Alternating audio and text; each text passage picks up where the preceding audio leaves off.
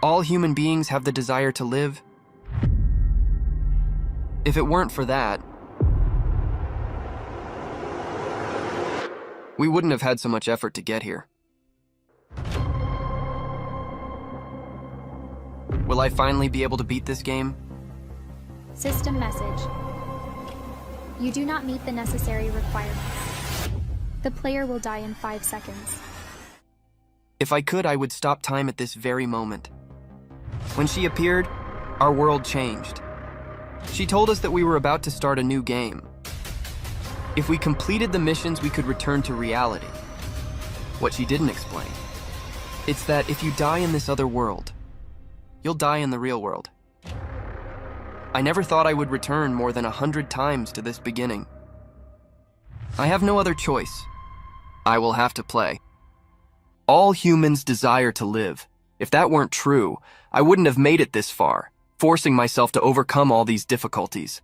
These words were spoken by the protagonist after leaving behind the wall of bodies and entering the tower that emitted a golden light. After 99 attempts, he finally arrived at this place.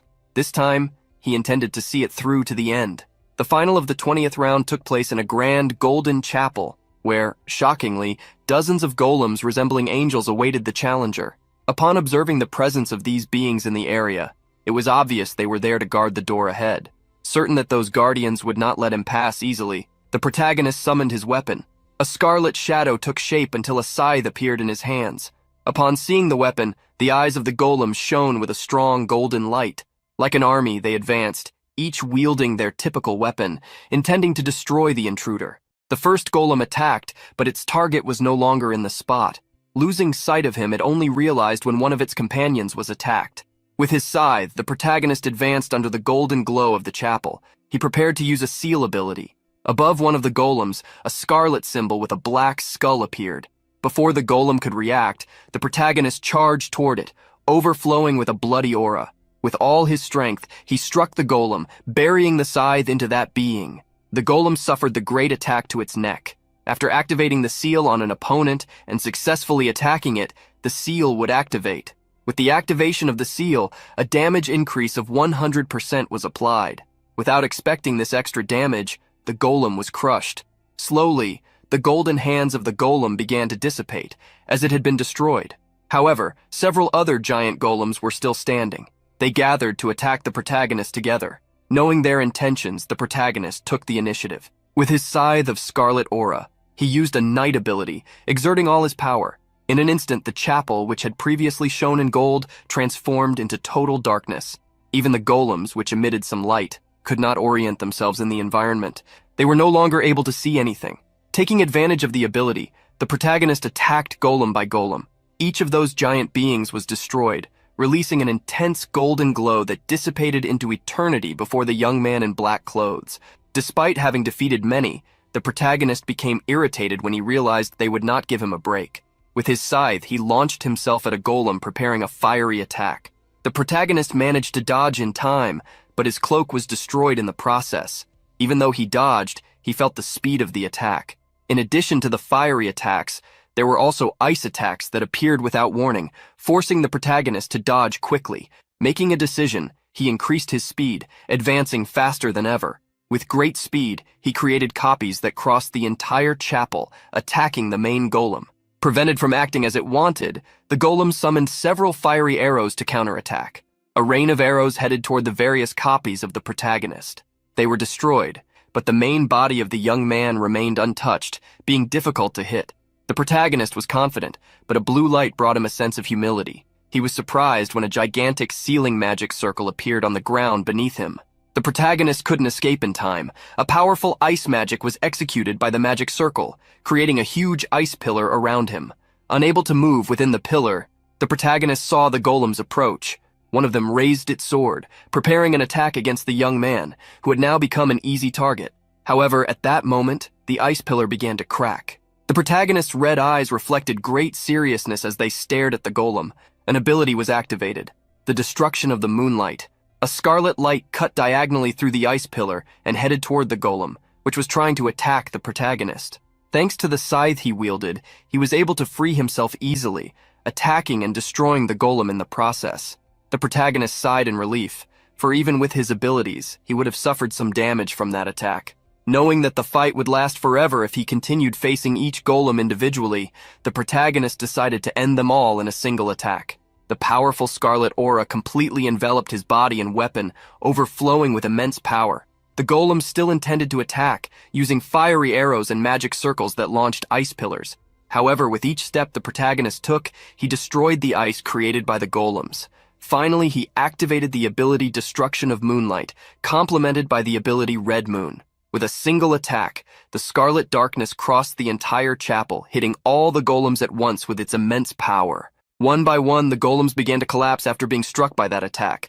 The protagonist placed the scythe on his shoulder, sighing in relief after defeating all those beings. Now he could investigate what was behind the door that the golems guarded. After passing through the grand arch, the protagonist entered a lightless chamber, different from the previous one. Looking around, he wondered what place this was. The environment with several windows conveyed a feeling of being a temple. Spotting a door further ahead, he wondered if he should cross it or wait to see if something would emerge from there. Seeing that nothing happened, he moved toward the door where there was a magic circle. The moment the protagonist stepped on the circle, it glowed with a golden energy. Internally, he was already wondering if he would be able to finish this game.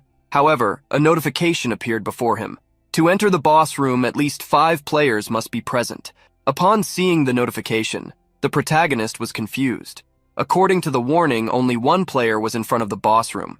Because of this, the player would be eliminated in 5 seconds for not meeting the requirements.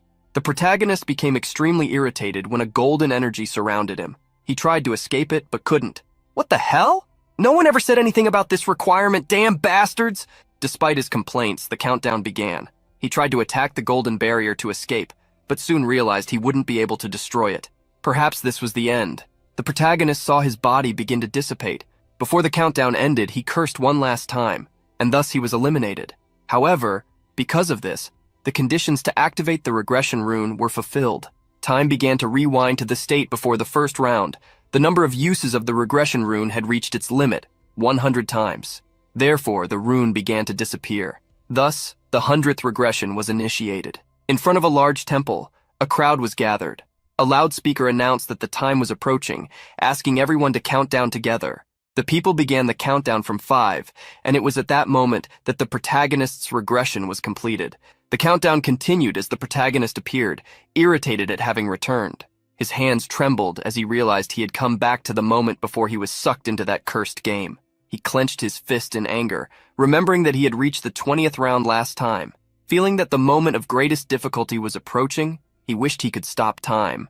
However, he remembered that had been the last use of the regression rune. Now he wanted to finish this game once and for all. However, he discovered that he would need to take 4 other people with him to the final round, which made him wonder who would be good enough to accompany him. Several minutes earlier, a young man with stripes in his eyebrow was standing with a bored expression. Around him, many young people were excited about soon becoming adults, which meant they would no longer need their fake identities. A young man with a shaved head wondered what he should do after graduating, thinking about becoming a delivery person. Curious, he asked his friend Young Min what he would do. Young Min smiled at the question. "Didn't I tell you? I'm going to become a gangster." Young Min's friends, who were excited, were shocked by his response, stating that if he did something wrong, he would be in trouble. They thought Young Min was joking, but he reminded them that you only live once, and therefore he would live the life he wanted. Young Min's 3 classmates laughed at his statement, but internally they were already planning to distance themselves from him as soon as they graduated. Changing the subject, they asked Young Min what would happen to the young man who was his loader when they graduated. Young Min remembered the poor, gloomy classmate who always walked around with a hood. With a manic look, he stated that he wouldn't let such a bastard escape him, even after graduation. Young Min's friends couldn't help but laugh, knowing that the young man probably believed his suffering would end after graduation. However, for Young Min, that wouldn't be the end. He planned to continue tormenting that loader for the rest of his life. At that moment, one of Young Min's friends spotted the loader in the crowd. Upon seeing the hooded young man, an announcement was made on the loudspeaker. They were about to start the 5-second countdown. Young Min recognized his loader but noticed that there was a blue aura around him. Not understanding what that aura was, Young Min continued to watch him. It was then that the protagonist took off his hood and looked back at Young Min. Young Min didn't understand what had happened. His loader was somehow different from before. Despite the crowd's cheers celebrating the new year, Youngmin was irritated that the loader kept staring at him. His friends, wanting to avoid trouble, urged him to leave the guy alone since it was the first day of the year. Convinced by his friends, Youngmin decided to let the young man go this time. With his decision made, the group gathered and wished each other a happy new year. It was at that moment that a powerful voice reverberated in their ears. Humans are interesting. They celebrate the new year without even knowing what situation they are in. Youngmin stared at one of his friends, asking what he had just said, but the friend defended himself, claiming he hadn't said anything. Above the crowd, a goddess with large white wings appeared. "Seeing all of you fall for this, knowing nothing, to us you seem like monkeys in a cage." The people looked at the beautiful being in the sky, wondering if she was an angel. Many disagreed about the origin of that being, but everyone agreed that she was beautiful. Among the crowd, the protagonist also saw her appearance, someone he hated, even after 99 times. Hearing the voices of the humans, the woman couldn't help but smile, then changed her tone. "Humans are like trash. You have already fallen in love with my appearance, but I advise you not to think of useless things, as I have no intention of getting close to you." As she spoke, several people below began to take out their devices to film her. She smiled as if relishing the sight. "Seeing how all of you are dazed, it seems you can hear my voice well." With an irritated expression, one person couldn't help but shout at the woman, "Hey, who are you? Are you cosplaying as an angel or something? What the hell are you saying?" Seeing someone shout at that woman, the protagonist felt pity for the person. The woman in the sky hid her eyes behind her veil, and soon her smile disappeared, giving way to rage. A dark aura enveloped her, and her eyes shone with a red hue. Before the man who had shouted at her could react, she exploded him. The man's blood splattered on the people around him. These people were initially shocked, but a second later they began to scream. From where Youngmin was, he could see what had happened. In the sky, that winged woman demonstrated how bloodthirsty she could be. "How dare an inferior human speak informally to the almighty me? You humans have no right to ask questions. Don't be arrogant, or what happened to that human will happen to you too." In light of the situation, the people were terrified. Couples embraced, while others called for help. Showing her large wings, the divine being displayed her superiority. "You understand what is happening, right? What do inferior humans know? I will explain everything, so listen well." Sighing, the protagonist wondered if he would have to hear that explanation again. The divine being beamed with a smile. "All right. From now on, I will start playing a game. For 20 rounds, at the beginning of each month, your souls will be transported to a new dimension to participate in a game. This is one of the things you humans need to do. Complete the missions that will be given to you. If you complete the missions, you will receive rewards and can return to the real world." The people began to talk among themselves, wondering what the hell that woman was talking about, realizing that if they completed the missions, they would be spared by her. As if she had heard what they said, the divine being continued to explain. "You must be thinking that if you complete the missions, you will be spared. However, even if you manage to complete the missions, not everyone will survive. Only half of the participants will be spared." Each person became concerned with the divine being's words, but she urged them not to worry too much, as she wouldn't take everyone to that world. As the people began to get agitated, the protagonist sighed. Then he heard the woman say that only humans aged between 15 and 29, according to the age of that world, would participate in the game. Hearing that he wouldn't participate, an older man felt relieved, thinking he was safe. One of Youngmin's friends became irritated with that man, asking if he was trying to provoke others just because he was safe. Youngmin was annoyed with his friend, questioning if he hadn't seen what had happened to the other man's head a few minutes earlier. The woman began counting the number of participants, reaching just over 1,800,000. Finishing her explanation, she asked if they should start the game. At that moment, the protagonist found himself in a completely white place. The divine being explained that this was the individual space, where only they could see. She warned them that they would need to mold their bodies to prepare for the soul transfer. Their bodies would undergo a kind of customization. The woman warned that they would have only a single chance and asked each of them to choose wisely. The protagonist decided to choose the same thing he had chosen last time. Thus, he selected his body and his nickname, which would be Black Scythe. After making his choice, he was teleported to a vast plain. With that, his 100th time in this world was about to begin. Since he had used the same appearance since his 12th time, the protagonist felt as if it were his own body. Soon after, many other people began to be teleported to the plane. They were surprised and curious about that place that seemed like another dimension. Many were astonished that their bodies had indeed changed. Some gathered and showed their faces, which had been modified to resemble those of famous people. The protagonist observed how people had, as always, molded themselves in a cool and beautiful way, something not very smart to do. In the other world, the strong would always hunt the weak. If someone's appearance was too remarkable, it would be easy to become a target, and those who were eliminated in that world would suffer the same fate in the real world. Focusing on what mattered, the protagonist realized it was time to begin. He watched as Hwang Young-min appeared. His body had been molded to become muscular and attractive. The protagonist laughed mockingly at the guy, who had shaped himself to look stronger. At that moment, the goddess appeared above the humans, commenting that their expression showed they liked their avatars. She thought it was great to see those expressions without fear. Counting almost 2 million people, she confirmed that all the summoned humans from Seoul were there. Despite the number of people she counted, the humans didn't see so many. Seeing how they disagreed with her, the angel became irritated. "You insolent humans! Do you think this is the only space? It's none of your business how the angels organize the spaces and the rounds." After the brief complaint, she returned to give an explanation. She instructed them to say status window in their minds. The protagonist also did as she indicated, making a window appear in front of him. There were his name, Ryu Min, his rank, level, nickname, and statistics. Seeing such a thing made the protagonist feel a bit nostalgic. Asking if everyone had seen their status windows, the angel affirmed that if they had played any games before, they should already know how garbage they were. The angel advised them to become stronger, as that was the only way they could survive until the end, and complete the 20 rounds. Thus, they would also become free from this game and have one of their wishes granted. Hearing that they could have a wish, the players became excited and surprised. The angel smiled devilishly. "Since you are the first to come here, I have prepared a gift for you." Youngmin was shocked to receive something in his inventory. He looked and took the random rune he had obtained. The divine being explained that this was a rune that could only be used once. They could only use it at level 1, and this would be the only item given to them at the start. She taught them how to use the rune, instructing them to hold it and mentally say use. Youngmin was one of the people who tested it immediately and saw the rune shatter, surprised by what he saw. The angel saw the expressions of some people and realized that they did not like what they had received, but she stated that they should accept the outcome anyway, as that was their luck. Finishing the topic of the runes, she wanted to move on to the main subject. With a snap of her fingers, the angel made new windows appear in front of the players. The windows gave them missions. They needed to defeat 100 goblins. One of the goblins appeared out of nowhere. Seeing that monster, the humans felt that they were truly inside a game. They wondered if they had been taken to a virtual reality game or if they were being kidnapped for a test or something like that. Seeing how they were starting to get excited, the angel warned them that it was too early for that. Warning that not all the goblins had been summoned yet, she proceeded to summon them all at once. The players began to feel scared as they saw the large number of goblins emerging. With a smile, the divine being revealed the battle numbers.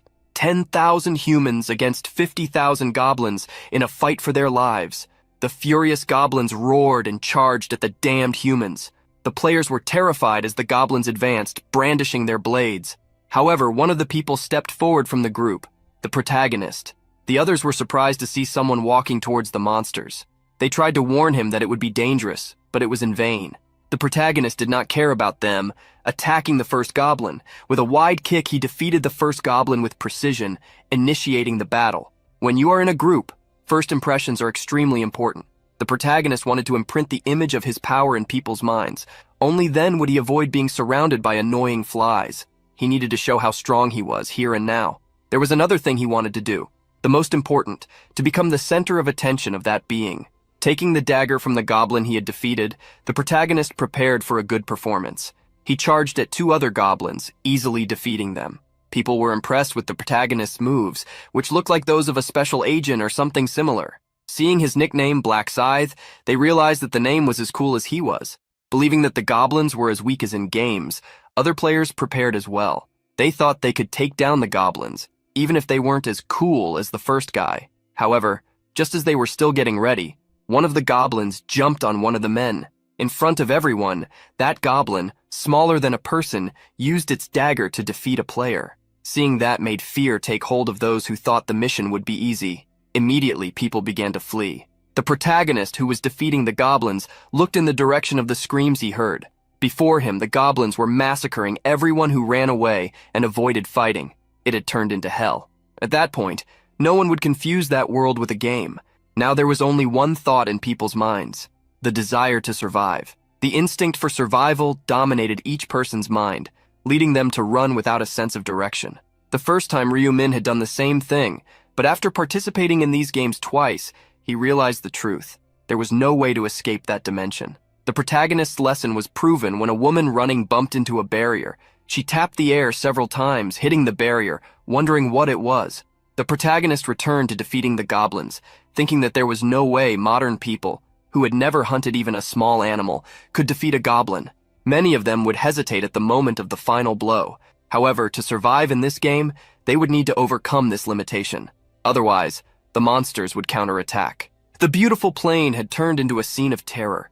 People tried to flee from the goblins while others overcame their fears, confronting them. However, all the while, the angel watched the amusing struggle between the two species. She smiled while commenting that those humans had no chance against the goblins, even though they were the size of children, especially since they were armed with daggers. She, however, looked in another direction, seeing something out of the ordinary. Observing how Ryu-min acted, she wondered what was with him. She analyzed the player named Black Scythe, noting that he had already defeated 70 of the 100 goblins needed for the mission. She tried to analyze more about the player, but became irritated with the system that only allowed her to check his mission progress. Setting that aside, despite her pride being hurt by guiding such mortals, the angel noticed that some of them were peculiar, worth watching. Whenever a goblin was defeated, a bit of experience and gold was obtained, allowing the players to level up. The protagonist had already defeated 75 goblins, needing only 25 more to complete his mission. At that moment, a dagger was thrown at him, but he easily dodged it. Looking in the direction from which the dagger was thrown, he noticed several goblins running toward him. He quickly zigzagged between the goblins, defeating them at a speed they couldn't counterattack. After defeating a few more goblins, Ryu-min even played with the blade in his hand, preparing for the next goblin. Exerting powerful pressure, the protagonist brought the goblin to the ground, defeating it as well. He lifted his gaze, noticing that several goblins were already retreating. Rising, he let the blood of the goblins drip from the blade in his hand, causing the monsters before him to fear him. Seeing that they were not advancing, the protagonist realized he could rest for a second. He decided to check his status window, where he saw that he was already at level 4, with 6 stat points ready to be distributed. Noticing that he had gained 2 points for each level he advanced, the protagonist decided to allocate all 6 points to agility. Agility not only increased his evasion rate, but also his attack and movement speeds. There was nothing more important than this stat at the beginning. The protagonist already knew that his speed was enough to catch the angel's attention, so he wondered if he could end his mission now. The dagger in his hand flew toward the goblins, hitting one before it could react. The goblins were surprised, and with a challenging look, Ryu-min asked if they were not going to advance. Though irritated, the goblins were hesitant to fight against that human. The protagonist sighed upon seeing that they would not attack him. A second later, he charged at the goblin that had been struck by the dagger to retrieve it. He had decided to attack the goblins directly, since the reverse was not happening. The goblins became furious, but with the strength he currently possessed, the protagonist defeated several of them in a single attack. Experience continued to accumulate until Ryu-min leveled up again. Eventually, he defeated all 100 goblins, completing the mission of the first round. A golden light enveloped the protagonist after the mission's completion. He knew how easy the first round was to complete. He had indeed attacked the goblins like a madman to catch the angel's attention, but he did not expect to receive a reward for being the first to complete the mission in that zone. The most surprising part was that he also ranked number 1 across all zones. A ranking was displayed, showing the protagonist's time in first place, marking 10 minutes and 21 seconds. Achieving this brought a small smile to Ryu-min's face. He knew how the rewards were more favorable the faster players completed the round, as they were guaranteed based on their rankings, up to 3rd place. As a reward for being first in his zone, the protagonist received a rare weapon selection coupon of the lowest rank. As a reward for being first in all zones, he obtained an incredible special reward selection box. First, the protagonist used the weapon selection given by the zone reward. 3 weapon options were presented to him, of which he already had one in mind. Taking the knife he wanted, although it wasn't that great, he was grateful to have obtained it. The protagonist chose the stiletto, the best dagger available for beginners. With this new weapon, he could discard the goblin's dagger. Holding the new weapon, the protagonist decided to leave the selection box for later, closing his inventory. Protected by the barrier while the other humans fought, the protagonist opened his status window. Looking at his stats, he thought for a moment. He realized there was a title he had received earlier, the title of Regressor. a title he had never seen in the last 99 times in this game. Just over 10 minutes before, the protagonist had tried to use the rune he obtained.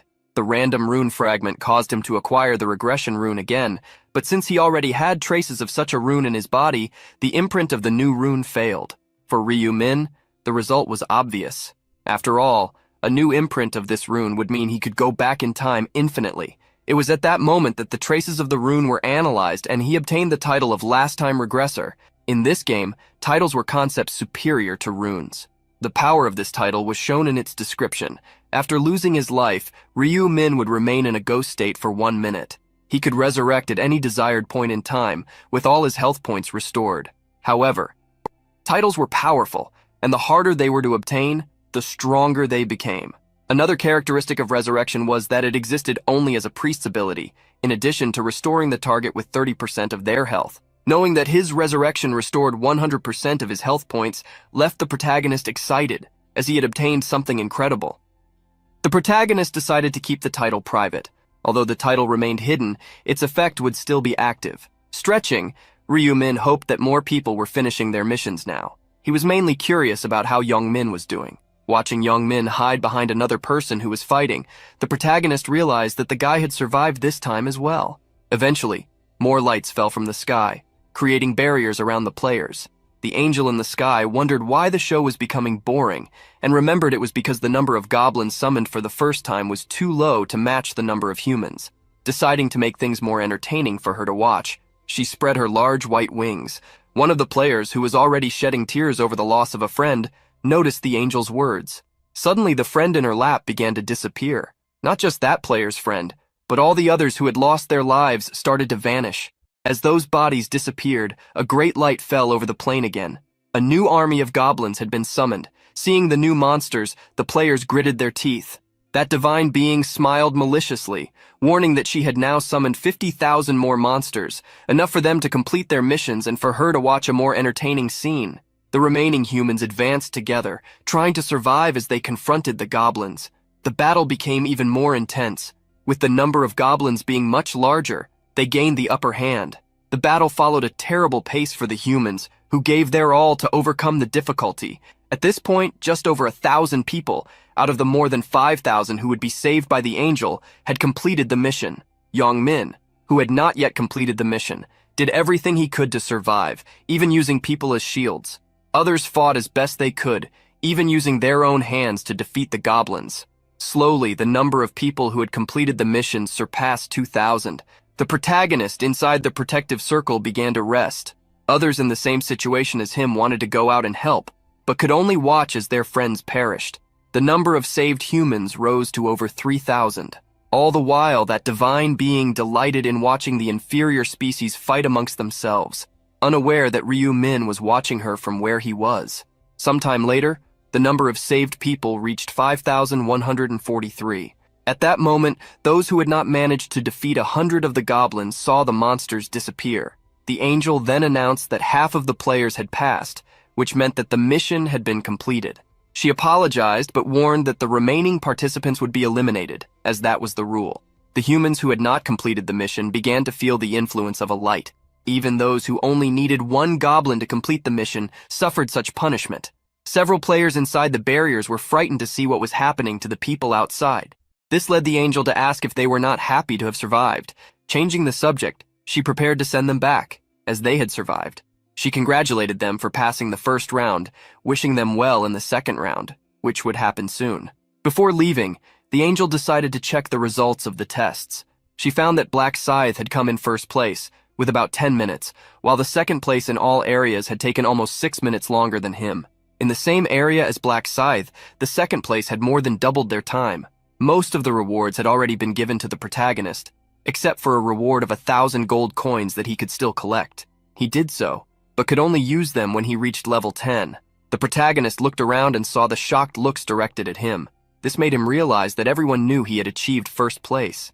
The angel delighted in the impressive fact that someone in her area was in first place among all areas. Looking at the protagonist, she asked him to respond. Curious, she asked how he could be so strong, wondering if he had obtained a good rune. However, in the middle of her question, she realized she had made a mistake. The protagonist responded to the angel with another question. asking if she couldn't see which rune he had in his stats window. The angel stammered, trying to hide the truth. Of course I know. I know everything. I'm an angel, so of course I know. I was just asking. The protagonist smiled in response, but knew she was lying. To the angel's surprise, the protagonist asked if he could make a request. Curious, she asked what that favor would be. The protagonist shocked her with his next words. I think the reward for getting first place is very petty. Everyone turned to the protagonist, shocked. The angel was furious, unable to believe what he had just said, demanding that he repeat his words. The protagonist crossed his arms, stating that he wanted a better reward. The angel still couldn't believe what the protagonist had said, but he repeated his words again. Speechless, the angel stared at him, saying nothing. In the next instant, she smiled psychotically. Did this damn human just demand something from me? I kept an eye on him because he had done well at the beginning, but does he think he can underestimate me just because he managed to defeat a few goblins? The angel raised her hand, preparing to explode his head, but it was then that she realized she had already used that authority before. This made her even angrier for not being able to destroy that insolent being.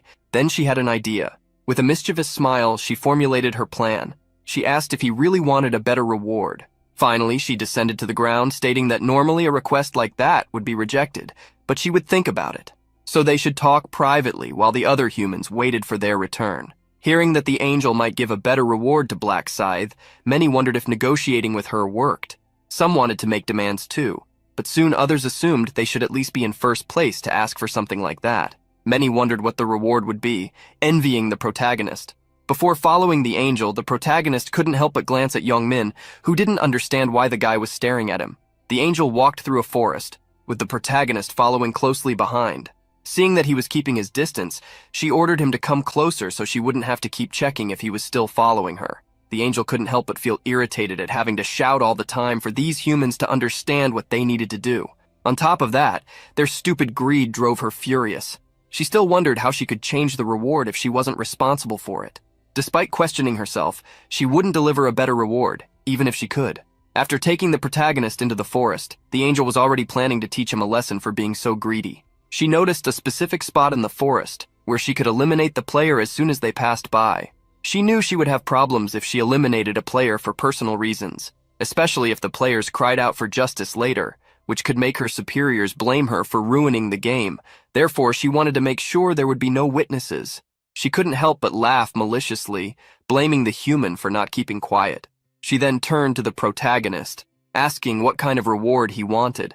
However, as soon as she turned around, she saw a fist coming toward her. The protagonist struck the angel with a punch, using all his strength. Being hit, the angel staggered back. Before she understood what had happened, she fell. Falling to the ground, the angel propped herself up to stand. Seeing the golden liquid coming from her nose, she wondered what was happening, if a human had really hit her. Fury appeared in her eyes as she turned, cursing the protagonist. However, upon turning around, she realized the human was nowhere to be found. She didn't understand how the human had disappeared.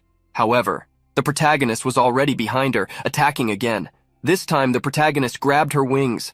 The angel was surprised to see her wing being seized. As she felt it being pulled, she began to scream. Even though she pleaded for the human to stop, he did not. The angel fell to the ground after being plucked. The protagonist threw her wing away, causing golden blood to spread across the forest, staining the white feathers as well. Looking down at the angel, Ryu Min told her to stop being a whiny baby. After tearing off the first wing, the protagonist moved on to the second. He ripped it off as well, making the angel now incapable of escaping. Seeing her grit her teeth, the protagonist asked if that hurt. She couldn't help but scream, affirming that of course it hurt. However, the protagonist felt no remorse, stating that it should be her laughing and asking him obvious questions. The angel couldn't understand what the protagonist meant, thinking he was insane. However, as he lifted one of her wings, the protagonist revealed how she hid a dagger there, something she intended to use to eliminate him. Seeing the angel fall silent, the protagonist realized he was right. She quickly tried to deny it, claiming it was nothing, that she wasn't planning anything. The protagonist couldn't help but smile. There's no point in lying. I can see the truth just by looking at your face, Biriel. The angel was shocked to hear a human know her name. Taking a dagger from his inventory, the protagonist refused to reveal how he knew her name. Biriel didn't understand why he suddenly grabbed a weapon, but the protagonist taunted her, asking if she really didn't know. With no way to defend herself, Biriel tried to scare the protagonist. Have you gone insane? Do you want your head to explode? With a snap of my fingers, you'll... The protagonist contradicted Burial's words, revealing that he knew she no longer had that ability. Burial gritted her teeth as she was confronted with the truth. However, she continued trying to intimidate the protagonist. Do you think you'll be fine? My companions will definitely not stay quiet. Once again, the protagonist contradicted her words. Companions? Angels are all a bunch of selfish beings who don't care about others. Whether you survive here or not, I doubt they'll care. Cutting off the small talk, the protagonist prepared to eliminate Burial. She tried to stop him, claiming he wouldn't benefit from it. However, he revealed that yes he would, and she didn't know how. She tried to assert that if he eliminated her, he wouldn't return home, but the protagonist knew how the system would automatically send them back as soon as the mission ended. Seeing all her words rebutted, Burial wondered how he knew all that. Finally, she decided to trade information for her life, begging for a chance. However, the protagonist didn't need that.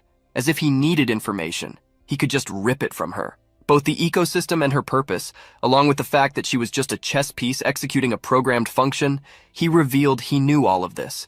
Seeing how much the human knew about her and them, Burial was shocked.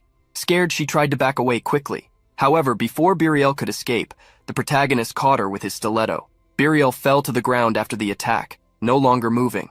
A notification appeared for the protagonist, revealing that an angel had been defeated.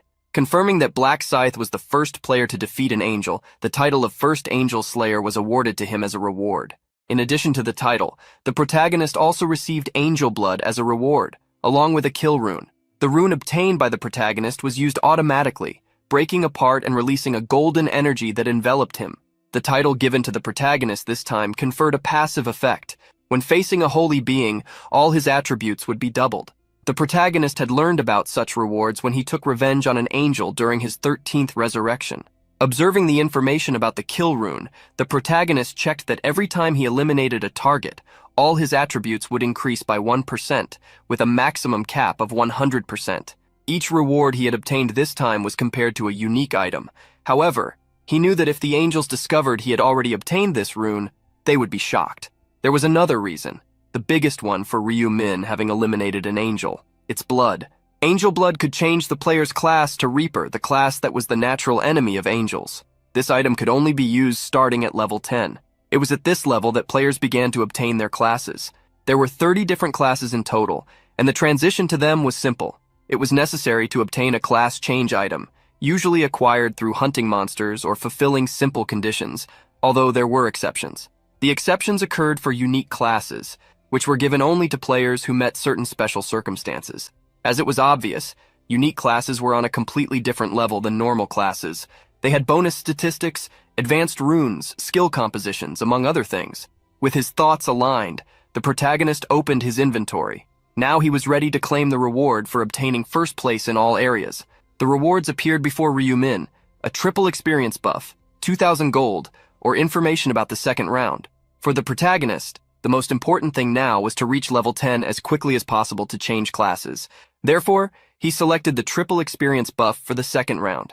Since this was his last attempt, the protagonist had no way to back down. He was determined to become stronger by any means necessary. Thus, he watched as Burial's body turned into golden light and began to disappear. As soon as Burial vanished, the first round ended. With half of the players surviving, their souls would return to their bodies, so they could wait for the second round on the first day of the following month. When Young Min woke back on Earth, he breathed heavily. He looked around, realizing he was with many other people in the same place where they had celebrated the new year. He couldn't help but wonder what had happened there, if everyone had collapsed just like he did. Young Min, like many others, thought he had experienced a strange dream.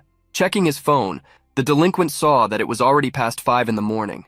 It seemed that the same time he had spent in his dream had also passed in reality. The people around Young Min were suffering from headaches, as well as pain all over their bodies. Looking at a colleague, Young Min asked if he was okay. Hearing the question, the guy asked if Young Min had also passed out, and quickly they talked about how everyone had gone through the same thing. They soon began to discuss their dreams, curious to know if Young Min had also had the same dream. Responding with short answers, Young Min looked around. Everyone around was talking about having dreamed of the same thing, with goblins and the competition in that round. Aligning their dreams, they wondered if it was real, and if they would return for the second round on the first day of the following month. Leaving aside the topic of whether the dream was real or not, Young Min nudged a colleague with his foot, asking why he wasn't waking up. They approached Kim Tae-shik, trying to wake him at all costs, shaking him to do so. However, when they turned their friend, they realized he was already cold. Incredulous, they tried to check his breathing. However, the one who tested it began to tremble upon not feeling any air coming from their friend's nose. Seeing that there was no breath, he tried to check the pulse, but felt nothing there either. Youngmin was shocked, asking if Tae-shik was really not alive. His other friends turned pale, wondering if this had happened because Tae-shik couldn't survive in the game of their dreams. Looking around, they noticed that several other people were not waking up either. Finally, they realized that all those around them who hadn't woken up were corpses. Discovering that such a thing was real left the group in shock. Only half of the people had survived. Moreover, there would be a new round soon, which could be just like this one. Youngmin began to tremble and sweat as he realized that all of this was real. He couldn't help but think that this was complete insanity. However, Youngmin began to feel excited. In that game, even if others were born with a silver spoon, their lives were the same and there was no need to cry about life being unfair. He quickly told his remaining friends to calm down, asserting that they just needed to survive, so there was no reason to worry. He stated that they were not alone in this situation. Others were also involved, so there was no reason to feel wronged. Seeing how Youngmin acted, the bald guy internally cursed him as crazy. He couldn't help but turn away, remembering how Youngmin always lived like a thug. Therefore, he wouldn't feel fear, even if he lost his life at that moment. However, he was different because he had many things he wanted to do. At that moment, he noticed Youngmin looking around. When he asked what he was looking for, Youngmin replied that he couldn't find the damn charger. Youngmin didn't understand where Ryu-min could be. He was sure he had seen him before passing out. Not finding him standing anywhere, Youngmin wondered if he hadn't made it through the first round. To Youngmin, this assumption made sense. He didn't think a weakling could survive. At that moment, Youngmin looked in one direction, noticing a guy ahead wearing a chest plate of armor. He wondered what was up with that guy, and where he had gotten those clothes. A thought crossed Youngmin's mind. At that moment, he called up the status window. Just like in the dream, the status window appeared in front of Youngmin. He was shocked to see the window actually open before him. Youngmin's friends couldn't believe it was possible to see the status window, but when they tried, they were equally shocked. Youngmin was surprised because his friends were just looking at an empty space, but they also saw it that way, which led them to assume that the owners could see their own windows. They quickly began to realize that they could use what they had in their dreams in reality, as well as their stats and items. Youngmin bent down to pick up a small stone. Squeezing the stone, he made it shatter instantly. Seeing the stone turn to dust in his hand, Youngmin proved his strength. The incredible fact brought a cheerful smile to his face. As time passed, newspapers began to announce what had happened that morning, about how 10,000 civilians had lost consciousness in one place. Footage showed a woman dressed in angel clothes, appearing above the location and speaking to the civilians below her. The footage continued with a mysterious explosion after a civilian pointed at the woman, losing his life after asking her questions. Finally, the footage showed how the woman had opened her arms, and in the next instant, more than 10,000 people had collapsed. According to the police, those who had collapsed were civilians between the ages of 15 and 29, and similar events had occurred worldwide. On the internet, many comments discredited the news reported by the newspapers, criticizing the reporters for spreading fake news. Looking at the news and comments, the protagonist saw how what was just the beginning had already started. The spreading news revealed that half of the fainted individuals had awakened, while the other half remained in a coma, with brain function halted. During this episode, 11% of the country's population had suffered such a crisis. As the news began to spread, the protagonist prepared for the real problem that was hidden elsewhere, the fact that the player's abilities had been transferred to reality. There were no people with high stats for now, so the effects wouldn't be significant, but as the player's levels increased, they would begin to become transcendent entities. It wouldn't matter what modern weapons were used. Even if all military power was employed, the players would not be suppressed. Thus, uncontrollable human weapons would be born. Ryu-min did not plan to just watch the world face such chaotic events. If he left things as they were, the Earth could crumble before the 20th round arrived. To resolve this issue, there was only one solution. He would need to control all the players using overwhelming power. The protagonist knew he would have to use methods different from those used in his previous attempts, especially since he needed 4 more players for the last round. Thinking of a few people, he considered some methods he could use to recruit them. However, it was not yet time to act, as there was something more important to do. The protagonist returned home, entering quietly. Looking around, he noticed that the person he lived with had eaten instant noodles for dinner again. Then he opened the door to a room to take a peek. Entering the room, he saw a young man who looked like him sleeping. Ryu-min couldn't help but smile slightly upon seeing his younger brother asleep, not even knowing if his older brother had come home. Ryu-wan, that was the protagonist's younger brother, who had now become a third-year student. The protagonist's family used to be quite ordinary. However, after their parents passed away in a car accident, many things changed overnight. One of the most drastic changes was that Ryu-min became the guardian of his younger brother. Seeing a bandage coming loose from a wound on his brother's hand, the protagonist fixed the bandage back in place. Observing his younger brother, the protagonist made a decision. Ryu-wan eventually woke up with the light in his face. He sat up still sleepy and saw his brother saying it was time to wake up. The protagonist stated that it was already morning, but when Wan looked at his phone, he realized it was only 6 in the morning.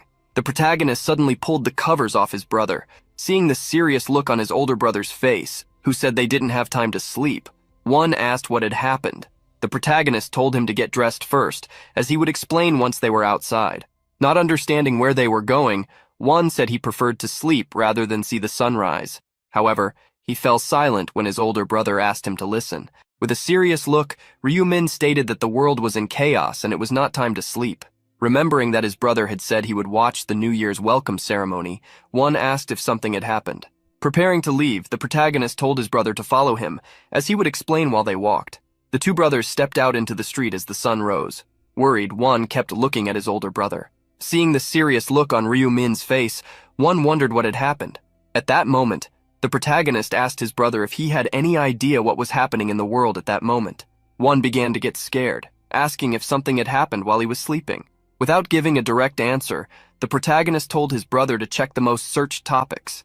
Wan grabbed his phone and, starting to read the news, wondered what it meant when it said an angel had appeared and kidnapped civilians to another world.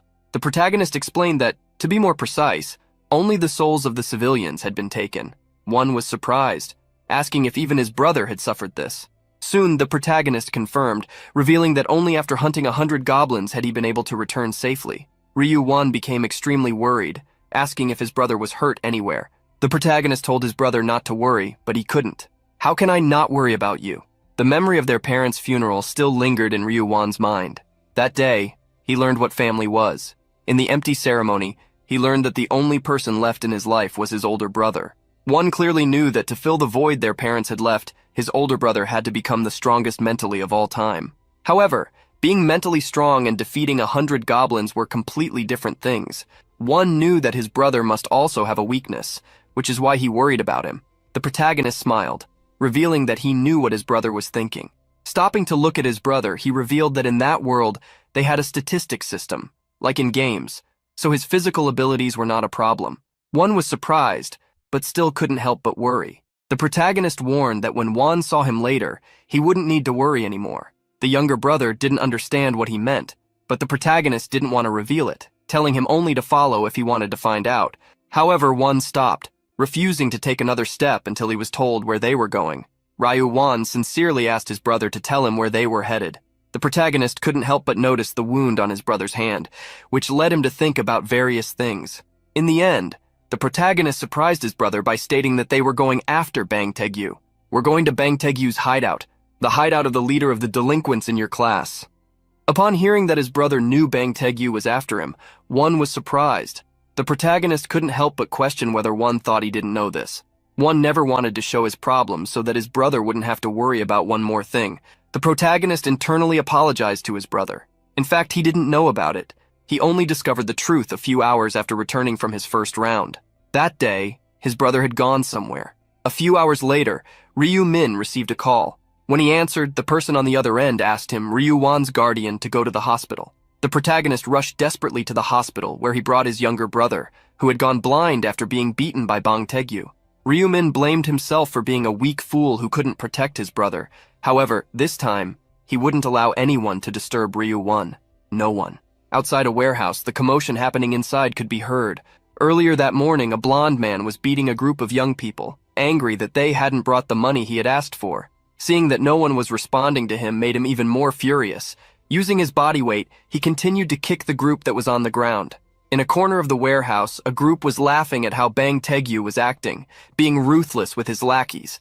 Knowing that even the older students from other schools didn't dare to go against Bang Taegyu, this group didn't want to irritate him. After beating the group, Taegyu approached the peaceful group, complaining that he hadn't received the money he would use to buy a motorcycle. Joining the group, Taegyu asked if they knew any place where they could get money. The guys were unsure, but Bang Taegyu told them to think of some way. Finally, one of the guys had an idea. He remembered the man Taegyu always used to carry his things, the curly-haired guy whose name he couldn't recall. Taegyu realized that the partner was talking about Ryu Wan and revealed that he had already planned to call him anyway, to beat him up and celebrate the new year. Hearing Taegyu's plans, the group began to laugh, claiming that he should blind Ryu Wan in the process. At that moment, Taegyu remembered the poverty situation Ryu Wan was facing. He won't get any money, even if I beat him.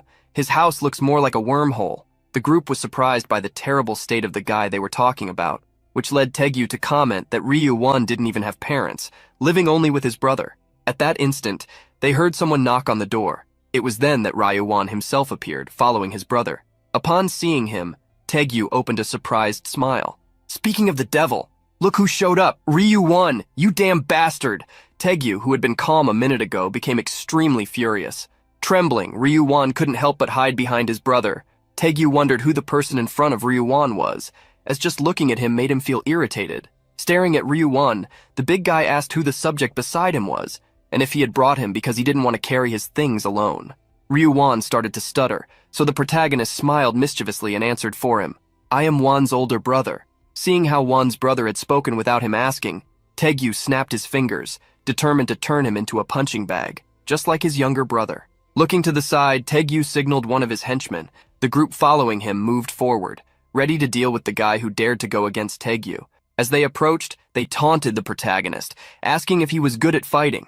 One of the troublemakers came face to face with him, mocking the height difference between the two. However, before the troublemaker could react, the protagonist hit him with a punch right in the middle of his face. The other troublemakers were surprised to see their partner suddenly fall. One of them rushed in hopes of avenging his companion, but his punch was easily dodged, and the protagonist gave him the same blow as before. With that punch, the second troublemaker was sent flying, landing on a pile of debris. Two more troublemakers joined forces to attack him together, but received the same response. They were instantly taken down. In a matter of seconds, Taegyu's entire group was on the ground. However, this only made Taegyu even more excited, breaking into a big smile. The brute believed that Ryu Wan's brother had learned a bit of boxing. Perhaps thinking he could defeat him just with some skill, Taegyu walked towards the protagonist. Hey, it seems you think you're something just because you learned a bit of boxing somewhere. But don't you know that physical strength is very important in boxing? The protagonist smiled while the big guy stared at him and asked, Haven't you seen the latest news? Taegyu became curious about what news he was talking about, which led the protagonist to sigh. Seeing his opponent dismissing him, Taegyu attacked to get a response. His punch whizzed past the protagonist, who dodged effortlessly. Taegyu followed up with a series of strikes, but none of them hit the target. After 1, 2, 3, 4 attacks, Taegyu began to tire. His vision started to blur. He gritted his teeth, wondering what was wrong. Why couldn't he land even one hit? It was then that a blue aura appeared around the protagonist's fist, who finally decided to respond. If you had seen the news, you wouldn't have dared to attack a player like me. With his fist enveloped in aura, he struck Taegyu with all his might, shaking that wall of flesh. Taegyu staggered back but held his ground. Recovering, he attacked Ryu Min with all his fury. However, his punch missed the enemy, just like him, who didn't know where Ryu Min had vanished to. When he turned his face, he was surprised. A clenched fist was already before him, hitting him squarely. Taegyu brought his hand to his face while trying to curse. You're no match for me! However, when he removed his hand from his face, he realized he was bleeding. Seeing his own blood ignited his murderous intent. His large hands lunged at the protagonist, but just like before, he dodged. Ryu Min grabbed Taegyu's arm, pulling him down. With the big guy off balance, he unleashed a flurry of punches to his face. Taegyu's henchmen watched, incredulous, as their boss was made a fool of right before their eyes. Taegyu gritted his teeth. Seeing that only his face was being hit, he wondered if the bastard was aiming there on purpose. He cursed that cunning bastard, wishing he could land at least one hit. He lunged again, hoping to land a blow. Internally, he begged for his punch to connect. But to his despair, Ryu Min dodged and countered with a kick. For the umpteenth time, Taegyu's face was struck, this time on the chin. With the impact, the big guy flew away, crashing against a wall. The protagonist then walked towards Taegyu, who was trembling as he tried to rise. Disparaging the big guy, he asked coldly, Are you feeling the pain? Despite having regressed 100 times, Ryu-min couldn't forget what he felt the day he found his brother in that deplorable state. Therefore, he would ensure that it never happened again. Taegyu begged Ryu-min not to come closer. The big guy trembled, pleading for him to stop. It was at that moment that the protagonist held his hand with a smile. "That's why you shouldn't have messed with my little brother." In the next second, the sound of bones breaking echoed through the warehouse. Taegyu screamed in despair as he saw what had happened to his fingers, overwhelmed by uncontrollable pain. At that moment, Ryu-min grabbed his other hand. Seeing what was about to happen, Taegyu tried to plead for him not to do it. However, the sound of bones breaking echoed through the warehouse again, causing all of Taegyu's henchmen to flee in terror. Even Ryu-wan turned his face away to avoid seeing what his brother was doing to the guy who had tormented him for so long. Finishing the job, the protagonist gave a warning to the big guy. "If you mess with him again, you know what will happen, right, Bang Taegyu?" Trembling with fear, Taegyu swore he would never touch Ryu-wan again. The protagonist smiled, satisfied with the response.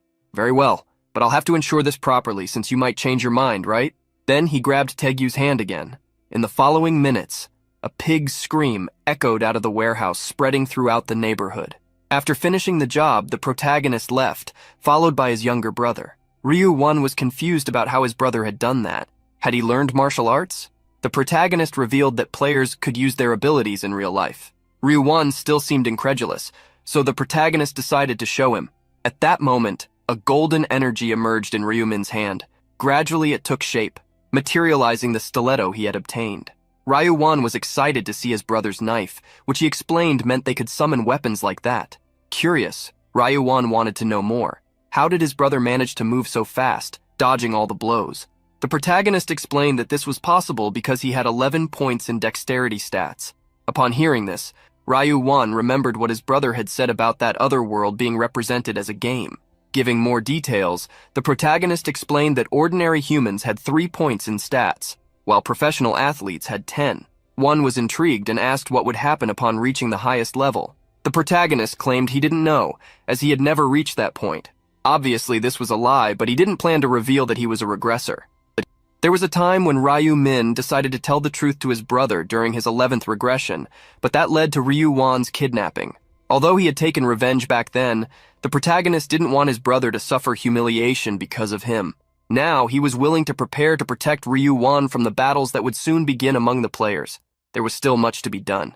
Remembering that they hadn't had breakfast, the protagonist called his brother to eat at a convenience store. They headed to a market where there were several tables for customers.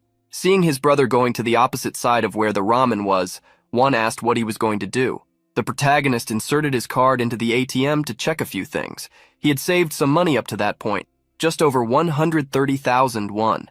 Seeing his brother withdraw 100,000 won at once, Ryu-wan was surprised. What surprised one even more was seeing his brother go to the shelf where there were several more expensive foods. One was worried because the cheapest of those dishes cost at least 5,000 won, but the protagonist reassured him, telling him to eat whatever he wanted. Smiling, the protagonist asked his brother if he would really only eat ramen on New Year's. Still, one was concerned that they might face difficulties by spending so much money, but the protagonist insisted he should get something. Ryu-wan was excited to choose a tray of pork belly with chili. His eyes sparkled at the sight of the packaging, and his mouth watered just thinking about the flavor. Smiling, the protagonist approached his younger brother and commented that one day they should go to a restaurant and order Hanwoo beef.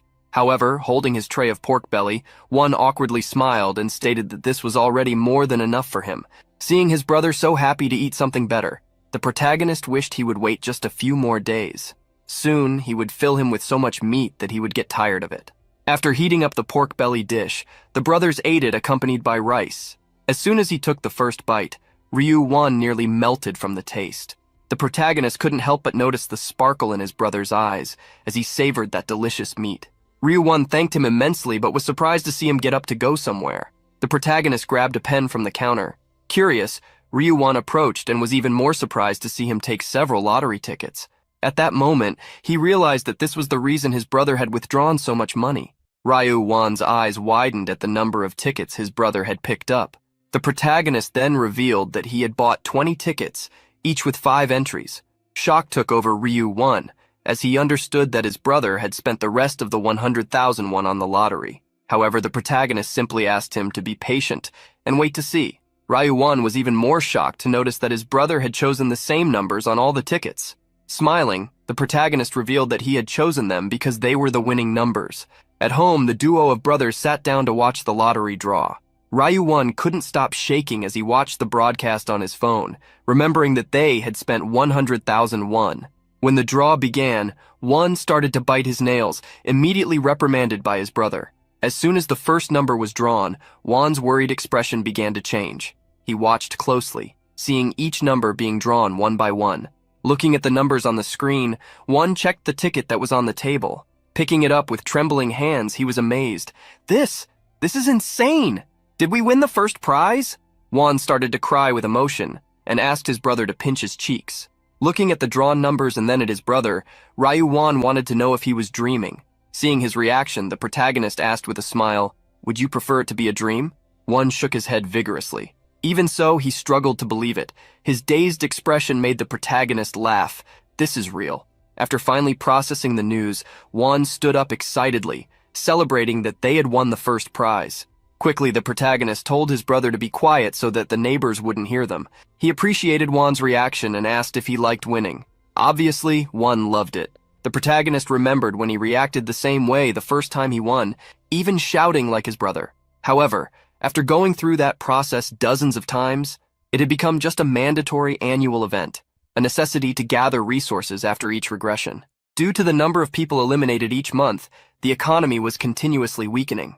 Moreover, item exchanges among players, which would become much more frequent in the future, would be made with money. Seeing that all the tickets were for the first prize, Ryu-1 wondered how much money they would receive. The protagonist had no idea of the exact amount, but deep down he knew it would be a sum capable of shaking the world.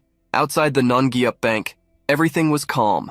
The protagonist arrived to collect the prize, something he was already used to dealing with. Approaching the counter, he revealed his intention to withdraw the money. The clerk was surprised and immediately congratulated him on his win. Although he heard the young man say he had won the first prize, the employee thought he was very young, probably just a student. The clerk asked Ryu-min to tell him where he had bought the tickets. The protagonist then informed him of the store's location. After conducting the research, the clerk was shocked. He remembered a conversation he had earlier. A man had told him that apparently 115 tickets had won that round. They both thought that was an absurd amount. But what the man told him next was even more impressive. 100 of those tickets had been bought in the same place. The clerk, surprised, understood what his colleague meant. Probably a single person had bought all 100 tickets. Seeing that the clerk had understood, the man warned him. If anyone claimed to have bought the ticket at that store, he should immediately call the bank president, as that person would be a VIP guest. Noticing that the clerk was lost in thought, the protagonist woke him up. The clerk apologized and asked Ryu-min to wait a moment. Sometime later, an older man dressed in a suit approached to greet Ryu-min. The old man introduced himself as Gwon Jun-ho, the president of Nongyup Bank. Seeing how young the lottery first prize winner was, the bank president congratulated him. Suggesting they go to a more private location, Gwon Jun-ho asked the protagonist to follow him. They both headed to the lottery ticket business team room. Inside the room, a woman was already waiting for them. She couldn't help but wonder if the young man next to the president was his son. Without her needing to ask, Gwon Jun-ho introduced Ryu-min as a super VIP who had come to collect his prize and asked her to assist him. Surprised by the treatment given to the young man, the woman wondered if he was the winner who had bought the 100 tickets. Trying to calm herself in front of someone so important, the woman greeted Ryu-min and asked him to take a seat. Quickly, she asked if he wanted something to eat, offering various drink options. However, the protagonist said he was fine and just wanted to receive his reward as quickly as possible. Seeing his urgency, the woman asked if she could check the lottery tickets. Ryu-min then pulled out a stack of tickets and handed them over. She checked each one, still incredulous. She couldn't believe he had bought all the tickets with the same number. She couldn't help but wonder if he had some kind of special ability, like seeing the future. After finishing checking the tickets, she confirmed that all 100 were winners of the first prize. Ryu-min then made the woman nervous by asking how much he would receive. Doing the calculations, the woman began to stammer upon seeing the amount. "Sir, your gross reward is 22.5 billion won." After taxes were deducted, the protagonist was left with 15 billion won. After collecting the reward, the protagonist acted quickly. First, he found a place to move to, and then opened a stock account. One of the cryptocurrencies was expected to rise about 500% the following month, So the protagonist planned to invest in stocks and then make money with the cryptocurrency. Returning home, the protagonist asked his brother what he thought of the new residence.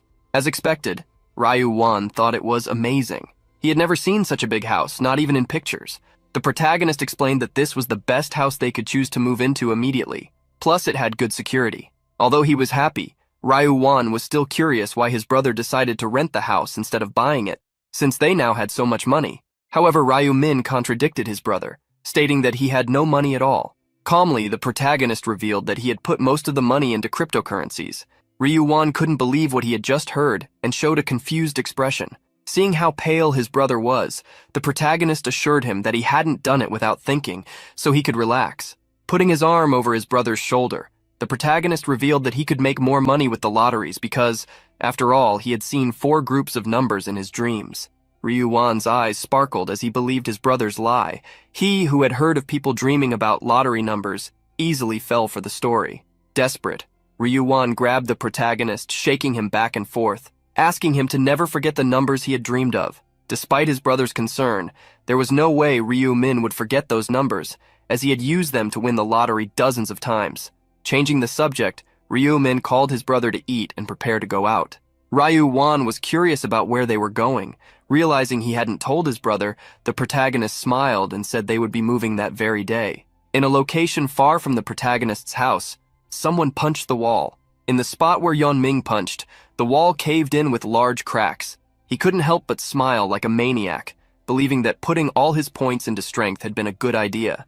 Continuing to punch the wall, Yeon-ming became even more excited, remembering that he had obtained the strength rune, which doubled his strength points. Seeing the marks of his punches on the wall, Yeon-ming believed that even Tyson would be jealous of the power of his punches. Clenching his fist even tighter, Yeon-ming believed that the tests of his strength had been sufficient. Now, he should use it in a real fight. Yeon-ming went straight to the protagonist's house, repeatedly banging on the door with his fists. Not getting a response, Yeon-ming wondered what had happened.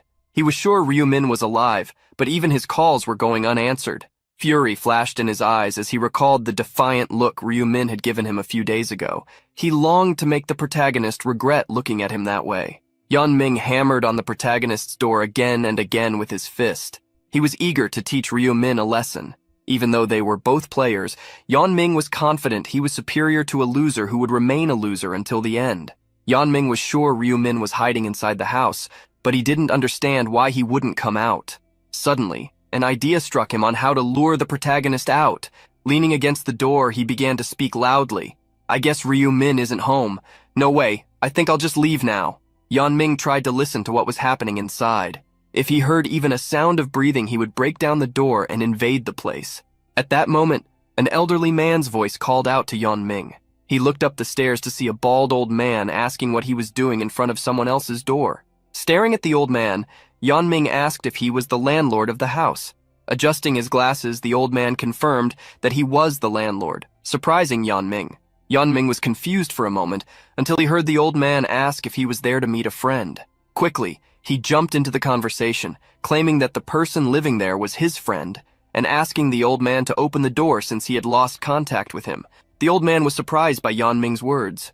"My God, it seems like you were left behind by your friend." Yeon-ming was taken aback by the old man's words, who explained the situation. "This is now an empty room. The student who used to live there moved somewhere else." Yeon-ming was stunned and desperately asked where Ryu-min had moved to, but the landlord didn't have that information. Yeon-ming clenched his fists in anger. He firmly believed that Ryu-min had run away without saying anything. Elsewhere in the city, there was a multi-story building. Seeing the building up close, Ryu-wan was impressed by its height. He marveled at every detail of the place, starting with the large revolving door. When they picked up the cards to enter the apartment, Ryu-wan was also amazed. He was even impressed by a security guard checking the resident's identification. Inside the elevator, Ryu-wan revealed to his brother how impressed he was. Arriving on the 43rd floor, the protagonist called his brother to exit the elevator. Upon entering the apartment, they were greeted by a huge living room. Ryu-wan couldn't help but ask about the size of the place. Without being overly impressed, the protagonist revealed that the space was 330 square meters, shocking his brother. Ryu-wan believed that perhaps the place was too big for just the two of them, but the protagonist reminded him that they had a lot of money, so they could afford a place as large as that. Exploring the place, one asked how much the apartment cost. Trying to recall the contract, the protagonist revealed that the deposit was 500 million plus 22 million per month. One was overwhelmed just hearing that the rent was 22 million. Not long ago, he had been worried about paying 5,001 for lunch, and now the amount had skyrocketed. One thought the place was very expensive, which led him to ask if they shouldn't choose something cheaper. However, the protagonist insisted that they should spend at least that amount, because the more expensive it was, the better the security would be. On the first day of each month, all players fell into a state of narcolepsy. This period would be the most vulnerable for all players. They would be vulnerable to fire, earthquakes, and above all, to hired assassins from other players. Therefore, when that time came, players needed to prepare for the crossing to the other world from the safest place possible. It didn't matter how impressive a player was in the other world. Everything would end if they lost their life in the real world. After exploring the rooms, the protagonist asked if his brother liked the house. Obviously, one liked it. That wasn't even a valid question. Seeing how happy his brother was, the protagonist smiled in relief, pleased by this. However, noticing that his brother was hiding various feelings behind his smile, Ryu-Won felt a bit worried. To the protagonist's surprise, Won ended up apologizing. Ryu-Won expressed his regret, saying that Ryu-Min would be dragged into a fight in the other world next month, while he would be enjoying everything he had achieved without any problems. The protagonist suddenly grabbed his brother's shoulder. "Why do you look so sad? Do you think I won't come back after the next round?" After the comforting words, Ryu-Min told his brother to stop thinking nonsense and go eat, revealing that he had heard the Korean food on the second floor was great. At that moment, the protagonist received a notification on his phone. He discovered that Yeon-Ming had noticed he had moved, however he would ignore him. Ryu-Min didn't want to encounter him in the real world again, but the story would be different if it were in the other world. The day after the move, the protagonist was already showing his lazy side. However, upon leaving his room, he saw his brother getting ready to go somewhere. Ryu-Won revealed that he had ordered rice cakes and was going downstairs to pick them up. The protagonist couldn't understand why his brother had ordered rice cakes. Ryu-Min didn't remember his brother asking for rice cakes before. Obviously, going back in time didn't guarantee that everything would happen the same way, but it was the first time Ryu-Won was going to buy the rice cakes. The protagonist was curious about why his brother was buying them, and one revealed that he would deliver them to the neighbors since they had just moved in. The protagonist nodded, realizing it was good to show they were good neighbors. Seeing that his older brother agreed, one informed him that he would deliver the cakes and that his brother could rest. However, the protagonist wanted to go along to meet the neighbors. After Ryu-Min changed his clothes, they went to the first neighbor's door and rang the bell. Inside, the resident asked who it was.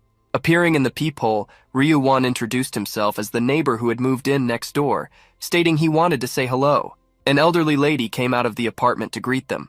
Looking at the two, she quickly realized they were brothers. One then showed the rice cake he had bought for her, handing it over so she could eat it while it was still warm. The lady accepted the cake, saying she would eat it. Thus, one bowed, thanking and greeting her before moving on. The next neighbor was greeted by the protagonist, and so the brother duo took turns greeting all the residents. When there was only one place left to visit, Juan was already tired. The protagonist was too, wanting to finish the greetings so they could rest at home. When they reached the 44th floor, the protagonist revealed to his brother that this was the penthouse, and that the owners used both the 44th and the 45th floors. One was impressed, believing these people were extremely rich. The protagonist didn't know the details, but thought it could indeed be a wealthy family or some celebrity. After ringing the bell and hearing no response, one suspected that no one was home. Pressing the bell again and still not getting an answer, one thought it would be better to come back another time. It was at that moment that they noticed someone walking toward them. Ryu-Won was surprised to see the person approaching, even stuttering. Before them stood the young actress Seo Erin. One was enchanted to see the actress. To him, she was as beautiful as an angel. At that moment, a security guard stepped in front of the two, blocking their way. Positioning himself in front of the actress, the guard questioned the two brothers about who they were, asking if they were fans. The protagonist crossed his arms, stating that they were the neighbors from the floor below. The guard was surprised and then noticed the rice cake in Ryu-Won's hands. One asked if they would like to eat the rice cake, but the guard simply walked past him, stating he was fine and that the girl didn't eat that kind of thing. The guard then swiped a card on the electronic lock and called Seo Erin to enter. Before entering, Seo Erin looked back with a concerned expression for the two, although he didn't know who the guard was. The protagonist sensed that he was rude. Seeing how his brother was on cloud 9, Ryu-Min told him not to pay attention to them. However, Ryu-Won was focused on something more important. Did you see how beautiful she was? Oh my god. The protagonist was surprised by his brother's excitement. Noticing Ryu Min's indifference, the younger brother scolded him, stating that he had also seen the girl, who was as beautiful as a mermaid. Across the country, reports of various celebrities' deaths were spreading in the news. Seeing the headlines, Seo Aren sighed, wondering how the world was still functioning. At that moment, while reading the news, Aren received a message from someone named Hong Seon, asking if she had seen the news. She opened the chat and saw her colleague talking about what had happened to Gong Seo-jin. While chatting with her colleague, they arranged to go together to the funeral. Witnessing someone much more successful than her being eliminated in the first round was hard to believe. She was grateful for having secured a good rune, otherwise she could also be in the news. Sighing, Aren realized she had grown a lot. She couldn't believe she was thinking there would definitely be news about her. All she could do was be thankful for the company and for having come this far. Even the penthouse had been prepared by them. The guard suddenly approached Aren, asking what she was thinking about. Surprised, she stated that she wasn't thinking about anything. The guard sat next to her, assuring her that she could talk about anything with him. Aren wore a melancholic expression, revealing that she wondered how the world had become like this, and if she would survive the next round. The guard acted confidently to support the actress. Don't worry about the next round. Would you worry when I'm here? You worry too much. Just trust me and relax. Aren couldn't help but smile at the guard, asking who else she could trust if not him. She observed him with deep thoughts. When he had been assigned to be her bodyguard, she had been cautious, feeling that he had been placed in that position to watch her. But if it weren't for him, she might not have survived the first round. The guard offered to protect her above all else, so he asked her not to give up. With a smile, Aren thanked the guard for helping her. Changing the subject, Aren mentioned the two people they had encountered earlier. She thought they had just moved in since they had offered a rice cake that looked delicious. Despite this, the guard stated that she would gain weight if she ate that rice cake. She became worried that the brothers would be upset since they had made a great effort, but he urged her to forget that concern. He was sure that the two wanted something from her and that they would pursue her forever if she gave them her hand. Despite what the guard said, Aren didn't think the two seemed like bad people, but she kept that information to herself.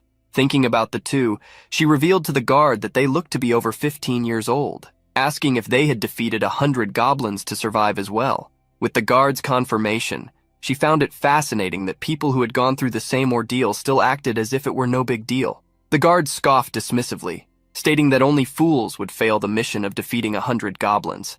Aren didn't like the guard's remark, realizing that he had only succeeded in helping her because his skills were good. Still, she remembered that the guard's abilities weren't as impressive as those of someone she had seen, the player Black Scythe, who had almost made her feel pity for the goblins. Aren was curious about Black Scythe, wondering what he did in real life. Thinking of him, she believed she could survive the second round if she joined him. The concern was evident in the actress's eyes. She believed she had only survived by luck and doubted she could do the same next time. On the morning of January 31st, a Tuesday, Ryu Won began cleaning the house. At that moment, the protagonist returned, receiving a warm welcome from his cleaning brother. Won was curious to know if he had received the prize. The protagonist confirmed, revealing that it wasn't much this time, around 15 billion, 2 billion less than last time. Won wanted to know if the bank had said anything, since this was his fourth time winning the lottery. The protagonist still remembered that Gwon Junho had been surprised to see him back. He was curious about the secret behind winning so many times, but the protagonist reminded him that he had already told him. He had received a divine message in his dream. The bank president was frustrated, saddened that he didn't have such dreams as well. Hearing the story, Won showed a vacant smile. Changing the subject, the younger brother asked if he was going to invest all the money in crypto again. The protagonist confirmed his intention, revealing that his price had risen to 150 billion. Won asked if they shouldn't start withdrawing the investment. He was afraid the price would plummet and they would lose money. However, the protagonist wasn't going to withdraw just yet. He asked his brother not to worry so much, assuring him that he would take care of it. Then, the protagonist called him to have lunch together. The two had lunch, ordering a large pasta dish. After lunch, they spent the day together until night fell. That night, at 11:55, the protagonist went to bed with his brother always by his side. Ryu Won held the protagonist's hands, showing his concern, asking him to come back alive. The protagonist reassured him, asking Ryu Won to remember how he had defeated Bang Taegyu. Ruffling his brother's hair, the protagonist told him not to worry and to go to sleep. Seeing that it was already time, the protagonist stated that he would be up before Won woke up. Thus, the protagonist was taken to another world, materialized by a golden light. Just like him, the other players also appeared at the same time. Seeing that they had returned to this world, many were afraid. However, they began to look around, trying to figure out where they were, as it didn't seem like the same place from the first round. At that moment, a girl was surprised to see someone. She had spotted none other than the top player from the first round, Black Scythe. Many people began to whisper. Noticing that they weren't approaching him, the protagonist realized that they recognized him. The protagonist looked around and noticed that everyone must have already arrived, including Yan Ming. He was anticipating when the new being would appear. At that moment, an angel appeared above them, asking if everyone was all right. The players were surprised that this time it was a different angel. Asking what had happened, the new angel revealed that the previous one had suffered an accident, which is why she wouldn't appear. Seeing that the humans were starting to murmur, the new angel asked them not to be alarmed. This angel was no different from Duriel. Her wicked smile was as wide as her companions. From now on, I will be the one to guide you. The angel spread her wings, which shone with a golden hue against the cloudy sky. Seeing that everyone was gathered, she asked if she could announce the objective of the second round. In front of each player, a window appeared. The window displayed the main mission. In 3 hours, they needed to select a representative from the region. The players were surprised as they thought they would need to defeat monsters again, but something caught their attention. The number of participants and eligible players to win the second round was equal, which meant that everyone could survive. Seeing how doubts were spreading, the angel decided to give an explanation. As you can see, there is no fight in this round. I will conclude it as soon as you choose a representative. When someone becomes the representative of the region, they will be able to use the authority of command to enforce commands over other humans. They will kneel if ordered, and will eliminate themselves if commanded. Isn't that a great power? In 3 hours, everyone will receive a ticket to vote. With that, you just need to select someone to become the representative of the region. A player raised his hand, asking if the round would end after that, if nothing else needed to be done. The angel confirmed his doubt, stating that once they voted, they would complete the mission and be able to return home. The players began to feel relieved that they wouldn't have to fight. Now, they would be safe. This round would be much easier than the last. With that, the angel instructed them to talk among themselves for the next 3 hours to decide who would be the representative of the region. The players still thought this was a very easy mission, as they just needed to wait those 3 hours to survive. Yan Ming, unlike the others who were excited, was very irritated that he had prepared to fight but couldn't. One of Yan Ming's friends told him to relax, as there would be no problem surviving just with a vote. Yan Ming was very upset, as above all, he wanted to show his strength. Discovering that Yan Ming had put all his points into strength, the protagonist wondered if he had also obtained a strength rune this time. Including Yan Ming's rune, everything was going according to what the protagonist remembered. The protagonist watched everyone debating about who should become the representative for 3 hours, but for him, that wasn't the important thing at the moment. Ryu Nim knew that if there was a main mission, there must also be side missions. The protagonist entered the forest to look for the secret mission, the promotion mission, the one that would grant the right to obtain a class. The protagonist took his knife to hunt monsters. As to obtain a class, he needed to reach level 10 as quickly as possible. After a hobgoblin emerged from the forest, the protagonist challenged it. Seeing how the hobgoblin advanced, the protagonist used his speed to get closer faster than it. Before the hobgoblin could attack him, the protagonist finished it off as if it were nothing. The protagonist defeated the first of 100 monsters for the mission. Thanks to the triple experience bonus, he gained 9% towards leveling up. All his statistics also increased by 1% due to his rune. Ryu Nim realized that entering the forest to hunt had been the right choice. Moreover, he knew that where there was one goblin, there would be a group of them further ahead. As he ventured deeper into the forest, a group of armed hobgoblins appeared. The protagonist couldn't help but smile upon seeing them. With goblins and hobgoblins coming out from the bushes, he prepared to face them. The protagonist's hunt continued for the next several minutes. He defeated countless hobgoblins until he reached the mark of 50 monsters defeated. It was at that moment that the protagonist leveled up. Checking the time, only 30 minutes had passed. Reaching the halfway point of the mission, the protagonist opened the status window. In 30 minutes, the protagonist reached level 9. Aiming for dexterity for the lower levels, the protagonist invested all the points gained into that attribute. If he had obtained a strength rune like Yan Ming, it would have been more efficient to increase his strength, but it would be very difficult to survive if he allocated all his points into that attribute for now. No matter how strong someone was, there was nothing they could do if they couldn't dodge fatal attacks. Players had 4 statistics: strength, intelligence, dexterity, and luck. Strength increased physical damage, health, and defense. Intelligence increased magical damage, will, and quick thinking. Dexterity increased attack speed, movement speed, and dodge chance. Lastly, luck increased critical hit chance and item drops, as well as providing an additional chance for gold. None of these statistics should be ignored, especially for the Reaper, as he used both physical and magical damage. Therefore, it would be ideal to increase them equally. While analyzing his information, the protagonist noticed a presence. He felt as if someone was following him. He hadn't paid attention before as he was hunting, but now he had picked up their trail. What intrigued the protagonist was that no one had followed him in any of his attempts before. Raising his knife, the protagonist commanded whoever was there to show themselves, or else they would need to leave their will if they didn't declare their intentions. At the protagonist's command, someone stepped out from behind a tree. To his surprise, it was none other than the actress he had met, Seo Aren. The protagonist was shocked to see her. The girl approached, hands raised, apologizing for following him. At that moment, another person appeared behind the actress, also apologizing. The man stated that they were not following Black Scythe with bad intentions, asking him not to be angry with them. The protagonist stared at the player named An Sang-chul with a question in mind.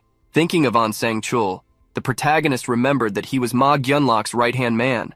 Ma Gyunlok was the eldest son of one of the largest companies in the country, and his player name was Celestial Demon. He was one of Ryu Min's targets.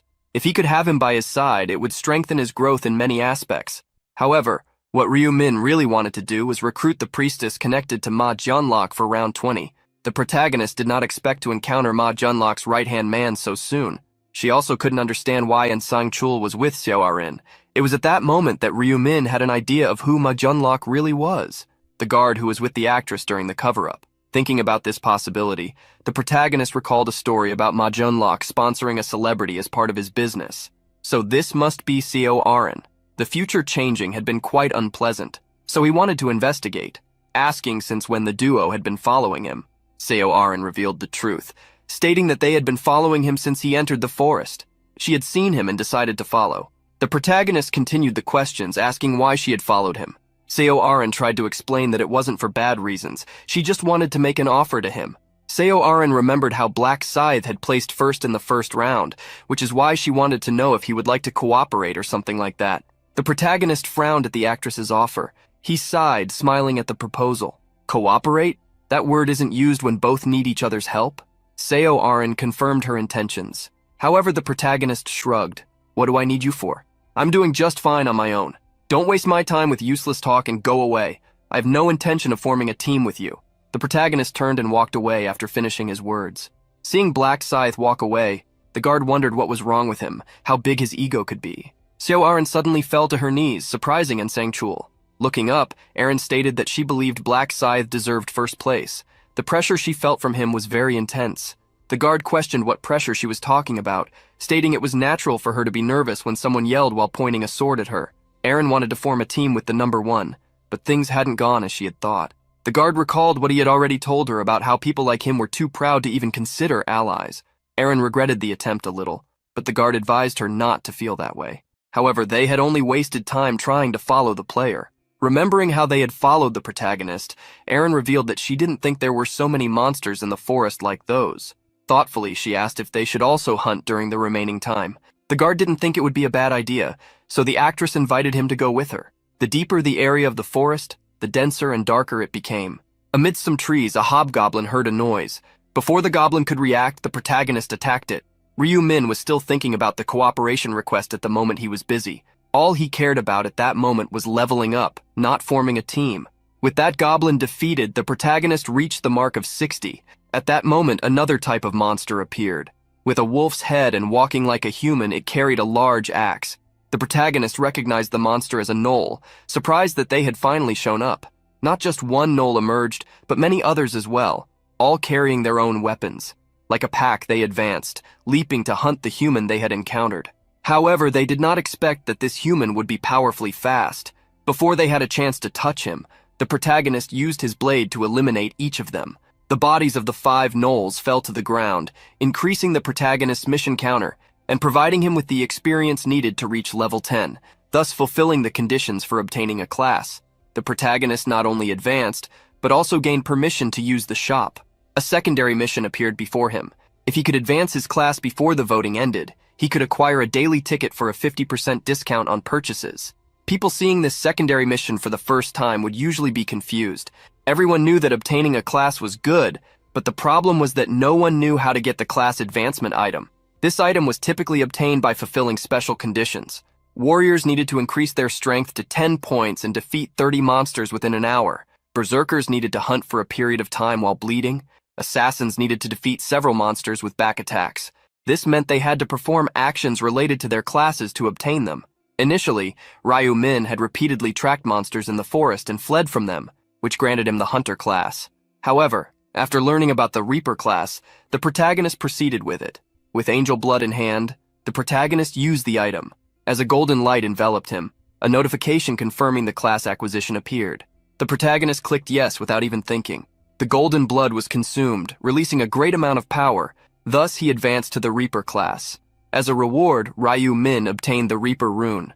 When used during the day, his weapon's attack would be doubled, and when used at night, his attack speed would also increase by 50%. At night, the rune would also reduce the chance of enemies finding him. With the use of the rune, a scarlet energy enveloped the protagonist, imprinting the rune on his body. As a reward for advancement, the protagonist obtained the Reaper's Scythe. With the completion of the secondary mission, the protagonist received the discount ticket. He also upgraded his rank from beginner to apprentice. The protagonist then opened his status window to check his new information, including his rank, which in this world was divided into 6.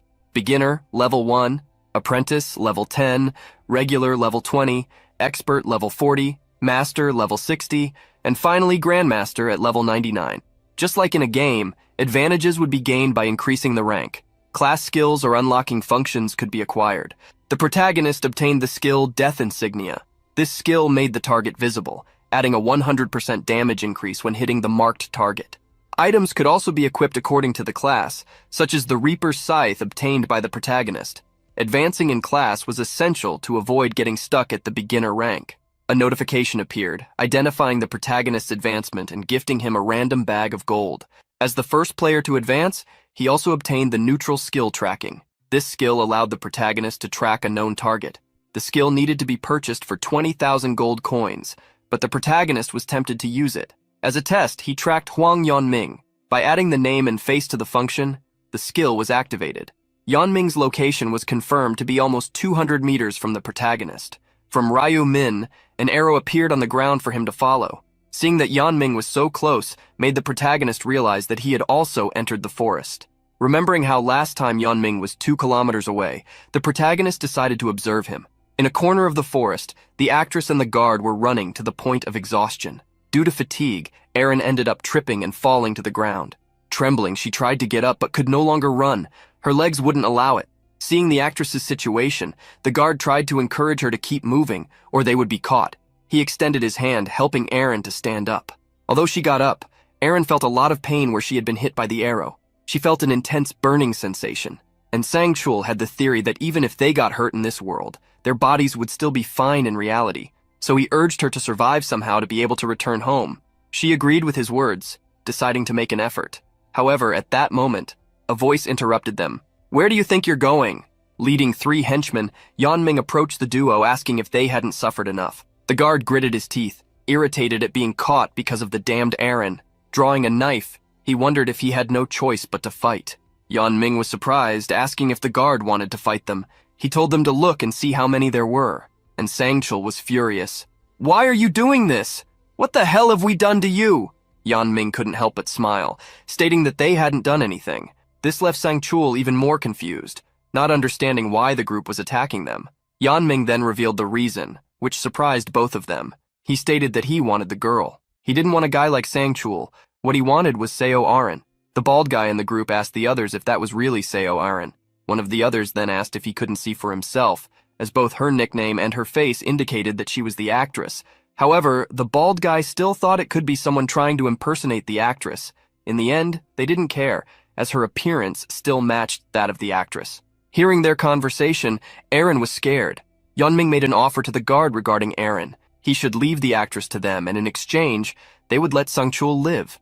And Sangchul was irritated that they hadn't said from the beginning that Erin was the target, because if they had, he would have abandoned her from the start. Among all things, he didn't want to lose his life because of this actress. However, the guard knew that if he couldn't protect Xiao Aran, he would disappoint director Ma Gyeonglok. Seeing the guard take a combat stance, Yeonming got excited, thinking he wanted to fight. The guard gritted his teeth, asking if Yeonming didn't know that what he was trying to do was a crime. Yeonming couldn't help but laugh at the comment. Ha ha ha ha ha ha, that's so funny. But what laws exist here? Well, are you going to report me when we return to real life? You can try, but what evidence do you have against me? You don't even know if this is my real face. The guard gritted his teeth. Although the guy in front of him was annoying, he was right, and Sang-chul knew that this group of assassins could back out of the deal, so he had no choice but to fight with his injured body. At that moment, Sang-chul heard a noise and was surprised to turn around and see who had appeared. Leaning against a tree was the person they had invited to form a group earlier, Black Scythe. Yeonming was surprised to see the top one, as he hadn't noticed when he arrived. The protagonist stepped between the two groups, asking what they were doing there. Yeonming was the first to respond, stating it would be better for Black Scythe to continue on his way, but the protagonist interrupted him, saying he hadn't asked him. Seeing that the question was directed at him, the guard revealed that this group had ambushed them, trying to target Aaron to take her. He offered to owe Black Scythe a favor if he helped them. Seeing that the top one was inclined to side against him, Yeonming clicked his tongue. The protagonist looked at him, asking if what the guard had said was true. Yeonming, however, just shrugged. Who cares if it's true or not? Just go on your way. This has nothing to do with you. At that moment, a scarlet aura surrounded the protagonist. What do you mean? These are people I know. Yeonming was surprised, not understanding what Black Scythe was doing. Standing between the two groups, the protagonist summoned his scythe, which overflowed with that dark scarlet aura. I can't just let someone get hurt. Unlike Yeonming, who was irritated, Aaron was happy that Black Scythe was willing to help them. Obviously, the protagonist was helping because it would benefit him. If he helped, Ma Gyeonglok would have a good impression of him, and if his conglomerate owed him a favor, the reward would snowball, being paid back with a much higher value than the help. Ryu Min was also helping the duo because he didn't like the bastards in front of him. Yeonming tried to threaten the protagonist to avoid a fight, but the protagonist stared him down with no intention of backing down. What's the problem? Don't you want to fight me? Yeonming gritted his teeth. Obviously, he didn't want to fight against the monster that had crushed the goblins and achieved the ranking in the shortest time. The protagonist leaned his scythe on the ground and told Yeonming to be honest about whether he wanted to fight or not. Yeonming was surprised, thinking that the protagonist would let him go if he was honest. Crossing his arms, the protagonist smiled. I'll consider it if you kneel and beg for your life. Yeonming realized what Black Scythe was trying to do. Humiliate him in front of his friends and also Aaron. Despite not wanting to fight, the guy in front of him was starting to irritate him. But at that moment, Yeonming remembered he was strong enough to knock down a wall with his bare hands. He believed that if he were lucky, he could send this Black Scythe, or whoever he was, flying with just one punch. Yeonming smiled maliciously as he made his decision. You've crossed a line you shouldn't have, bastard. What do you want me to do, kneel and beg? You don't value your life anymore, do you? Yeonming took a few steps forward to shorten the distance, planning to attack by surprise. He was confident that even the top one wouldn't survive this. When he was preparing to throw the punch, he stopped. He was surprised to see that Black Scythe had dropped his weapon. The protagonist smiled, provoking the bastard in front of him. It would be unfair if I used a weapon. Besides, it would be a very boring victory. Yeonming felt deeply insulted, but his anger turned to surprise when he saw the guy in front of him disappear. With impressive speed, the protagonist lunged at Yeonming. The big guy's hand aimed at the protagonist's face with all his murderous intent. However, Yeonming's punch hit nothing as the protagonist dodged at the last moment. When Yeonming realized he had already been hit by a low knee strike, he couldn't defend himself and was sent flying several meters away. Pulling back his leg, the protagonist observed the scene he had caused. Yeonming trembled in pain, cursing the bastard who had hit him. When he lifted his head, the protagonist was already in front of him again. Stop cursing! My ears are tired of it! The protagonist delivered another kick, making Yeonming roll on the ground. Sitting up, Yeonming placed his hand on the wound on his face. However, the protagonist grabbed his collar, pulling him up. While holding him, Ryu Min unleashed a barrage of punches, leaving him unable to defend himself. Being hit countless times, Yeonming didn't feel the blows as punches, but as hammers falling on his face. He could only wonder if the demonic bastard in front of him was really stronger than him. He couldn't understand how someone could be stronger than him, who possessed a strength rune. After all the blows, Yeonming's vision became blurry.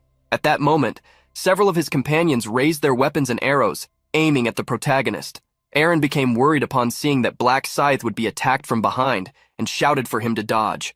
The protagonist dodged the arrows and advanced against the henchman. Countless arrows were shot, but zigzagging, the protagonist continued advancing toward the archer. Quickly, the protagonist reached his side.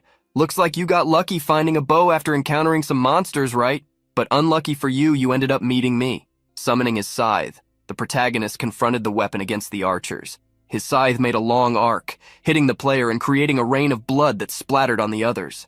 Having lost an arm, the archer fell to the ground, screaming. The other henchmen quickly drew their daggers. "You bastard! Do you think you can play with us like this? Forget about leaving here alive, you bastard!" With the dagger in hand, the bald guy advanced toward the protagonist. The protagonist couldn't help but smile at the comment he heard. Using the insignia skill, Ryu-Min created a scarlet symbol with a skull over the bald guy. In the next moment, his scythe released a powerful scarlet aura as it was wielded. With a great arc, the protagonist attacked the bald guy, using all the power of his weapon. With a swing of the scythe, an aura was unleashed, hitting the legs of that Yanming henchman. The bald guy fell to the ground after the damage he suffered, unable to walk anymore. The last remaining henchman couldn't help but tremble in fear at what had happened to his friend's legs, but the protagonist wouldn't let this last one get away. "If you're going to attack me with a weapon, it means you have at least a little determination, right?" The protagonist swung his scythe, cutting through what the henchman was holding on to. The henchman screamed in pain as he lost his arm. Leaving him alive, the protagonist observed the insignia that gave a 100% damage bonus, doubling the damage dealt.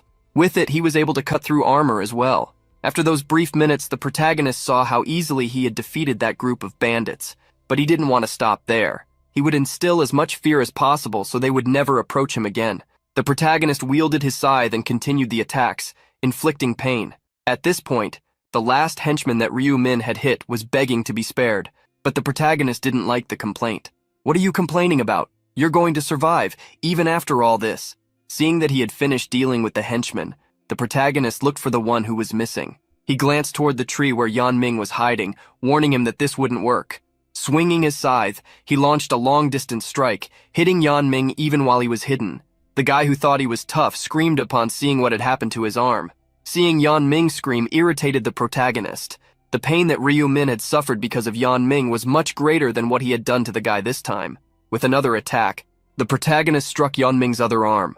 Watching the flurry of attacks, Aaron and Ansangchul fell silent. The guard was impressed that Black Scythe showed no mercy, incapacitating both arms of an opponent who had already lost the fight. Although others might not like this kind of thing, deep down, Ansangchul did. And Sangchul couldn't help but think that this Black Scythe would be a great rival even for his president.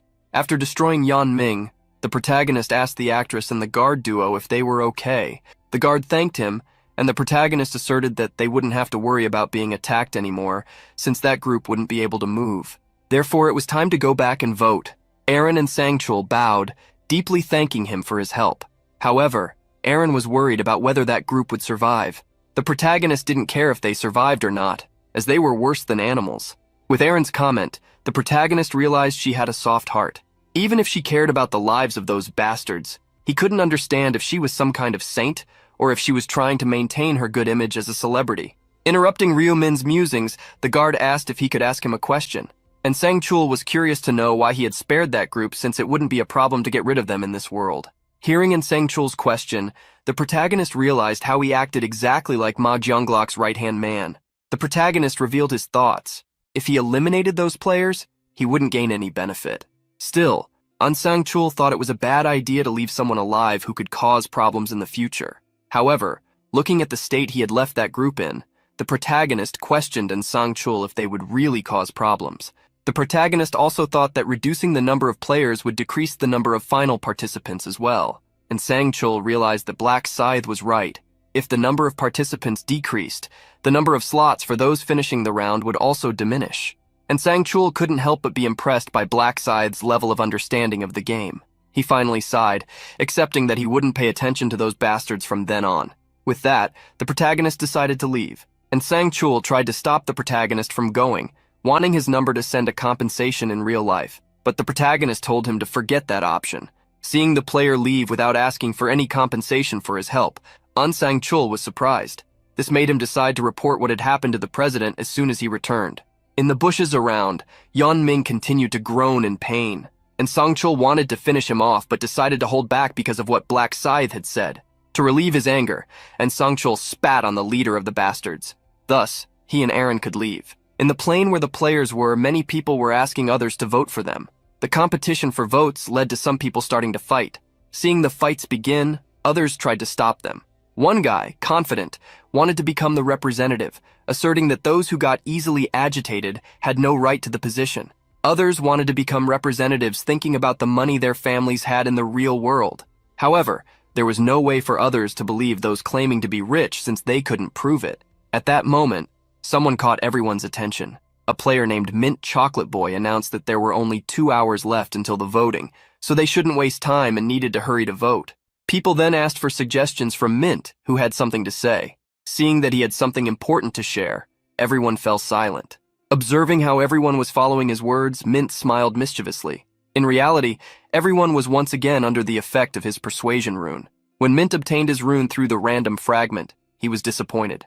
This was a rune that would be effective against beings capable of conversation, but wouldn't apply to anyone with a higher level than his. Mint was irritated because this rune wouldn't have any effect against monsters incapable of speaking. However, he quickly figured out how to use it appropriately. Seeing some people about to defeat a few goblins, Mint decided to try using the power of the rune on them. He pointed at a woman, warning that she was in danger, and instructed the group to help her, leaving the monsters that were attacking. Those people instantly heard Mint's words and ran to help the woman. Mint used this rune to easily defeat the 100 goblins. He was confident that if he used his rune this time, he could easily become the representative of the region. Using the power of his rune, Mint instructed everyone to choose 5 candidates to vote for only them. Falling for Mint's words, people began to agree that this was a good idea. Thus, Mint instructed anyone who wanted to recommend someone to raise their hand to speak the person's name. The guy with the rich family tried to raise his hand, but Mint quickly stated that they couldn't choose themselves. Otherwise, they would remain in the same situation as before. Hearing this suggestion, people began to get upset, but Mint was leading them where he wanted. Everyone started to wonder who they should recommend, but ended up recommending no one. Seeing everyone quiet, Mint became confident that soon the recommendations would focus on those who had stood out. Finally, someone recommended Mint as a candidate. The person recommended him believing that the representative should be someone with leadership skills and logic. Mint pretended to be surprised. And then the guy who recommended him stated that he was the one who had controlled the situation when they needed it. Mint thanked him for the vote and asked if anyone had another person to recommend. At that moment, someone raised their hand, recommending Black Scythe. Mint believed it made sense for the top one to be recommended. Another person raised their hand, recommending the top 2 from the previous round. Life is a documentary, as the representative, and then another person recommended the 4th place. Mint assured that they now had 4 candidates, and asked if anyone had more suggestions. Seeing that everyone was silent, Mint stated that they should go with these 4 candidates. Then he asked those chosen as candidates to step forward for a speech. Obviously, he wanted to go first. He wanted to easily convince everyone with his rune. The moment Mint began to speak, someone behind him interrupted. "Stop all this nonsense." Mint looked back, surprised. The player named Life is a Documentary had interrupted him. That player gritted his teeth. "I can't take any more of this crap you keep talking about." Mint was surprised and asked what the man was doing. Documentary tried to intimidate Mint with his large size. "Do you think life is that easy? People do everything you want with just a few words, right?" Mint was surprised because it seemed the man had discovered his ability. The veins on Documentary's face bulged. "Who do you think you are to decide who will be the representative? You damn instigator." Mint immediately used the power of his rune. "You've crossed the line." There's a saying that goes, "The words of a person reflect their face and personality." Do you really use such hostile words? Mint believed that would calm the man down, but it only worsened the situation. Documentary became even more furious. "Damn! Are you really trying to lecture me?" Mint couldn't believe that his ability wasn't working on this guy. Furious, Documentary threatened all the players present, demanding that they vote for him. Mint seized the opportunity to humiliate the man in front of others. "This guy is really an idiot. Do you think anyone will listen to you like this? Stop embarrassing yourself and go away." It was at that moment that Documentary pulled out a dagger and attacked Mint before he could react. Mint placed his hands on his neck, trying to stop the bleeding, but it was in vain. He slowly lost consciousness. After finishing off Mint, Documentary looked at the crowd, stating that he would give everyone the same fate if they didn't vote for him. Seeing what had happened, people began to scream in fear. Documentary raised his dagger, still stained with red. What are you going to do? Come fight me if you think this is a problem. The guy who had recommended Mint Chocolate Boy became furious, calling Documentary a madman. Seeing everyone insult him but no one attacking, Documentary decided to attack them instead. As a great assassin, he rushed toward each of the players, using his dagger to finish them off. The expression on Documentary's face showed the ecstasy he felt.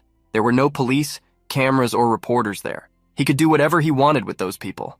After taking out a group of people, he pointed at others, warning that if they didn't vote for him, they would be next. People were tremendously scared by the threat, not knowing what to do. Documentary believed that everyone would vote for him out of fear, and as soon as he became the representative of the region, he would go after Black Scythe to take him out first, thus becoming the top one.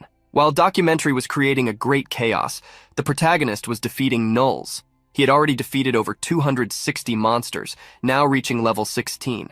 Seeing that his level was already high, Ryumin realized that he would evolve more slowly. Even after defeating monsters for the last 2 hours, he had only leveled up. Despite this, the hunt had been easy, thanks to his Reaper rune and Assassin rune. One of the runes doubled his damage, while the other doubled his stats.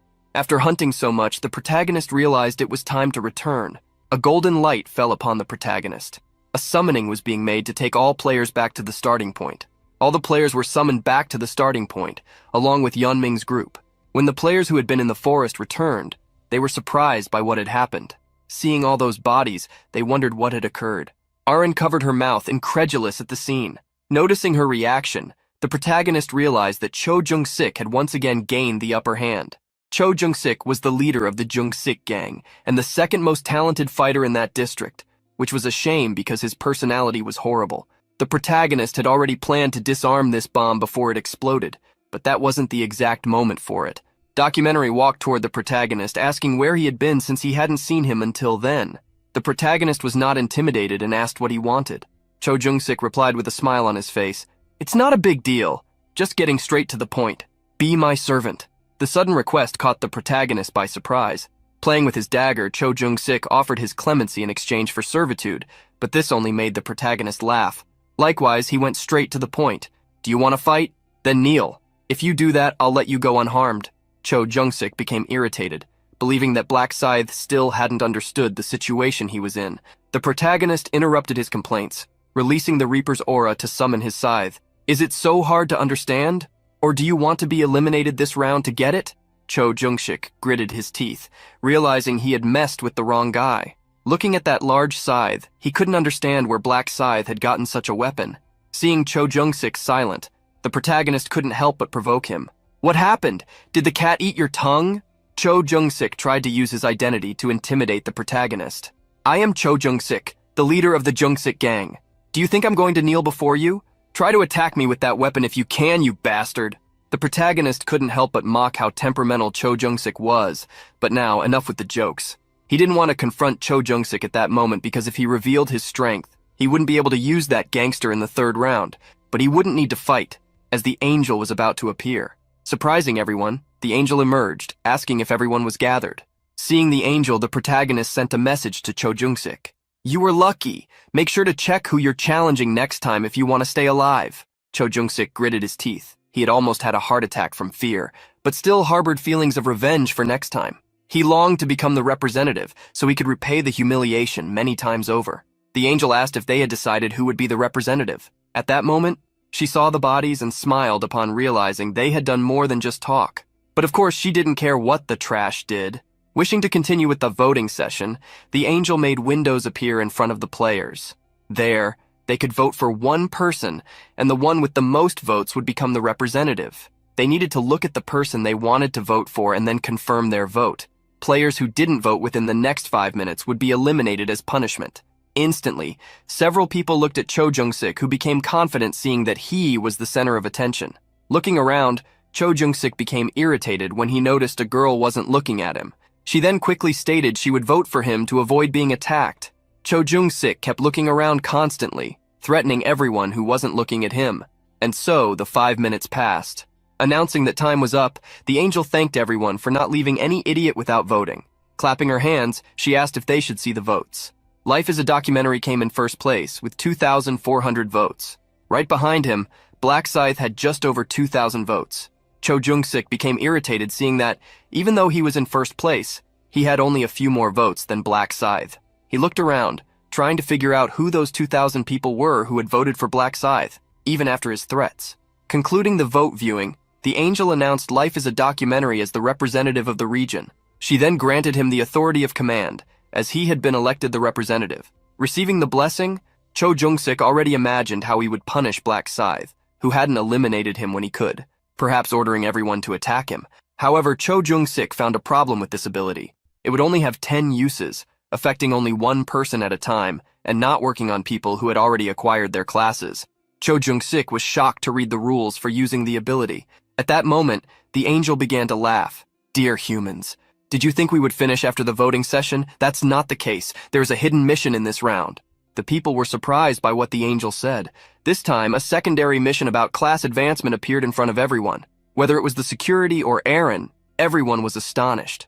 The angel revealed that this message window should have appeared only at level 10, which is why they hadn't noticed it before. A player scratched his head, asking how they were supposed to level up if there were no monsters around. This comment irritated the angel. "What do you mean? The forest is full of monsters." "Oh, but don't be sad. Only 80 people were able to advance their classes in this round.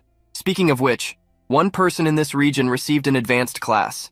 Each statement from the angel left the players more confused and curious.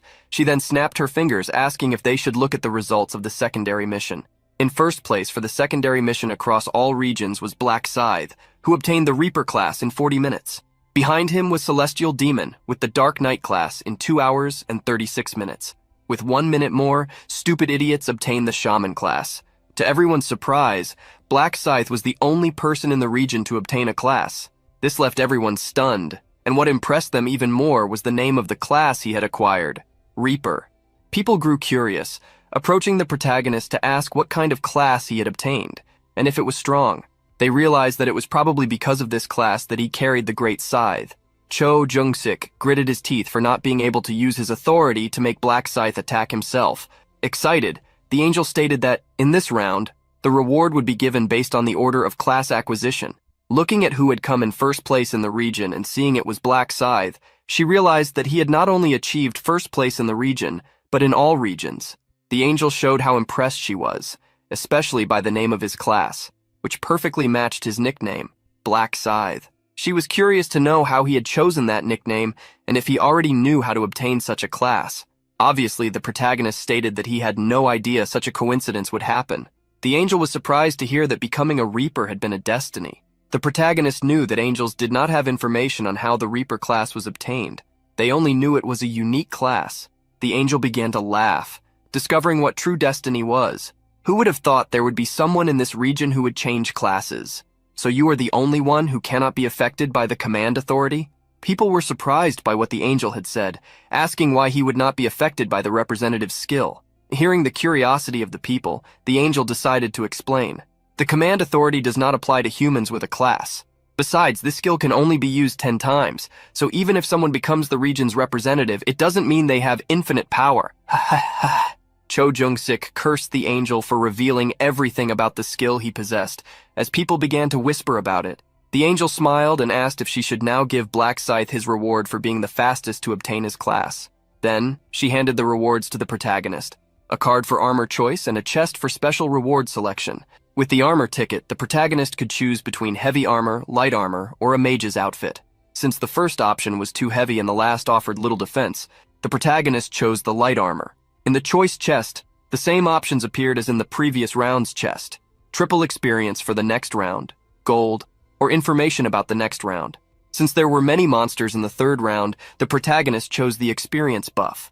Now that the angel had distributed the rewards, she cast a light over the players to send them back, warning that the third round would be quite fun. She smiled, assuring them it would be. This time, only a small number of people had not returned from the second round. The next round would take place in a month. Yang Ming woke up in despair. He looked at his arms, realizing they were in place. Relief appeared on his face as he noticed they were fine. Despite the relief, concern quickly returned to his face. Remembering what had happened, he decided to never mess with Black Scythe again or get involved with heartless people. Inside the apartment, and Sang-chul praised Aaron for doing a good job. However, the girl thought she hadn't done anything, believing it was he who had worked hard. The actress couldn't help but thank the security guard for protecting her. and Sangchul cleared his throat, stating that he had only done his job. Aaron said she wanted to thank Black Scythe, asking the security guard if there was any way to contact him. Since they didn't know Black Scythe's true appearance, the security guard didn't believe there was a way to reach him. And likewise, he also thought that Black Scythe wouldn't want to reveal his identity. Aaron was surprised to hear this. Then the security guard reminded her that he had requested Black Scythe's contact to compensate him, but he had immediately refused. This meant that Black Scythe knew he could be tracked in real life. The security guard had an idea and suggested that Aaron gift the player with an item in the next round if she wanted to reward him. Aaron thought that could be a good idea. She would still have some time to think about how she could compensate him. Thus, the security guard prepared to leave, wishing Aaron to rest until the next day. While in the elevator, Sangchul's phone rang. He answered the call from President Ma, who, when asked if he hadn't gone to sleep, revealed that he wanted to drink some whiskey after returning from that world. And Sangchul congratulated the president on the results he achieved and for changing to the Black Knight class. Ma Junlok wanted to know what had happened on their side, so the security guard revealed that he and Seo Aron had managed to reach level 8, but ended up unable to hunt anymore due to injuries. Ma Junlok wanted to know how they had gotten hurt. Arriving at the building's garage, the security guard stated that he was about to report the incident, something related to Black Scythe. Ma Junlok immediately ordered him to go to the hotel so he could hear it. As the security guard got into the car, he didn't notice that someone was hiding behind a pillar. The person, wearing a hood, watched the security guard get into the car and leave the building. The protagonist, who was wearing the hood, wondered if the security guard was going to meet Ma Junlok. The protagonist had woken up 10 minutes earlier. Immediately, he used his ability to track on Sangchul. Seeing that the security guard was only 9 meters away from him, the protagonist realized he must be on the upper floors. However, suddenly the distance between him and the security guard began to increase rapidly. Assessing by the speed, he assumed that Sangchul had taken the elevator. Ryu Min wondered where the security guard was going, assuming it could be to meet Ma Junlok. Wanting to confirm this, he decided to follow his target, leaving his brother sleeping in bed. Seeing the security guard leave, the protagonist realized it was a good idea to follow him. Looking at the obscured moon from his building, Ma Junlok believed this was the perfect moment to pursue someone. But since the report came first, he would wait to find out who Black Scythe was and what kind of player he was to obtain first place in the first 2 rounds. Ma Junlok was nervous. He didn't believe that a report about the first place would contain anything good. He wondered if Black Scythe had attacked his subordinate because if that had happened, he couldn't just stand by.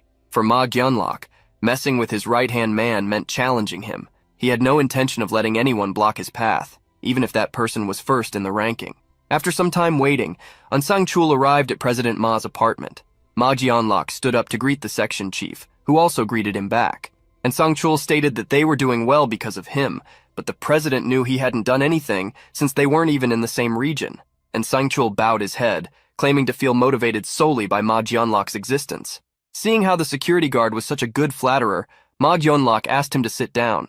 The guard couldn't help but praise the president once again, congratulating him for surviving. Ma Junlok didn't understand the congratulations, recalling that the second round had been very easy. And Sangchul also congratulated the president on his class advancement, to which Ma Junlok smiled, stating he had been lucky. The security guard believed that luck was also a skill. Besides, being in first or second place among all regions wasn't easy. For him, there was no greater honor than being able to serve someone like Ma Junlok. Noticing how the security guard was flattering him, Ma Junlok assumed he wanted something. He asked Sangchul to say what he wanted right away. Realizing he had been found out, Sangchul humbly asked where he could obtain a class advancement item. The president smiled, revealing that it wasn't difficult. He had obtained his item just by defeating monsters. Ma Junlok hid the fact that he had acquired his class thanks to the Black Knight rune he got in the first round. At that time, Ma Junlok obtained a rune that increased all his attributes and developed his weapon with a dark aura to deal damage to enemies.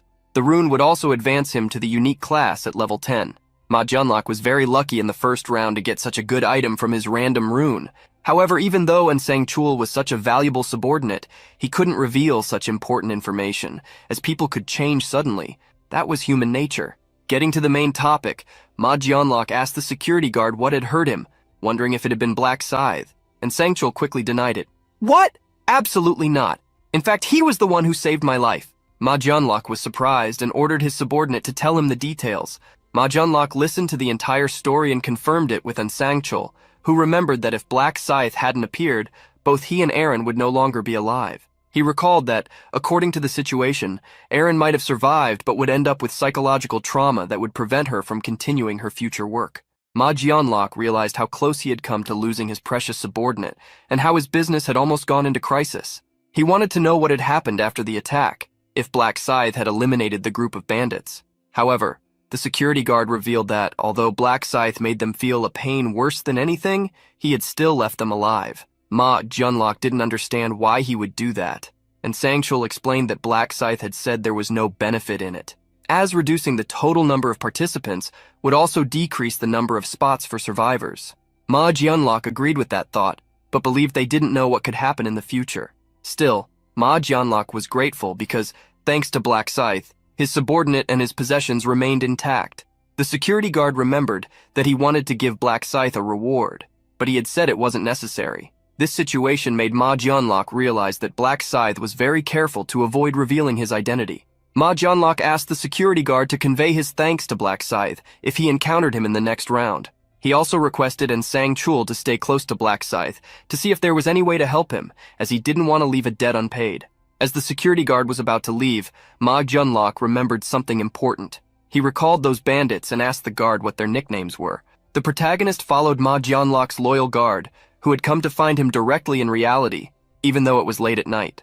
After confirming Sangchul's destination, the protagonist decided to leave, or he would only attract suspicion. He thanked his little brother for discovering that the celebrity sponsored by Ma Jianlok lived in the same apartment as him. If Ryu 1 hadn't delivered the cakes, he would never have found Aaron and wouldn't have discovered that she and Sangchul were connected. Ryu Min was aware that if he leveraged the connections between the neighbors, he could gain Ma Jianlok's trust, which would allow him to try to bring him to his side in round 20. The protagonist recalled that Ma Jianlok's Black Knight rune was so powerful it seemed like a cheat. The problem with it was that it had weaknesses, such as the lack of runes as advancement rewards, and the need to be forced to advance to that class. However, there were even worse problems. To use the Dark Aura, a power of the Black Knights, it would require a unique mana called Dark Mana. This mana could not be obtained through normal means. However, this ability fit perfectly with a psychopath like Ma Jianlok. The protagonist smiled, a bit worried about having a psychopath as an ally.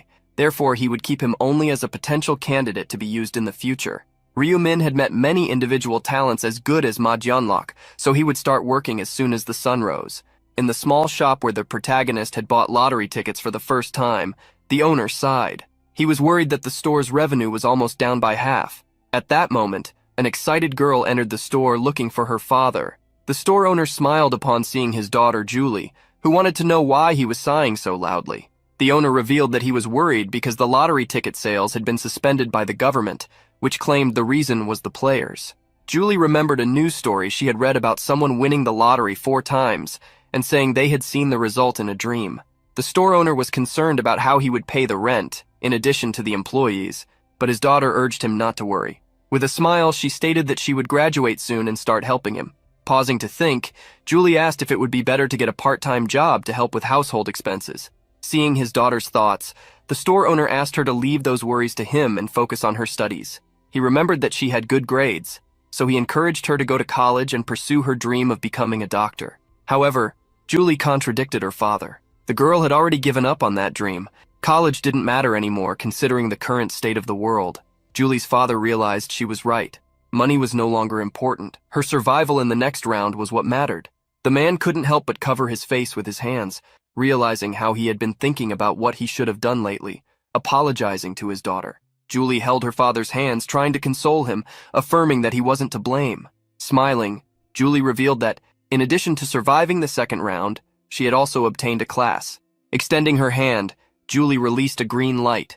The aura quickly spread over her father as the girl used the powers of her class. Julie's father was surprised, asking what had happened. Julie explained about the ability she had obtained. This is the Bless ability, which I got from a class called Buffer. It blesses the target, increasing all of their stats. Apparently, when used on ordinary people, this ability has a revitalizing effect.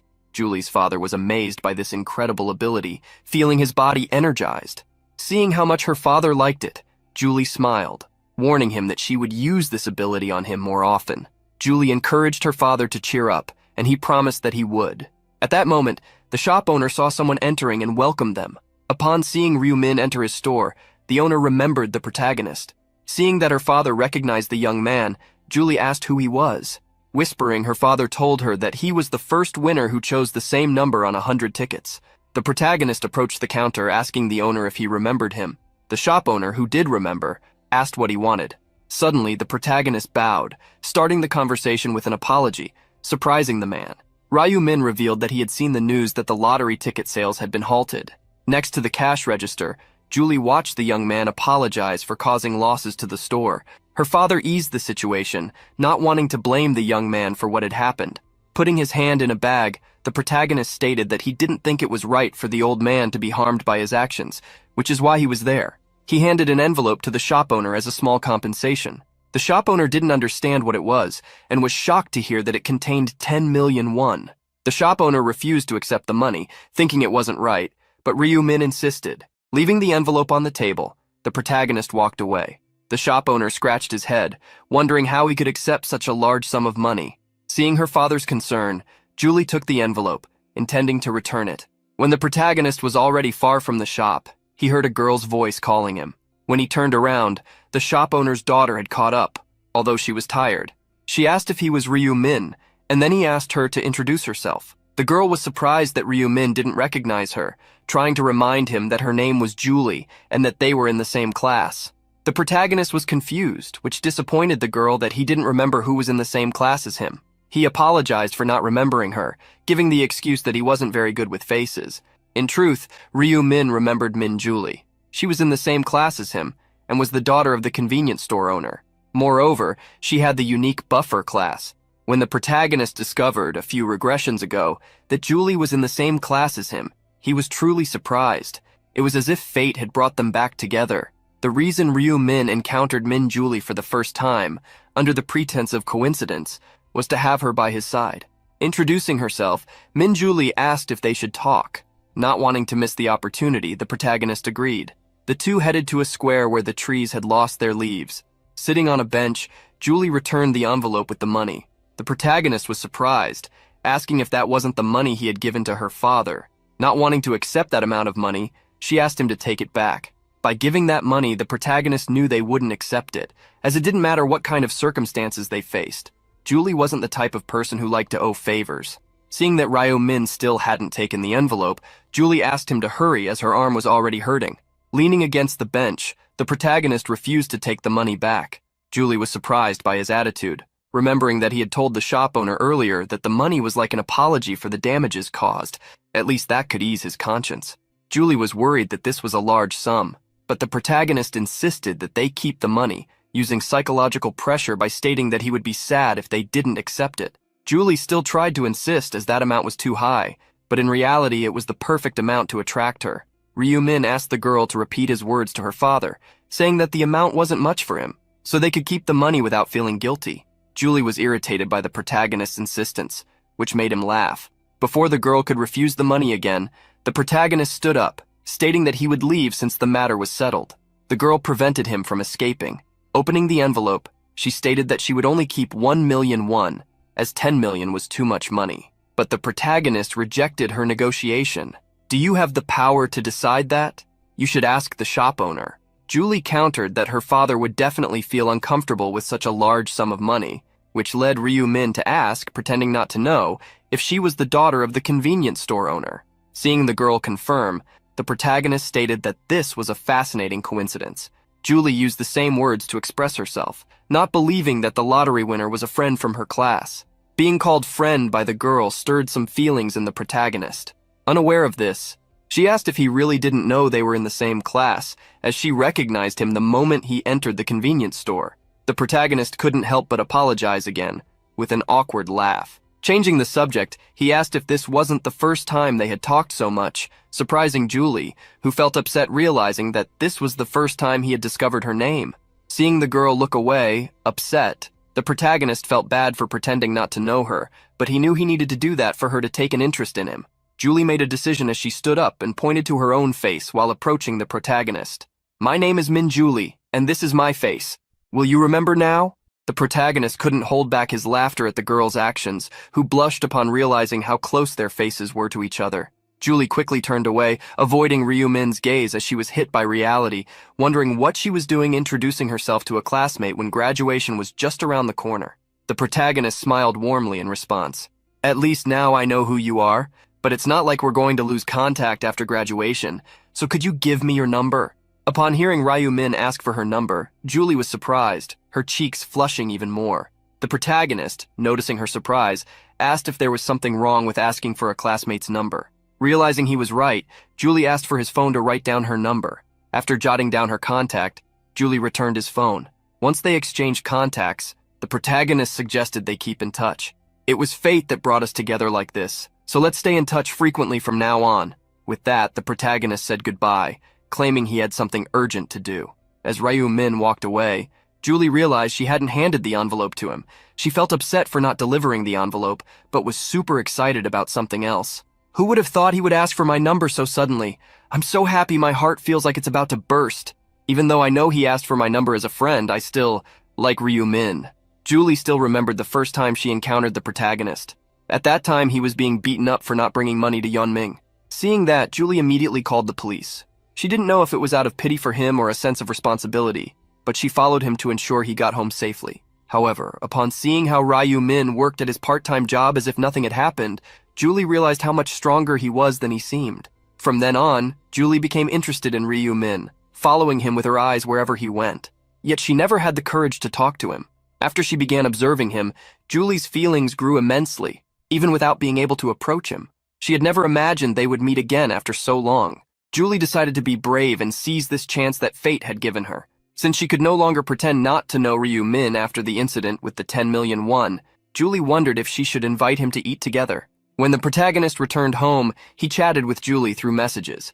The girl had really taken the initiative to invite him to lunch together, offering to pay. With him accepting, she wanted to know what he liked to eat. Thus, the conversation between the two flowed. The protagonist was already expecting her message, but thought she had invited him to lunch because she felt she owed him a favor. He could only think of using this opportunity to turn her into an ally by becoming her friend. With a focus on the goal he was trying to achieve for the 100th time, the protagonist made the decision to save Julie and take her with him to the 20th round. Seeing his brother so well dressed, Ryu-won was surprised to see that he was going out. Noticing Ryu-won's curiosity, the protagonist informed him that he was going to meet someone he knew. Ryu-won was curious to know if this person would be a girl.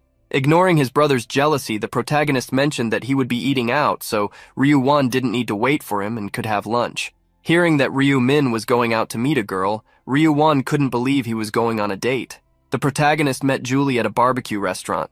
Seeing the girl so excited while eating, the protagonist asked if she liked meat.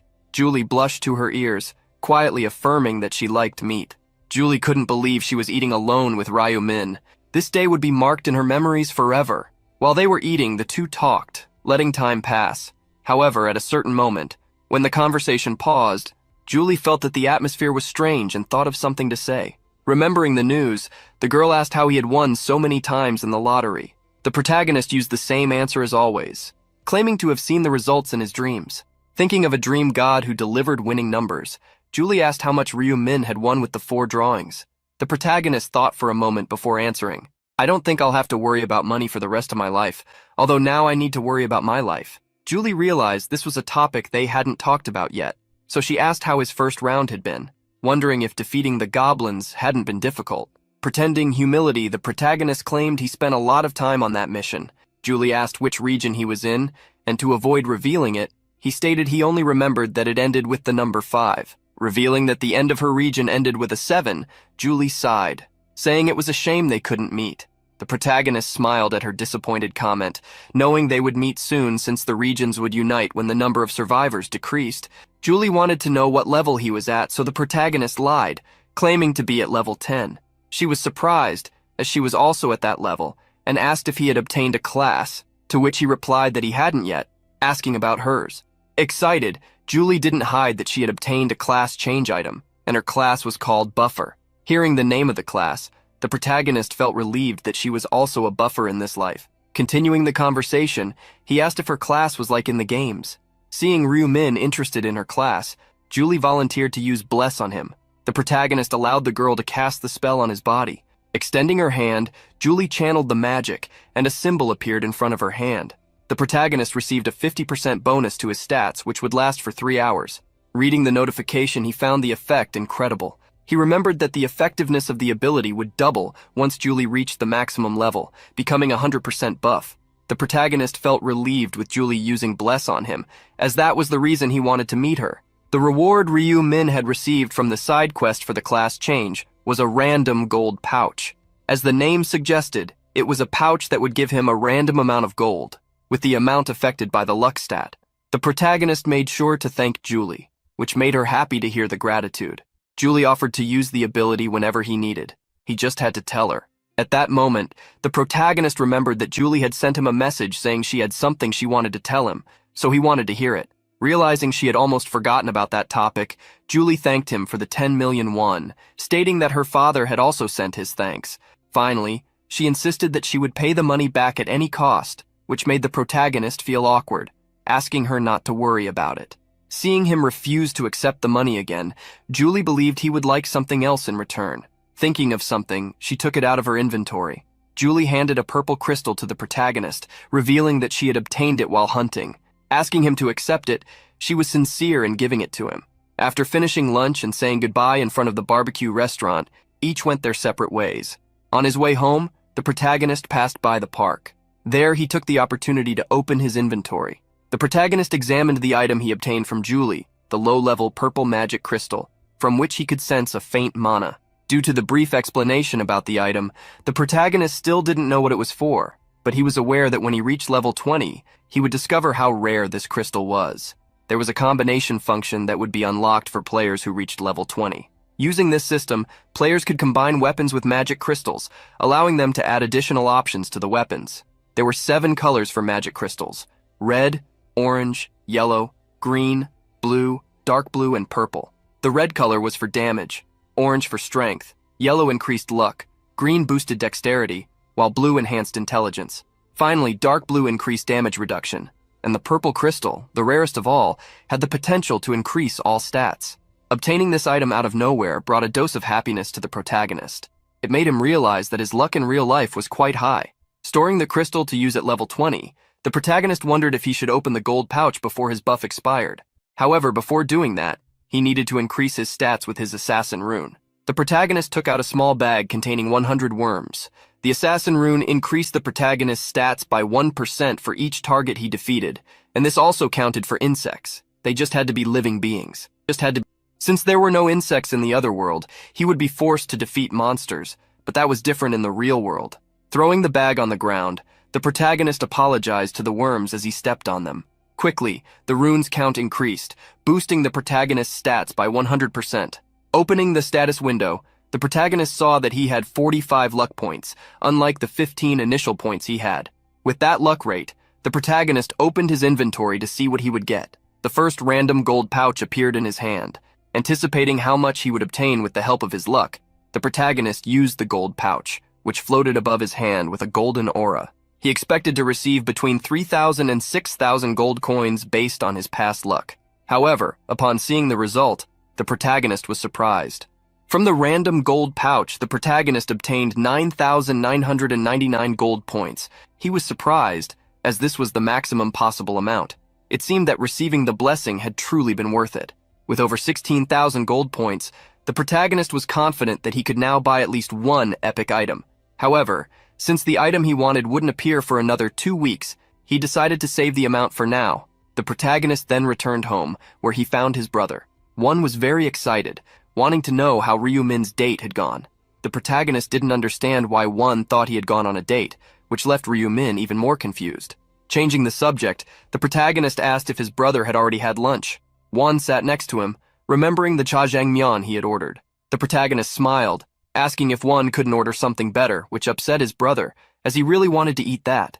The protagonist sighed, realizing that this was normal since he had only improved his life a month ago. Thinking about money, the protagonist remembered that the invested coins had risen to 150 million, just like before, and that they would likely experience a massive drop in 2 weeks, so he should sell his coins before that. While thinking, the protagonist watched a car commercial on television and decided to get his driver's license.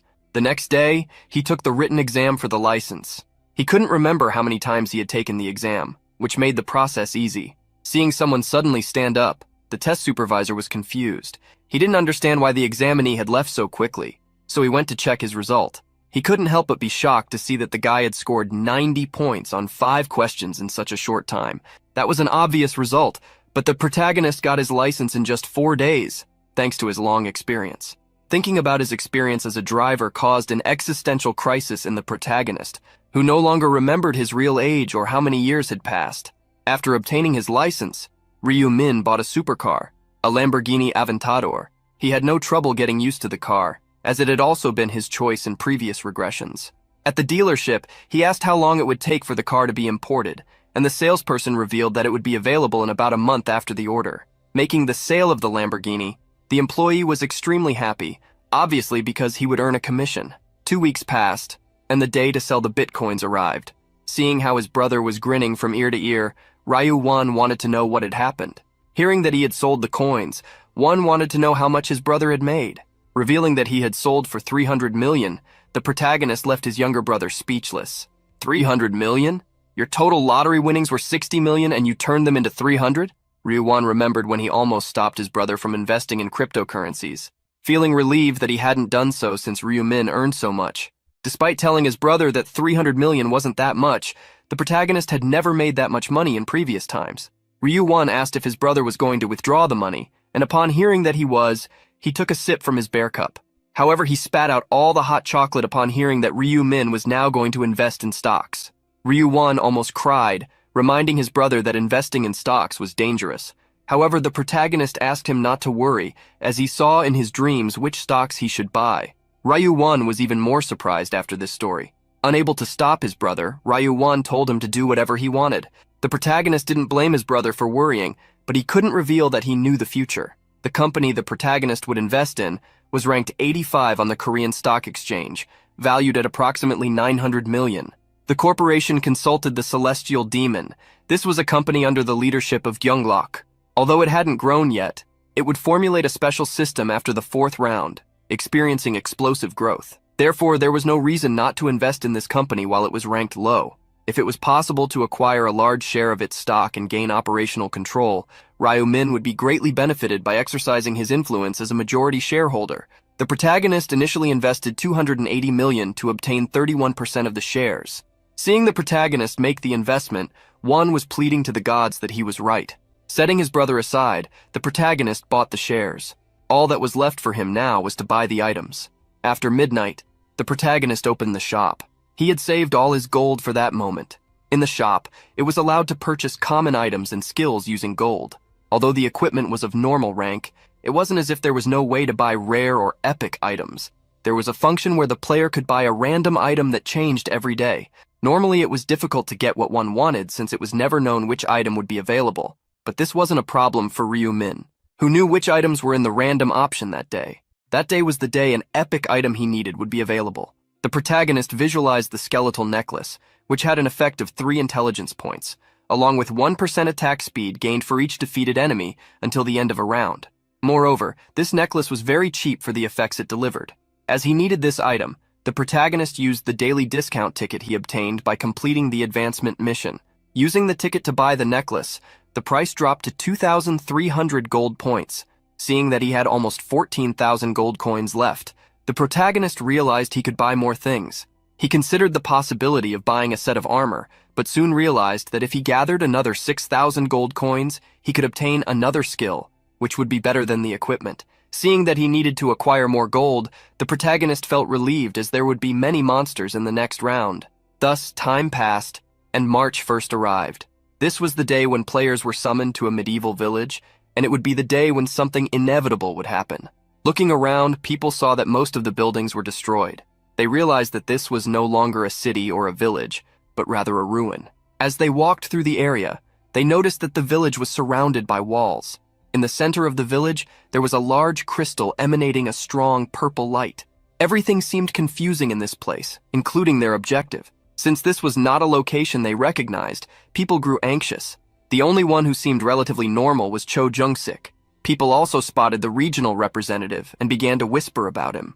They recalled how Life is a Documentary had said he was the leader of a gang and how he had threatened others to vote for him. Everyone was irritated.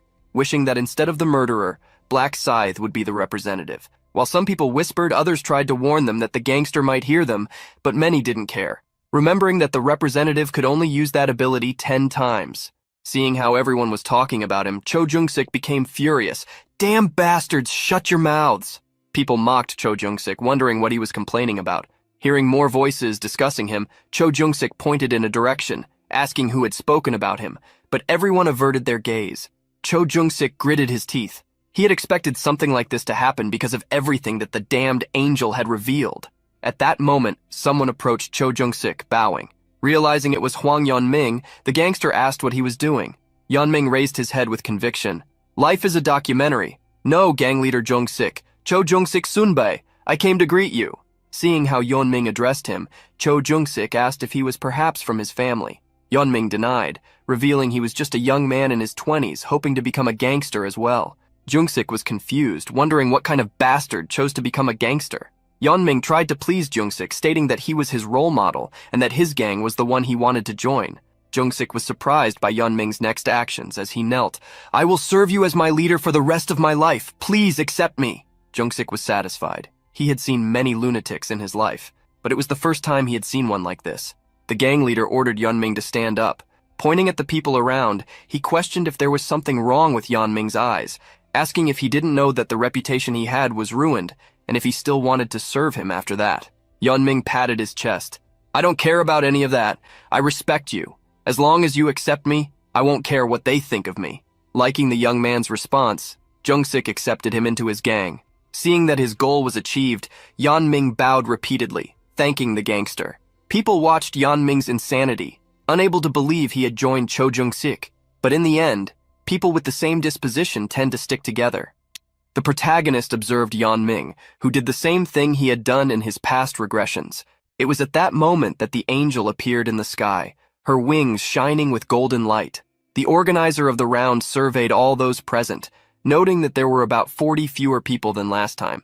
People were shocked, but the angel did not respond to them, only invoking the main mission in front of them. They needed to protect the relic in the ruins for 3 hours. Many were surprised to see that there were indeed fewer people than last time. The angel finally gave a hint about what had happened. "There's no way you can stop me from bringing you here, so it seems you ended up fighting in the real world. I even worry about how much you fought." Finally, someone drew everyone's attention to something important: the number of participants who could finish that round.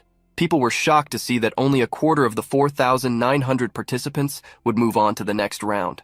They tried to ask the angel if that was a mistake, but she couldn't help but treat them as a joke. "Ha ha ha ha ha ha ha! What do you want from us? This is not a mistake. It seems you're frustrated because fewer people will be able to survive, but did you forget? Only half can survive each round, but everyone survived last time, so it makes sense that this time only a quarter survives, doesn't it?" People were stunned by the angel's explanation, who did not find it unfair since all they needed to do was work hard to be among the top 25% of the round.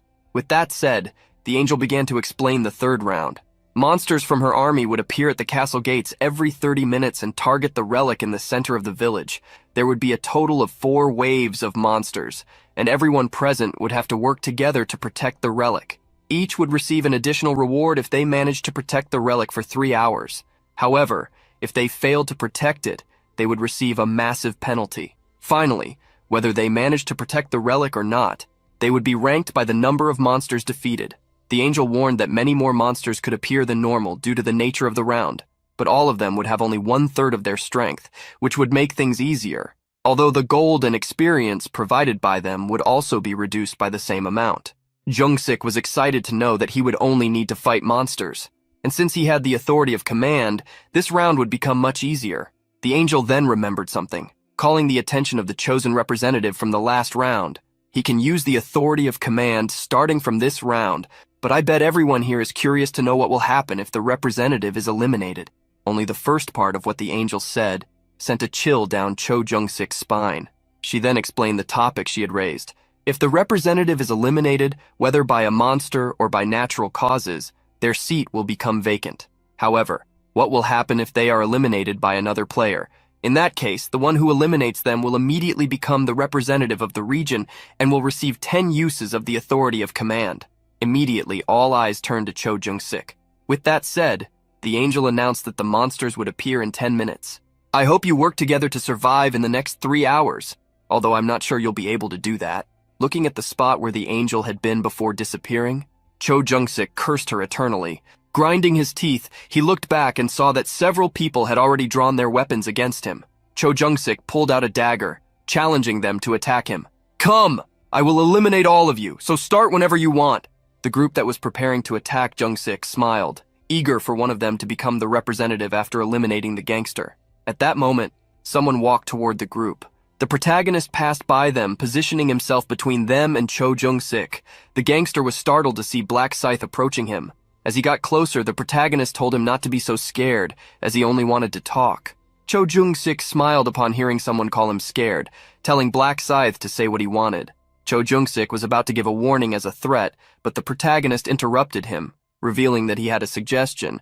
I think you're in a tough situation right now, so how about I protect you? Cho Jung-sik didn't understand the suggestion, so Black Scythe repeated, I will protect you so that no one can envy you. This means I will be responsible for escorting you one by one. The players were confused upon hearing Black Scythe's words, as this meant they would have to face him as well if they wanted to become the representative. Thanks to the protagonist's actions, people began to give up on attacking Cho Jung-sik, who, noticing the reactions of the crowd, was tempted to accept the offer. However, knowing that everything has a price, he asked what Black Scythe wanted in return. The protagonist coldly revealed what he wanted. I don't want much, just that you follow all my commands. That's the condition. Cho Jung-sik was surprised, as this meant he would have to become Black Scythe's subordinate. The gangster wanted to know why Black Scythe was making that offer, but the protagonist refused to answer. Cho Jung-sik then asked what kind of commands he would give him, but the protagonist again refused to speak, only repeating that he would have to follow his orders unconditionally. Cho Jung-sik gritted his teeth. He didn't want to follow someone unconditionally, but he wondered what would happen if he refused. He suspected that Black Scythe might attack the moment he declined. The protagonist urged him to respond quickly, as others were waiting for his answer. Cho Jung-sik gritted his teeth, thinking about the response he would give, and then he refused the offer. The protagonist had already expected the gangster to do this. There was no way such a bastard would set aside his pride so easily. Hearing Cho Jung-sik refuse the offer, many people became excited and surprised that he hadn't accepted the offer that would bring him safety. Many realized that the reason was pride. Some believed that the gangster valued pride more than his own life, while others thought he was looking down on them. The comments progressed exactly as they had in the protagonist's last regression. Who knew what he should do next? Fine, since you rejected, there's nothing I can do. Now that you've rejected, I won't get involved in this matter. Whether you are eliminated or not, it has nothing to do with me anymore. People watched as Black Scythe turned his back on the gangster, hearing everything he said. They felt they now had free rein to attack the damn gangster whenever they wanted. Cho Jung-sik gritted his teeth, practically regretting refusing the offer. At that moment, it was announced that the first wave of monsters was about to arrive, asking everyone to prepare to protect the relic. Additionally, it was announced that after 30 minutes, regardless of how many monsters were defeated, the second wave would be released. Everyone took positions to begin defending the crystal. Cho Jung-sik was worried about fighting with all those people targeting him, but since this was a personal mission, he had no choice but to face the problem alone. Looking around, Cho Jung-sik saw Black Scythe heading in the opposite direction of the monsters and became confused. He ended up following the protagonist through the empty streets of the village, wondering if Black Scythe also planned to fight alone, and if he was heading to another entrance. It was then that the first wave was released. The gates opened, allowing the 4,900 players to face double the weakened goblins, a number that left many feeling scared. Worried about the number of monsters, even if they were weakened, Cho Jung-sik ran to hide. He climbed onto one of the abandoned houses, wondering where Black Scythe had gone, if he had gone straight to fight the goblins alone. He couldn't believe that Black Scythe was confident enough to fight alone in a place where at least 10 people could stand side by side. From the top of a house, Cho Jung-sik saw the protagonist facing the orcs that had passed through the gate. He mocked the protagonist's actions, thinking he would just fight a little and then flee. Dozens of monsters advanced through the gates, and with his scythe in hand, the protagonist attacked them. With each attack, a crimson aura was released, defeating several goblins at once. However, more goblins advanced, jumping to attack Black Scythe. The protagonist followed their movements and with a jump spun his scythe multiple times, attacking each of the goblins and defeating them mid-air. Watching the battle, Cho Jung-sik was shocked by how strong Black Scythe was showing himself to be. He wondered if that was the strength one would gain by reaching level 16. Cho Jung-sik realized it wasn't the time to envy someone, but to hurry up and become stronger, especially now that the battle against the goblins was in full swing. From there, he could see people fighting against the goblins, where no one remembered his existence anymore. Everyone just wanted to protect the relic. Cho Jung-sik ran to the cave to also fight the goblins and level up. Treating the goblins as experience points, the gangster attacked them. His sharp senses warned him of danger, and with a backward strike, he defeated a goblin that tried to ambush him. His senses were sharp because of his detection rune, which he relied on to make battle easy. However, at that moment, something grazed Cho Jung-sik's face, and he dodged with a scratch. Seeing the arrow that had been shot, he was surprised, as he had not seen goblins shooting arrows. He looked around, searching for the bastard who had tried to hit him when his guard was down. In that moment of concern, Cho Jung-sik was hit by a spearman. However, instead of falling, Cho Jung-sik grabbed the spear, cursing the bastard who struck him. He yanked the spear out, pulled it back, and aimed at the spearman with his dagger. He took out all his hatred on that player who had dared to attack him, but at that moment another arrow was shot, passing close to his chin. Cho Jung-sik managed to locate who had fired the arrow. Grabbing the spear, he prepared to throw it at the archer. The archer tried to shoot another arrow, but he didn't have time. He was hit by the spear. Cho Jung-sik was furious for having to worry more about players than goblins, regretting being the representative of the region. He cursed the position he had obtained, wishing he could pass it on to someone else. By this point, he began to regret not accepting Black Scythe's offer. However, he cast aside that feeling because of his pride. He wanted to find a solution, a way to hunt safely without having to worry about so many players. At that moment, Cho Jung-sik spotted someone. The burly man was the current rank 3 in the region, the black dragon in my right arm. Cho Jung-sik smiled maliciously, planning to use this player. Calling the black dragon, Cho Jung-sik pointed his dagger at him, ordering him to protect him from then on. The protagonist was hunting, and thanks to the effect of the skeletal necklace, his attack speed had already increased by 25%. His goblin kill count had surpassed 500, and he was also being strengthened by the effect of the assassin rune. The protagonist opened his inventory and realized he had already earned almost 2,000 gold coins. Satisfied, Ryumin noted that he would soon collect the 20,000 coins he wanted during the second wave of monsters. He began to think it would be better to save the gold throughout the wave and buy 2 common skills, as doing so would allow him to obtain the rune of True Heart Thoughts. After standing still for a while, the protagonist noticed some goblins approaching. He quickly swung his scythe, defeating all of them at once. After the group of goblins was defeated, other goblins refused to advance. Since they weren't moving forward, the protagonist decided to take action. After 30 minutes had passed, a thunderous sound echoed through the village. A golden light emerged, causing the goblins to start disappearing, ending the first wave. Almost 1,000 players had been eliminated in this round, leaving just under 4,000. As a reward, these players received 500 gold coins. Seeing the number of eliminated players, the protagonist confirmed that the goblins could not be faced lightly. Thinking of something else, the protagonist searched for Cho Jung-sik and found him alive, something he had already expected, as it would be difficult for him to be eliminated in this round. Despite being alive, Cho Jung-sik was irritated. Everyone, instead of focusing on the goblins, was only focusing on him. At that moment, someone tried to attack Cho Jung-sik from behind. However, before that person could complete the ambush, Black Dragon and Yeonming threw him to the ground. Seeing the scene, the gangster boasted about having used his authority to create meat shields that helped him survive the first wave. Moreover, Yeonming was even helping him without needing to be controlled by the authority. However, the pain from the wound caused by the spear still tormented Cho Jung-sik. He was bleeding heavily, to the point of not knowing if he could survive for the remaining time. Cho Jung-sik gritted his teeth, forcing himself to survive with his tenacity. At that moment, new monsters appeared. This time, in addition to the goblins, hobgoblins also emerged. For each player, there were 2 monsters.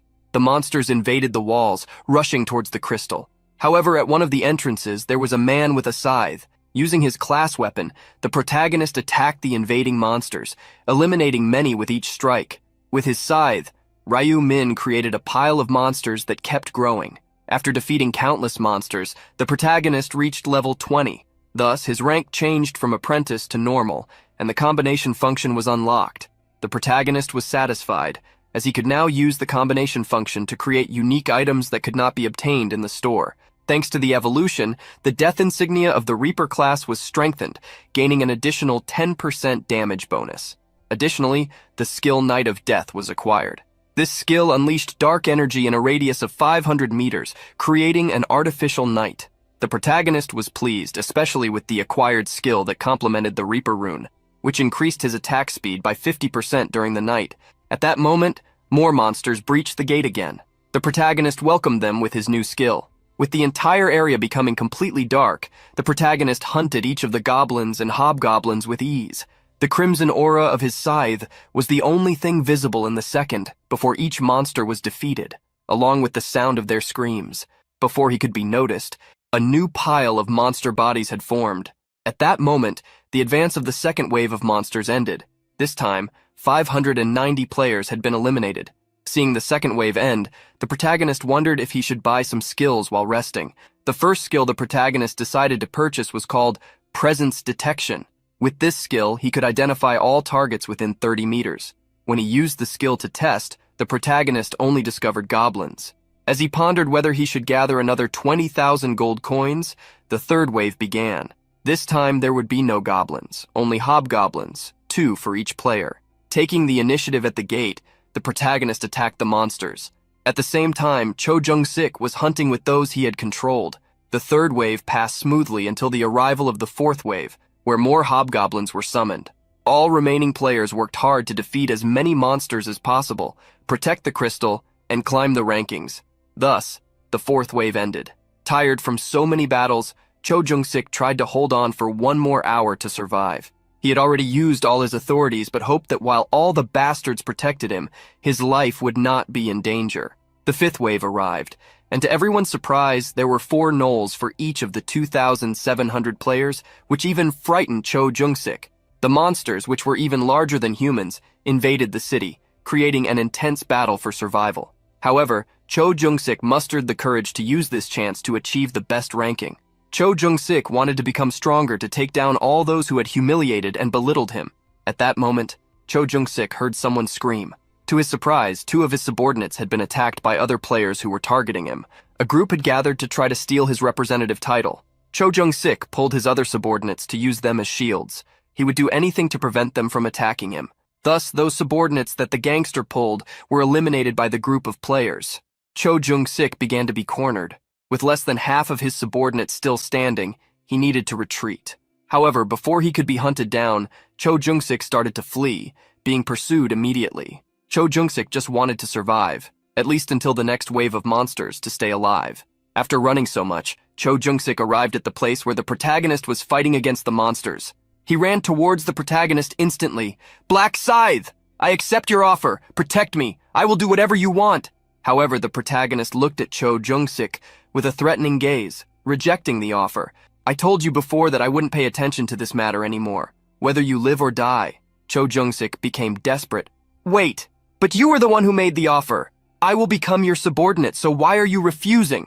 The protagonist turned his back on the gangster, stating that he did not want a subordinate who didn't even have command authority. Cho Jung-sik gritted his teeth upon realizing that Black Scythe was saying he was useless, and regretted not accepting the offer at the moment it was made.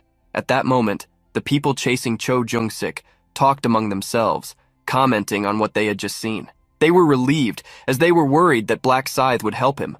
Now they were excited because they could attack the gangster at will. With a dagger in hand, Cho Jung-sik prepared to fight for his life, wishing to take as many as he could to the grave with him. At that moment, Yeon-ming appeared in the crowd to join the gangster. Cho Jung-sik was excited to see his subordinate, but before he could say anything, Yeon-ming attacked him. With the attack, Yeon-ming threw the gang leader to the ground. He approached Cho Jung-sik with a wicked look. "Boss, I will finish you off comfortably." Before Cho Jung-sik could complain, Yeon-ming grabbed him by the collar and began to beat him. Using all his strength, Yeon-ming attacked mercilessly. Cho Jung-sik couldn't defend himself due to the exhaustion and pain he felt, and with each passing moment his vision grew blurrier. He could only curse the bastard who betrayed him. A warning sounded, announcing that the representative had been eliminated, and the power of the representative had passed on, with the new representative being Hwang Yeon-ming. Upon becoming the representative, Yeon-ming declared himself a king. With the command authority in his hands, Yeon-ming instantly thought of controlling Seo Arin. He asked his former boss not to blame him, as he would make good use of the authority, also blaming him for losing such power since he had only been running around. Yeon-ming called his henchmen, asking if they had seen how he defeated Cho Jung-sik. Everyone quickly agreed that he had done well. However, inside, Yan Ming's henchmen were afraid of the psychopath who had eliminated a person with his own hands. Several people approached the scene, and upon seeing Yan Ming, wondered if he wasn't the guy who had allied with the gang leader, surprised that he was now betraying him. Everyone gritted their teeth miserably, hating the fact that Yan Ming had become the new representative. Yan Ming smiled proudly. Seeing that everyone was behind him, he thought of something that could get him out of a bad situation. Quickly, Yan Ming ran toward the protagonist. As he approached, he asked Black Scythe if he had seen the message that he had become the new representative of the region, claiming that he now had command authority. Yan Ming wanted to accept the offer that Black Scythe had made to Avita Ium Documentario, doing whatever Black Scythe wanted in exchange for his protection. Yan Ming was confident that the reason the gangster had been abandoned was that he had exhausted all command authorities, so Black Scythe would accept the offer since he had all of them. However, the protagonist frowned. "I don't like your attitude." Hearing that left Yan Ming confused. Contrary to the bastard, the protagonist ordered him to kneel and beg, then he would consider the offer. Desperate, Yan Ming asked if Black Scythe hadn't heard him say that he had command authority. However, the protagonist treated it as if it were nothing, as if it had nothing to do with him. "It seems you misunderstood, but you were the one who asked for this. So if you want my protection, kneel and beg." Yan Ming gritted his teeth, but seeing the people behind him, he considered kneeling. In an instant, Yan Ming knelt and bowed, asking Black Scythe to accept him as a subordinate, begging loudly. The protagonist had seen this scene many times, enough to grow tired of it. However, unlike Cho Jung-sik, Huang Yan Ming had something to offer, for now. The protagonist accepted the offer, which made Yan Ming so grateful that he bowed several times to thank him. Seeing Yan Ming's actions, the protagonist ordered him to stop. The protagonist then positioned himself between Yan Ming and the other players, who were surprised, wondering if the whole situation would end like this, with Black Scythe protecting Huang Yan Ming. Some people wanted to attack together, but others discouraged them, reminding them that Black Scythe wielded his scythe, defeating countless opponents at once. At that moment, the protagonist interrupted the chatter of the people. "I will give you two choices. You can give up the position of representative of the region and go back to hunting monsters, or perish by my hands." The protagonist extended his scythe, recommending the first option, but warning that if they chose the second, they would no longer be seen as humans. Those closest to him swallowed hard. Quickly, everyone gave up the position of representative, fleeing in fear. Yan Ming was impressed. Everyone had fled just from Black Scythe's words. He felt confident that now, as an ally of the top one, he could relax. The protagonist observed that the atmosphere indicated everything would come to an end soon, successfully finishing the fifth wave. However, the protagonist thought that if things ended like this, it could be a bit boring. The protagonist approached Yan Ming, stating that he had something he wanted him to do. Promptly, Yan Ming asked what he wanted him to do. The protagonist ordered him to use both commands to break the relic. Yan Ming was confused by the request. He remembered that Anya had said that if they failed to protect the relic, they would face severe punishment. He didn't understand why Black Scythe wanted them to break it. Furthermore, if he used the 10 commands, he wouldn't be able to make Seoarin his slave. Yan Ming tried to ask why Black Scythe wanted to break the relic, but the protagonist ordered him to shut up and obey. The bastard tried to negotiate to use only 9 commands, but the protagonist refused to negotiate. In the end, Yan Ming decided to accept using the 10 commands, but before he did, the protagonist stated that he would tell him whom to use the authority on.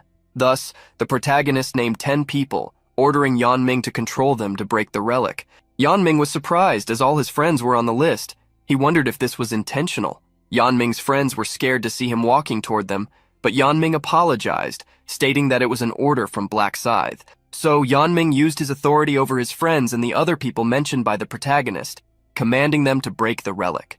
A warning suddenly appeared for everyone, alerting that the relic was under attack. When everyone looked at the relic, they realized several players were attacking it. Quickly, they ran toward the relic to try to stop the group from breaking it. Some people managed to arrive in time to grab the destroyers, trying to stop them, but seeing that they couldn't stop them, they attacked them fiercely. However, it was too late. After so many strikes, the relic cracked and shattered. Because of the destruction of the relic, the main mission failed. As a penalty, the divine retribution writ would be invoked. Everyone was confused, especially with the suggestion that they should survive, as until the time ran out, the round would not end. The divine retribution writ was a secret mission. As a reward, they would receive 3,000 gold if they managed to survive for 30 minutes. When the people saw the reward of 3,000 gold coins, they became excited, as it was much better than the previous reward. Getting a greater reward than that from the waves was the reason the protagonist made Yeonming break the relic.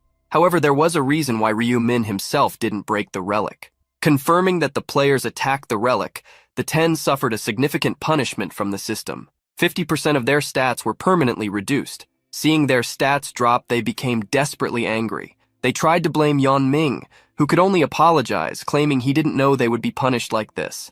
However, at that moment, the region's representative was also penalized for failing to protect the relic. Like the others, he had a 50% reduction in his stats. Yeonming was furious, kicking the wall to vent his anger. Putting the matter aside, the protagonist began to prepare for the divine retribution writ. Opening the shop, he bought items with the extra gold, starting with a hood that increased agility and boots with the same effect, in addition to an increase in movement speed. Next, the protagonist opened the combination feature. He placed the skeletal necklace in one slot and the mana stone, the purple crystal he obtained from Julie, in the other. The combination was successful, and the necklace received a point in all stats. Since the protagonist could only place one mana stone in each item, he proceeded to place the other stones he had on his other equipment, putting a damage reduction stone in his light armor and a strength stone in his scythe. The low-level mana stone wasn't very helpful, but it was better than nothing. A dark mist emerged in the center of the village, sending chills down many players' spines.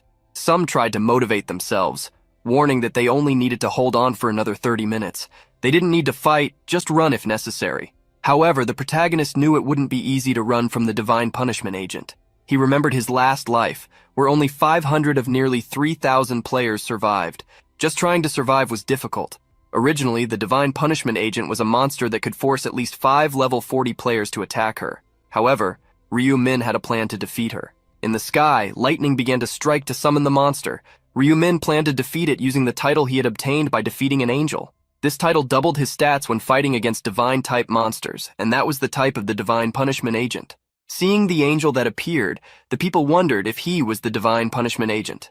Noticing that he wasn't that big, they thought they could just run and dodge the attacks, believing it would be an easy mission. Yeonming also felt relieved, thinking he had been scared for nothing. The agent carried a staff adorned with a circle with a bell in the middle. Raising his staff, he prepared for an attack. The agent struck the staff on the ground, generating a wave that spread across the town square. The wave created a restrictive field that prevented anyone from passing through until the ability was deactivated. The people tried to pass through the barrier, but became worried when they couldn't. At that moment, everyone inside the field had their stats reduced by 50%. Realizing it wouldn't be easy, the people began to hit the barrier, trying to escape. The protagonist observed that about 300 people had been caught within the range of the ability. It was a shame, but he couldn't save them. The agent extended his shining wings to the sky, and upon flapping his wings, a multitude of light spears were generated and launched at the players. The protagonist averted his gaze, refusing to watch those 300 players being struck by the divine spears. The players inside the field were terrified, trying to run or hide, all to dodge the difficult spears that were already hard to follow with their eyes. After the first spears were thrown, the angel conjured another set, making them rain down on the players inside the restriction field. It was almost impossible to dodge the light spears, but those who managed to evade them wouldn't face significant problems. Now that everyone was distracted, the protagonist moved. Paying attention to the humans, the agent didn't notice what was behind him, allowing the protagonist to slip past him. Ryu Min had devised a plan to attack the agent as soon as the barrier was lowered. After a few minutes, the barrier began to dissipate. The protagonist charged at the agent, unafraid that he would turn around, as he wouldn't hear him due to not having ears. Arriving within 5 meters, the protagonist jumped and then used the death seal, marking the agent. The protagonist aimed for a fatal blow in a single attack. The spear descended upon the agent, but before it could be struck, the divine being looked up, revealing its eyes on a face surrounded by feathers. However, despite noticing Black Scythe's presence, it was too late for him. Hit with all the protagonist's power, the divine punishment agent screamed in pain. The protagonist had struck the eye of that being with a perfect blow. After the strike, the protagonist returned to the ground, checking that, thanks to his seal's assistance, he had dealt significant damage, leaving the boss monster with only 60% of its stamina. Eliminating 40% with one attack wasn't too bad. The protagonist knew that the agent would use the restriction field to try to find him, so he fled. Just as he predicted, the agent used the ability, sending a wave of energy through the square. However, realizing that he hadn't caught the one who attacked him, the agent released the field. The protagonist seized this opportunity to advance again. Now he wanted to attack the other eye of the monster. The protagonist repeated the attack he executed last time, hitting the divine punishment agent squarely. Struck in his other eye, the monster screamed in pain. Having succeeded in his attack, the protagonist was able to relax. The agent used the restriction field again, but even though Ryu Min was caught by the ability, he didn't mind, as without vision, the agent was like a glorious punching bag. The divine punishment agent conjured the light spears to attack. Soon, Ryu Min understood the monster's plan, to hit him by aiming in all directions. The moment the spears were launched upwards, the protagonist used the night ability. Instantly, complete darkness covered the entire area, swallowing the light spears. The agent became confused as his spears were consumed, but Ryu Min was already before him, ready to attack again. With his Reaper's scythe, he was prepared to finish off the divine monster, demonstrating the superiority of the night. The scythe tore through the angel's wing, splattering golden blood everywhere. With the powerful strike, that wing fell to the ground. The divine agent tried to figure out where his enemy was, but all he encountered were the blows of the black scythe. With his scythe and crimson aura, the protagonist toyed with the monster, which couldn't even touch him. With one more powerful strike, the protagonist ripped off the other wing of the angel. After all the attacks, the protagonist checked the divine agent's stamina, discovering it was at 10%. The protagonist didn't stay still, putting some distance between himself and the agent. It was at that moment that the passive ability of the divine punishment agent, Radiant Last Flame, was activated. Thanks to his passive, the agent became invincible. The protagonist watched as the monster became invincible after his life was reduced to 10%. The staff the agent held launched several spheres of dark energy, which fell throughout the area. The protagonist could watch the monster attack randomly one last time. The duration of the agent's invincibility buff, which would last 50 seconds, passed like a countdown as he attacked randomly. When the countdown reached 1 second, the protagonist prepared himself. The invincibility buff dropped, and just as the agent was about to flee, the protagonist charged in his direction. The protagonist swung his scythe, delivering a horizontal strike that hit the angel. The angel would no longer be able to turn its head, as it no longer had one. Defeating the divine punishment agent, the protagonist leveled up several times and collected a huge sum of gold. Being recognized as the first to defeat such a monster, the protagonist earned the title of Divine Punishment Opponent. With the divine being fallen on the ground, the protagonist examined his title, which reduced divine type attacks by 80%. Ryu Min also received a condensed ether as a reward for being the first to defeat such a being, along with the Rune of Brilliance, which was automatically used. The protagonist had expected to obtain the condensed ether, a supply-type item that was his main objective in hunting the divine punishment agent, as it was used for crafting god-rank items. The Rune of Brilliance was also a great acquisition, as it increased intelligence by 1 point for each level, in addition to increasing the effects of divine-type abilities by 1%. Currently, thanks to this rune, the protagonist was already gaining 30 points of intelligence and 30% bonus to divine skills for being at level 30. With the mission completed, everyone received a reward of 3,000 gold coins, causing great excitement. Everyone celebrated being alive.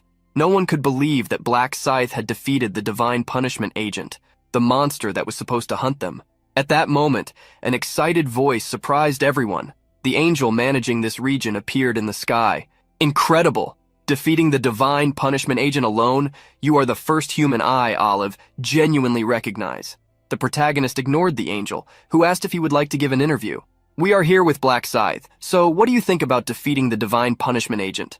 The protagonist clicked his tongue, irritated by the silly question. I only defeated the agent because I wanted to. The angel assumed he did it for the reward, but the protagonist stated it was also to prevent the agent from attacking people. The players were surprised by Black Scythe's response, starting to treat him as a savior.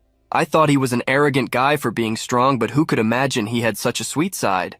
The angel, hearing that Black Scythe had attacked the monster to save others, believed what she had heard about humans being a very strange race. In 1 hour, they attacked each other. In another, they fought together in harmony to survive, as if what they had done before had never happened. Hearing that the angel didn't understand, the protagonist expected nothing better from her or any other narcissistic angel. Putting the topic of the agent aside, the angel congratulated everyone for staying alive, but warned that it wasn't time to relax. Smiling, she reminded them that, depending on the outcome, they could still be eliminated. Anticipating that moment, Olive wanted to see the overall results.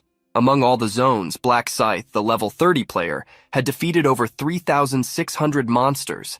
Behind him were the Stupid Idiots, with just under 1,000 kills, and in third place, the Celestial Demon.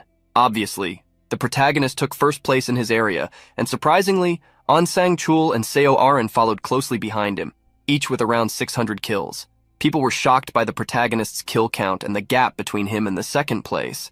What impressed them the most was his level 30. Many suspected he had somehow obtained experience bonuses because of this. The protagonist had indeed received experience bonuses, but he didn't know if there was a way to obtain them other than becoming the top rank across all zones. He was congratulated and received the rewards for his 2 first places. The first prize he opened would grant him a mid-rank ring. Among the possible options, he chose the Ring of Resistance, even though the name wasn't as flashy as the other 2. The ring granted him 4 luck points and an incredible 35% resistance. The most shocking was the extra effect, which provided resistance against status effects. Even if someone was very powerful, they could still be taken down by status effects. Moreover, resistance couldn't be obtained through stats, making this the best option among the rings, even if he wouldn't use it at that moment.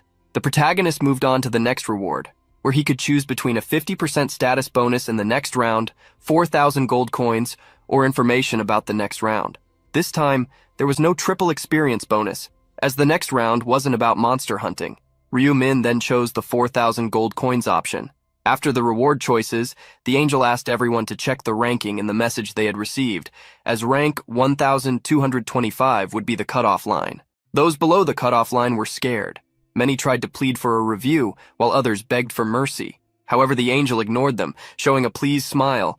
So, now we will begin eliminating the insects that couldn't even make it into the top 1,225. As soon as the angel snapped her fingers, a golden energy enveloped hundreds of people, consuming their bodies while they screamed. Thus, the number of survivors in round 3 became only 1,225, and the round was concluded, with the next one scheduled for the 1st of the following month. Arin, upon returning to the real world, found herself in her room. She touched her face, checked her hands, and confirmed that she had survived.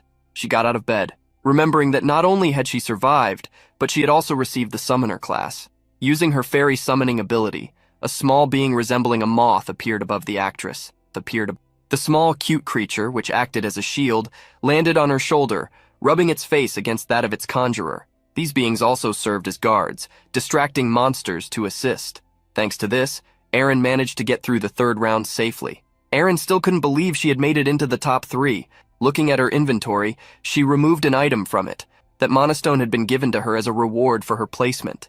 She couldn't help but wonder if Black Scythe would like the gift if she gave him that item. In another house, someone grabbed a lamp and, filled with great rage, smashed it against a wall. Yan Ming cursed Black Scythe for his stat reduction. He regretted following his order and destroying the artifact.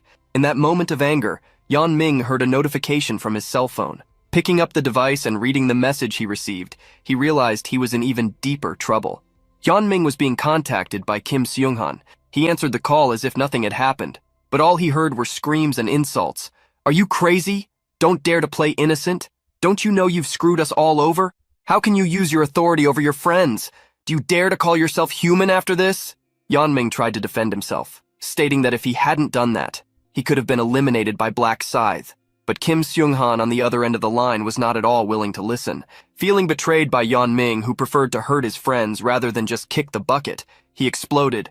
"If you hadn't been so ambitious, none of this would have happened. You damned traitor!" Yan Ming wanted to explain himself, but Kim Seung-gun cut him off. "Never call me again. Whether in real life or the other world, pretend you don't know me or I'll tear your face off if I see it one more time." Seeing his companion hang up, Yan Ming gritted his teeth, unable to believe that what he had done was so wrong. He tried calling the others to join against Kim Seung-han, but the first number he dialed was unavailable. Seeing that he had been blocked, Yan Ming took out his frustration on his phone, throwing it onto the bed, for the device's good fortune. Feeling abandoned, Yan Ming dismissed the idea of needing anyone. Remembering the threat he had faced, he wondered who Kim Seung-han thought he was. Now he was determined to take revenge on the former colleague for threatening him. Not just him, but everyone else too. At the Imperial Hotel, Ma Junlok met with the security guard, An again. Central humbly stated that he had survived by luck. Remembering that the third round had been difficult, Ma Jianlok asked if he was okay, but Sanchul replied that he hadn't had much trouble since the monsters were weakened. Ma Jianlok questioned what level Sanchul was and if he had chosen a class. In response, the guard revealed that he was a level 11 knight, and that Seo Aaron was at the same level, but as a summoner. Upon hearing about Aaron's class, Ma Jianlok was surprised and immediately found the information fantastic, as it didn't seem like a common class. Seeing his expression, Ma Jianlok couldn't help but laugh, as he hadn't seen that expression in a long time.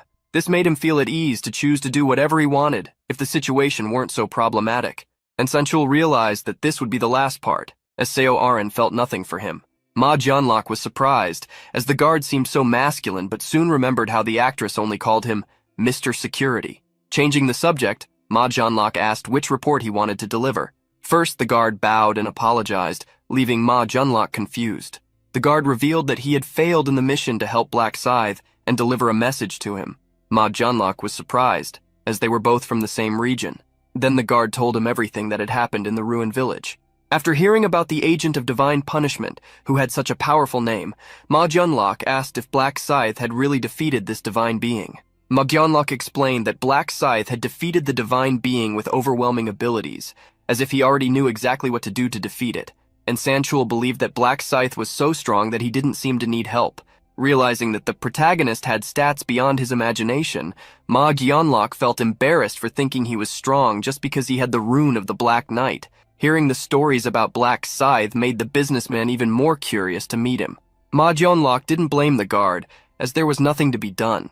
Changing the subject again, he asked what the result of the search for the bandits had been. The guard started with Huang Yanming and, assuming that this was the player's real name, said that there were dozens of people with the same name in the country. However, filtering by age, he found 5 suspects. Ma Jianlok wanted to know the locations of the 5, but the guard stated that the investigator would only find their addresses in a month.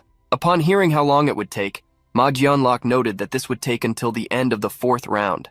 Serving the boss's drink, the guard stated that there was no rush as they had time. Curious, Ma Jianlok asked how much gold Sanchul had collected.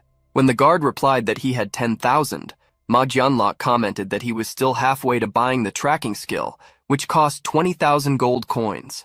Before the conversation ended, Sanchul remembered another topic, revealing that in the last month, someone had bought a large amount of shares from his company. Ma Jianlok did not suspect which company the guard was talking about until he revealed that it was the Celestial Demon Consulting, the company that was currently receiving total attention. Hearing the boss ask what percentage was bought, the guard asked him not to be surprised. It had been 31%.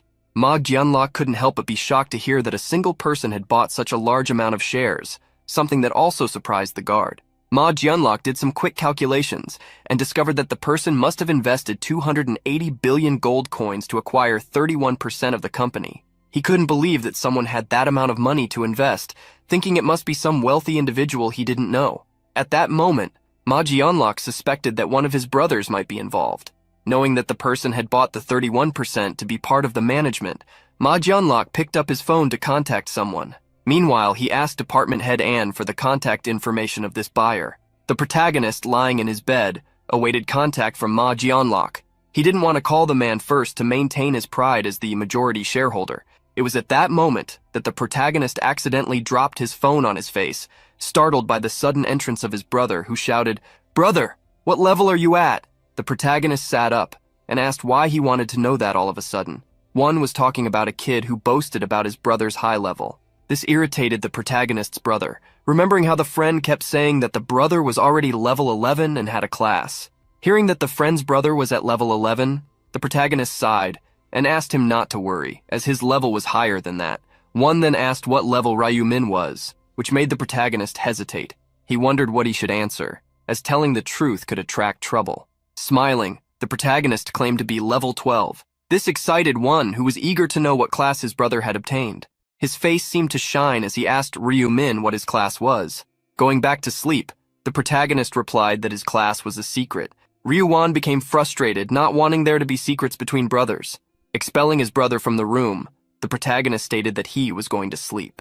The moment Wan left the room, the protagonist received a call. Upon answering, the person on the other end asked if he was speaking with Ryu Min.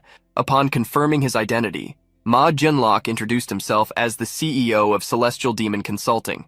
Receiving the contact, the protagonist decided to play innocent, as it would help him catch Magyeonlok off guard. When he heard Ryo Min stammering and greeting, Magyeonlok asked if he had invested a fortune in his company. With a timid voice, the protagonist asked what the matter was. Magyeonlok, revealing that Ryo Min had become the largest shareholder of the company, stated that he wanted to meet him in person. With the protagonist's confirmation, Magyeonlok suggested they meet on Friday. The protagonist looked at his calendar, remembering that it was an important day to obtain the Rune of Inner Thoughts. Claiming to have plans for Friday, the protagonist suggested Saturday instead. Thus, they both agreed on the meeting. The protagonist already knew that Magyeonlok would call, as the CEO had founded the company to gain his father's approval, so there was no way he would treat his majority shareholder casually. Thinking about the meeting, the protagonist prepared to get the rune he needed before that day. There were many ways to obtain runes, such as going to certain places during specific rounds, receiving them as special rewards, or defeating boss monsters. In extreme cases, even defeating common monsters could yield runes. One of the things that few people discovered was that it was also possible to obtain runes in real life. But of course, the method for the appearance of runes was extremely restricted. Entering a warehouse, the protagonist hid on a staircase, waiting for Jang Seo-kyun to appear. The player using his real name had a name that Ryo Min would never forget, as he was the criminal who had kidnapped his brother. The protagonist clearly remembered the face and voice of that bastard. On that day, with one tied up, Jang Seo-kyun had ordered the protagonist to deliver what others did not have. The protagonist had been surprised at the time, claiming he didn't know what the thug wanted, which made Jang Seo-kyun laugh out loud, but he cut through the protagonist's lie, accusing him of being a regressor. Seeing the surprise in Ryo Min's eyes, Jang Seo-kyun revealed that he had the Rune of Inner Thoughts, which he used to probe Ryu 1. Since that incident, the protagonist had sought revenge against Jang Seo-kyun since his 11th regression. Therefore, Ryo Min held no unnecessary feelings. He just wanted to obtain the Rune of Inner Thoughts before that bastard could get it. Putting on a mask, the protagonist waited. A few minutes later, Jang Seo-kyun entered the warehouse carrying someone over his shoulders. He threw the woman to the ground. Ripping off the tape that sealed her mouth, he ordered her not to scream. Immediately, the woman began to plead for her life, begging to be released. Jang Seo-kyun grew irritated upon hearing the same old lines telling her to try something different. He didn't want to hear about letting her go, money, or anything else boring. The woman apologized, asking if he was doing this to her because she had looked at him the wrong way a few days earlier. Jang Seo-kyun looked at her with disdain, finally hearing what he wanted. That day, I felt terrible, did you know?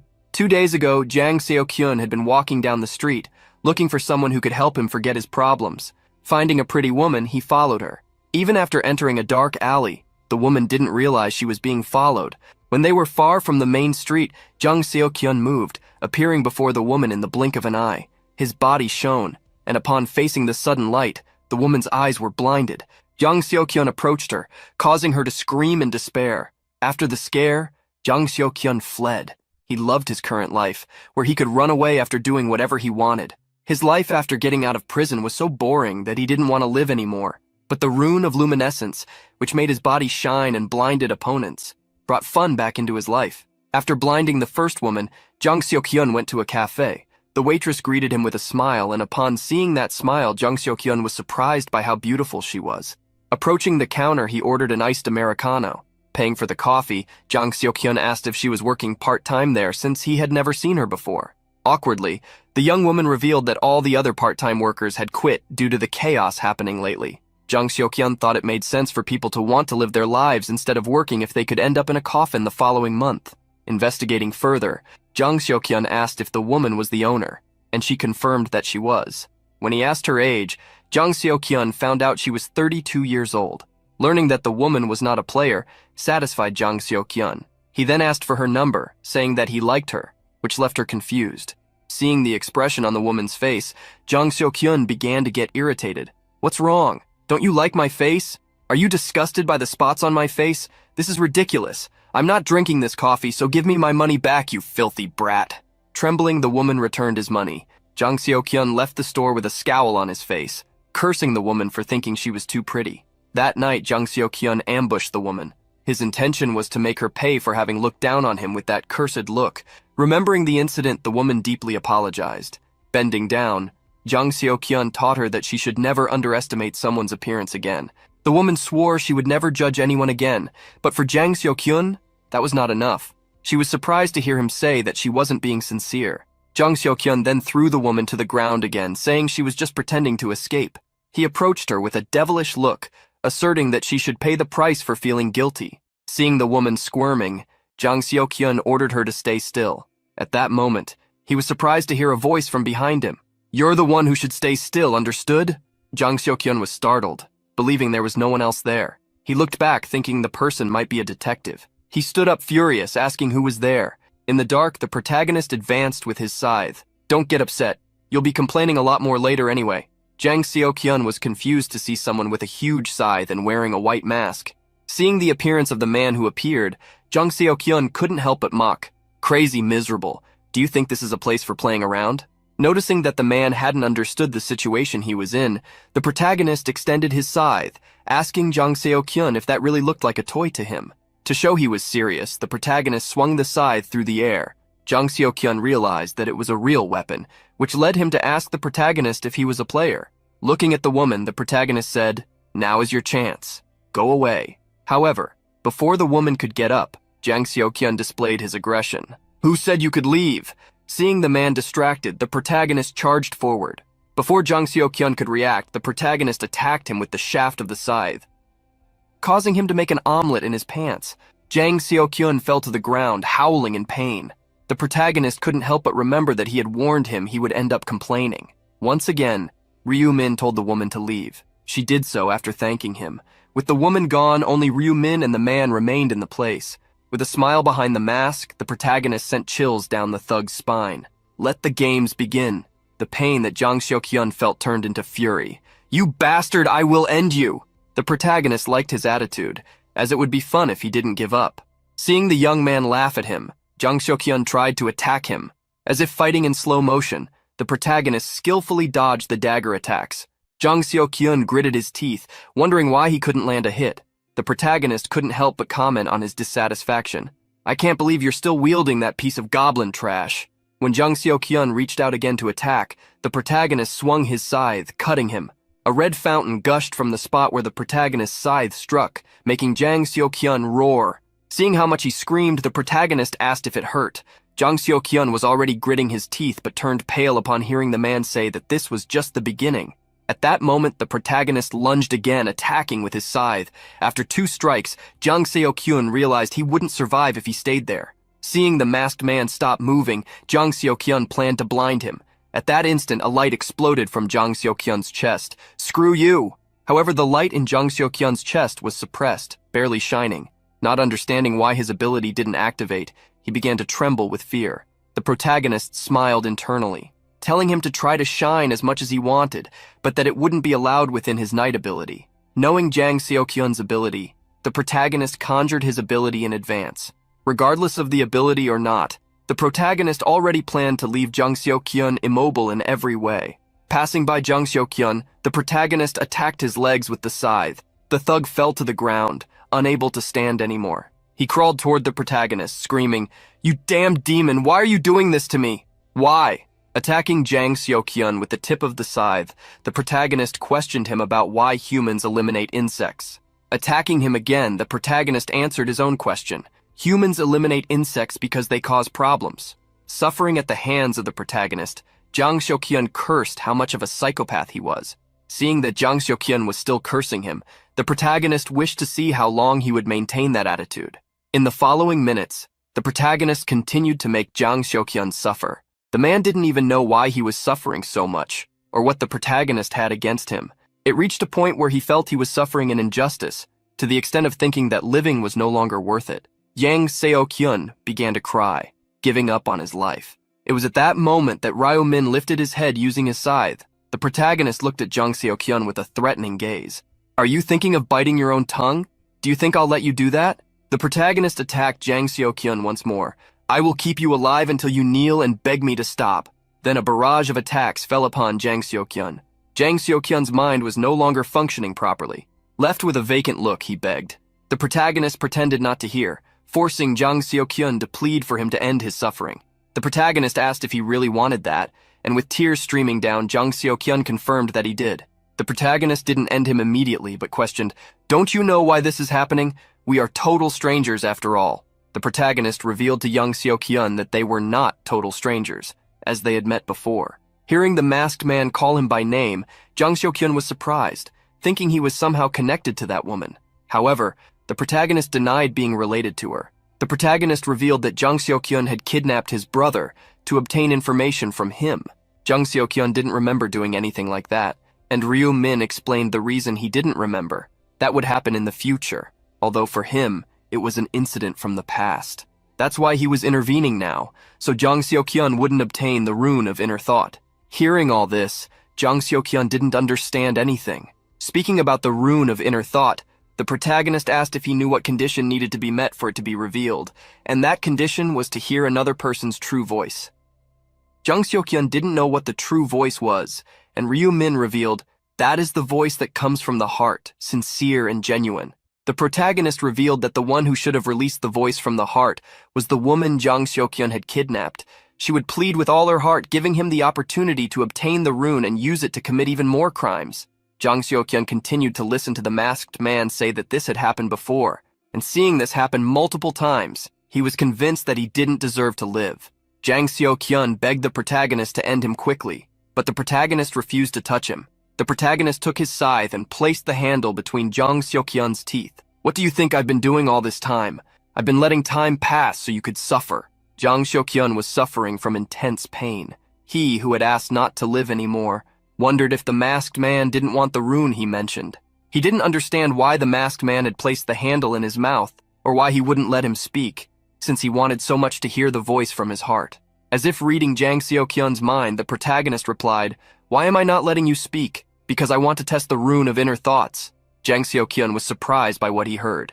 Deceiving Jang Seo-kyun for so long, the protagonist apologized, revealing that he had already obtained the rune. He reminded the man of the moment he pleaded for the first time from the bottom of his heart. At that moment, Ryu Min obtained the rune by hearing the true voice. In the protagonist's chest, a rune shone. It shattered, being imprinted on his body. With the power to read the thoughts of the target in front of him, Ryu Min only needed to observe the person to read their internal intentions. The protagonist revealed that he was just doing some tests, showing how well the rune was functioning. Using the ability to read thoughts, Jang Seo-kyun begged Ryu Min to end his suffering, since he had already obtained what he wanted. However, the protagonist refused to end his suffering so easily, as that would be unfair to Jang Seo-kyun's victims. Hearing that he would suffer even more, Jang Seo-kyun cursed the protagonist. After some time, Jang Seo-kyun stopped breathing. There were no witnesses, but Ryu Min cleaned up all that mess with the bonus he obtained in that situation. The cleaning of traces, an ability that made any trace of a crime disappear. A dark green aura enveloped Jang Seo-kyun, making him disappear, along with everything related to what had happened. Now that he had obtained what he wanted, the protagonist was ready to meet Ma Jung-grok the next day. The next day, Ryu Min wore an elegant dark gray suit. Seeing how handsome his brother looked, Won thought he was going on a date. The protagonist didn't understand why his younger brother thought he was going on a date. His formal attire had been chosen for a business meeting. One was surprised, wanting to know what kind of business his brother had. Remembering that the older brother had bought large shares a few days earlier, and now seeing him leave for a business meeting, one felt confused and worried. The protagonist couldn't help but observe his brother's expression, questioning whether he was more concerned about him or their finances. To calm him, the protagonist smiled and assured him that he would inform him of the details if the business meeting went well. He wanted One to trust him. One was motivated by his brother's words, having no one else to rely on. Gathering his things, the protagonist asked his brother to stay home, as other players were making the world an unsafe place. One followed the protagonist, stating that he had already seen in the news that there were players using their abilities for crimes. He had even heard about prisoners abroad escaping from jails using their powers. The protagonist confirmed that this was happening, as criminals who became players could seek revenge. Players would become stronger, and the population would decrease each month. It would be very strange if nothing changed. The protagonist remembered that, in his last regressions, the world always reached a point where humans would be hunted like animals. However, before the world became so lawless, Ryu Min planned to become overwhelmingly strong, building his reputation as Black Scythe in the process. Ready to leave, the protagonist warned his brother to be careful if he needed to go out. Waiting for Ryu Min to depart, One asked when he would hear from him, but upon hearing that it was a secret, He pouted in irritation at being curious. Ryu-min scolded his brother to stop being so annoying, reminding him that he would have to have lunch and that something more expensive than instant noodles would be a good option. The protagonist wasn't surprised by the place Ma Gyungrok chose for lunch. That hotel was known to belong to the Osun group. Although it was one of Ma Gyungrok's hotels, this was confidential information. Believing that the employees would know to whom the hotel belonged, the protagonist wanted to use this information to appear more valuable in their eyes. Furthermore, Ryu-min wanted to create an image of himself, looking as naive as possible. Arriving at the information desk, the protagonist began to stutter. "Hello, I came for an appointment. I was told to come here." The employee quickly recognized what it was about, asking if this was the appointment with the president of the Heavenly Demon Consulting. Asking the protagonist to wait in an area for a while, she informed him that the president would arrive shortly. Bowing his head to show humility, the protagonist thanked her. After making an innocent first impression, the protagonist sat down, staring into space to appear out of place. Looking up, he feigned surprise. "Oh, that chandelier is so nice." At that moment, someone approached the protagonist. "Are you Mr. Ryu?" Believing Ma Gyungrok had arrived, the protagonist stood up to greet him, but came face to face with Aaron's bodyguard. Looking at the protagonist, the bodyguard asked if they had already met at the hotel before. The protagonist had to confirm that they had met when he was delivering rice cakes after moving, remembering that he was Aaron's bodyguard. And Sanchul had to bow to apologize for his previous rudeness. Despite apologizing, and Sanchul still didn't believe that the young man in front of him, who didn't even look 20, was the majority shareholder who invested 280 billion won. The protagonist knew that the bodyguard must be suspicious of him, but wondered if this was truly a natural reaction to not believing he could have so much money at such a young age. Bowing to appear weak and naive, the protagonist minimized the situation, stating that they didn't even know each other at the time, and revealing that he didn't expect the president of the Celestial Demon Consulting to live in the apartment above his. Realizing that Ryu-min had mistaken him for the president, and Sanchul quickly cleared up the misunderstanding. He introduced himself. He was the section chief and Sanchul, and since the president would arrive a bit late, he arrived first. Showing the way, and Sanchul asked Ryu-min to follow him. Upon taking the protagonist to a room, the security guard asked him to wait a moment. Leaving Ryu-min at the table, and Sanchul hid behind a door to send a message to the president, informing him that he had met the investor face to face and did not believe he had invested that amount of money alone. Someone must be using him, and therefore he should be careful. As the protagonist expected, Sanchul sent an analysis about him to the president. There was no way someone as meticulous as Gyunglok could accidentally be late for an important meeting. A few minutes later, the president arrived, introducing himself to the protagonist. He extended his hand, and Ryu-min shook it, introducing himself in return. The president asked the protagonist to sit down and invited the section chief to join him. The protagonist found it curious that the president included Sanchul in the meeting without asking permission first.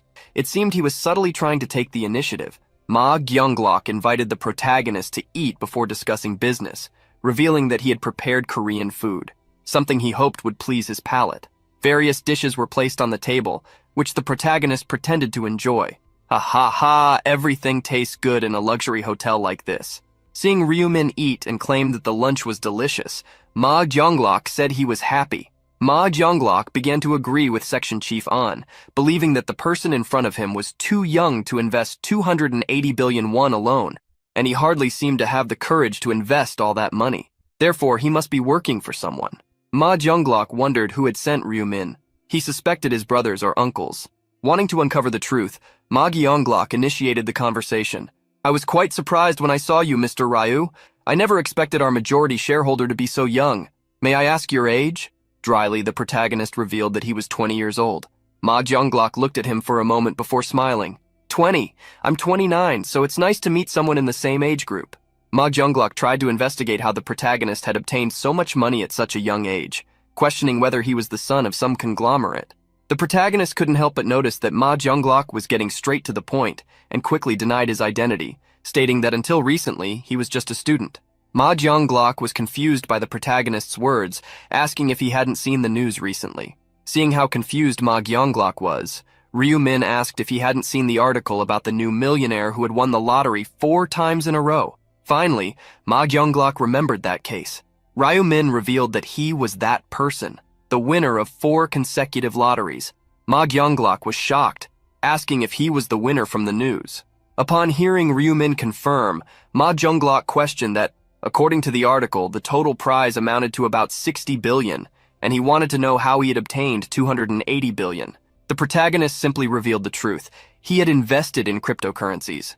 This left Ma Junglok even more surprised as the story ended there. Ma Junglok couldn't believe the story. This led him to want to know why Ryu-min had invested 60 billion in cryptocurrencies. During the meeting, Sanchul stated that Ryu-min seemed very lucky, but the protagonist denied having been lucky. And Sanchul finally remembered the article, where Ryu-min claimed to have seen the lottery numbers in a dream. But at that moment, he stated that he hadn't obtained the numbers through a dream, which left the duo curious. The protagonist looked at Ma Junglok, ready to use the card that would bring him to his side. This is the first time I'm revealing this to others, but I have the rune of future sight. Ma Junglok was shocked. Then the protagonist shocked him even more by stating that this rune allowed him to see a few years ahead. In other words, he was a prophet who could see the future. Silence fell in the room after Ryu-min's revelation. Ma Junglok couldn't believe what he had heard. Neither he nor Sanchul believed the explanation that had been given. Ma Junglok asked the protagonist if he was serious, and Ryu-min returned with another question. Why would I lie? Ma Junglok connected the dots and asked if the lottery numbers had been chosen thanks to the rune of future sight. The protagonist confirmed that he had made money in the same way with cryptocurrencies. He had invested all his money because he could see the future.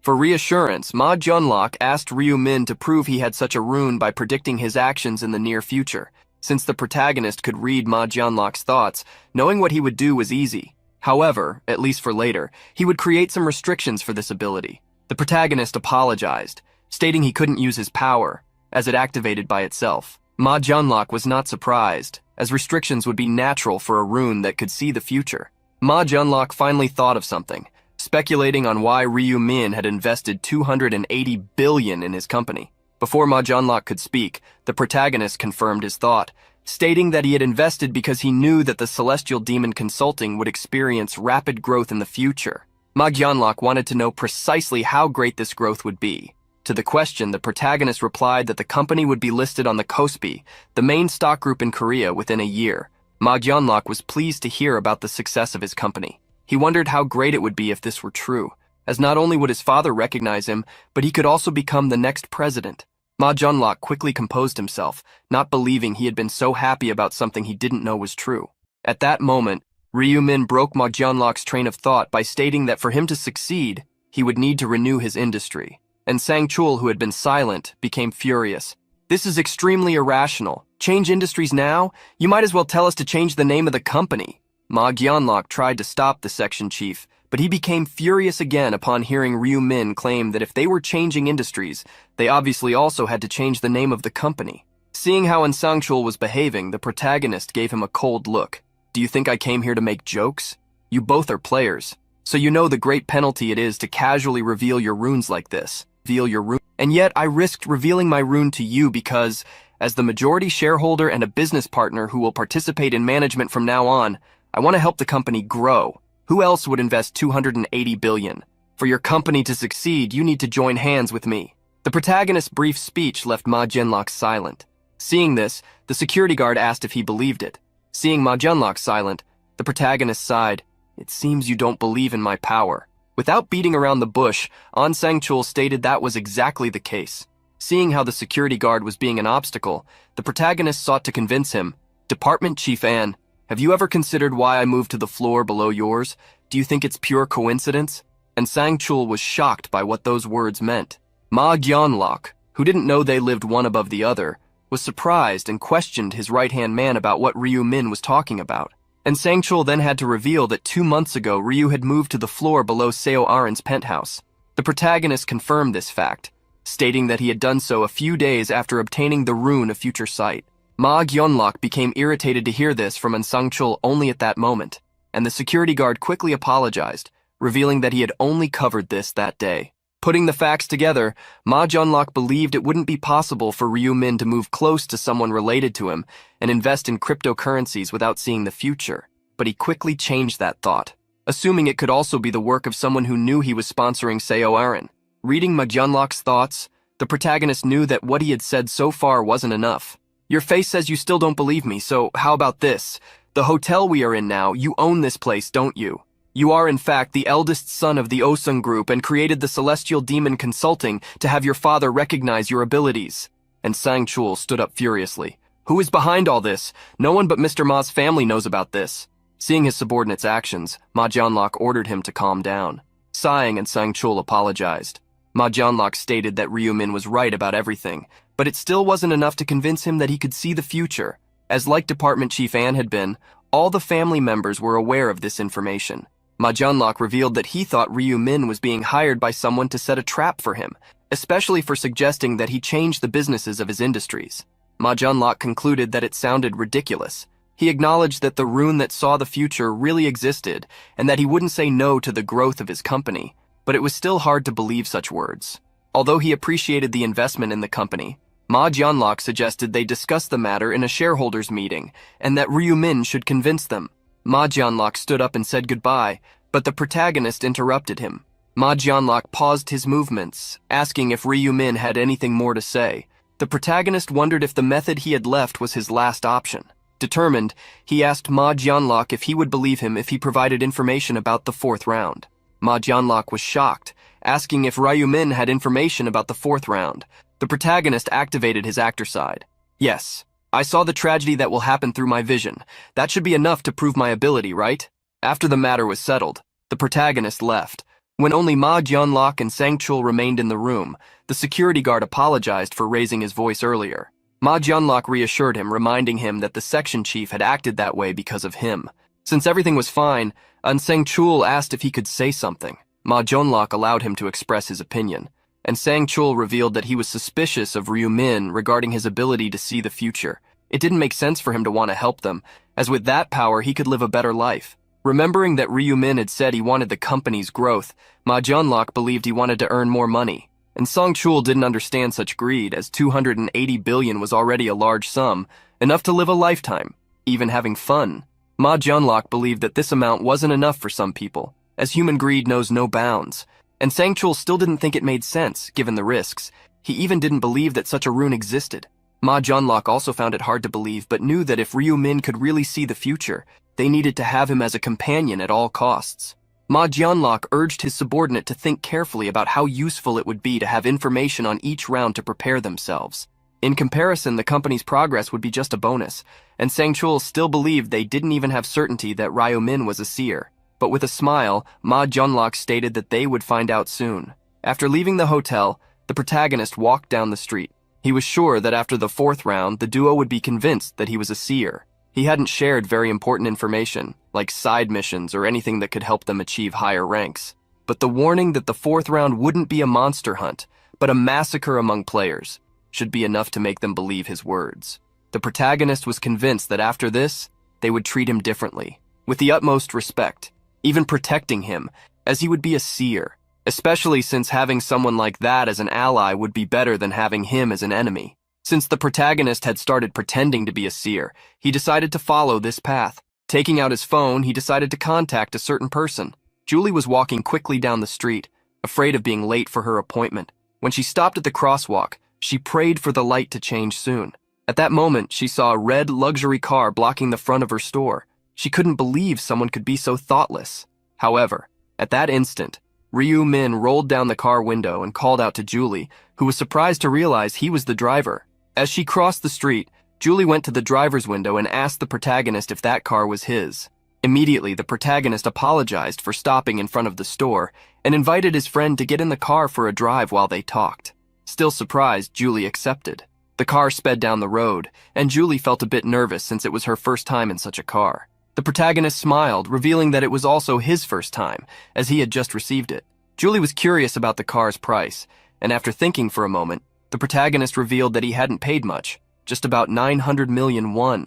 Julie was shocked by the amount, and since Ryu Min said it wasn't much, she asked if he knew how many convenience stores she could open with that money. Seeing her reaction, he stated that it wasn't much considering what he had won in the lottery. This made Julie remember that Ryu Min was now rich, having won 60 billion in the lottery. It made her feel like they were in different worlds. Seeing the situation, Julie associated the moment with a date and felt embarrassed. At that moment, as the girl blushed, the protagonist shocked her. Actually, there's something I need to confess to you. Julie started to stutter, asking him to speak. Seeing her reaction, the protagonist assured her that it wasn't anything strange, so she didn't need to misunderstand. Julie felt like jumping out of the car from embarrassment. Trying to hide her shyness, she urged him to speak. The protagonist recalled that he had told her the lottery numbers had appeared in his dream and confessed that he had lied. Seeing the girl confused, he explained that he obtained the information from his rune of the future, not from a dream, and that with this rune, he had acquired the class of seer. Julie became excited, as being a seer sounded like a totally unique class. She congratulated the protagonist, believing that the rune of the future also sounded amazing. She couldn't help but thank him for telling the truth, as it must have been difficult to reveal, even to a friend. The protagonist asked her not to treat it as something significant since she had also revealed her class, but Julie reminded him that she hadn't informed him about her rune. Seeing they were on that topic, she asked if she should just reveal it at that moment. The protagonist didn't mind her keeping the information, but Julie revealed that she had obtained the rune of protection in the first round. This rune created a barrier around her, based on the number of people within a 10-meter radius. If there were 5 people, for example, there would be 5 barriers. Julie felt relieved to have shared this information. Still, she was curious about why Ryu Min had mentioned her rune to her. The protagonist stated that keeping it a secret was tormenting him, and since he felt she wouldn't believe what he would say next, he couldn't hide the truth. Julie was curious to know what Ryu Min was going to say. When the protagonist revealed the information about the 4th round, Julie almost jumped out of her seat from surprise. The protagonist urged her to be careful and stay alert since they didn't know what the players around her might do. Julie was very grateful to Ryu Min for giving her that advice. Remembering that he had even invited her first, she wondered if Ryu Min was starting to have feelings for her. She hoped so. The protagonist returned home as sunset approached, and even after some time, he still couldn't believe that Julie had liked him all along. He had never known that. For Ryu Min, the reason Julie had always been so nice to him made sense. Although the situation was still confusing, the protagonist thought it was better this way, as it would be easier to make her his ally since she would more readily believe in his prophecies. Lying in bed, the protagonist prepared to rest, as he had nothing more to do. Time flew by, and soon the last minutes of the month arrived.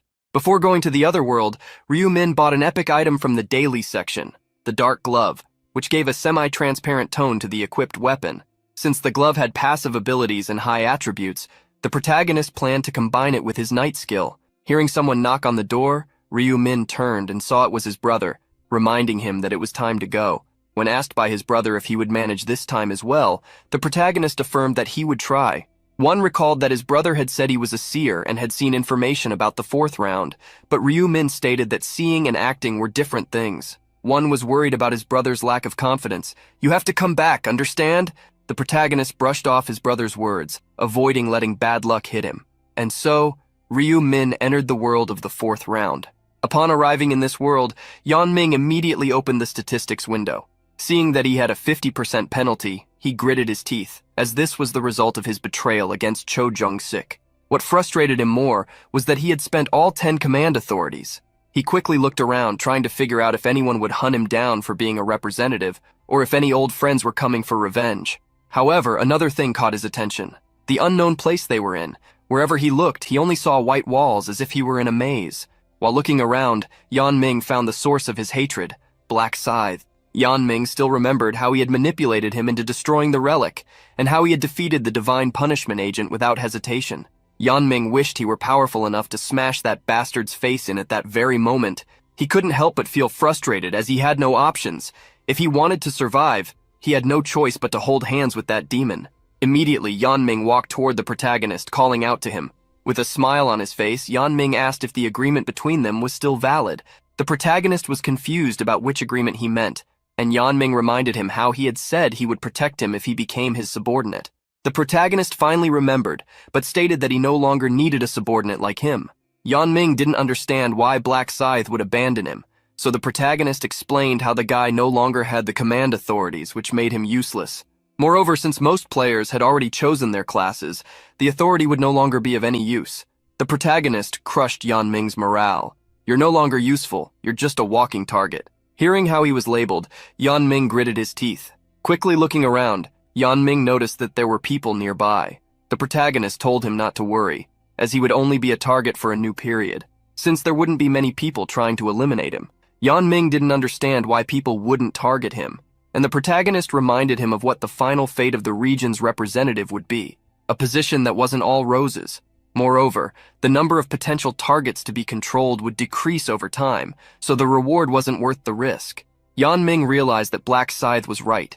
Even he wanted to give up that position now. While the protagonist was talking to Yanming, Seo Arin and her bodyguard approached.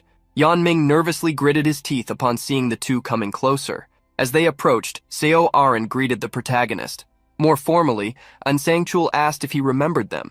The protagonist confirmed that he did, asking what they wanted to discuss, and Sangchul wanted to thank him for saving them last time when they were near the bandit. Being called a bandit irritated Yanming. Raising his hand, the protagonist controlled him.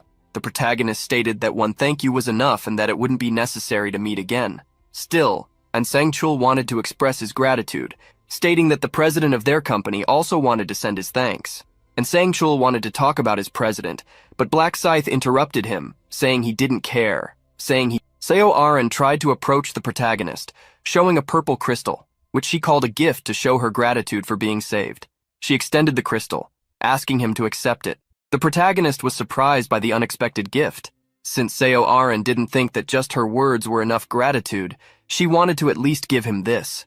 The protagonist took the crystal, thanking her. For him, there was no reason to refuse when such a good item was given for free.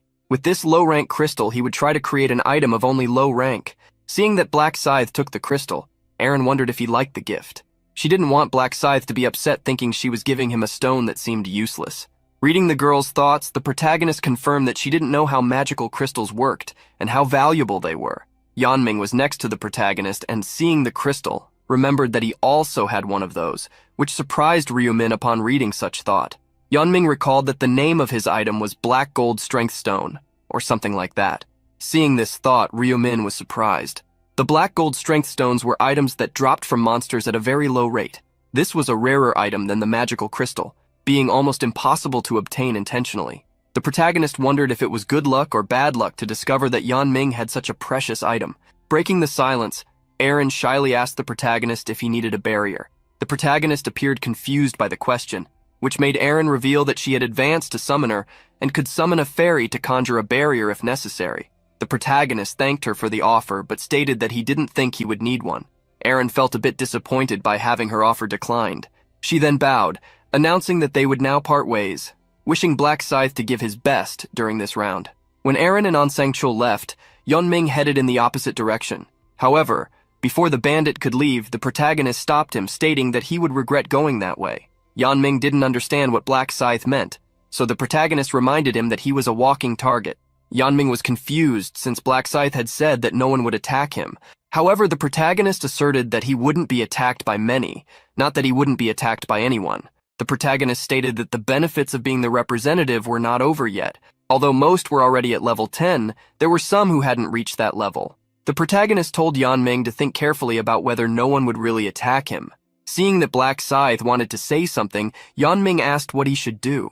The protagonist offered to help him so that he wouldn't become an easy target. Yeonming was surprised and immediately thanked him, but the protagonist interrupted, stating that he wouldn't do it for free. As payment, he reminded Yeonming of the stone that Arin had given him, saying he would accept anyone like that.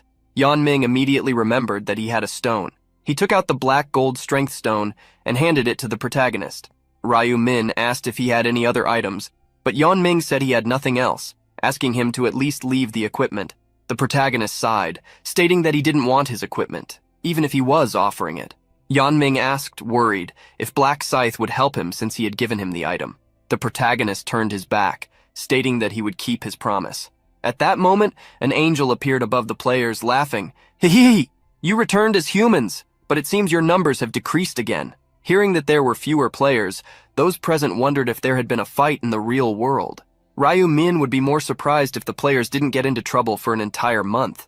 Since everyone was there, the angel asked if she could announce the mission for the 4th round.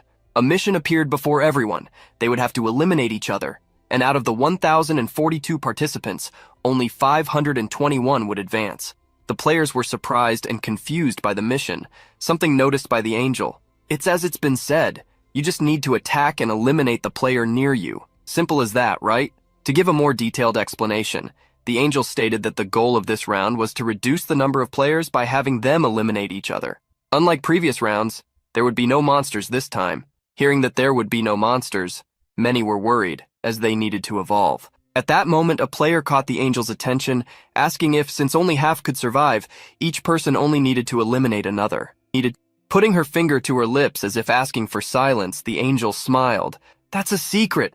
It wouldn't be fun if I told you everything." The protagonist mocked the angel. There was no fun for her. She was just following orders from her superiors who had forbidden her from revealing anything. Angels were merely messengers of information to ensure that the survival game took place. Above them was a game master, and the fact that the angel was hiding a specific rule meant she had been ordered to do so. The angel stated that they wouldn't complete the mission just by eliminating others, since only the top 521 could survive. As the ranking would be determined, that would be a secret. The angel couldn't help but smile as she revealed that the ranking was not determined based on the number of people eliminated. With that, she finished her explanation, wishing everyone to start eliminating each other. She prepared to leave with a great golden glow. The players were confused, wondering what to do, whether to start attacking someone. Many didn't want to do that, as they had nothing against the others. This type of round was madness for them. Yanming was excited about the round's mission, as there were many bastards he wanted to eliminate. The protagonist observed Yanming from a distance, realizing that he was already planning to attack others. At that moment, Yanming realized it would be good for him if the players hesitated to eliminate each other, as that would make him invincible. Gritting his teeth, he wished he could find the bastards who had turned against him so he could eliminate them. Lost in deep thought, Yanming jumped in surprise when the protagonist approached him. Seeing Black Scythe come closer, Yanming asked if there was a problem. The protagonist reminded Yanming that he had promised to prevent him from becoming a target, and said he was there to fulfill that promise. At that moment, the scythe began to materialize in the protagonist's hand from a scarlet liquid. Yanming was confused, but before him, the protagonist was already swinging his scythe. With the protagonist's attack, Yanming fell. There was a hidden side mission: eliminate the representative of the region within the time limit, with the reward being a low-rank mana stone lottery token. The token randomly guaranteed between 1 to 5 mana stones, mandatory for that round. The protagonist received the reward he wanted, although that was not the only reason for his attack. People were quickly shocked to see Black Scythe eliminating someone. Noticing how they watched, the protagonist noted their hypocrisy, as not long ago, they were the ones wanting to eliminate the representative of the region. Quickly, several people surrounded the protagonist, criticizing him for having eliminated someone in cold blood. The protagonist didn't care about the criticism, as he knew it was genuine. He himself had eliminated Jang Seokyun in real life, and he wouldn't stop there. He would do the same to countless people until he reached round 20. However, Ryu-min would never do that without a good reason, especially in this round, where he had no choice if he wanted to move on to the next. Everyone criticized him, but no one knew the truth. Internally, many people were already imagining how to eliminate Black Scythe, formulating plans to attack him together, or at least ruin his image. Reading everyone's thoughts, the protagonist couldn't help but smile. Seeing the smile, many became irritated. "Do you think this is funny? Are you a psychopath? After what you did, how dare you laugh?" At that moment, the announcement that Black Scythe had become the representative was presented to everyone. This startled many, as now the guy who was already powerful had gained even greater power. The protagonist smiled, provoking them. "What happened? Why aren't you cursing anymore? Or have you suddenly become afraid now that I've become the representative of the region? If you're afraid of the authority of command, I bet you still haven't obtained a class, have you?" Read like a book. Many were surprised. At that moment, someone pointed in the direction of the protagonist, catching everyone's attention. The color of Black Scythe's name had changed. Many were surprised, wondering why only his name had changed color. The protagonist had already expected his name to turn red. In a round like this, his nickname would turn red after eliminating someone. And the more people were eliminated, the darker the color would become. The color change served to facilitate the identification of who was a murderer and who was not. People tended to choose to attack murderers instead of innocent players, as this made their conscience feel lighter. However, the person who dealt the final blow would also have their name color changed, and as a result, others would encourage them to be attacked. The protagonist knew that people were hesitating now, but that would be the reason many would be eliminated in no time. The protagonist crossed his arms and asked why they were standing still, as there was no time for small talk. Hearing Black Scythe's provocation, several began to criticize him again. The protagonist couldn't help but retort the criticisms. "You make it seem like I'm the only one who wants to become the representative. And what about the people who attacked Jongsik in the last round? This round is about eliminating or being eliminated. Don't tell me you survived until now without knowing such a simple principle. Stop the hypocrisy and face reality. If your head were at risk, there would be no way not to point a knife at the person threatening your life. Now is not the time to stand still. If this bothers you, hold a debate and decide, just like the last time we voted. After the brief speech, the protagonist fell silent. Even if he hadn't provoked those present, they would have started fighting anyway. But that might happen too late. If Ryu Min had stayed quiet, everyone would have just wasted time, and if that happened, it was possible that the number of people qualifying wouldn't reach 521. Even if it meant fighting each other, encouraging them to fulfill the mission was the best way to keep the maximum number of people alive. After hearing what Black Scythe had said, a woman questioned whether they shouldn't do something. A man next to her gave a sarcastic smile asking if they should just talk. The woman was irritated by his tone and sarcasm, explaining that she just wanted to discuss what they would do. Quickly, the conversation between the two became more aggressive, until they started arguing. Seeing the argument, Aaron asked the security guard what he thought, whether they really should eliminate someone, as Black Scythe had suggested. And Sang-chul agreed with Black Scythe, as if they didn't eliminate others, they would be targeted and eliminated. This wasn't the time to care about the lives of strangers. And Sang-chul revealed that he completely agreed with Black Scythe and asked Aaron to make a decision as well, since this wouldn't exactly be a pleasant experience. Aaron was worried about the way the security guard spoke, as if he had already committed such a crime. And Sang-chul just brushed it off, stating that he was merely speculating. After making a decision, Aaron asked the security guard who they should eliminate, and he preferred to let the atmosphere decide the answer. Little by little, people began to discuss who they should attack, and quickly someone suggested starting with those who already had red names. This suggestion left some people worried, as it meant attacking Black Scythe first. Thinking of him, someone considered it madness to attack him after all. The guy was already at level 30. At that moment, someone became concerned that Black Scythe was listening to the conversation and told the others to be quiet. But it was too late, as the protagonist had already heard everything. Then a good Samaritan stepped out of the crowd, stating that life was precious and they couldn't eliminate anyone, not even criminals. Seeing that some people disagreed, someone suggested that they give a proposal, as for someone to live, another would need to be eliminated. In fear, a girl asked them to stop discussing and focus on attacking the criminals.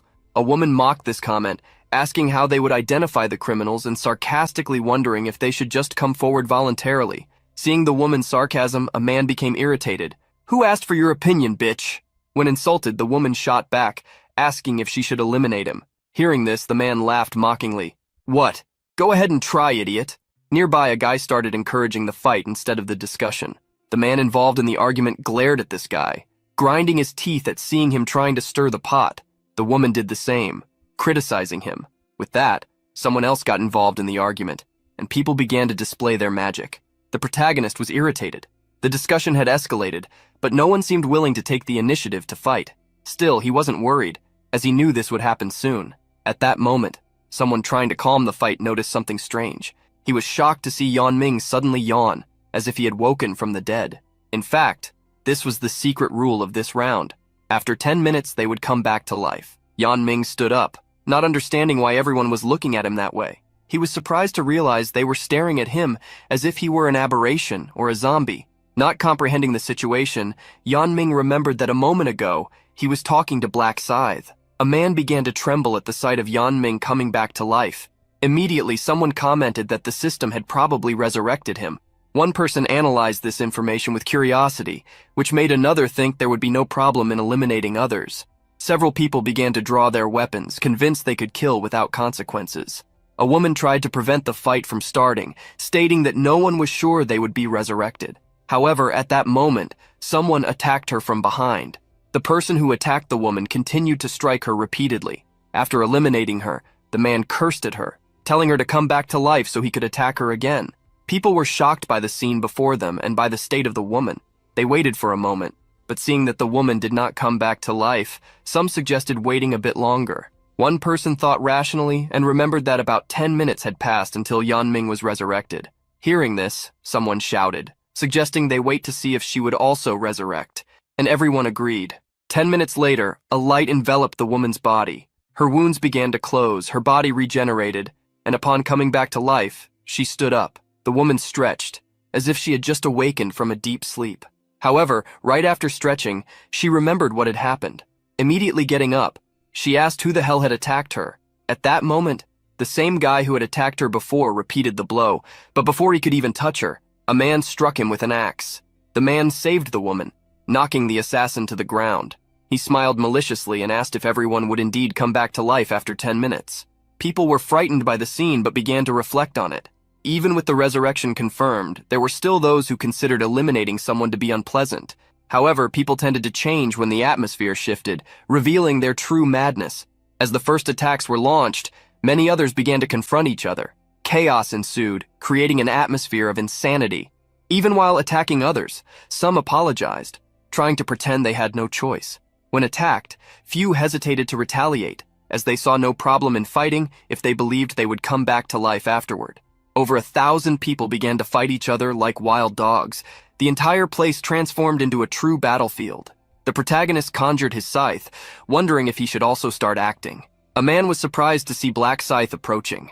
With a wide attack, the protagonist not only eliminated him, but also the entire group that was with him. Seeing Black Scythe joining the battle, people made a decision to attack him, thinking they would have a chance. However, the protagonist eliminated them too. There was no way he could be ambushed, as he possessed the ability to detect presence. The protagonist observed others fighting.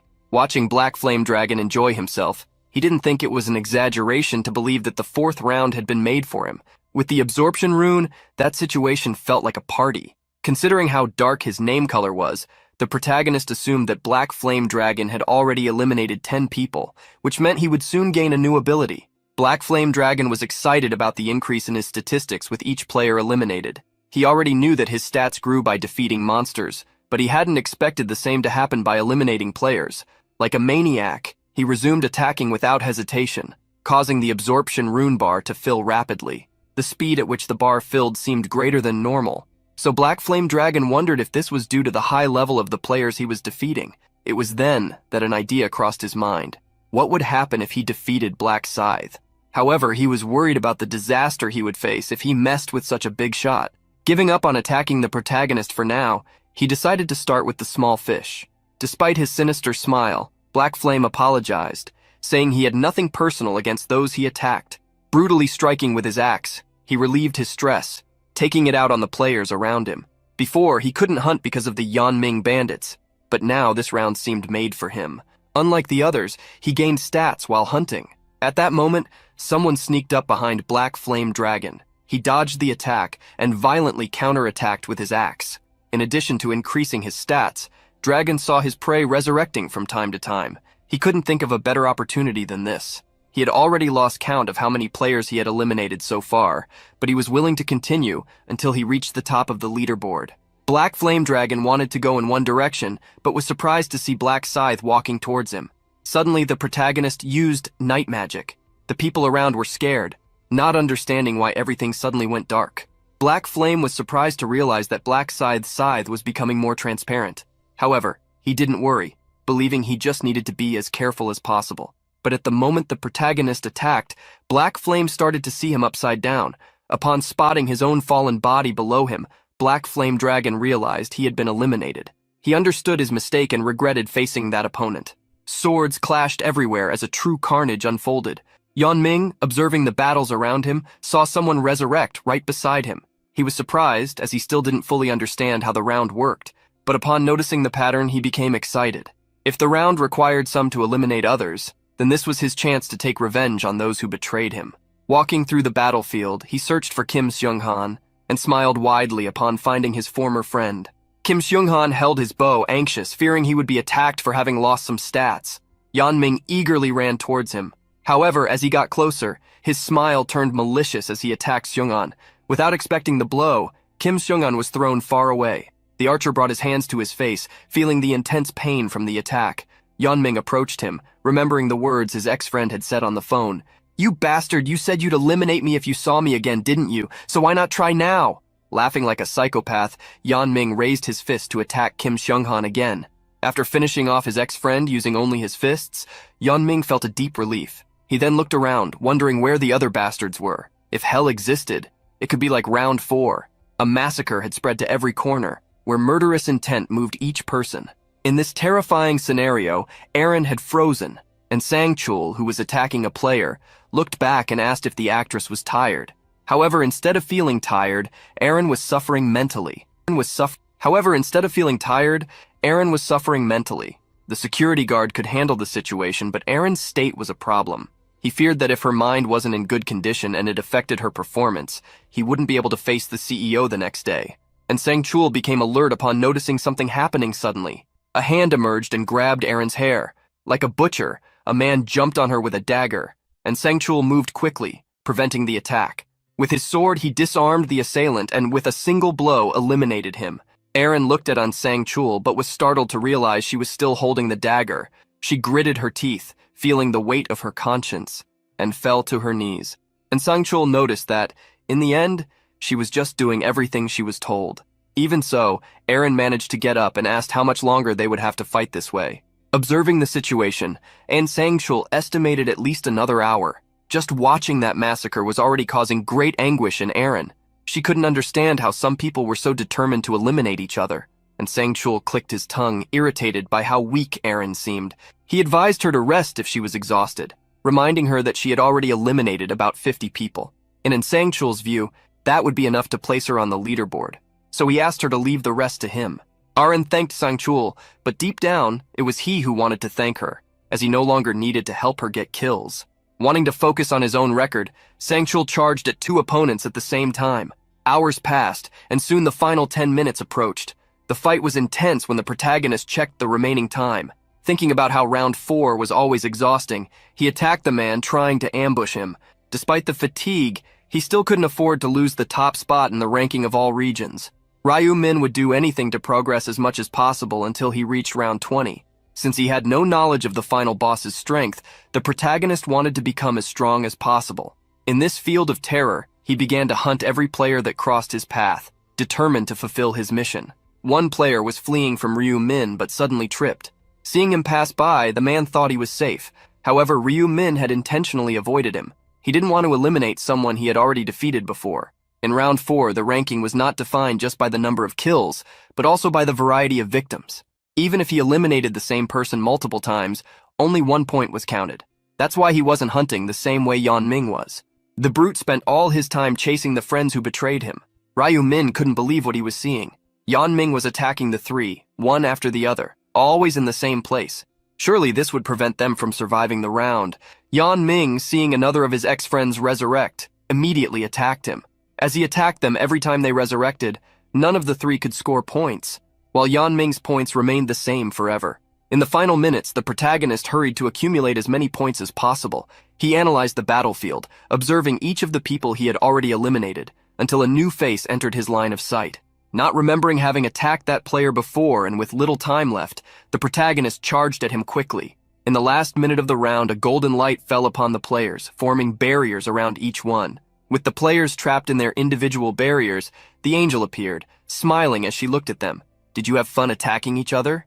The angel's words irritated the protagonist, who didn't find anything fun about it. Looking at the blood-soaked ground, the angel made a disgusted expression.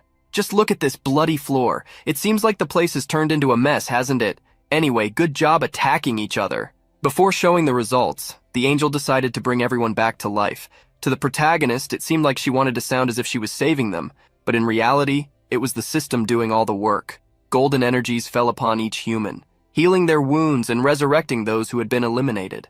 When they came back to life, Yan Ming's former friends were furious. They pounded on their barriers, shouting threats against the bastard who had hunted them the whole time. Hearing the insults, Yan Ming smiled with pleasure, while the angel ordered everyone to be quiet.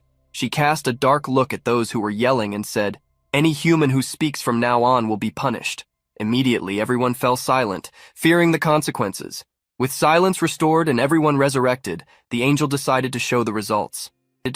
However, before that, she reminded them that they needed to find out what the secondary mission for that round was.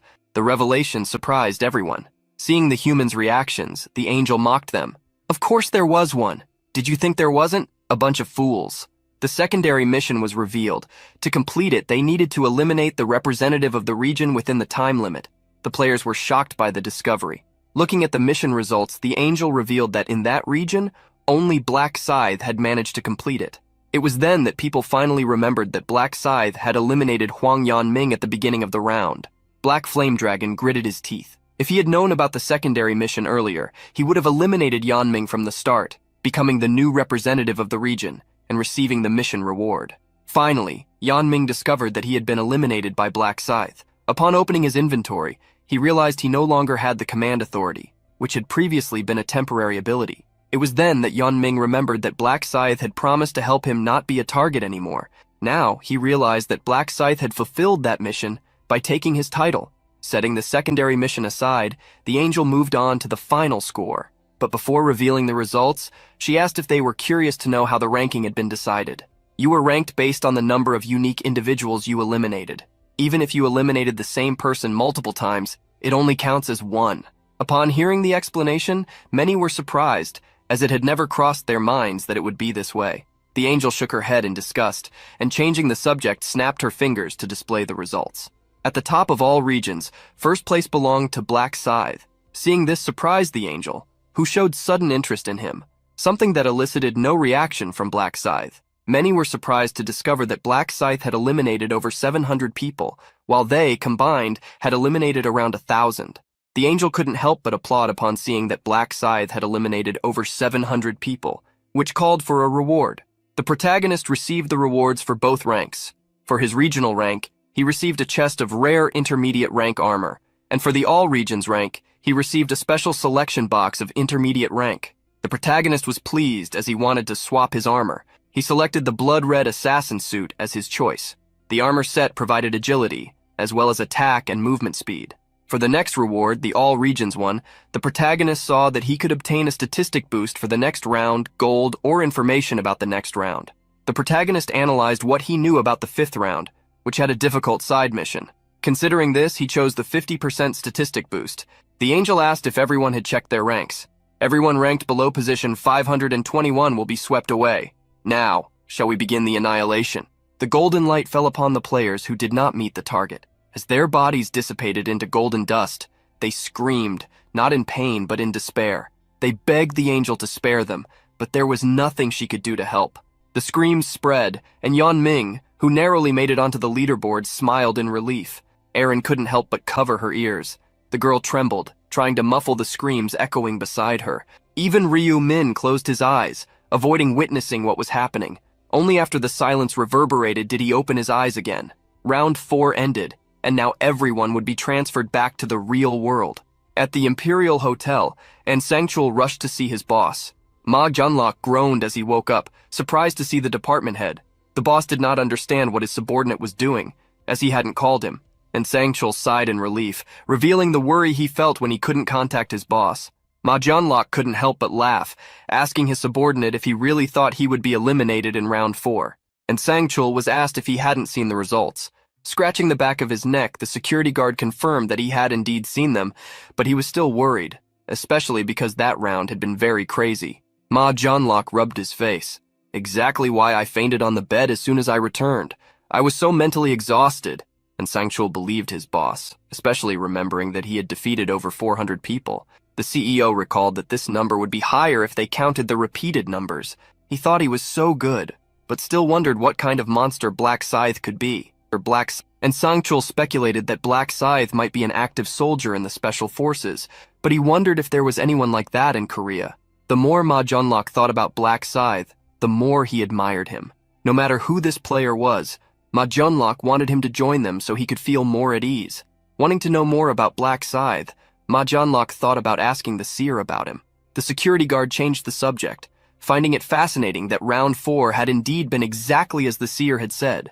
Both had doubted that Ryu Min was a seer. When he had said that the 4th round would not be a monster hunt, but rather a massacre among players, Ma Junlok had doubted. But Ryu Min advised him to stay on guard. The security guard wanted to know what the boss would do about the seer, if he really planned to let him be a business partner. Ma Junlok couldn't remind his right-hand man that Ryu Min held 31% of the shares. He couldn't do anything, and the company was now basically in Ryu Min's hands. The security guard questioned whether the CEO would really change the industries, as Ryu Min had advised him. Ma Junlok didn't even want to doubt that option, as it would make the company grow. Moreover, it would keep the seer on their side. The CEO advised his right-hand man not to underestimate Ryu Min, or pride himself just because he was against a young man. Even if he didn't like his behavior, they should dance to his rhythm, as that way they could reap all the sweets from this pot of honey. And Sanctual nodded at his boss's advice, affirming that he would be more careful. With the matter settled, Ma Jianlok instructed his right-hand man to call Ryu Min. The CEO asked Sungchul to let Ryu Min know that they should throw a party to celebrate their survival, along with their families if he had any. Thinking about the party, Sungchul wondered if they should also invite Miss Seo, as they needed a celebrity with them during such moments. That morning, the protagonist waited by a cafe. Upon seeing the person he was waiting for, he waved at her. Seeing how well Ryu Min was dressed, Julie couldn't help but compliment him. The protagonist couldn't hold back and returned the compliment. Julie was surprised that Ryu Min was making lunch plans and everything. The protagonist just shrugged, stating that he thought they should celebrate. With Ryu Min insisting that he would pay, Julie revealed that she wouldn't hold back from taking advantage of her rich friend. While they traveled in the car, Julie thanked him for the tip about round 4, as it had helped her survive.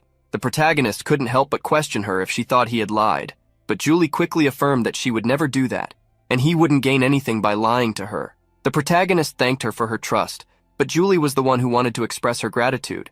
As if he hadn't told her that she needed to eliminate at least 30 people, she wouldn't be alive. Ryu Min didn't think the girl should have any reason to be grateful, as even if he hadn't advised her, she would have survived thanks to the protection rune. To him, Julie seemed resourceful. Compared to Seo Arin, who was like a flower protected by a greenhouse, Julie appeared to be a weed outside. The duo arrived by car at a restaurant. Sitting at the chabudai table, Ryu Min asked her to enjoy her lunch. Hearing Julie thank him, the protagonist wondered how many times he had heard that from her. Despite being in front of several delicious dishes, Julie felt shy. She had several self-deprecating thoughts, questioning whether, as an assassin, she should be sitting there eating in peace as if nothing had happened. The protagonist encouraged his friend to eat, as she seemed to be feeling guilty. Revealing that she wasn't feeling very well, Julie made Ryu Min ask if she felt that way because she had eliminated someone. She ended up going silent, confirming it. The protagonist urged her not to blame herself, as she had to survive. Julie wanted to retort the protagonist's words, but he wouldn't let her. It wasn't just you. This was inevitable for others as well, and for me too. That's enough. So what? If something similar happens again in the future, should we just let it happen? What will happen to my family here if I don't wake up? We have families waiting for us. Julie lowered her head, thinking about her family. She imagined how sad her father would be if she didn't wake up. Clenching her hands, she realized that Ryu Min was right. She had forgotten about her family for a brief moment, not recognizing the reasons she had survived for so long. With a resolute look, Julie thanked him for the comfort. The protagonist asked her not to worry so much, and instead to enjoy the delicious food and cheer up. After tasting one of the dumplings, Julie felt it melt away all her exhaustion. After they ate, Julie thanked Ryu Min, who was surprised that this was the first time she had called him without using his surname. Realizing this was true, she asked if she could call him that from then on. Seeing Julie feel better, the protagonist wondered if he should get straight to the point now. Julie, I called you here today mainly because I would like to share information about round 5 with you. Julie was surprised, asking if he had seen the future again.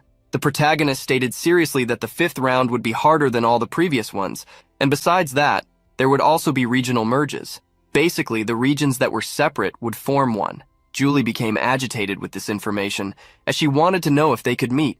Drinking her tea, the protagonist stated that they wouldn't meet in the 5th round. In fact, that was a lie. But if he said they were in the same region, he knew she would want to meet him. However, for Ryu Min to find her, he would need to reveal his identity, and he didn't want to do that now. The protagonist asked her to listen carefully to what he was about to say. As I said, the 5th round will be very difficult.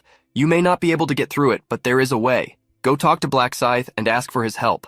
Upon hearing that she should go talk to Black Scythe, Julie was shocked. Julie asked if he was talking about the top guy in all regions, and Ryu Min confirmed that he was. Julie wanted to know if she should really go ask for help from this person. Instead of calling it help, the protagonist changed the discourse to cooperation. He advised her to create a temporary alliance with him in order to survive. Julie questioned whether Black Scythe would really collaborate with her since he was level 30. The protagonist stated that since she was a buffer, Black Scythe would need her help. Julie was still worried, as she didn't know if Black Scythe would want to join her just because she was a buffer. Despite her humility, the protagonist knew she was incredible, so he asked her not to worry, as Black Scythe would cooperate with her, not just in this round but in the next ones as well. Since he had seen the future regarding this, she didn't need to be concerned. Despite Ryu Min's confirmation, Julie still felt some doubt. In the end, she thanked him for telling her such important information. Thinking of something, Julie asked if she could see his hand for a second. Using her magic, she wanted to give him something in return. A green aura covered the protagonist from the symbol created by Julie's hand. The protagonist thanked Julie for the blessing. In fact, he had expected this, as he thought she couldn't live in debt to anyone. But thanks to this, he could go home and use something specific. All of Ryu Min's stats were increased by 50% thanks to the blessing. He also stepped on 100 more worms to gain an additional 100% increase with the rune.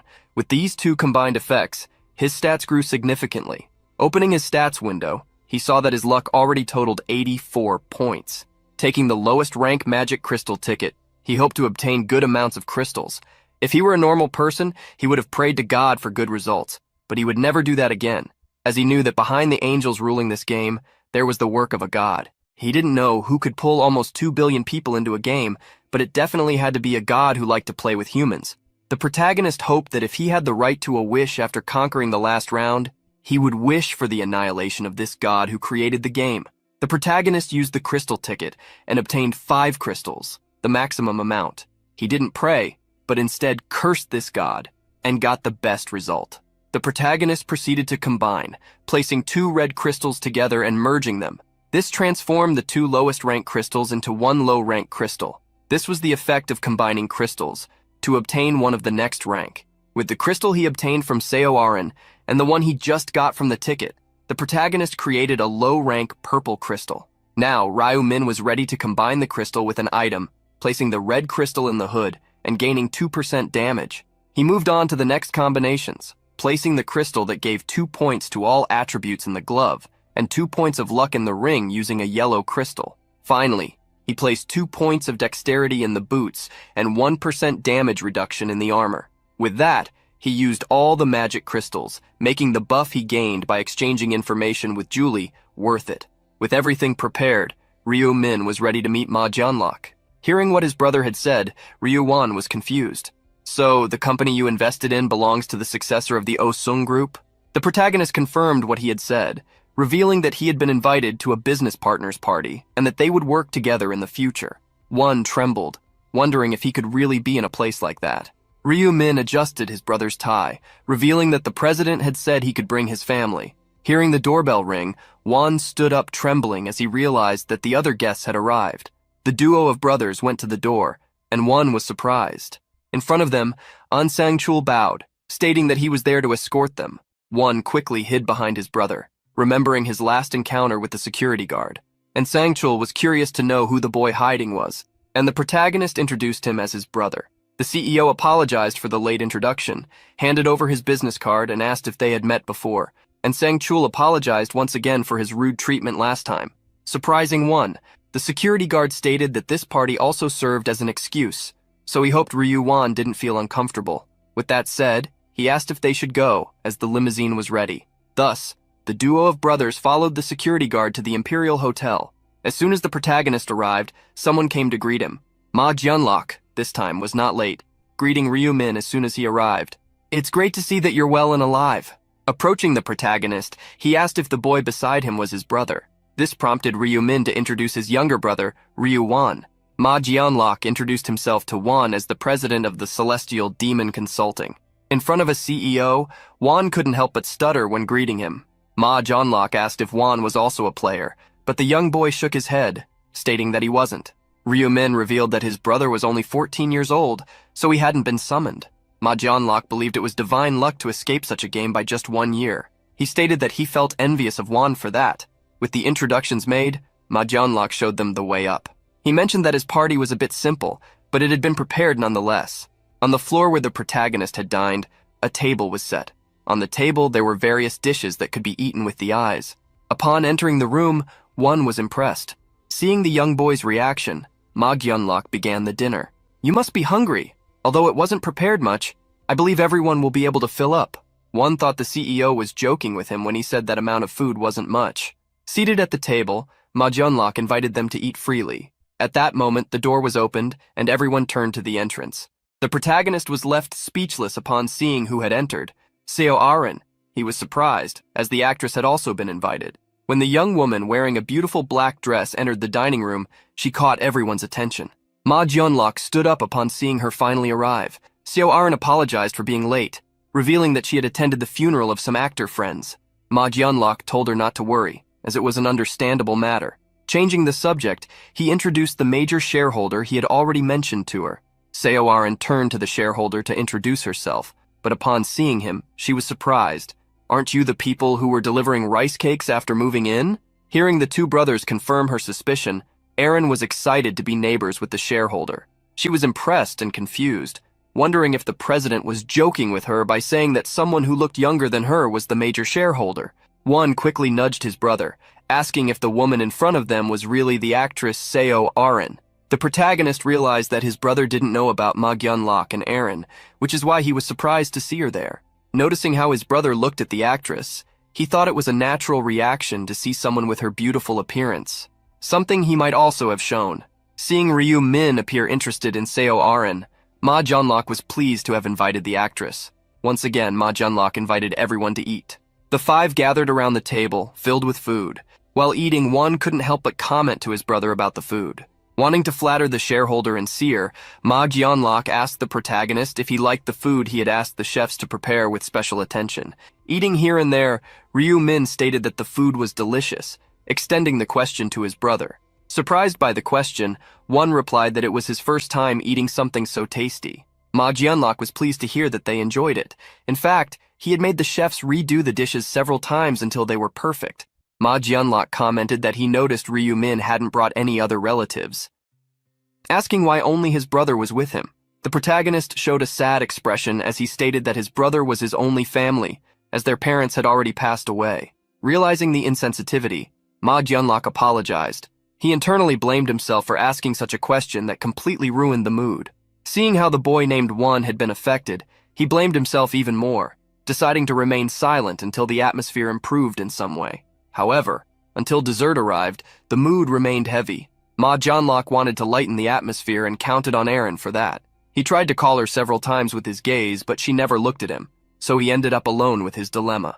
Seeing that he couldn't attract her attention just with looks, Ma Gyunlok stood up, asking Aren to follow him for a moment to talk. The two went to the hallway where Ma Gyunlok began to speak with the actress.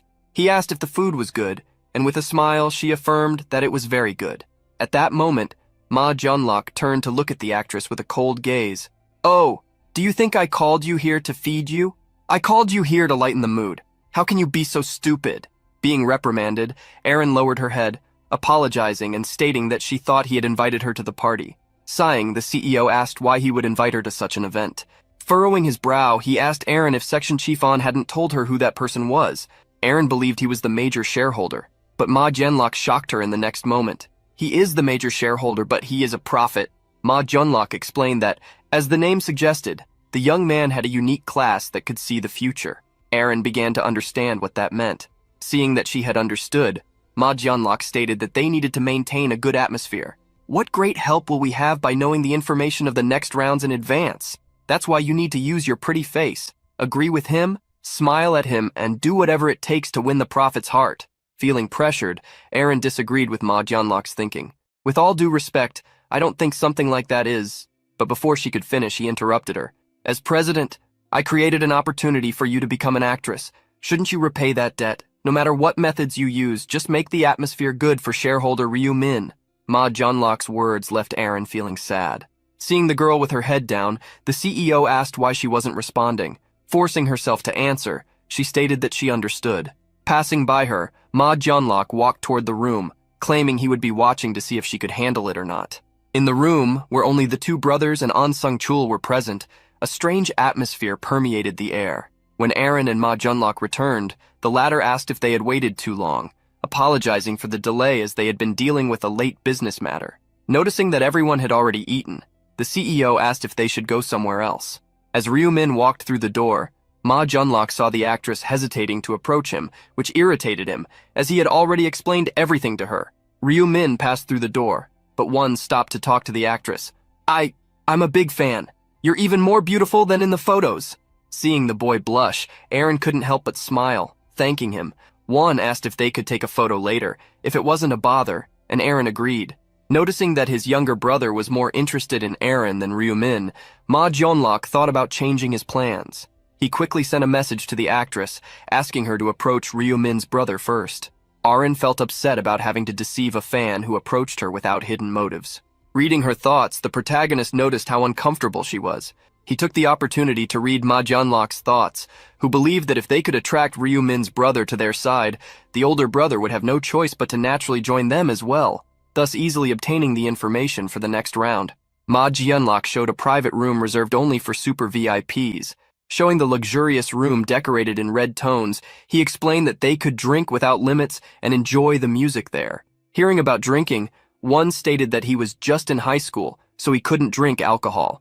Ma Junlok quickly downplayed the situation, saying that he could drink other things. He then asked Sang-chul to order the special super VIP drink and a non-alcoholic beverage for the student. When the security guard left, the protagonist stated that he also couldn't drink. Ma Junlok was surprised but advised Ryu Min to take the opportunity to try, as he was of legal age. At that moment, Ryu Min asked Arin if she could step out of the room to take a photo with his brother. Realizing that Ryu Min wanted to speak privately with the president, the two left after looking at them with concern. After seeing the two leave, Ryu Min's voice turned serious. "Mr. President, do you think I'm that easy? Did you forget that my class is being a prophet? With me who can see the future? Did you really think I wouldn't know about your conversation with actress Seo Arin? How can we do business like this?" Feeling pressured by Ryu Min's words, Ma Junlok felt his back against the wall. The protagonist crossed his arms, frowning. "Mr. President, you should stop hiding things from me." Ma Junlok was shocked to hear that Ryu Min knew about his conversation with Arin. He wondered if the prophet had seen this in his vision of the future as well. The protagonist asked if he had also told her to gain her support. Seeing that he had been discovered, Ma Junlok apologized, stating that he simply wanted to get closer to him. However, Ryu Min put Ma Junlok in a dead end by asserting that he had gone too far in trying to use his brother as well. Ma Junlok, surprised to see that Ryu Min even knew about that, lowered his head, apologizing for making such a foolish judgment and claiming that he would fix everything he had done to make Ryu Min feel offended. Hearing the sincere apologies, the protagonist stated that he would let it go, pretending he had never heard their conversation with Seo Arin. Ma Junlok deeply thanked him for the second chance given to him. At that moment of gratitude, the security guard entered the room. Upon seeing the guard, Ma Junlok cleared his throat, asking him to leave. Sounding cold, the CEO stated that he had something serious to discuss with Mr. Ryu Min, so he could join the others in the next room. Understanding the boss's command, Sang-chul left the room. Ma Junlok was stressed. He thought everything would work out because of Arin, but he only managed to offend Ryu Min. Suddenly, the protagonist asked the CEO if he wanted information for the next round. Responding affirmatively, the CEO asked if he knew anything about it. The protagonist continued on the subject. "I accepted your invitation mainly to talk to you about the 5th round. However, considering your actions, it wouldn't be easy to be your business partner or give you information." Desperate, Ma Junlok sincerely apologized, asking Ryu Min not to hold a grudge. The protagonist reprimanded the CEO.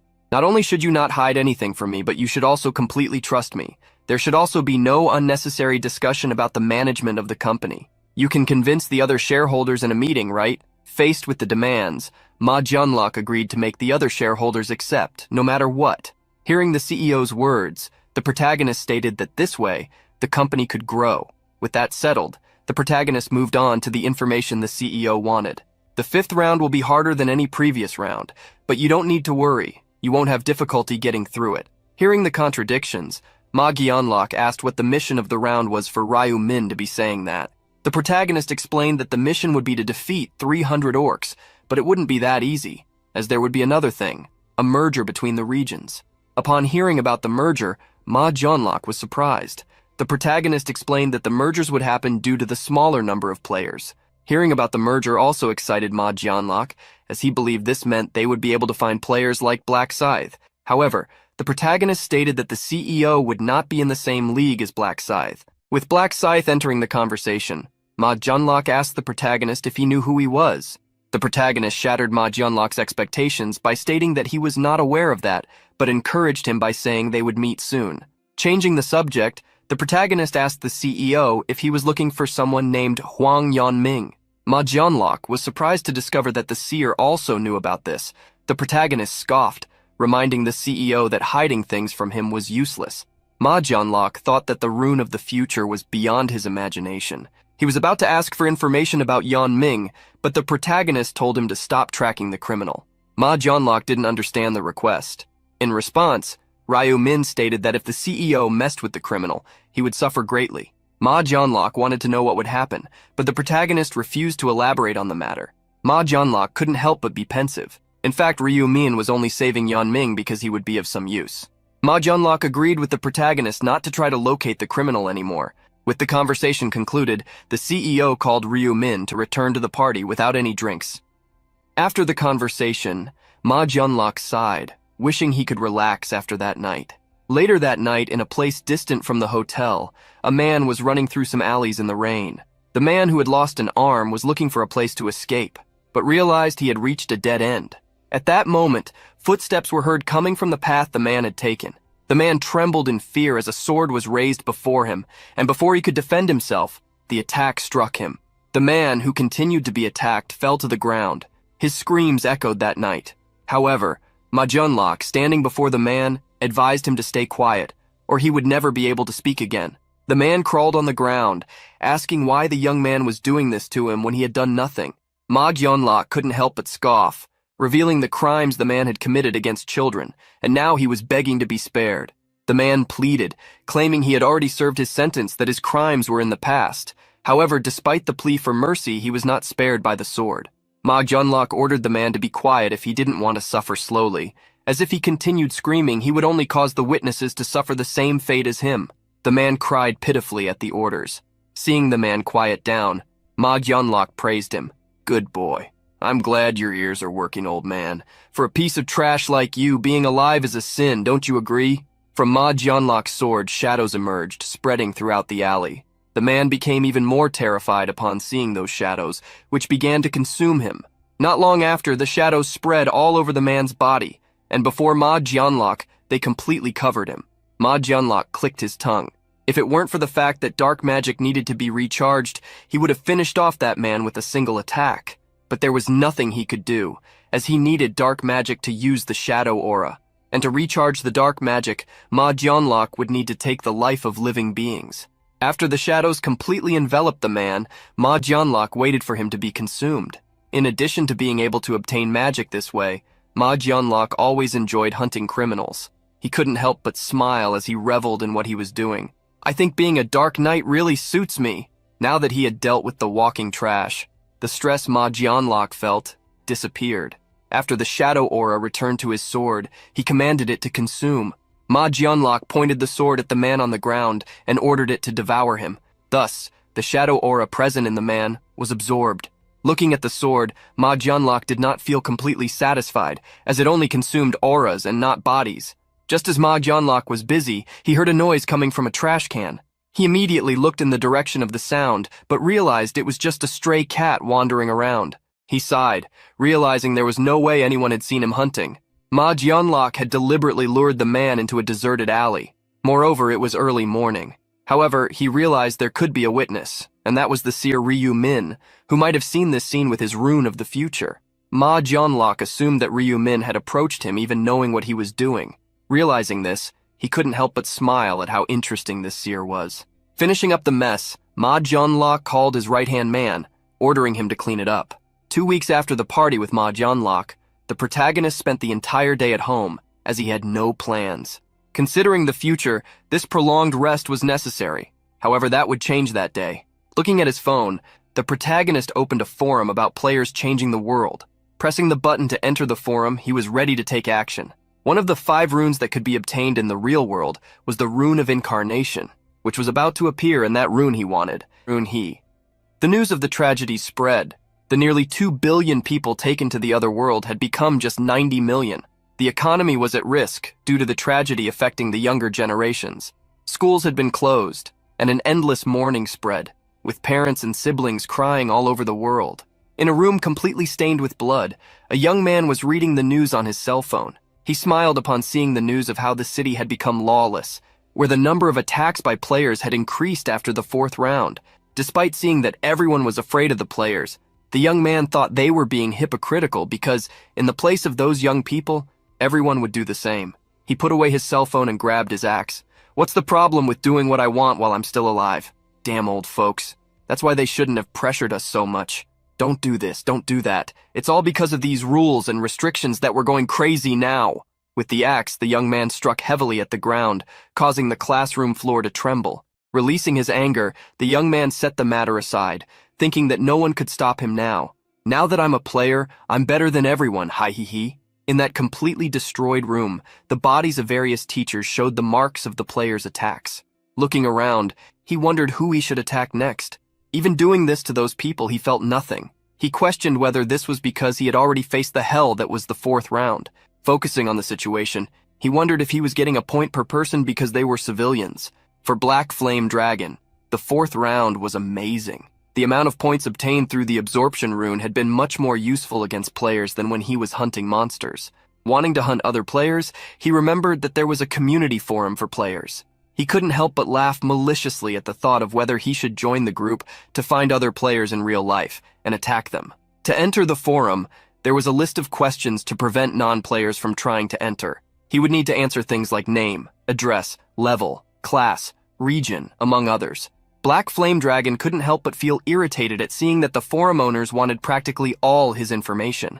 However, since he still needed to get into the forum to meet other players, he had no choice. He registered, believing that no one would think a player would hunt others. Shortly after, Black Flame Dragon headed to a cafe in the countryside.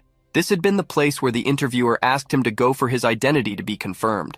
Confirming he was at the correct location, he was extremely irritated to have to go to such an isolated place. He entered the cafe, grinding his teeth at the thought that he would deal with that interviewer if he got on his nerves. The interior of the cafe was much more modern than Black Flame Dragon expected. In the corner of the cafe, there was a man accompanied by another person wearing a pink hood.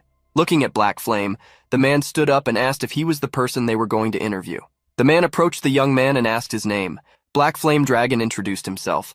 The man shook the young man's hand, also introducing himself. His nickname was his age, 30. Discovering that the man was also a player shocked Black Flame Dragon, as he looked much older than he appeared. 30 invited Black Flame Dragon to sit next to the hooded person, introducing them as Little Cockle, someone who was also there for the interview. Black Flame Dragon observed the person next to him, unable to believe that the young man was also a player since he seemed even weaker than the man who looked like an old man. Black Flame looked around and commented that it seemed like business wasn't going well since he saw neither customers nor part-time workers. 30 confirmed that there weren't many customers due to the remote location. That was exactly why he had rented that place for the interview. Black Flame Dragon was surprised to hear that the man had rented the place. He looked around for the owner and saw no one. 30 explained that the owner was preparing food in the kitchen since, although it was a cafe, they also served meals. Black Flame continued observing the place and noticed that there were no cameras. This meant that no one would find out if he attacked the two present there. However, Black Flame dismissed this thought, as he didn't want to lose the opportunity to join the group. The young man wanted to know if they would start the interview, but 30 asked them to wait a little longer, as they were still expecting one more person. Hearing that there would be someone else, Black Flame Dragon asked if the interview would be with all 3 of them. 30 confirmed it, and noticing that a bit of time had passed, asked them to wait just a little longer. It was at that moment that he spotted a man in a suit approaching the cafe. When the man entered, 30 stood up, asking if he was there for the interview. Asking for the man's name, 30 was surprised to hear that his nickname was Black Scythe.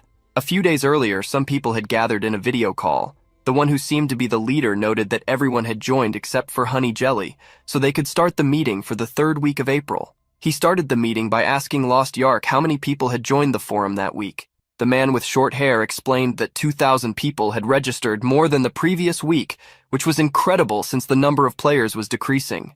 Remembering that a news article had mentioned the forum, the president asked who had hired the journalist.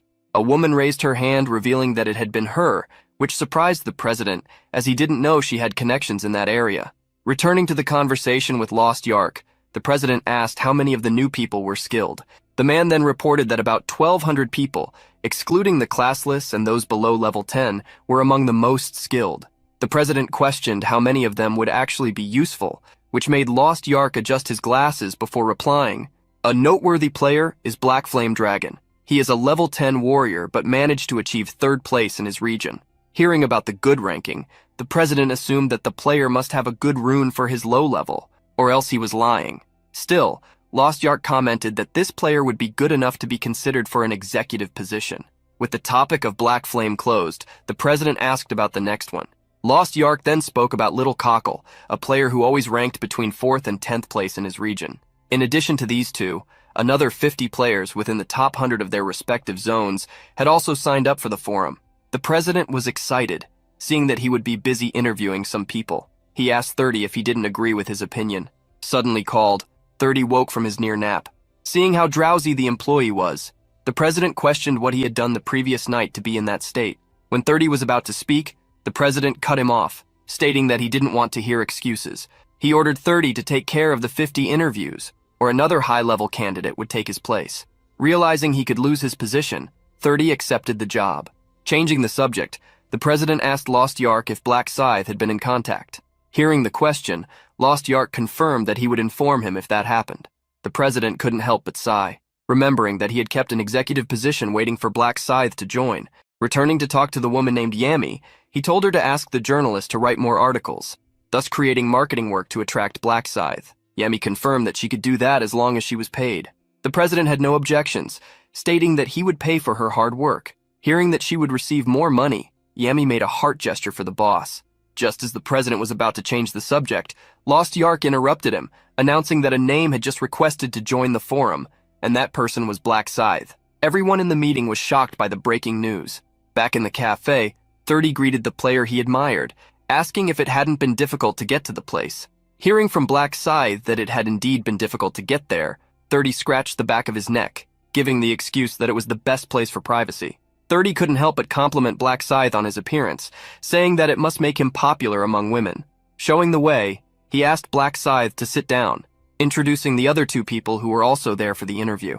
Black Flame Dragon gritted his teeth upon seeing Black Scythe, who had eliminated him in the last round. The young man in the pink hood with his head down greeted Black Scythe. With an arrogant look, the man in the suit introduced himself as Black Scythe. Meanwhile, the protagonist, the real Black Scythe, raised his head and introduced himself as Little Cockle. Black Flame Dragon began to sweat upon hearing the nickname Black Scythe, the one who had eliminated him 5 times. All this time, he wanted to ask the other player why he was so obsessed with attacking him. Seeing Black Flame Dragon in silence, 30 asked if something was wrong, as he wasn't introducing himself. Thus, with his head down, Black Flame Dragon introduced himself. The fake Black Scythe looked at him, giving only a nod. Seeing that Black Scythe refused to respond verbally, Black Flame Dragon believed that the man didn't even recognize him or remember his username, despite having eliminated him 5 times in the previous round. Reading Black Flame Dragon's thoughts, the protagonist took a sip of his strawberry drink, wondering if he had acted so arrogantly. The protagonist was also impressed, as the Black Scythe before him was a total fraud. His real nickname was Kukurubingbong, and he was a professional scammer who had committed all sorts of crimes to make money. He wasn't much at the moment, but in the future, he would obtain the clone rune and become very famous. This was because he would use the rune to commit all kinds of crimes. Reality became bitter when even criminals gained powers from another world. But Ryu Min was pleased to have found this guy as planned, as he would use him to obtain the clone rune for himself. With the introductions complete, 30 grabbed his laptop to confirm each person's personal information, starting with Little Cockle. The protagonist repeated the information he had given on the form. My name is Kim Seong-yeon. I am 20 years old and just graduated, so I don't have a job yet. Reading the information, 30 wanted to confirm if Little Cockle was a level 13 assassin, and Ryu Min confirmed that yes, and that he had reached 4th place in his region's ranking. Obviously, everything was a lie, except for the nickname used by Ryu Min. Little Cockle was a real nickname. In other words, Ryu Min was just stealing his identity. However, he needed to do this to meet the conditions to obtain the clone rune. This rune required the player to commit a fatal attack at the location where it was hidden while pretending to be someone else. In the past, the bastard Kukurubingbong had committed murders while pretending to be Black Scythe, thus obtaining the clone rune. 30 then moved on to Black Flame Dragon after finishing the interview with Little Cockle. Black Flame introduced himself as Sim Hung Tak, a 16-year-old high school student. 30 was surprised, noting that Black Flame was the youngest there. Internally, 30 was shocked to discover that the coconut piece of pork was actually a high school student. Hearing 30's thoughts, the protagonist wondered if the man would continue to underestimate Sim Hyung Taek if he knew what he had done to his classmates. 30 asked Black Flame if he was sure he was a level 10 warrior, as he had ranked 3rd in his region. Hearing the question, Black Flame became irritated. Are you doubting me? Do you think I'm lying? 30 cleared his throat and apologized, saying that the question was part of the process and he didn't want to offend. Moving on to the man in the suit, 30 asked for his name. The fake Black Scythe introduced himself. I am Kim In-hong. I am 28 years old, and I'm a fund investor. I have never lost first place in my region, and I am level 30. I'm sure you know my class is Reaper. What else do you need to verify? Feeling intimidated, 30 held the tablet in front of his body for protection, quickly thanking him and ending the identification. The protagonist couldn't help but internally mock. In-hong was a fraud, not a manager. He was still trying to use the name Black Scythe to steal money from players. After confirming everyone's identity, 30 was ready to start the interview. Everyone just needed to state why they wanted to join the forum. The protagonist was the first to respond with a frightened look. "Oh, well, the world is dangerous these days. It's so scary to go out and do things. I thought it would be nice to be with other players." 30 nodded at the response and moved on to Black Flame Dragon. Obviously, Black Flame couldn't reveal his true intentions, so he decided to mimic the young man next to him. I'm just like Little Cockle. I can't even go to school. Besides, I'm worried about the next round." Agreeing with the student's response, 30 passed the question to the fake Black Scythe, who, with an irritated expression, stated that the forum had caught his interest. 30 suspected nothing of the fake Black Scythe. The protagonist couldn't help but notice that the fraudster had basically free reign due to the identity he had stolen. Nodding that all the answers were satisfactory, 30 moved on to the last part of the interview. With a malicious smile, he stated that they needed to take care of someone else to pass the final phase of the interview. The protagonist feigned confusion, asking why they needed to do this. Seeing that the young man hadn't understood, 30 decided to give him a more detailed explanation. "I'm sure you've seen the articles, but the government has started regulating us players. They are afraid because we are more powerful than they are. However, we, players, will soon rule the world. This will be the new reality in no time if we all work together." The more he spoke, the more 30 displayed a psychotic smile. "Moreover, there's no need for us to fear the laws. We need to show the government that we, players, are the law, resisting the regulations they want to impose on us." Showing signs of nervousness, Ryumin asked if that was why they needed to take care of someone. 30 confirmed, saying they needed to demonstrate the player's strength to the government, to make it clear that they could not be controlled. Hearing the explanation, Black Flame was surprised, while the fraudster remained silent. After the explanation, 30 asked if Little Cockle had understood, and the protagonist quickly confirmed. 30 stated that if anyone didn't have the courage to fulfill the last part of the interview, they could leave at that moment. However, if they did so, they couldn't expect help from them in the future. Ryumin realized that what the man meant was that they would be put on a blacklist. They were practically being forced to commit a crime so that they couldn't easily leave the community. Black Flame and the fake Black Scythe remained silent, which excited 30, as he believed everyone was prepared to move forward. However, Black Flame did not understand what 30 meant by saying they would proceed, as there was no one else there to carry out the mission. Smiling maliciously, 30 reassured him, stating that they were already ready for this. As the rain began to fall outside, 30 invited them to stand up. At that moment, the cafe owner was surprised to see the group leaving, as they had rented the entire place. 30 stated that they were in a hurry and, changing the subject, asked where the bathroom was. The owner then pointed the way, and at that moment, 30 asked if he could ask her a favor. 30 handed the key to his car to the cafe owner, asking if she could fetch it from the parking lot since he was in a hurry. Without thinking much, the owner accepted the request. She went to the parking lot with an umbrella. Finding 30's car, she prepared to get in. However, at that moment, she didn't notice that 2 hands were sneaking up behind her. The hands grabbed the owner's neck, and 30 pulled her close to him. As if it were easy, the maniac made the woman faint. Ryumin feigned surprise, asking why 30 had done that. Putting the woman inside the car, 30 ordered the 3 of them to get in. The rain did not stop as the car left the cafe. 30 took everyone to a large warehouse, carrying the owner over his shoulders. Entering the dark place, he threw the woman on the ground, stating that they were now ready to begin. He looked around, asking Black Scythe if he would like to start. With In-hong agreeing, 30 became excited as he expected nothing different. However, at that moment, someone asked them to wait. 30 realized that Little Cockle had interrupted, and he was surprised. Not allowing the fake Black Scythe to obtain the rune, the protagonist asked if he could go first. 30 was surprised by the request, as he didn't expect that from him, given how shy he seemed. Agreeing with the young man, 30 asked the fake Black Scythe if he would allow the young man to go first. In-hong stepped back, and Ryumin approached. As he passed by the protagonist, In-hong smiled, telling him to do a good job since he was doing him a favor. The protagonist thanked him, as he would make good use of the clone rune. The comment caught In-hong's attention, and he turned to ask what he was saying. At that moment, 2 hands grabbed In-hong's face. The protagonist exerted force on the fraudster's head, violently twisting it. The protagonist twisted In-hong's head, which fell to the ground. Trinta was startled to see what the shy boy had done. He brought his hands to his head while shouting, "What have you done? You just eliminated Black Scythe! Are you crazy?" The protagonist clicked his tongue, complaining about the noise the man was making. Under the protagonist's gaze, Trinta trembled in fear, feeling as if he were facing a beast. The atmosphere around the young man had completely changed. The protagonist had fulfilled all the conditions to obtain the hidden rune, the clone rune. Because of this, he obtained the rune, which was automatically sealed in his body. Seeing the young man silent, Trinta asked him to say something, to explain why he had done that to Black Scythe.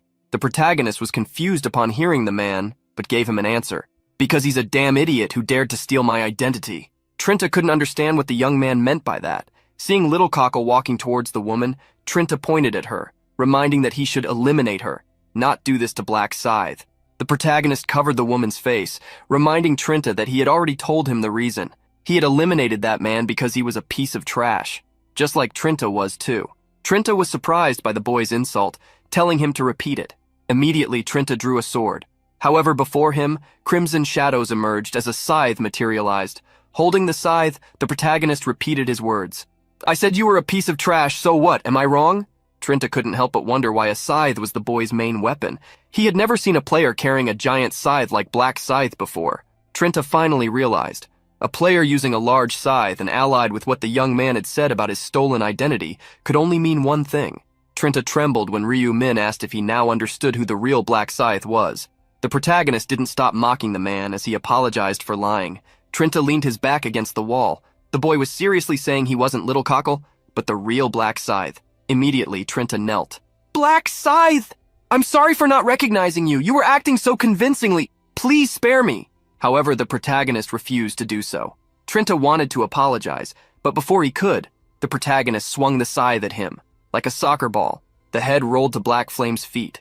Seeing that sudden attack, Black Flame trembled in fear. Seeing the real Black Scythe, and in real life, Black Flame realized he was on another level. He didn't even manage to see the moment he swung his scythe. The protagonist suddenly pointed the scythe at Black Flame. "Now it's just the two of us. You can tell exactly what's going to happen, right?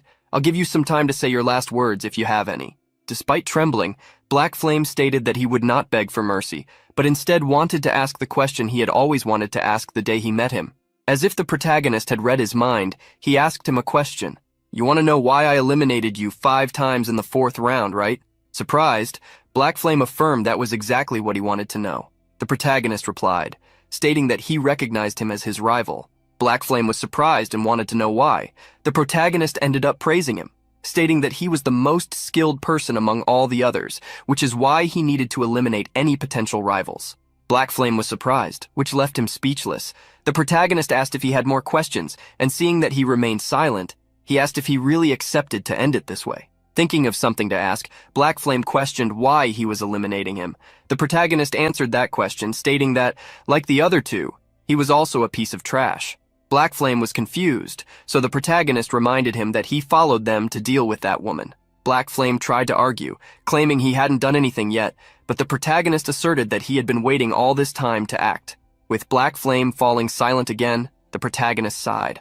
As if he had made a decision, he stated that he would give Black Flame one more chance. This made the young man very excited, but the protagonist asked for something in return. Black Flame would have to give up everything he had. Black Flame took out all his items and placed them on the ground. Many of them seemed usable for the protagonist. Ryu Min assessed that he could get at least 2,000 gold for those items at the store. Black Flame scratched his neck, stating that this was all he had. Really everything. The protagonist didn't doubt him, so he took some crystals.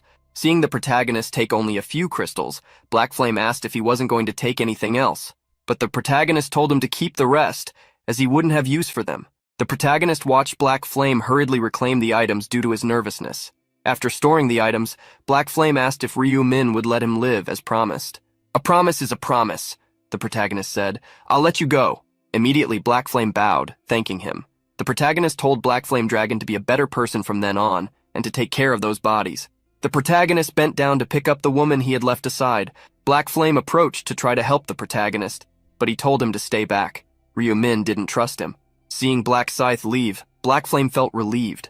He saw his life flash before his eyes and didn't expect to be given a second chance. Even losing some items, nothing compared to being spared. Still, Black Flame felt restless. He wondered if he had really done something so bad.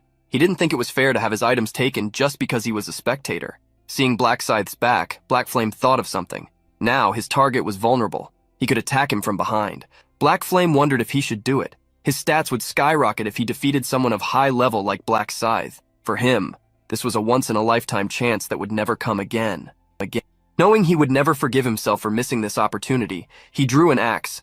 He approached the protagonist slowly, praying not to be noticed. He walked slowly, getting closer to Ryu Min. When he was close enough, he prepared his attack. Raising the axe, he brought it down with all his strength. Black Flame hit his target, causing Ryu Min to fall to the ground along with the woman. He smiled confidently at having defeated Black Scythe so easily. His confident smile turned into laughter. He couldn't believe that the all-powerful Black Scythe had been defeated by him, a level 10.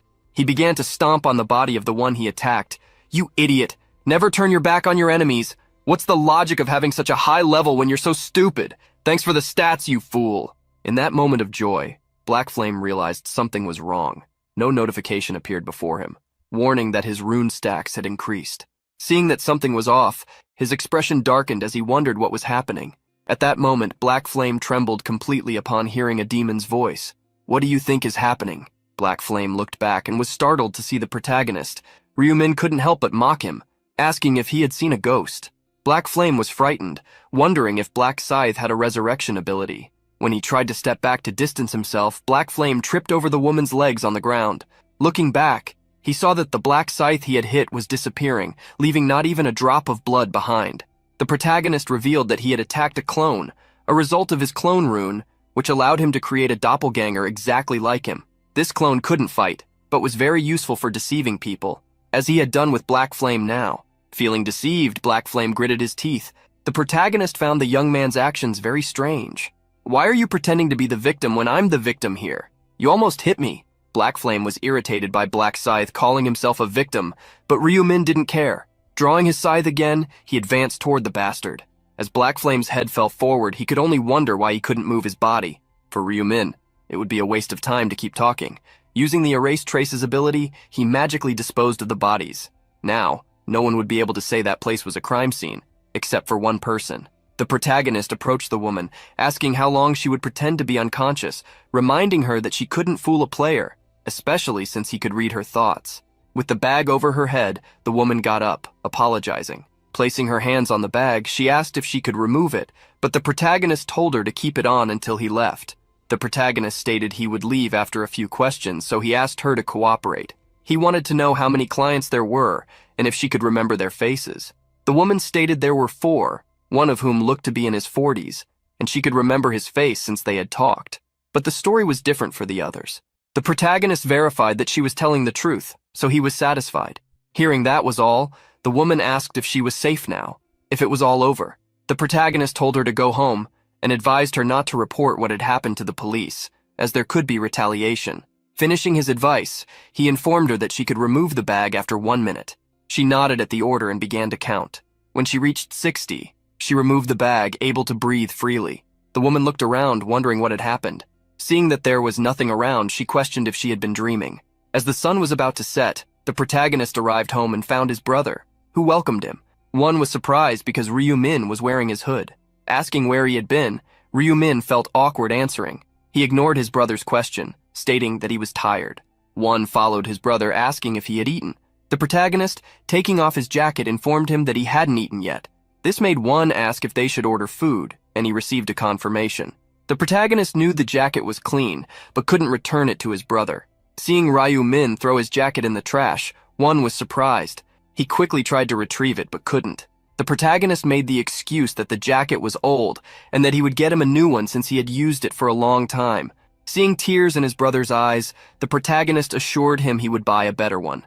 One, however, stated that it was okay. Despite everything, school had closed, and he couldn't go out. The protagonist realized it must be boring to stay at home and not be able to go to school because of people like Sim Hyung-taek.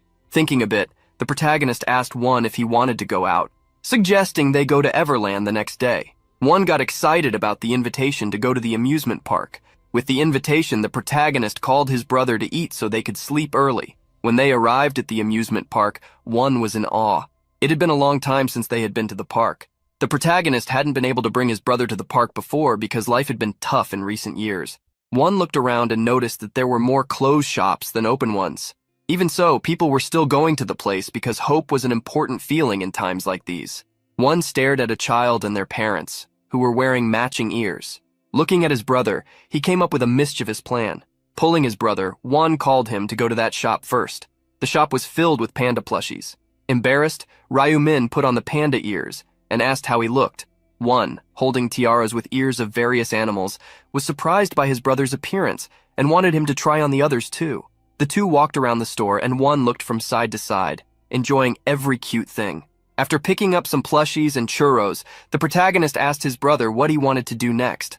Wanting to do everything they could, One took his brother to the roller coaster. Then they went on a water ride, and finally, they went to see the baby pandas. Seeing the twin pandas, One couldn't believe how cute they were. He quickly took out his phone to take pictures of them. The protagonist observed how his brother had been so sad the day before and felt relieved to have brought him to the park. One remembered that the next day would be May 1st and asked if it was okay for Ryu-min to be out with him. He was happy, but worried. The protagonist told his brother not to worry, as everything was fine. He also informed him that it would take about 10 hours and asked One not to worry the next day, even if he slept a little longer. Hearing that the round would take 10 hours, One realized it would be dangerous and begged his brother to come back home safely. The protagonist gave his brother a small head pat, asking him not to worry. After all, Ryu-min had promised he would never leave him alone. Changing the subject, the protagonist asked if they should do something else, like a safari ride. With 10 minutes to midnight, the protagonist was already back home. However, almost expecting to be called to the other world, he received a message from Julie. The girl sent a tearful message, stating that it was almost midnight. She urged him to do his best, encouraging him to strive harder. This showed how nervous Julie was.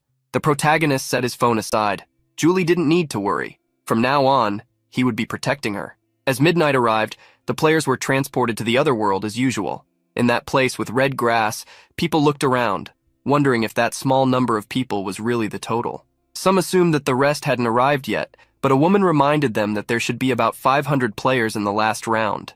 Many agreed with her, realizing that the place seemed somewhat empty. The protagonist knew that the reason the place felt empty was that there were about 10,000 people in the first round. However, that feeling of emptiness would soon fade. At that moment, the angel appeared in the sky with her golden wings. "It's good to see all of you. Congratulations on making it to the 5th round." The angel noticed the expressions on everyone's faces. Asking them to smile, she reminded them how fun the last round was, as they had worked hard to try to eliminate each other. Seeing that they were getting irritated, the angel decided to stop teasing them. Recalling how boring their reactions were, the angel announced that a total of 442 survivors had been summoned. There should have been 521 of them, but the number had dropped by about 80. As people discovered that there were even fewer of them, they remembered how this happened every time. The angel interrupted their thoughts, stating that everything they had done in real life had nothing to do with her. However, they wouldn't be able to have a game with such a small number of people, which is why she had prepared something very special for them. The angel revealed that there would be an integration of the regions. A player raised his hand, asking for more details. The angel became irritated and told him to understand the matter on his own instead of making her work more. She explained that exactly what she had said would happen. There were hundreds of regions like the one they were in, 875 to be precise. People were shocked, wondering if there was such a large number only in their country. The expression of shock in the eyes of the humans amused the angel. Revealing that this was a small number compared to several other nations. Some players realized that it made sense, as if there were 10,000 people per region, then there were nations with many more regions. They understood that if there was one angel per zone, there should be a large number of these divine beings. The angel explained that they were correct. There was one angel per region. This explanation prompted someone to ask an important question. "So it wasn't you who created this survival game?" The angel gritted her teeth at the question and retorted, asking why the young man thought that. The player stated that he believed it was impossible for tens of thousands of angels to work together just to create a survival game. The angel descended from the sky before that human. Looking into his eyes, the angel showed her demonic side. "What if we are working together? Will you praise us? Don't ask unnecessary questions or you might not make it to the end of this round." The man couldn't help but tremble, apologizing. The angel clicked her tongue, angry with the humans.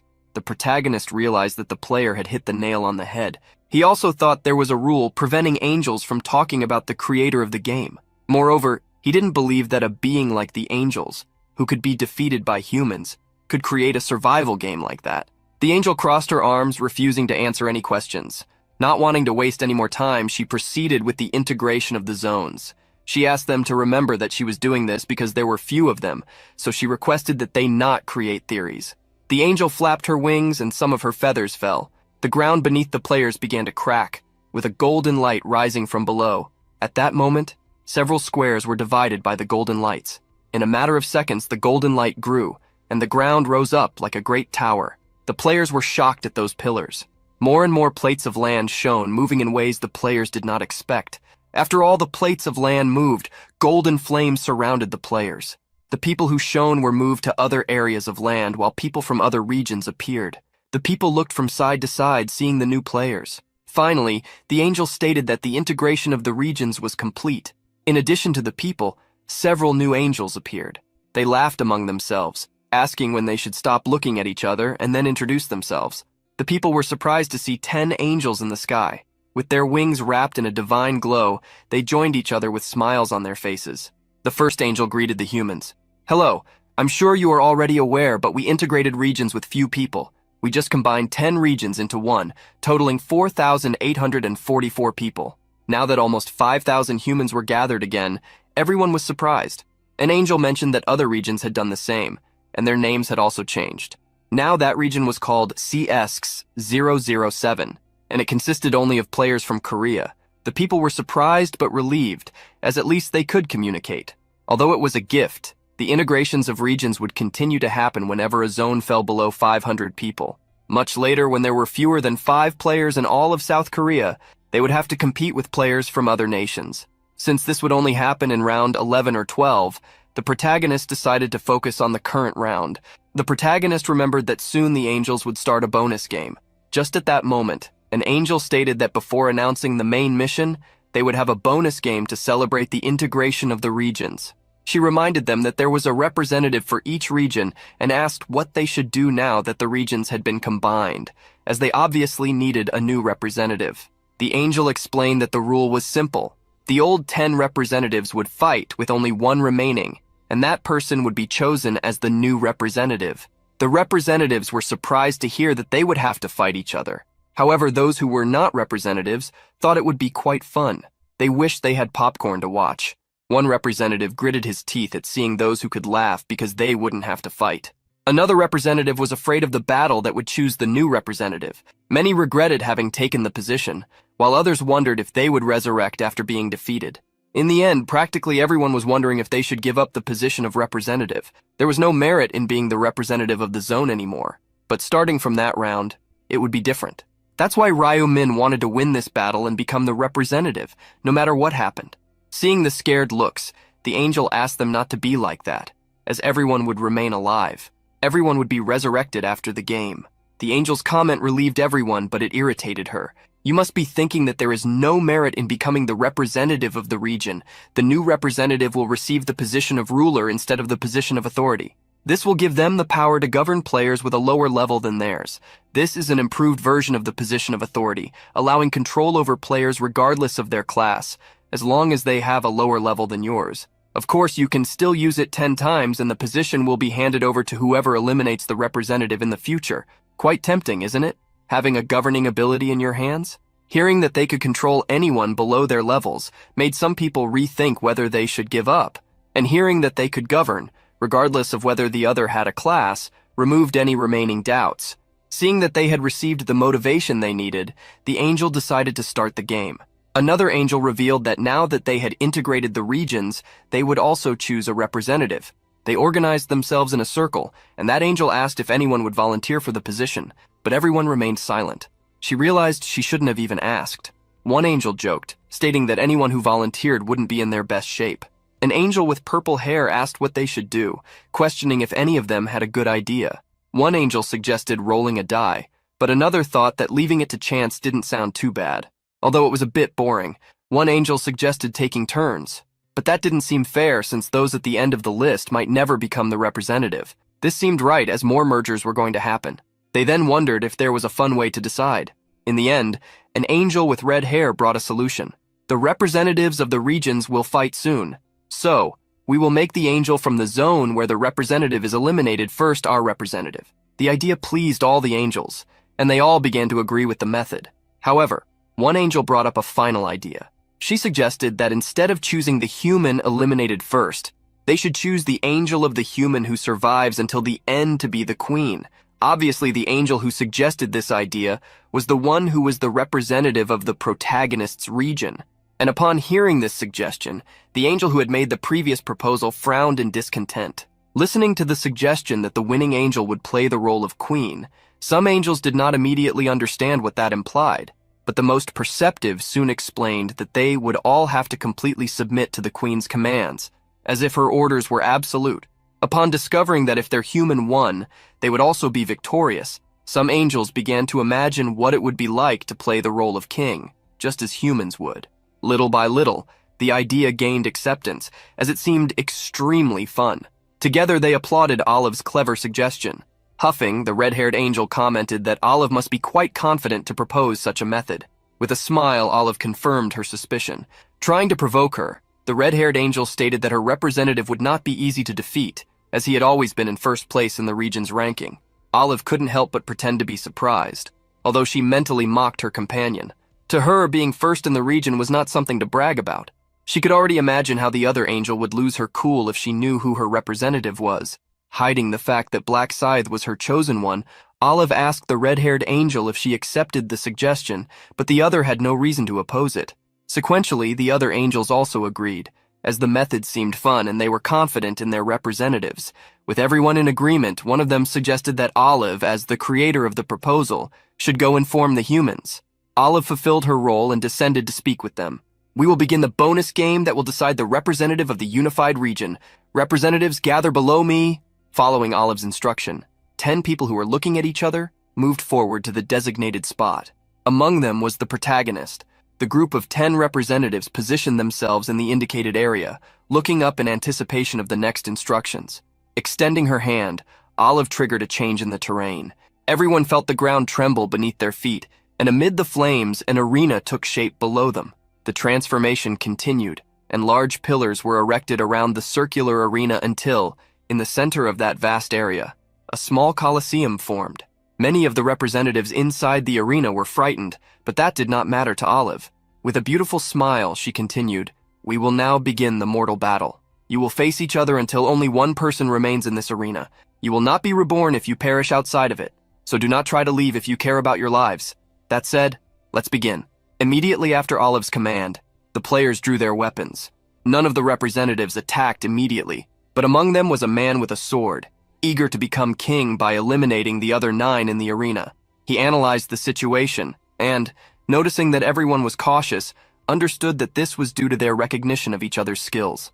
Still, he was confident that there was not a single bastard stronger than him. From the beginning, he had not left the #1 ranking in his region. Moreover, he fully trusted his dismantling rune, which was absolutely incredible. With this rune, it only took a touch of his sword for his target to be destroyed by its effect. He felt as if his sword was possessed and knew exactly where to strike. Because of this, he had eliminated 312 people during the 4th round. One of the angels began to get bored upon noticing that the humans had not yet started fighting. Beside her, another angel was trying to motivate them, cheering for them. The owner of the dismantling rune looked at the anxious angels and wondered if they had placed any bets to be so impatient. Determined, he began to move, confident that no one there was stronger than him. Furthermore, this would also be a great opportunity to make a strong impression and make everyone fear him. Upon reaching the center of the arena, he looked around. He wanted to choose one of the participants to be the sacrifice that would lead him to a great performance. He remained in the center of the arena, waiting for someone to attack him, as he was ready to eliminate any of them.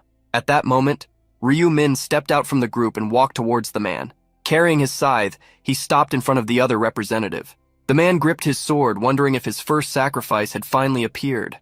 Still, he felt a slight fear in front of that immense scythe, knowing that such a large weapon could not be ordinary. He had seen several people with nicknames that contained the word scythe before, but the number of warriors who actually used one was practically 0.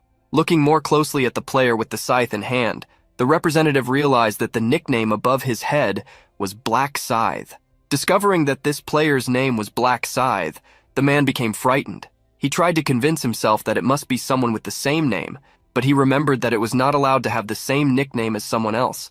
Finally, he realized that the person in front of him was the #1 ranked player from all regions, Black Scythe, the one who had already reached level 30. Seeing that representative, who until then had been extremely confident, become so shocked, the angels were confused. One of them asked Priscilla, the red-haired angel, if that wasn't the representative of her region. Nervously biting her nails, Priscilla remained silent. She didn't understand what her stupid human was doing. She couldn't comprehend why on earth he was standing there doing nothing.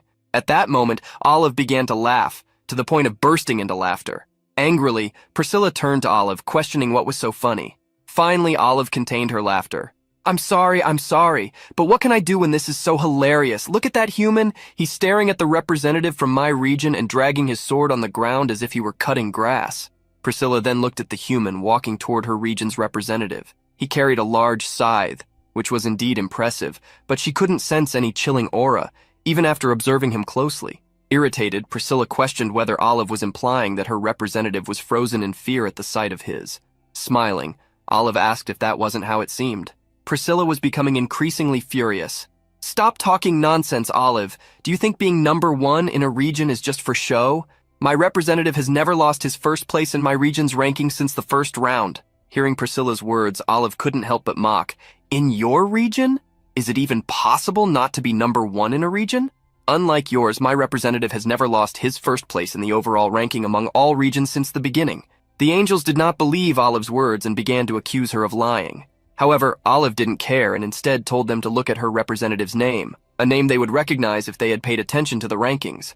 All the angels immediately looked at the protagonist's nickname and, at that moment, remembered his name. This was the human who always appeared when the results window was released. Priscilla refused to believe that Black Scythe was Olive's representative, because if the human below them really was that person, her representative would be no match for him. Suddenly, all the angels were shocked by what they saw.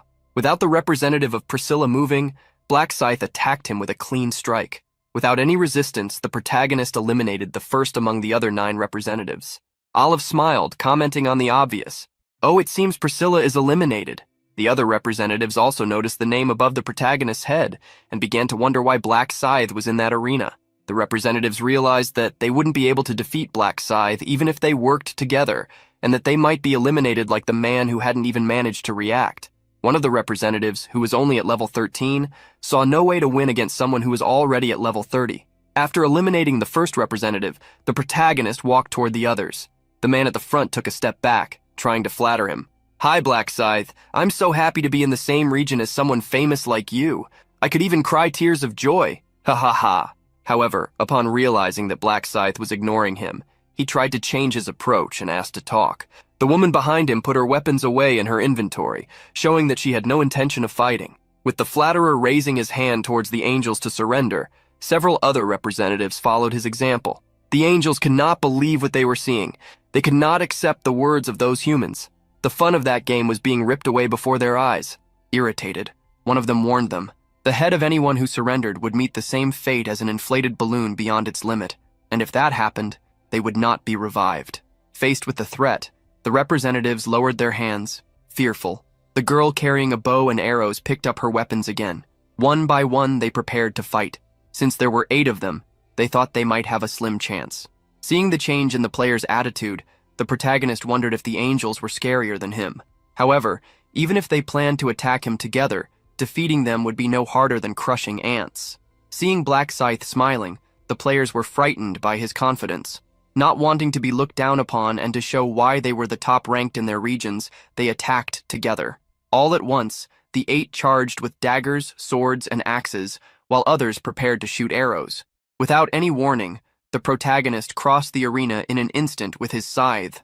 Zigzagging among a group of representatives, he attacked them before they even noticed. The group that wasn't attacked was shocked to see how oppressive Black Scythe was, but in the next moment, they felt the power of that scythe firsthand as Ryu Min hunted one of them down. The angels flying in the sky fell silent, as they had no words to describe what they felt. After a brief moment of shock, they began to express their disbelief and surprise at seeing Black Scythe win the challenge. With that, they understood that they would now have to serve Olive, who was in charge of Black Scythe, as if she were the queen. Priscilla was furious with the new queen. Olive, you knew this would happen, didn't you? Irritating Priscilla even more, Olive confirmed that she had known Black Scythe would win. Immediately, Priscilla tried to rally the other angels to go against Olive, since it was she who had suggested the idea. Seeing Priscilla's actions, Olive reprimanded her. "Of course I knew. Isn't it obvious? I suggested it precisely because I knew it would be favorable for me. Why else would I have done it? Did I threaten any of you to accept the bet? No, not a single one. You all said it sounded fun and agreed. Now you want to backtrack?" Irritated, Priscilla clenched her fist. Seeing this, Olive challenged her to attack. "Angels fighting each other in front of humans? That's so undignified. I bet if the head angel finds out about this, you'll be sent to the insect cell." Hearing about such a place, Priscilla recoiled. She would be willing to go anywhere but there. That was the place she hated the most. Seeing Priscilla remain quiet, Olive asked if she wasn't going to fight. Without a response, she declared herself queen, handing Priscilla the task of being the guide. Priscilla asked how long she would have to perform this function, and without caring much, Olive gave her a short answer: "Until I feel better." Seeing Priscilla standing still after her order, Olive quickly urged her to start doing her job. Approaching the humans, Priscilla regretted having accepted that bet. Thus, Priscilla began to work. As you saw, humans, the new representative has been chosen. Everyone received the notification that Black Scythe was the new representative of the zone. He had gained the temporary skill of ruler's position, which allowed him to give orders to players under certain conditions. Many people who knew Black Scythe realized he could become the representative. He was at level 30, so he could control whoever he wanted, which is why everyone began to prefer not to be on his bad side. After declaring Black Scythe as the representative, Priscilla proceeded with the resurrection of the other representatives. Extending her wings, she dropped some of her feathers over them, making their bodies shine with a beautiful golden glow, restoring the vitality they originally had. One by one, the former representatives began to wake up. Some didn't even remember what had happened, while others only recalled the feeling of having a scythe against them. As they were confused, Priscilla explained what had happened. They had been eliminated by Black Scythe, the new representative of the unified region. Quickly, they understood the truth upon hearing the angel. Now that they had a new representative, Priscilla prepared to remove the rights that the former representatives had. Still, she asked them not to be sad, as they would have the chance to regain their powers. Now that the bonus game was over, Priscilla would explain the main mission. In front of all the players, a window with the mission appeared. For the main mission, each of them needed to defeat 300 orcs in 10 hours. The window also mentioned a secondary mission, to obtain 4 equilibrium stones. What would happen in case of success was unknown. Furthermore, this time, only a quarter of the participants would survive. Seeing the mission and the number of participants who could advance to the next stage, some people were surprised as well as worried. Noticing that they were complaining, Priscilla sighed. "Are you complaining about the number of people who can complete the mission? Do you want me to reduce the number even more?" Faced with the threat, those who were complaining fell silent. Priscilla continued with her threats, stating that the rounds so far had been too easy. Therefore, this time she had prepared something more difficult. Despite the angel's words, some people didn't think this mission would be hard, at least for them, who didn't consider themselves weaklings. Seeing the confidence of those few, Priscilla left them to discover personally how difficult the mission would be. With Priscilla putting the matter aside, a competitor asked about the secondary mission and why its reward was a secret. Priscilla decided to answer the question, pointing out that unlike the previous rounds, the secondary mission was now visible, which is why the reward was a secret. Ryu-min was already tired of so many secrets. He remembered perfectly that the reward for the secondary mission of the 5th round was the Equilibrium rune. This was one of the 8 runes needed, and only one person per zone could obtain them at a time. Obviously, there were opportunities for other players to obtain the Equilibrium rune, but the difficulty would be even greater than that of a main mission. Ryu-min knew that even if they completed the secondary mission, it would be difficult for many to meet the conditions of the Equilibrium rune.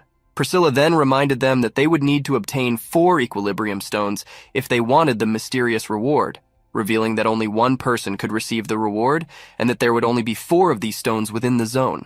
Discovering the limited number, one of the former representatives asked what would happen if a person couldn't find all 4 stones, realizing that the secondary mission would be useless in that situation. Seeing their concern, Priscilla urged them to calm down, as they could still steal the Equilibrium stones by eliminating those who possessed them. Hearing how to obtain the Equilibrium stones from others, they realized it was exactly like obtaining the position of representative. Priscilla confirmed it was indeed just like obtaining the position of representative, but reminded them that only the Equilibrium stone would drop. no other items. Furthermore, anyone who was eliminated would be permanently eliminated. Finishing her explanations, Priscilla wished that each of them would do their best. As the angels disappeared, the protagonist cursed how irritating they were. Formulating a plan, the protagonist decided to first fulfill the quota of 300 orcs, and then return to help Minjuri. As Black Scythe walked through the crowd, everyone looked at him, but no one had the courage to attack him to seek the position of representative. Seeing him walk away, many even sighed in relief, as they felt a chill in their stomachs when Black Scythe walked in their direction.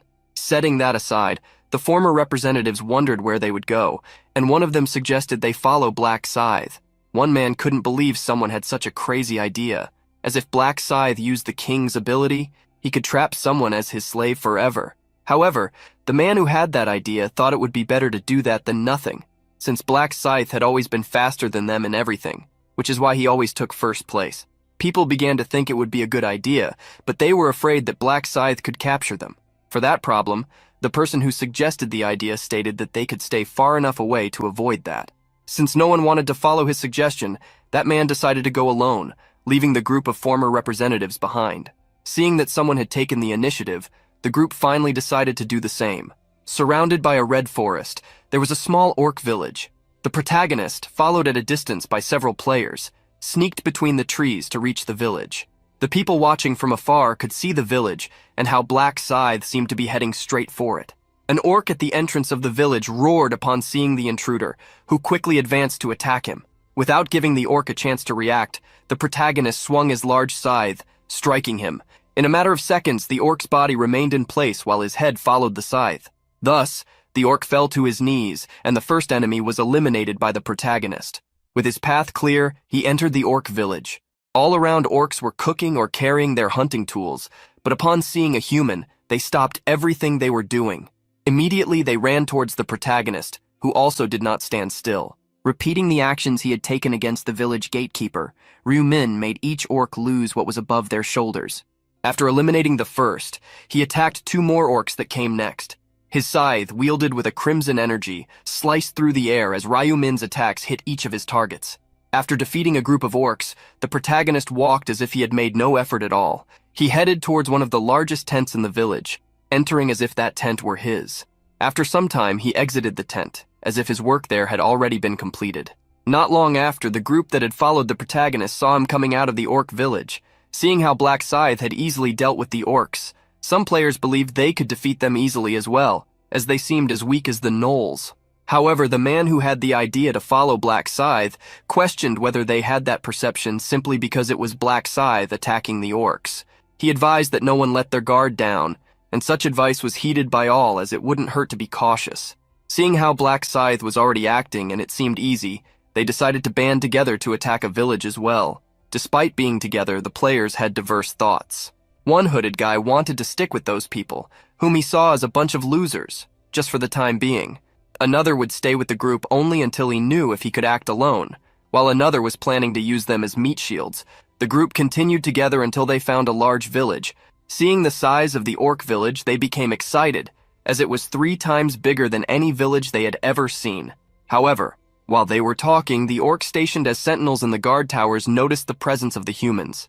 Immediately, the guard orc pulled out a trumpet and blew it to alert of the intruder's arrival. The sound of the trumpet echoed throughout the village, where dozens, if not hundreds, of orcs lived.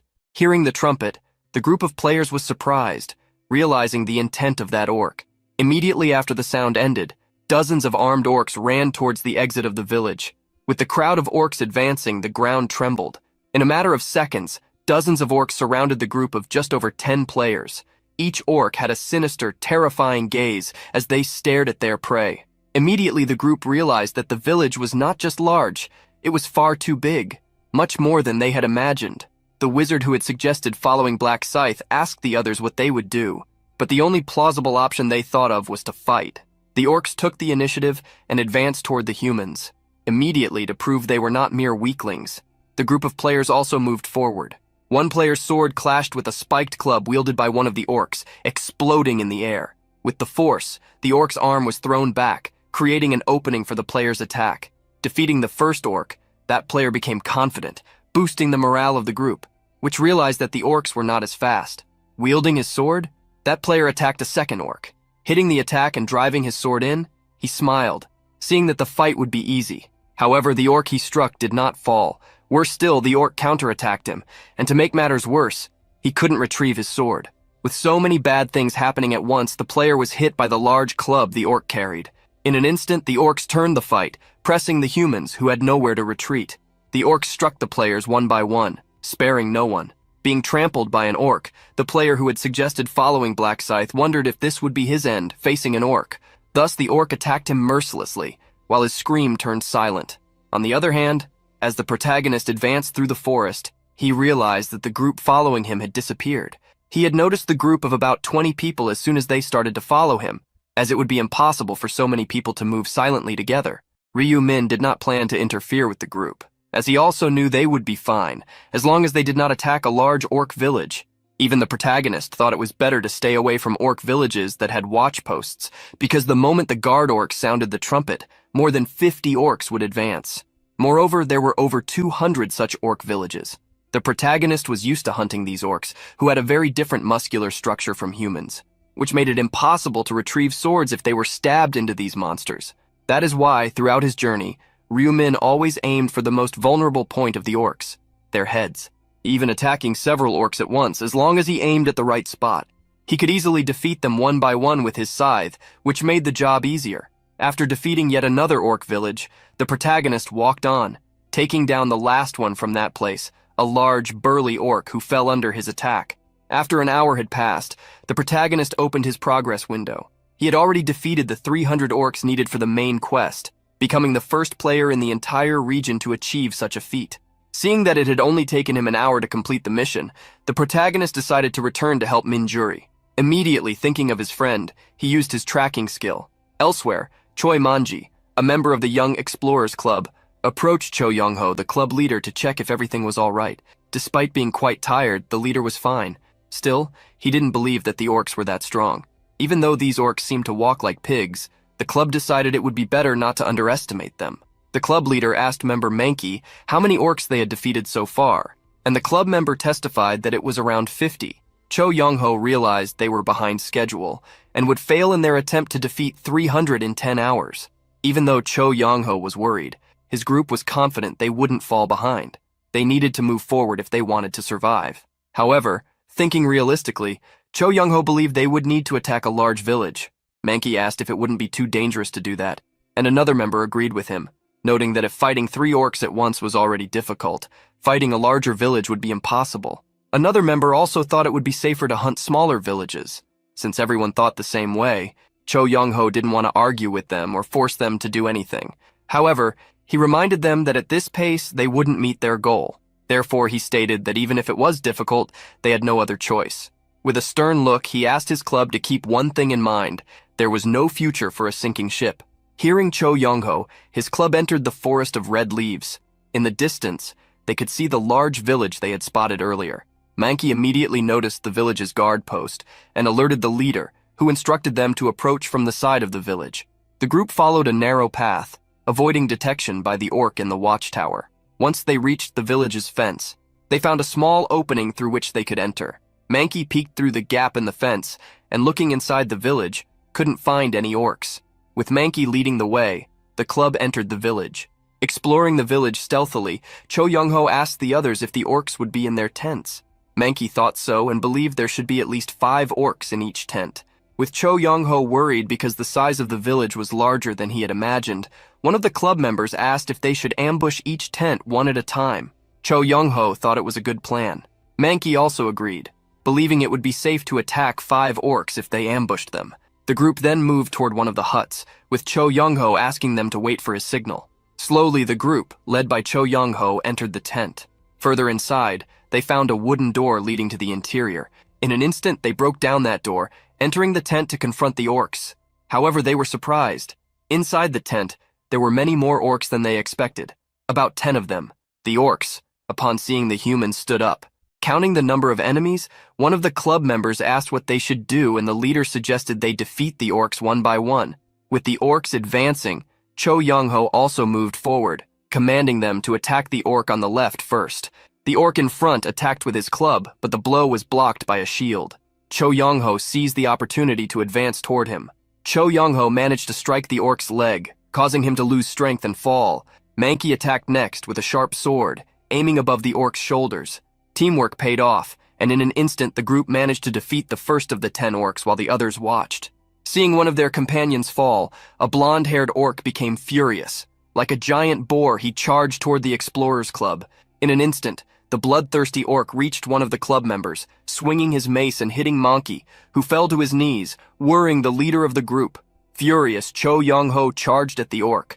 His attack was precise, hitting the orc's weak point as it prepared for a new attack. Thanks to Cho Young-ho's quick movement, Manky was saved, and a second orc was defeated. The orcs who had not entered the fight remained on alert. On the other hand, the small group of players now had an injured member. In light of the situation, both groups felt pressured. Cho Young-ho faced the 8 remaining orcs and wondered if they could defeat them.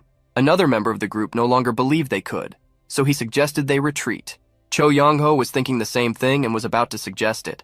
Quickly, the group beat a hasty retreat, surprising the orcs. Immediately, the group of monsters chased after the players, who were slower because they had to carry Manky. As soon as they exited the tent, the group was taken aback. The area that had previously been free of orcs was now filled with them, all heading in their direction. Looking around, one of the group members asked how many new enemies there were, and quickly, another member counted about 10 new orcs. Faced with so many enemies, the companion carrying Manky thought they were doomed. Manky wondered if this would be the end for the group, but Cho Young-ho was still ready to fight. Coldly, he asked everyone to raise their weapons. The group looked toward their captain, asserting that they had no chances. Accepting defeat, they began to say their goodbyes to one another. Seeing the group's reaction, Cho Young-ho questioned them if they knew why the orcs weren't attacking them immediately. To deliver the answer, Cho Young-ho told them to look at the faces of the orcs. The group quickly realized that the orcs were maliciously laughing at them. In light of these smiles, Cho Young-ho gave them an answer. They are laughing because they find it amusing to see us trembling like scared little mice. Doesn't that irritate you? Being ridiculed by orcs like these? Do you like being treated like zoo animals? Don't give up until the end. Take down at least one more orc. That way, we won't be so humiliated. The group was motivated by Cho Young-ho's words and raised their swords to fight. Even the injured Manky joined them, deciding to fight until his last breath. Seeing the humans' actions, the orcs decided to stop playing and slowly walked closer to them. In response, Cho Young-ho instructed them to attack the same orc as soon as he gave the signal. At the moment Cho Young-ho gave the signal, the orcs surrounding the group were alerted by a loud noise. Several of them began to ignore the group of players, running toward the sound they had heard. Seeing where the orcs had run, the club saw a large flame spreading. They didn't quite understand what was happening, or why the orcs had left them behind at that critical moment. Although some of the orcs ran in that direction, Cho Young-ho drew the group's attention, as other orcs were still focused on them, the original 8 that were in the tent. Noticing that the number of enemies was smaller and feeling motivated, Cho Young-ho encouraged his companions to fight. Trusting their captain, everyone united to attack the group of orcs, starting the battle. Sometime later, the group, surprisingly still standing, panting but victorious against the 8 orcs. Seeing that they had succeeded, one of the team members credited the merit to Cho Young-ho. Everyone knew they were alive only because of him. However, Cho Young-ho did not want to accept all the credit, as they had all decided together to fight with everything they had. If it weren't for his companions, even he wouldn't have survived. Putting that aside, Cho Young-ho asked Manky how he was feeling after getting hurt. With red eyes, Manky revealed that he was in a lot of pain but could handle it well. Seeing that Manky needed to rest, Cho Young-ho asked everyone to hide while he went to see what was happening. The team thought it would be dangerous for Cho Young-ho to go alone, but the leader asked them not to worry. Thus, Cho Young-ho left the group to head in the direction the orcs had run. Sneaking between the tents, Cho Young-ho noticed that the place was strangely quiet. He hadn't seen any orcs for some time. As it seemed safe, Cho Young-ho walked more calmly through the village, trying to explore it. Hearing some noise, Cho Young-ho looked in a certain direction. Immediately, his eyes widened. In that location, there were several fallen orcs. From their bodies, a golden power caused them to begin to dissipate. Cho Young-ho walked among the orcs, wondering what had happened and who had caused this. Suddenly, he noticed that there was a person standing further ahead, and that person was none other than Black Scythe. Seeing someone calling him, the protagonist looked back, realizing that there were people there before him. Looking at Cho Young-ho's nickname, the protagonist thought for a moment and remembered who owned that nickname: the famous Mercenary King.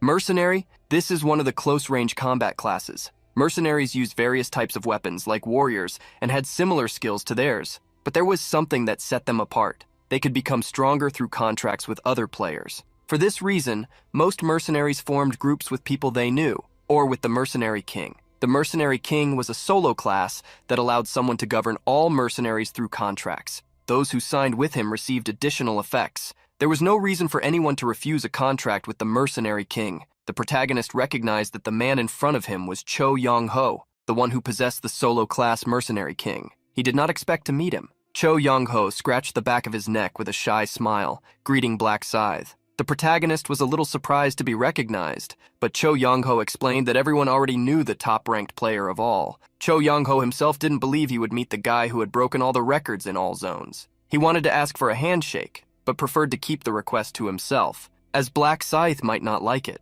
Observing Cho Yong-ho's behavior, the protagonist realized he was not the type to betray others. That was why he had so much success as the Mercenary King. It was necessary to have a leader's mentality and a good heart to qualify for such a class. After looking around, Cho Yong-ho asked Black Scythe if he had defeated all the orcs. He was surprised by the confirmation, but that only reinforced how incredible Black Scythe was. Suddenly, Cho Yong-ho bowed. "Thank you. I survived because you distracted them." Despite the thanks, the protagonist explained that he didn't even know Cho Yong-ho was there. Even knowing that Black Scythe didn't intend to save him, Cho Yong-ho stated that it was still a fact that they had been helped. Sighing at the persistent apologies, the protagonist told Cho Yong-ho to gather his companions and leave, since all the orcs in the village had already been defeated, so they didn't need to worry. Cho Yong-ho became curious about how Black Scythe knew he had a team. That was when he noticed Black Scythe was looking behind him and turned around. When he saw his team approaching, Cho Yong-ho was surprised. "Guys, why are you here? I told you to wait." But his companions were afraid of being left behind. Cho Yong-ho was shocked by such accusations, as he would never abandon them. The protagonist looked at the four approaching and concluded they must be mercenaries hired by Cho Yong-ho. He assumed they had come to check the situation because they were worried. It was amazing that Cho Yong-ho had already won companions who genuinely cared about him. Cho Yong-ho's team was surprised to see Black Scythe and asked why he was there. Holding his scythe, the protagonist indicated the surroundings. "I'm here just for a quick hunt." The protagonist wanted to quickly get those five away. The mid-level boss would appear soon, and that would be dangerous for them. Immediately, one of Cho Yong-ho's companions saluted. "See you around, Black Scythe," while another with shining eyes said, "It was an honor to meet you." Thus, they thanked the protagonist as the monsters continued to dissipate. It was at that moment that Cho Yong-ho's companions heard something. Everyone looked around, trying to listen carefully. The protagonist explained what was happening. The mid-level boss was approaching, so it was better for them to leave. Cho Yong-ho was surprised by what Black Scythe said. Then, with the crimson sky darkening, a giant orc appeared among the tents. Everyone turned, surprised to see the orc approaching in the distance. The orc, enveloped by an extremely dark energy, let out a deafening roar. He began running toward his prey, each step making the ground tremble beneath his feet. Alert, the protagonist faced the orc warrior, the reason he hadn't left yet after defeating all the other orcs in the village. It would be necessary to defeat that monster to obtain the balance stone, an item needed for the side quest. Black Scythe gave a slight smile. Once he defeated that orc as well as the bosses of the other three tribes, he would complete the mission. The orc warrior quickly advanced to the village courtyard, wielding his swords. Cho Yong-ho's team immediately noticed the monster seemed furious. Afraid, Cho Yong-ho told everyone to run. However, that orc, with his teeth bared and thirst for blood, had already come too close. The great monster launched an attack with a speed Cho Yong-ho couldn't keep up with. Looking up, Cho Yong-ho faced the sword falling toward him. The blow came down hard, creating a large shockwave that destroyed the ground around it. Luckily, Cho Yong-ho managed to dodge the blade, which fell right in front of him. He trembled, shocked by the strength of that attack. It was at that moment that Black Scythe ran to him, lifting him with the long handle of his scythe. In an instant, the protagonist threw Cho Yong-ho away, out of the monster's reach. Facing the mercenary, the protagonist asked what was wrong with him. Seeing he had been saved, Cho Yong-ho thanked him once again. While keeping his eyes fixed on the orc warrior, the protagonist warned, "Keep your distance, at least if you want to stay alive." The great orc, wearing a mask, walked toward the protagonist. Seeing the two humans before him, he let out a slight laugh. Noticing the provocation, the protagonist advanced, wielding his scythe. As he approached, he struck the orc's foot hard. The laughter stopped and gave way to a cry of pain. Furious, the orc raised his sword, releasing a powerful energy wave. The protagonist jumped back, dodging the attack that hit the spot where he had been seconds before. The orc didn't retreat and raised the other sword for a new strike. This time, he launched a horizontal attack, but once again the protagonist easily dodged.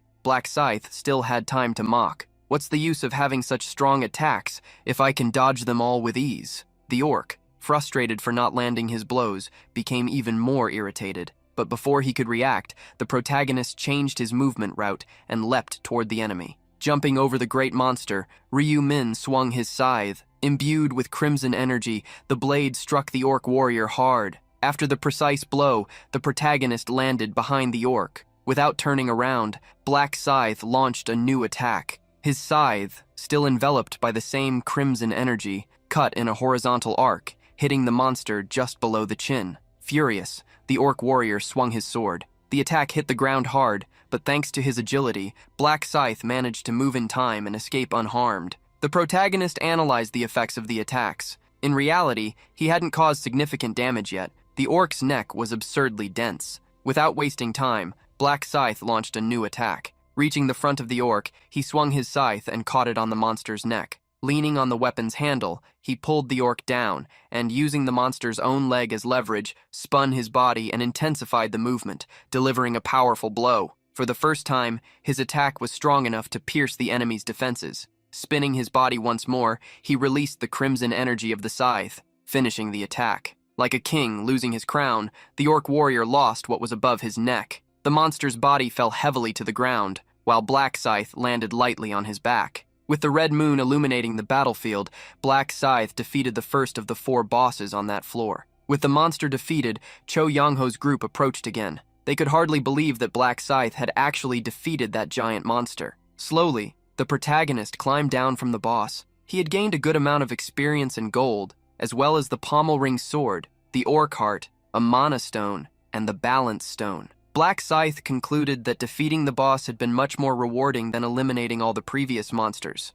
Moreover, the items obtained were excellent. The pommel ring sword had a higher attack than his current scythe, with the additional benefit of increasing attack speed with each strike. There was also the orc heart. Some might not understand its value and discard it, but that would be a grave mistake, as it was an essential ingredient for crafting a unique rank item. Cho Young-ho approached the protagonist now that the danger had passed. "Thank you for taking care of that monster, Mr. Black Scythe. You saved us." Grateful, they asked how he knew the monster would appear. The protagonist quickly thought of a good excuse. A boss like that also appeared when I defeated all the orcs in other villages. Impressed, Cho Young-ho and his team understood why Black Scythe had insisted they stay away. Stating that he had already completed everything he wanted there, the protagonist warned that he would leave. As he said goodbye, Cho Young-ho and his team bowed, thanking him once again. Encouraged, Cho Young-ho urged his group to continue hunting. However, Mankey felt a sharp pain and fell to the ground, alarming everyone. Kneeling, Mankey confessed he could no longer continue. Cho Young-ho was shocked. Earlier, Mankey had said he was fine. Mankey's expression made clear how debilitated he was. "I only said that because I didn't want to worry you, but I've reached my limit." Cho Young-ho tried to help him up. "Come on, you have to hold on until the end if you want to survive in real life too." But Mankey reminded him that mere survival wasn't enough if they couldn't complete the mission. "Just leave me behind. I don't want to be a burden to you." Cho Young-ho gritted his teeth. He thought of alternatives, maybe weaken the orcs so Mankey could just finish them off. But Mankey knew that would only hinder the group's performance. And even with help, he wouldn't have the strength to continue for long. The whole group began to cry, which caught the protagonist's attention. He hadn't expected that. Cho Young-ho was destined to lead hundreds of mercenaries, but at that moment he acted with extreme kindness. It made sense if the group was very close, but still, it surprised Ryu Min. However, seeing how much they cared for each other reminded him of how he cared for his brother. Stopping his steps, he approached the group again. "I think I'll help you. I know how that feeling is." As he got closer, the protagonist asked to examine the injured man.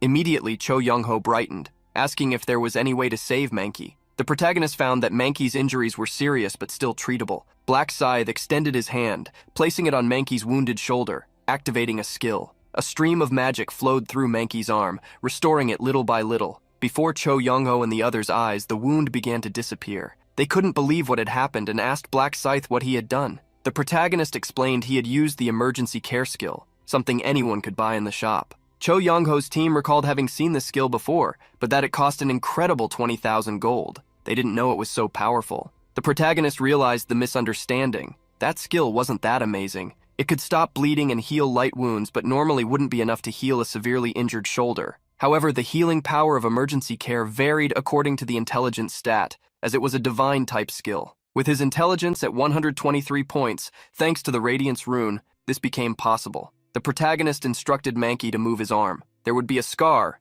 but he was healed. Following the instructions, Mankey was amazed. The protagonist warned that he might not be 100% healed, so he shouldn't overexert himself, as the wound could reopen. Still, hunting wouldn't be a big problem. As soon as he heard he could continue hunting, Mankey got up and bowed 90 degrees. "Thank you very much. You are my savior." Everyone else on the team, including Cho Young-ho, also bowed in thanks. On both sides, the members thanked the protagonist. To try to repay him, Cho Young-ho took a golden stone from his inventory. The other members also gave a red stone as a sign of gratitude. In an instant, everyone began offering their items to Black Scythe. The protagonist tried to refuse, but they treated it as gifts of thanks, which made it hard to reject them. In the end, they gave several items that alone didn't have much value, but together, they could yield something. However, besides the average equipment, Black Scythe obtained something more interesting. For having given new hope to the team, Cho Young-ho said they would return the favor one day. He treated Mankey like a brother, and that made Ryu-min realize who Cho Young-ho really was.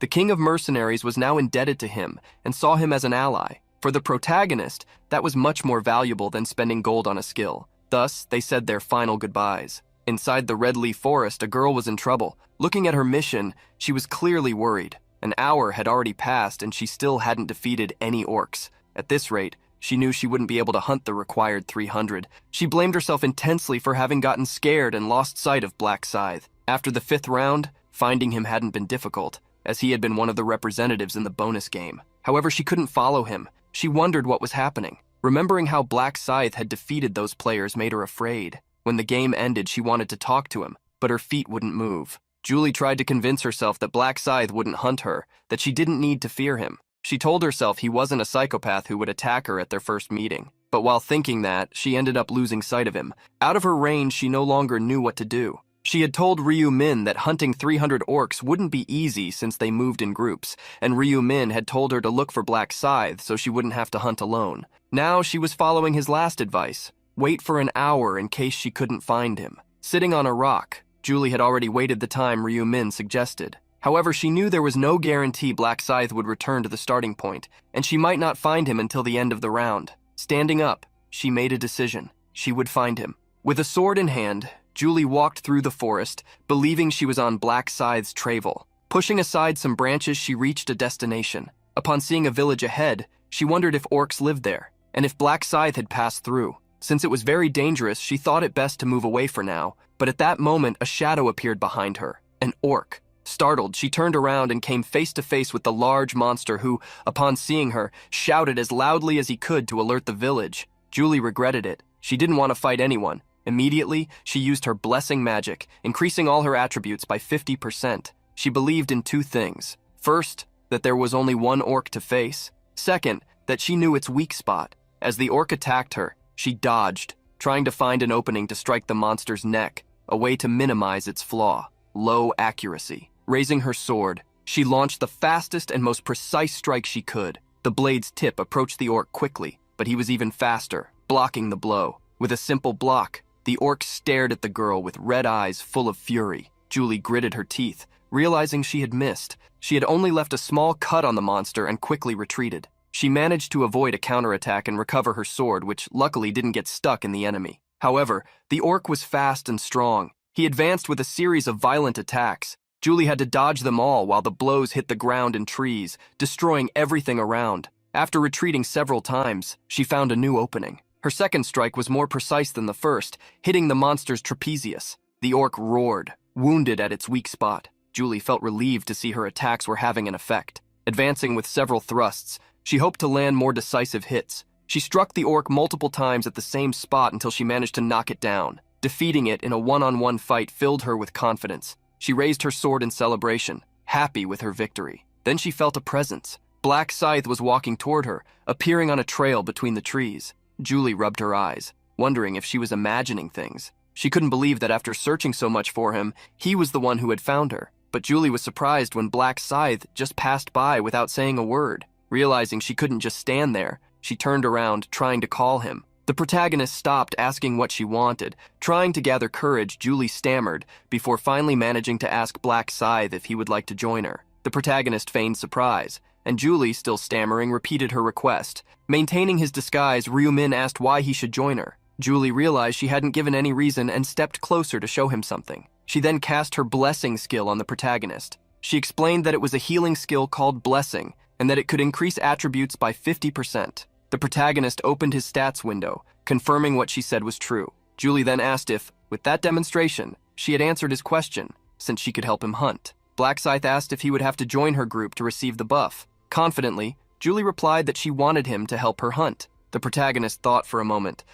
I don't know. I have the temporary ruler skill, so I could just use you as my assistant instead. Julie was shocked to hear that. However, she brightened when he asked if she could promise not to betray him. She immediately agreed. With her confirmation, Black Scythe extended his hand. The protagonist introduced himself as Black Scythe, a level 32 Reaper. Julie introduced herself as Democracy. At level 13, she had a support class. The protagonist showed curiosity, seeing that she needed help hunting since she had done well against the orc earlier. Smiling self-deprecatingly, Democracy revealed that had been her first orc defeated. The protagonist was truly surprised to learn that had been her first orc in 90 minutes. Seeing she didn't have much time left, Black Scythe offered to help her. Surprised, she asked how he would do that. Without answering, he just went ahead into the forest, and she followed him. The protagonist told her to stay close to him, as he wouldn't be able to protect her if she left his line of sight. Getting closer to Black Scythe, the girl realized he wasn't as cold as he seemed. She was glad she had followed Ryu-min's advice. Democracy's thoughts dissipated when they spotted monsters ahead. They had walked until they came face to face with 3 orcs.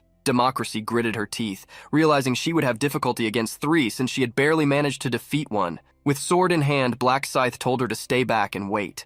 The next moment, he advanced against the 3 orcs. During the charge, he prepared his attack. With a powerful horizontal slash, the protagonist hit the legs of the 3 orcs with a wave of energy, making them unable to walk. With the blow, the 3 fell to the ground. That was when they realized the real danger ahead. The player attacking them didn't stop. He jumped toward one of them. With a second strike, the protagonist disabled one of the orc's arms, and soon after, the other. Seeing the scene, Democracy was incredulous. In an instant, Black Scythe had incapacitated the orcs from attacking or fleeing. Wiping his cheek, Black Scythe ordered her to finish the job. Seeing the girl standing still, the protagonist asked why she was lost in thought. Realizing her mistake, Democracy apologized. She cautiously approached the orcs just to be sure. Getting close, she attacked one of their weak points. With that, she managed to defeat her second orc, gaining experience and gold. She couldn't believe it had been so easy. At first, she thought it would be at least a little dangerous. Upon realizing how easy it had become to defeat the orcs because of Black Scythe,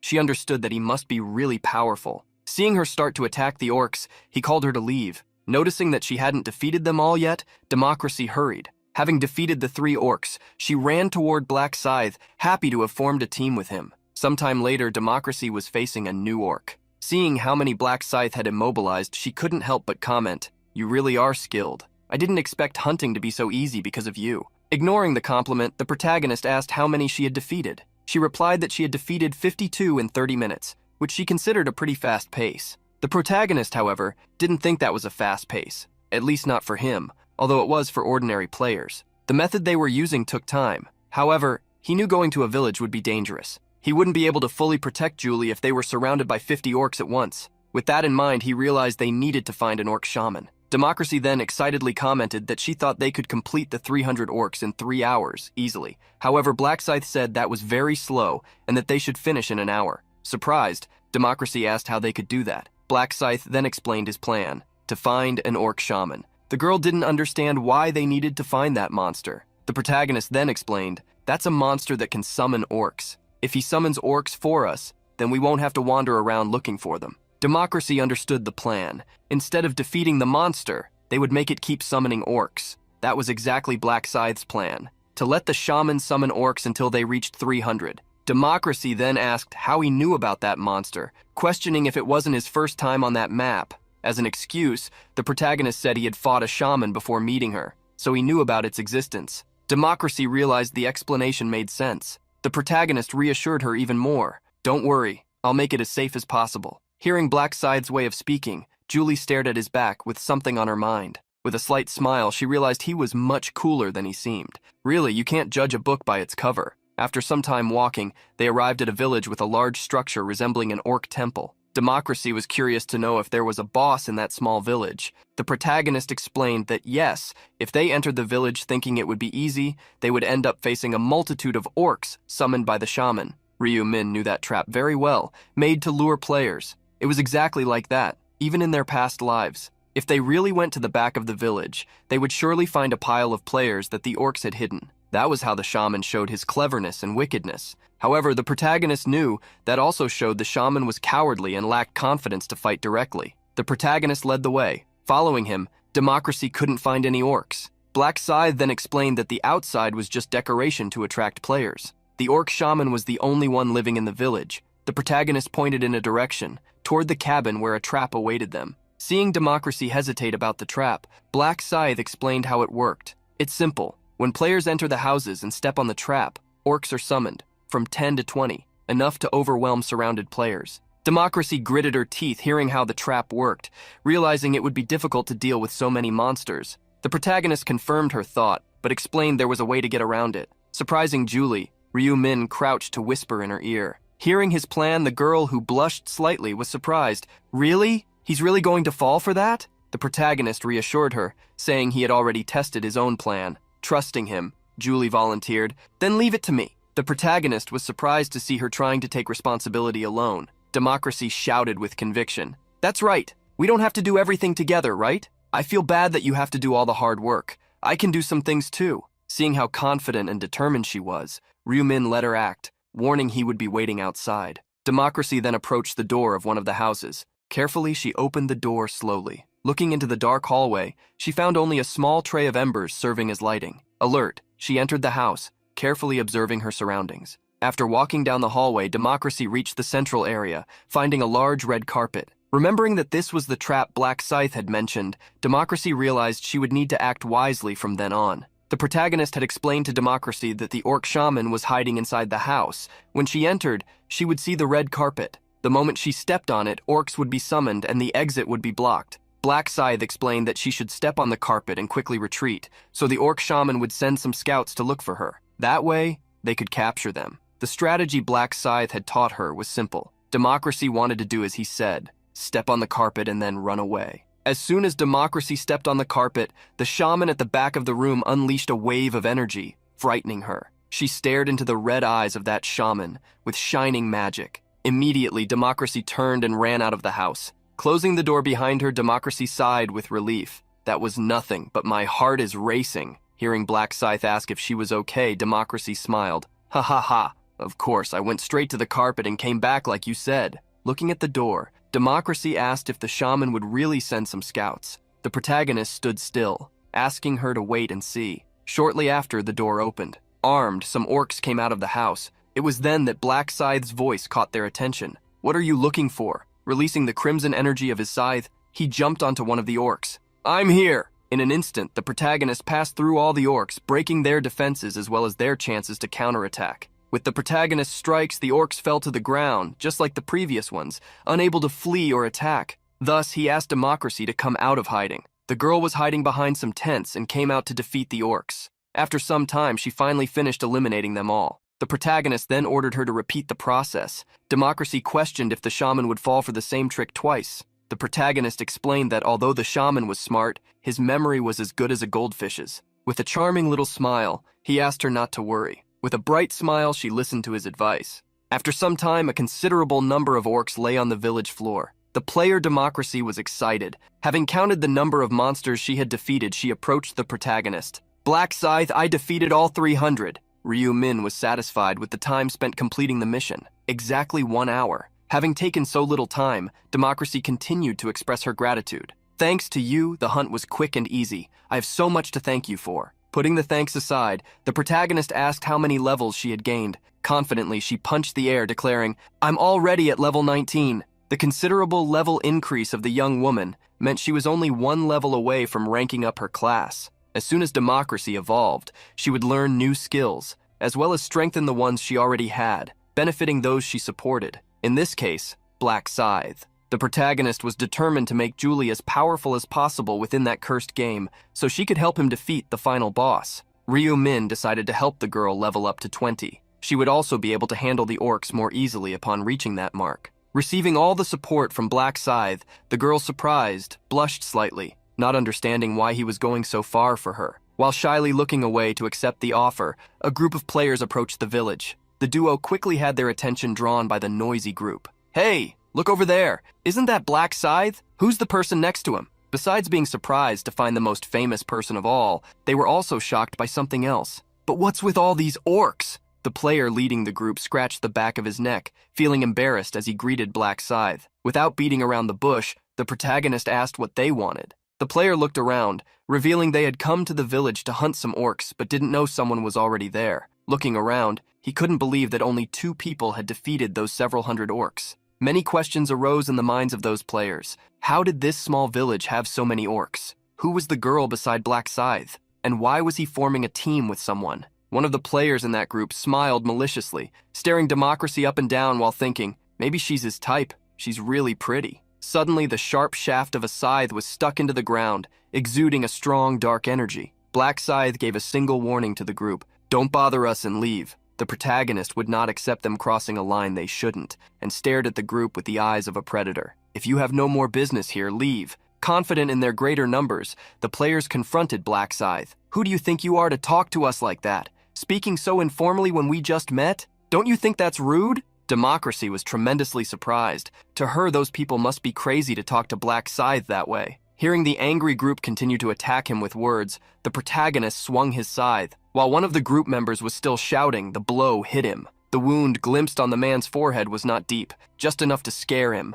Instilling fear in the other members, Black Scythe advised them, "Leave if you still value your lives." Immediately the group fled. Afraid, they apologized as they ran. Although they were fleeing, that group still had ulterior motives. They did not simply want to leave, but to hide and spy on Black Scythe. Black Scythe discovered the group's plan by reading their minds. Some flies buzzing around him wouldn't stop him from hunting, but some idiot could manage to steal the boss kill on the map. The protagonist would take care of them before that, but first wanted to get Julie to level 20. Addressing the girl, he called her to continue since the pests had gone away. Entering the forest, the group stopped fleeing. Thinking they had left Black Scythe's sight, the man who had been hit looked back. Seeing the expression on his companion's face, another player asked what he was planning. Grinding his teeth, the man who was not intimidated asked, "Aren't you curious to know how that bastard Black Scythe hunts?" A second player agreed with him. "I want to know too. Where did he find so many orcs?" Crossing his arms, the player who had introduced himself when they arrived at the village asked if they were going to spy on Black Scythe. The man who had been attacked confronted the other player, taunting him. "We won't be attacked if we stay at a safe distance. Don't be a coward." Being ridiculed, he ended up agreeing to participate in the spying. The group carefully sneaked back to the village, hiding behind some rocks near the entrance, a place where they could see Black Scythe. More orcs came out of the main house looking around. They soon spotted the man in black with a scythe in his hand. Aggressively, the orcs ran toward Black Scythe, raising their threatening clubs. With eyes sharp as an eagle's, Black Scythe raised his fist. Staring at the orc in front, he punched it with all his momentum. The orc was thrown back toward another, who had also come out of the shaman's house. Like in a bowling game, the first orc knocked down all the others, who barely understood what was happening. While the orcs were still falling, the protagonist advanced toward them. The scythe, as if cutting grass, swept what was in front, giving no chance to the 2 orcs. The remaining orcs were surprised by the humans' quick movement. Outside the village, the players were impressed by Black Scythe, who easily defeated the orcs, while they, even united against one, struggled to win. One of the players, however, frowned when he realized the orcs were still alive. Black Scythe had not finished them off. Suddenly, the girl they had seen earlier appeared. She was the one who delivered the final blow to the immobilized orcs. The players in the forest were surprised to see Black Scythe helping the girl get the points. They quickly began to wonder what Black Scythe was getting in return for letting her keep the points, or how she deserved such a thing. In moments, envy grew in their hearts as they saw how easily Democracy leveled up. While the group complained, they saw the girl enter the wooden house. Shortly after, she came out again. Having watched this several times, one of the players realized what was wrong. Every time that girl goes in and out of that house, orcs come out behind her, and Black Scythe immobilizes them. But isn't it strange for such a small house to have so many orcs? That player's comment made the others think, and they soon concluded that this must be a spawn point for orcs. There was no other explanation. The group became even more envious and angry. Black Scythe and the girl didn't need to make much effort for several monsters to fall into their laps. Now it made sense why Black Scythe had driven them away, to not lose the monster spawn point. One of the players asked if they should wait until Black Scythe and the girl left. so they could take the place for themselves. Another player thought this was a good idea, especially since they wouldn't be able to take the place by force. After a few rounds, Democracy received a notification that made her excited. She quickly told Black Scythe that she had reached level 20. Receiving congratulations from Black Scythe, the girl explained how much she had improved. I gained a new skill, and my blessing buff went from 50% to 60%. To test the improvement in the blessing skill, Black Scythe asked if she could cast it immediately. Democracy did as he asked and extended her hand, using the skill. With a green energy like pure flowers enveloping both of them, the blessing skill increased their attributes by 60%, lasting for 3 hours. Having cast the enhanced blessing, the young woman excitedly announced that she would next cast the new skill she had learned. A faint cayenne energy ran through Black Scythe's body. The swift skill increased the protagonist's attack and movement speed by 60%, lasting for 30 minutes. Discovering the buff's effect, the protagonist thought it was not bad at all. Democracy shared his opinion and said she could cast the skill on him every 30 minutes. The protagonist thanked her for the consideration and called her to move forward. They were now going to defeat the orc shaman. Democracy quickly asked if she could help in any way, but Black Scythe coldly just asked her not to get in the way. Ryu-min looked toward the village gate and saw the group of players outside. Remembering their plan, the protagonist wanted to wait and see how things would unfold. Black Scythe entered the orc shaman's cabin alone. Democracy, on the other hand, stayed outside, keeping watch. The players outside the village were confused to see Black Scythe enter the house and tried to observe closely. Suddenly, several attacks hit the cabin door. Kicking down the wooden door, Black Scythe jumped out without any warning. Behind him, several orcs chased him. But this time, the protagonist did not intend to eliminate the orcs, but to lure them to a place. Democracy was surprised when Black Scythe came out of the house and wondered why he was running away. Outside the village, the group of players still didn't understand why the powerful Black Scythe was fleeing. Seconds later, the large orc with a staff came out of the cabin. The shaman raised his bone staff and unleashed a powerful spell while chasing the intruder. The magic followed the direction Black Scythe had fled, passing over the orcs and striking an area in front of the village gates. Suddenly, from the places where the energy landed, ghost orcs rose up. In an instant, a new group of summons appeared, blocking Black Scythe's escape route. One of the players outside became afraid upon seeing the big orc. Seeing the ornaments the orc wore, as well as the staff, something no other orc possessed, one of the players guessed, that must be the boss. Finally, the smartest player in the group understood what was happening. Ah, so the orcs weren't spawning, they were being summoned. Seeing Black Scythe surrounded by several orcs, Democracy became desperate, wondering what she should do, whether she should run to help him. However, she quickly changed her mind when she saw the look on Black Scythe's face as he faced the orcs. He wasn't tense at all. The orc shaman, seeing his minions being eliminated, raised his staff once again, summoning new monsters that roared like a horde of beasts. Seeing 10 more orcs appear, one of the players watching the fight was surprised. In the center of the battlefield, Black Scythe kept swinging his scythe. His body, agile thanks to the increased movement speed granted by Democracy's skill, easily dodged the orcs' clubs. Watching Black Scythe's dodging moves, the group of players made surprised comments. How does he dodge like that? Isn't he a monster? Seeing his companions focused on watching the battle, one player warned them, guys, that orc who looks like the boss, doesn't he seem to have his guard down? When everyone agreed with him, the young man smiled maliciously and suggested something dangerous. Should we steal the boss kill? One player hesitated, unsure if they should do it. Another, thinking the same, asked if Black Scythe wouldn't catch them, but the player who suggested it reassured them, he won't catch us, he's too busy dealing with the orcs. Even Black Scythe must have problems being surrounded like that. One player agreed with the plan and quickly stood up. If he asked why we attacked the boss, we can say we wanted to help. While watching Black Scythe fight, everyone quickly agreed to follow the plan. The players sneaked around one side of the village and upon entering,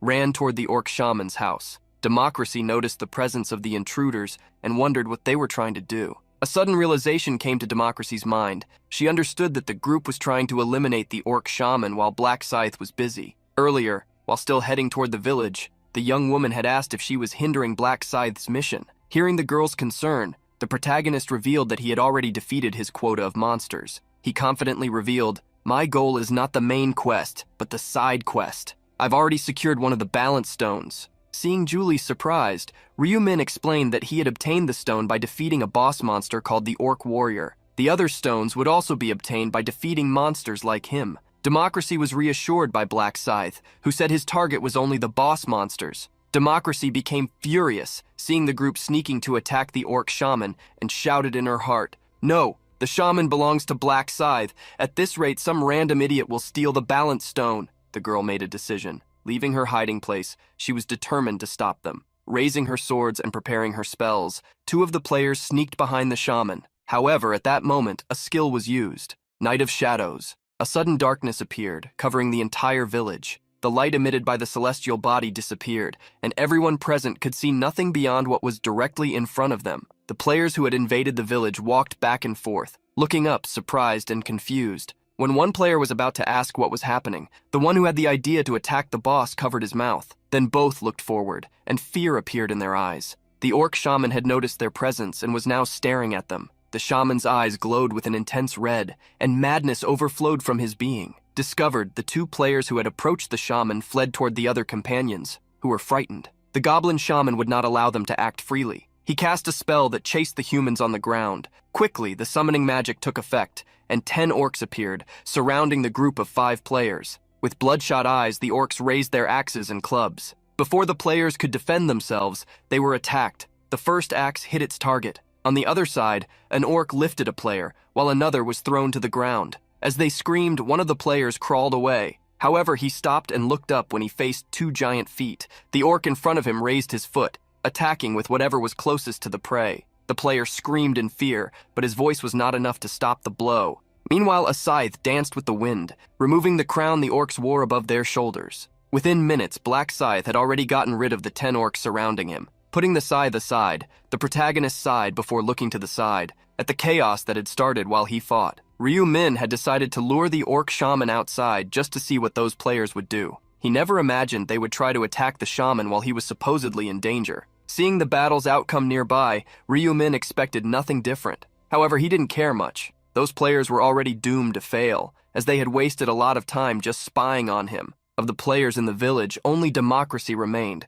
watching Black Scythe walk toward the orc shaman. The orcs who had finished off the group of players were startled to see the human, who had eliminated an entire group of them, approaching. But confident in their numbers, they advanced, hoping to protect their leader. Before the orcs could get close, the protagonist struck them with clean blows. In an instant, a rain of orcs fell, each one knocked to a different side after the overwhelming combo of attacks. Ryu Min took advantage of the hunt. His attack speed had greatly increased, with the buffs from Blessing, Swift, and 50% from his Night skill. The combo made him attack incredibly fast. Besides these buffs, there was also the Reaper's Rune, the rune that doubled damage caused by scythes, and during the night, increased attack speed by another 50%. Dealing with the group of orcs, Black Scythe advanced toward the orc shaman. Hissing fiercely, the shaman moved his staff to cast a spell, but before he realized it, Black Scythe was already behind him, and the scythe was within reach. The orc tried to dodge, but Black Scythe said his goodbye, removing from the shaman the plume and mask he wore with such pride.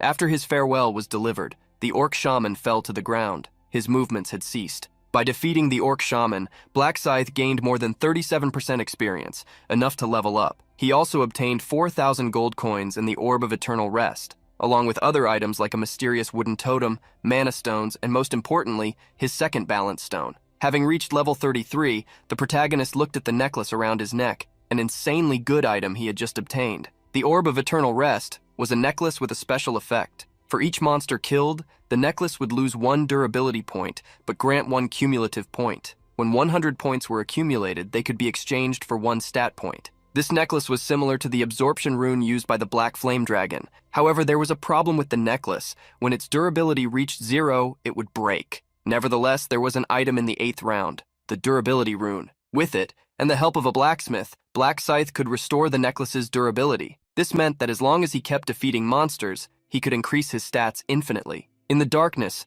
Democracy tried to search for Black Scythe while shouting his name. Seeing the lost girl made the protagonist attest to the power of the Reaper's Rune, which made him hard to detect in the dark. Before disabling the night ability, the protagonist glanced at the players who had been eliminated by the orcs. He used the Trace Erase magic, causing everything related to them to disappear. Thus, the night ability was deactivated, and the red sky could be seen once again. Seeing how the sky darkened and brightened without any warning, Democracy was confused, but thanks to that, she managed to find who she was looking for. Quickly, she ran toward Black Scythe. "There you are, I've been looking for you everywhere." Showing the orc shaman to the girl, the protagonist indicated the reason he had been busy. Democracy was happy to learn the shaman had been eliminated by Black Scythe, but she was confused. "Could you see anything around you? There were some people trying to take the orc shaman from you." Feigning innocence, the protagonist calmly replied, "I didn't see anyone." Democracy, still confused, told what she had heard. Someone scream. Ryu-min preferred to keep the girl in doubt rather than show her the horrific scene.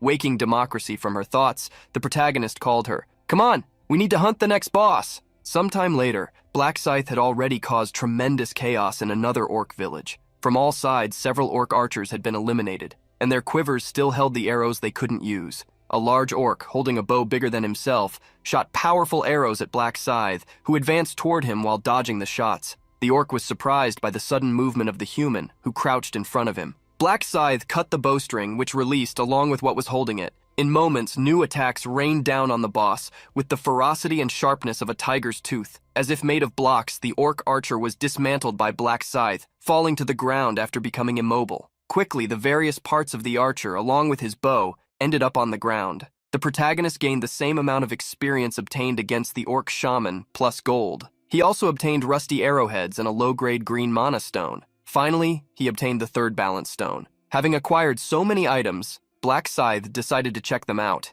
The agile archer boots gave 60 defense points, plus 10 agility points. They were better than the ones Black Scythe was currently using, offering 4 times more defense. There was no reason not to swap them. He quickly tried to combine the boots with the green mana stone to make them even better. The combination was successful, and he gained 4 more agility points. Now Black Scythe felt ready for his final attack. He would set out in search of the superior orc, the final boss who, unlike the others, had a time limit for attacks. Therefore, he needed to be eliminated as quickly as possible. Knowing that the faster the kill, the better the reward, Ryu-min remembered the best record from the last round was 43 seconds. Having prepared, he called Julie to follow him. With the buffs from the smiling girl, the protagonist felt he could break that record this time. Wanting to minimize the kill time as much as possible, Black Scythe thought he should level up a bit before facing the boss and use the Orb of Eternal Rest to increase his stats. The protagonist continued hunting until there were just over 30 minutes left in the round. Clearing another orc village, he was impressed with the speed he had reached.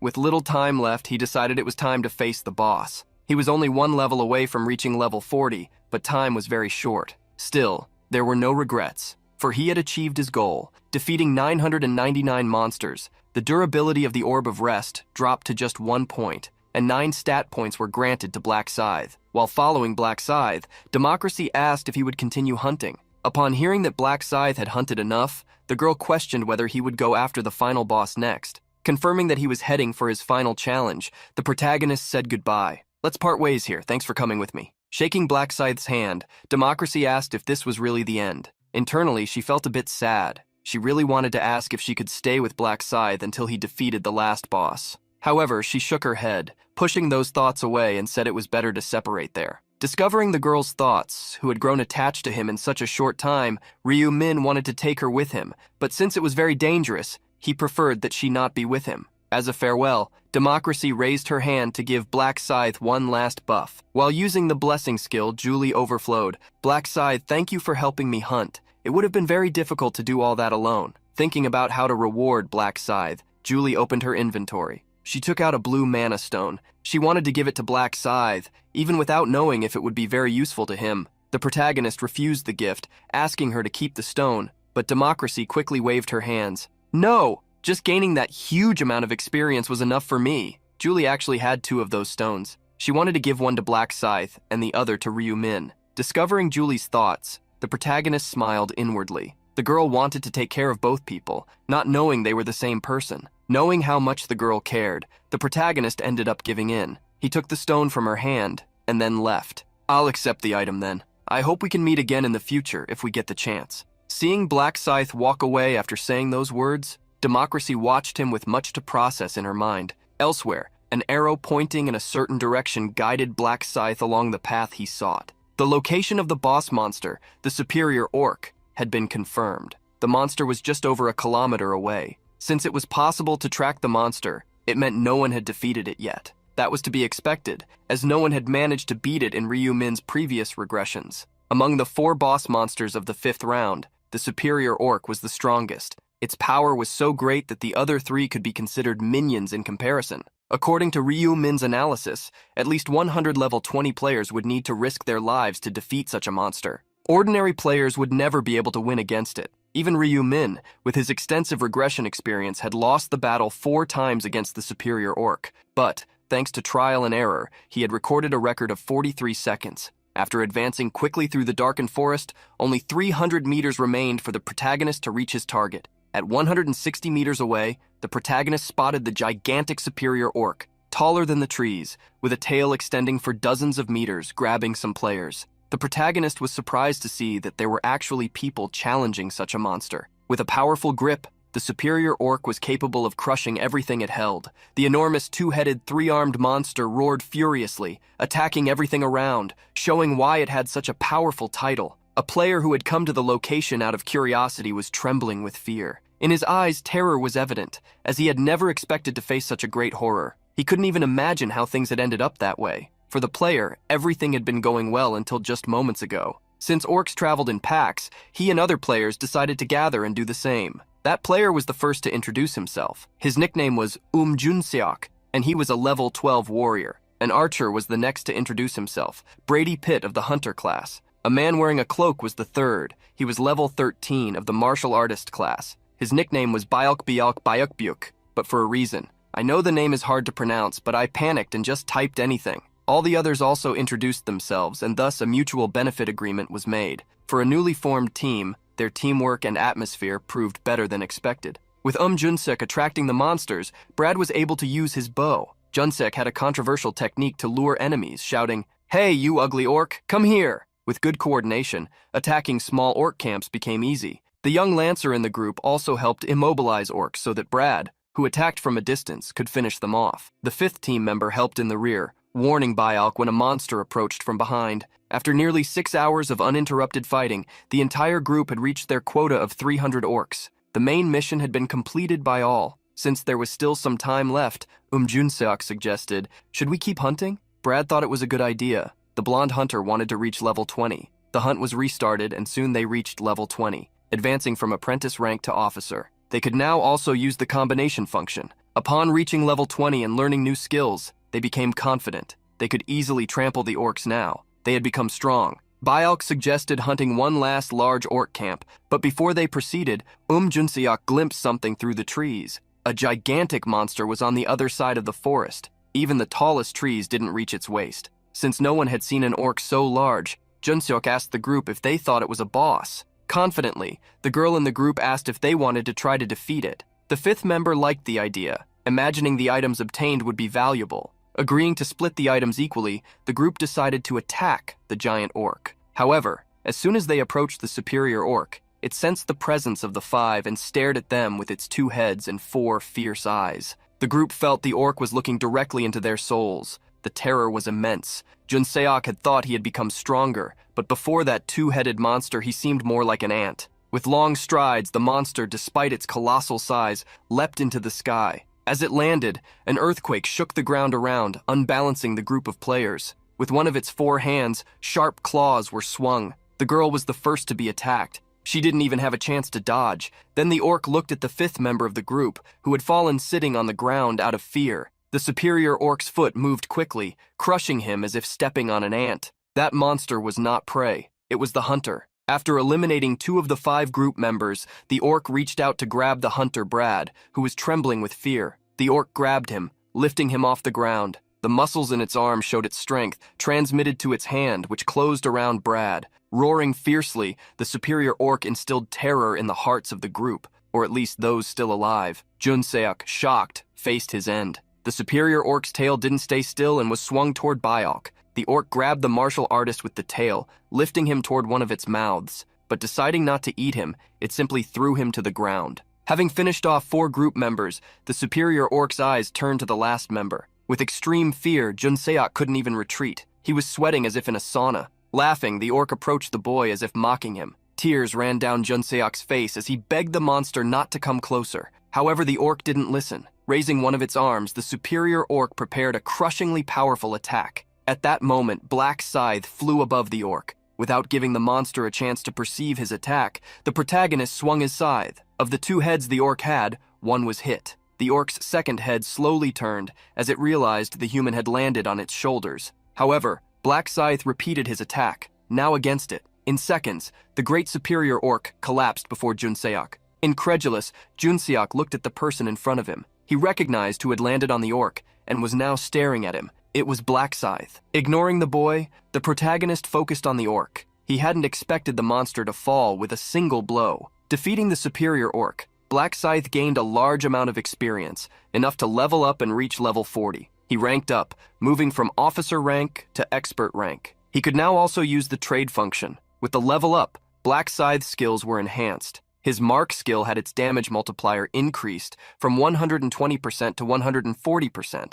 Additionally, the knight skill's range was expanded from 500 meters to 1 kilometer. He also learned the Reaper's exclusive skill, Moonlight Strike, and received a notification that the next skill would unlock at level 60. The protagonist felt relieved to finally have obtained the Reaper's only offensive skill. Moonlight Strike was a channeled skill. After 1 second of charging, it dealt 1,200% attack damage in a cone-shaped area. Possessing hybrid damage, half physical and half magical, it also gained a 50% damage bonus when used at night. In most cases, having only one offensive skill was a great risk if it missed the target. However, since Moonlight Strike covered a large area, it was easy to hit. Moreover, it was extremely useful for having hybrid damage, dealing damage even to monsters immune to one of the attributes. The current monsters were low level, but remembering that monsters in the following rounds would be ridiculously strong, obtaining such an essential skill put a smile on Black Scythe's face. When it was time to check the rewards, the protagonist discovered he had obtained the superior orc gauntlets, along with its fangs and a purple mana stone.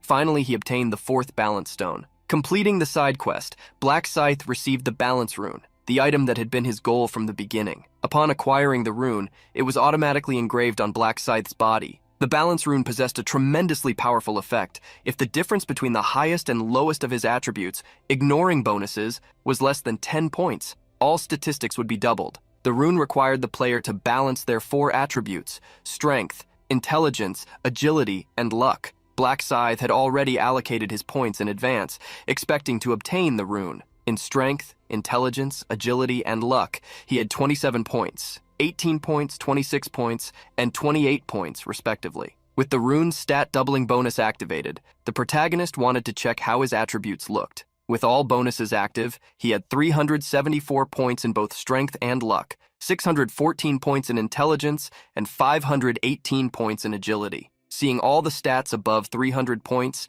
even he was shocked. Although he knew his stats were inflated, thanks to the rune's bonus and Julie's buffs, he still felt they were higher than expected. In the end, the balance rune really seemed to be the item that would help him increase his attributes the most. The protagonist grew restless to see the reward for having defeated the superior orc. With his attacks being so fast, he had defeated the boss in just 1 second. The boss, eligible for attack time rules, calculated the rewards and gave extra gold to its attacker. Quickly, Black Scythe received the notification. You have received the maximum possible amount, 100,000 gold coins, for defeating the boss monster in less than 10 seconds. Congratulations! The protagonist remembered having earned a little over 23,000 coins last time. Having obtained so much gold, the protagonist told himself he would acquire all the general skills he had not yet learned. Unexpectedly, a new notification appeared. You have set a world record. Your achievement will be recorded in the Akashic Records. You will receive a unique item choice as a reward.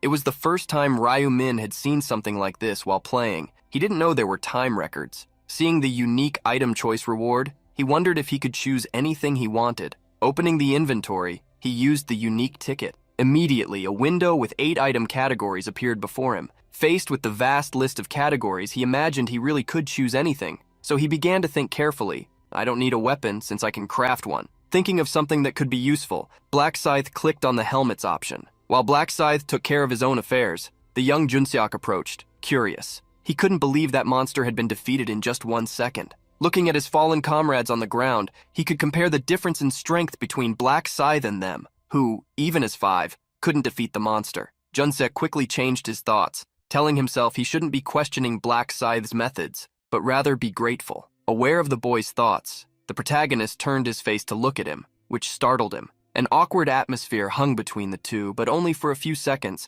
as the protagonist turned to leave. Seeing Black Scythe leave, Junseok felt disappointed for not having had the chance to say goodbye. Sometime later, Priscilla, flying in the sky, looked down at the humans below. So, have you all finished your missions? Seeing many silent, Priscilla counted the numbers around, realizing many had been eliminated. Priscilla's words, though expressing pity, were said with a smile. "I didn't think you would be defeated by those weak orcs. Or did you fight each other?" Putting the provocations aside, Priscilla extended her hand, opening the results window. Surprisingly, in first place among all zones was Black Scythe, level 40. He had completed the mission to defeat 300 orcs in 1 hour and 6 seconds. Below him, a player named Idiotas Estupidos, a level 25 shaman, had completed the mission in 2 hours and 30 minutes. In the ranking of that same zone, obviously Black Scythe was first, and surprisingly, Democracy was second, completing the mission with their support class in 2 hours and 55 minutes. Upon discovering that Black Scythe had reached level 40 and completed the mission so quickly, many were shocked.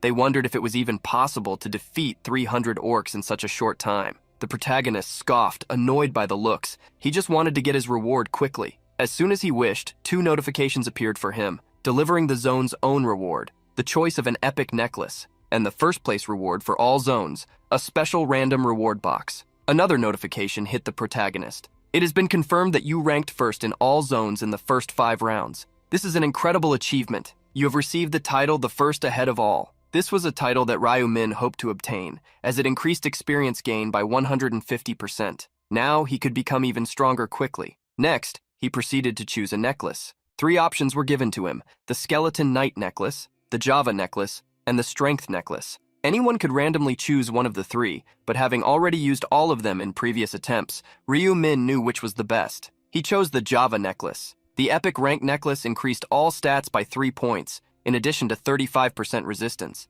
The protagonist was not worried about his offensive power at the moment. He wanted to increase his resistance to control statuses, like freezing. An item with resistance to effects was really rare, so even in the future, when he could trade it for something better, Ryu Min could still sell it. Then, the protagonist moved on to the choice for the next round. Having the option of triple experience bonus, he promptly chose it. After Black Scythe chose his rewards, Priscilla, in the sky, clapped, drawing the attention of all the humans. She promptly asked, "Have you all checked the ranking, right?" Her golden eyes, though beautiful, conveyed fear to those who looked at her as she spoke. A total of 1,585 people completed the main mission. The one ranked 1,212, and everyone below will be eliminated. As soon as Priscilla declared this, many people began to disappear, begging for mercy. On all sides, countless players cried for help, but nothing could be done to save them. For Priscilla, it was amusing. Begging for your lives, how pathetic. You are worse than insects. Hearing the winged redhead speak, the protagonist mocked her internally since she was no better than any of them.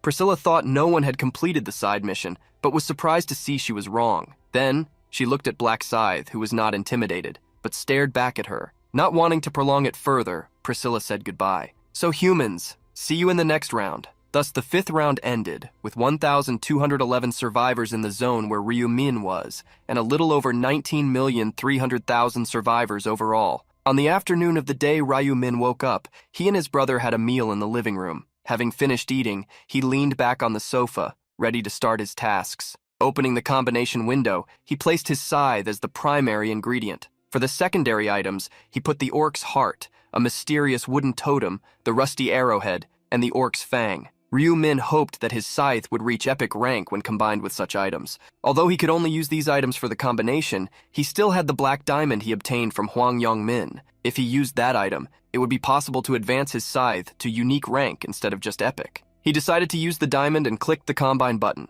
The combination was a success, and with the system's glow, the scythe, which had previously been red, changed, becoming a dark purple like the Afterlife. The Afterlife scythe was created, a unique rank weapon with 300 damage points and stat increase effects, as well as a 10% skill damage bonus. Ryu Wan was startled to see his arrogant brother's smiling nose grow, unaware that Ryu Min had obtained an incredible item. Opening the shop, the protagonist checked the skills he could buy. He started with the surrounding research skill, which allowed him to see the surrounding areas as a minimap. Next, he bought the dynamic visual acuity enhancement skill, which improved vision. He also learned the basic resistance skill, which increased his resistance to abnormal statuses by 15%, as well as hand-eye coordination, which increased skill accuracy by 20%. After his purchases, the protagonist sighed, as he only had 14,000 gold coins left. There was nothing else he wanted to buy besides epic items that would appear in a few days. Believing that was enough, he straightened up and opened the statistics window. Now, without the general bonuses from the round and the buffs given by Julie, he could see his stats. 106 points in strength and luck, 150 points in intelligence, 136 points in agility. He could also see his list of skills, runes, and additional abilities, those provided by the system, such as combination shop and negotiation. The stat points left Ryu-min satisfied. They had grown a lot with the balance rune. Moreover, everything would be doubled with the elimination rune. Becoming the strongest he could be so far, Ryu-min remembered that he should proceed with his dealings with Ma Jeongrok. After that, he should also take care of Hwang Yong-min. As he was about to stand up, the protagonist wondered what had happened to Hwang Yong-min. Immediately, he used his tracking skill to check on him. Since he managed to track him, it meant Hwang Yong-min was alive. For Ryu-min, this was a good thing, as Yong-min would still be useful for some things. However, this would be the last time Hwang Yong-min escaped. This would be the last time Ryu-min used him, this time in reality, before discarding him. In the real world, the day was sunny,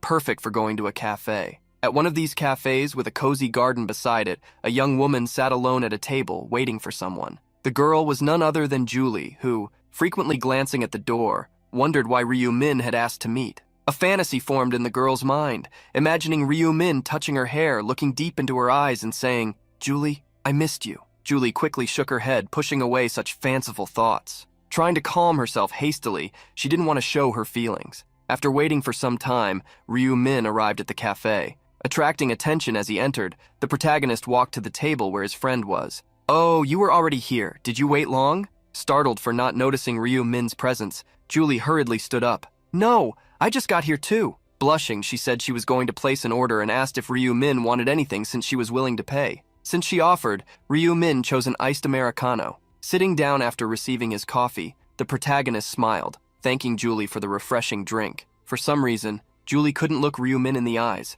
feeling a strange emotion because of the earlier thoughts she had. Trying to stop the girl from having romantic feelings, Ryu-min started an important topic. "How was the 5th round? Did you meet Black Scythe?" Ryu-min's question made him look away, embarrassed for pretending. Julie, who hadn't noticed the change in Ryu-min's expression, promptly replied, Yes, it was just as you said. I met him and hunted with him." Seeing how excited Julie was for having passed the 5th round, Ryu-min reminded her, "I told you, if he saw your buffs, even Black Scythe would want you by his side." Julie couldn't help but remember how easy hunting had been thanks to Black Scythe's help, revealing that she had even placed 2nd in the game zone for the first time. As if he already knew, Ryu-min looked excited and asked what reward she had obtained. Faced with the question, Julie offered to show what she got. In the girl's hands appeared a small flower-shaped necklace, emitting golden energy like spring notes. Revealing that the necklace increased the user's agility, Julie asked if Ryu-min wanted to take a look at it. Seeing that Ryu-min found the necklace impressive, Julie handed the item to him. "Here, you can have it." Surprised, Ryu-min stepped back, asking why she was giving him the item. Julie wanted him to keep the necklace as thanks for the tip. However, Ryu-min refused to keep the reward. "You worked hard to get it," Julie insisted, using Ryu-min's own words against him. "It wasn't hard. Black Scythe practically did everything, so the hunt was easy." Trying to refuse the gift, the protagonist asked her to give it to Black Scythe instead of him. But the girl didn't think someone of a high level would need her low-rank necklace. Ryu-min played his trump card to refuse the item, saying he couldn't use it since he didn't have a high enough rank. Surprised to hear her friend say he hadn't reached the regular rank yet, Julie asked worriedly what level he was at. Sighing like a good actor would, the protagonist answered, "I'm at level 19. I barely managed to defeat 300 orcs alone." Remembering that Ryu-min had said his class wasn't exactly combat-oriented, Julie put away the necklace, hiding her bitterness. Changing the subject, Julie asked Ryu-min how a seer fought. The protagonist said he had some magic skills, although it was a bit embarrassing to show them. Since magic users needed intelligence points, Julie realized Ryu-min wouldn't need her agility necklace. Since she couldn't give the necklace to him, Julie took another item from her inventory to give him, a red stone. Revealing she had obtained the item while hunting, Julie asked him to at least keep it. She didn't want him to refuse this time. With a smile, Ryu-min understood her wish as he took the item. He thanked her. "Thanks for always thinking of me." Julie almost fainted upon hearing Ryu-min's thanks. "No, it's not like I'm always thinking of you or anything. You just gave me information. I'd feel bad if I didn't return the favor." Since Julie was giving him something, the protagonist felt he should give her something too. The girl was shocked to hear that Ryu-min already had information about the 6th round. Although she didn't want to pry into Ryu-min's affairs, Julie was happy to receive the information. So the protagonist told her what would happen in the 6th round and what Julie should do. Surprised, she was worried about having to team up with Black Scythe again. The protagonist reassured her, "He probably won't refuse. You already proved your worth in the 5th round." Julie became extremely thoughtful, imagining herself on a team with Black Scythe again, which caused some shock in Ryu Min. "You're pretty happy about that, aren't you?" The girl promptly confirmed, "Of course I am. Black Scythe was really nice to me." The protagonist was confused, as if wondering why it wouldn't be nice to be kind to someone, but Julie soon revealed the reason. "He is more considerate than I expected, and not so scary. He's a bit arrogant, but that's to be expected from someone who's always in first place." Ryu Min felt the girl's words were like arrows, striking each of his flaws, but he recovered and curiously heard from Julie. "He seems quite perceptive, almost as if he could read other people's thoughts." Julie wasn't wrong, since Ryu Min could predict many things thanks to the Heart Depth rune. The protagonist knew he wasn't perfect. Above all, he had failed 99 times to save the world and himself, despite feeling cheated upon discovering that the final round required a team of 5 people. Anyway, Ryu Min knew he had no more chances. He needed to conquer the last round. No matter what, he needed Min Julie, and also the American priestess. Seeing Ryu Min downcast, Julie asked what he was thinking. Recovering upon hearing the girl's question, the protagonist changed the subject. With a worried look, Julie asked if he was concerned about the next round. To avoid revealing his thoughts, Ryu Min nodded, saying he wasn't that strong. Julie was quite upset by this. "If only our zones had merged, I would have helped you, for free." Downcast, Julie revealed she was very aware of what it's like to always be helped, since she could never really be of help herself. The Black Scythe inside Ryu Min wanted to praise how helpful the girl was. It had been precisely because of her that he managed to defeat the superior orc in a single attack. Offering a word of support, Ryu Min asked her not to get so stressed. "Eventually, we will meet in the other world." Julie became extremely excited by Ryu Min's encouraging words. "Then let's both do our best until then." The protagonist had to pretend to be equally enthusiastic, but inwardly, he was worried about how she would react when she found out he was Black Scythe. During the afternoon, the protagonist arrived at the Chianma group building. The head of security, An, announced Ryu Min's arrival to his master. "Sir, the majority shareholder Ryu Min has arrived." Immediately, Ma Gyeonlok stood up to receive Ryu Min, his esteemed shareholder. Walking beside Ryu Min, the businessman guided him to a seat while asking the steward An to bring some teas. After sitting down, Ma Gyeonlok immediately began treating Ryu Min in the best possible way. "Majority shareholder, no profit master, was your trip here comfortable?" Dressed in casual clothes and unusual glasses, the protagonist settled comfortably in the armchair. "The trip was very good. The driver you sent was very polite." Smiling, Ma Gyeonlok revealed he was happy to hear about his comfort, asking him to inform him if anything made him uncomfortable. "I will take action immediately if something is worrying you." Ryu Min knew exactly what Ma Gyeonlok, who cleaned up the neighborhood criminals weekly, meant by saying he would take action, so it was better not to say anything unnecessary. While manager An brought the teas for the two who were talking, Ma Gyeonlok asked if they should eat together, but the protagonist said there was something more important than dinner. The comment made Ma Gyeonlok excited. "You're here to give us information about the next round?" Ryu Min could notice in Ma Gyeonlok's haste that he was desperate. He then reassured the man. "Of course, I will share information about the 6th round." Just as Ma Gyeonlok was about to thank him, Ryu Min brought a condition. "In exchange, I would like to call an emergency meeting among the shareholders." The protagonist was direct with his request. "It's time to talk business. We need to change both the sectors of operation and also the company's name." Pressed, Ma Gyeonlok asked Ryu Min what he wanted to be done. The protagonist asked that, in the meeting, Ma Gyeonlok support him with the project to be proposed. Ryu Min was clear in reminding him, "As I said before, I don't want objections, which means you will need to convince the other shareholders." The protagonist finished by reassuring both Ma Gyeonlok and his guard. "From the future I saw, they won't need to worry about anything." Frowning, Ma Gyeonlok asked what kind of business he wanted to propose. From Ma Gyeonlok's expression, Ryu Min knew he was extremely curious. Of course, he had heard a bold claim that changing sectors would bring success. Ryu Min revealed what he planned to propose. "I intend to launch a social marketplace open exclusively to players." Confused, Ma Gyeonlok asked if he planned to launch something like a website. However, Ryu Min explained it would be a bit different. Only players would be allowed to use it, as it would be exclusively for selling items, rather than common objects. Ma Gyeonlok questioned whether it would be possible to buy and sell items with money, and Ryu Min explained that yes, it would be possible to let the seller decide what they wanted in exchange for the item, whether they would receive a sum of money or some compensation. Everything would have to be listed at the time of sale. Although he understood the plan, Ma Gyeonlok asked if players really needed money. The protagonist nodded. "Some people need money. There are no other means at the moment." With just that brief comment, Ma Gyeonlok asked curiously, "At the moment? So there will be in the future?" Ma Gyeonlok's intelligence and shrewdness did not surprise Ryu Min's eyes. The protagonist stated he had had a glimpse of the future. I saw someone close to level 40 making exchanges with gold instead of money. Since Ma Jianlok looked even more confused, Ryumin explained that in the future,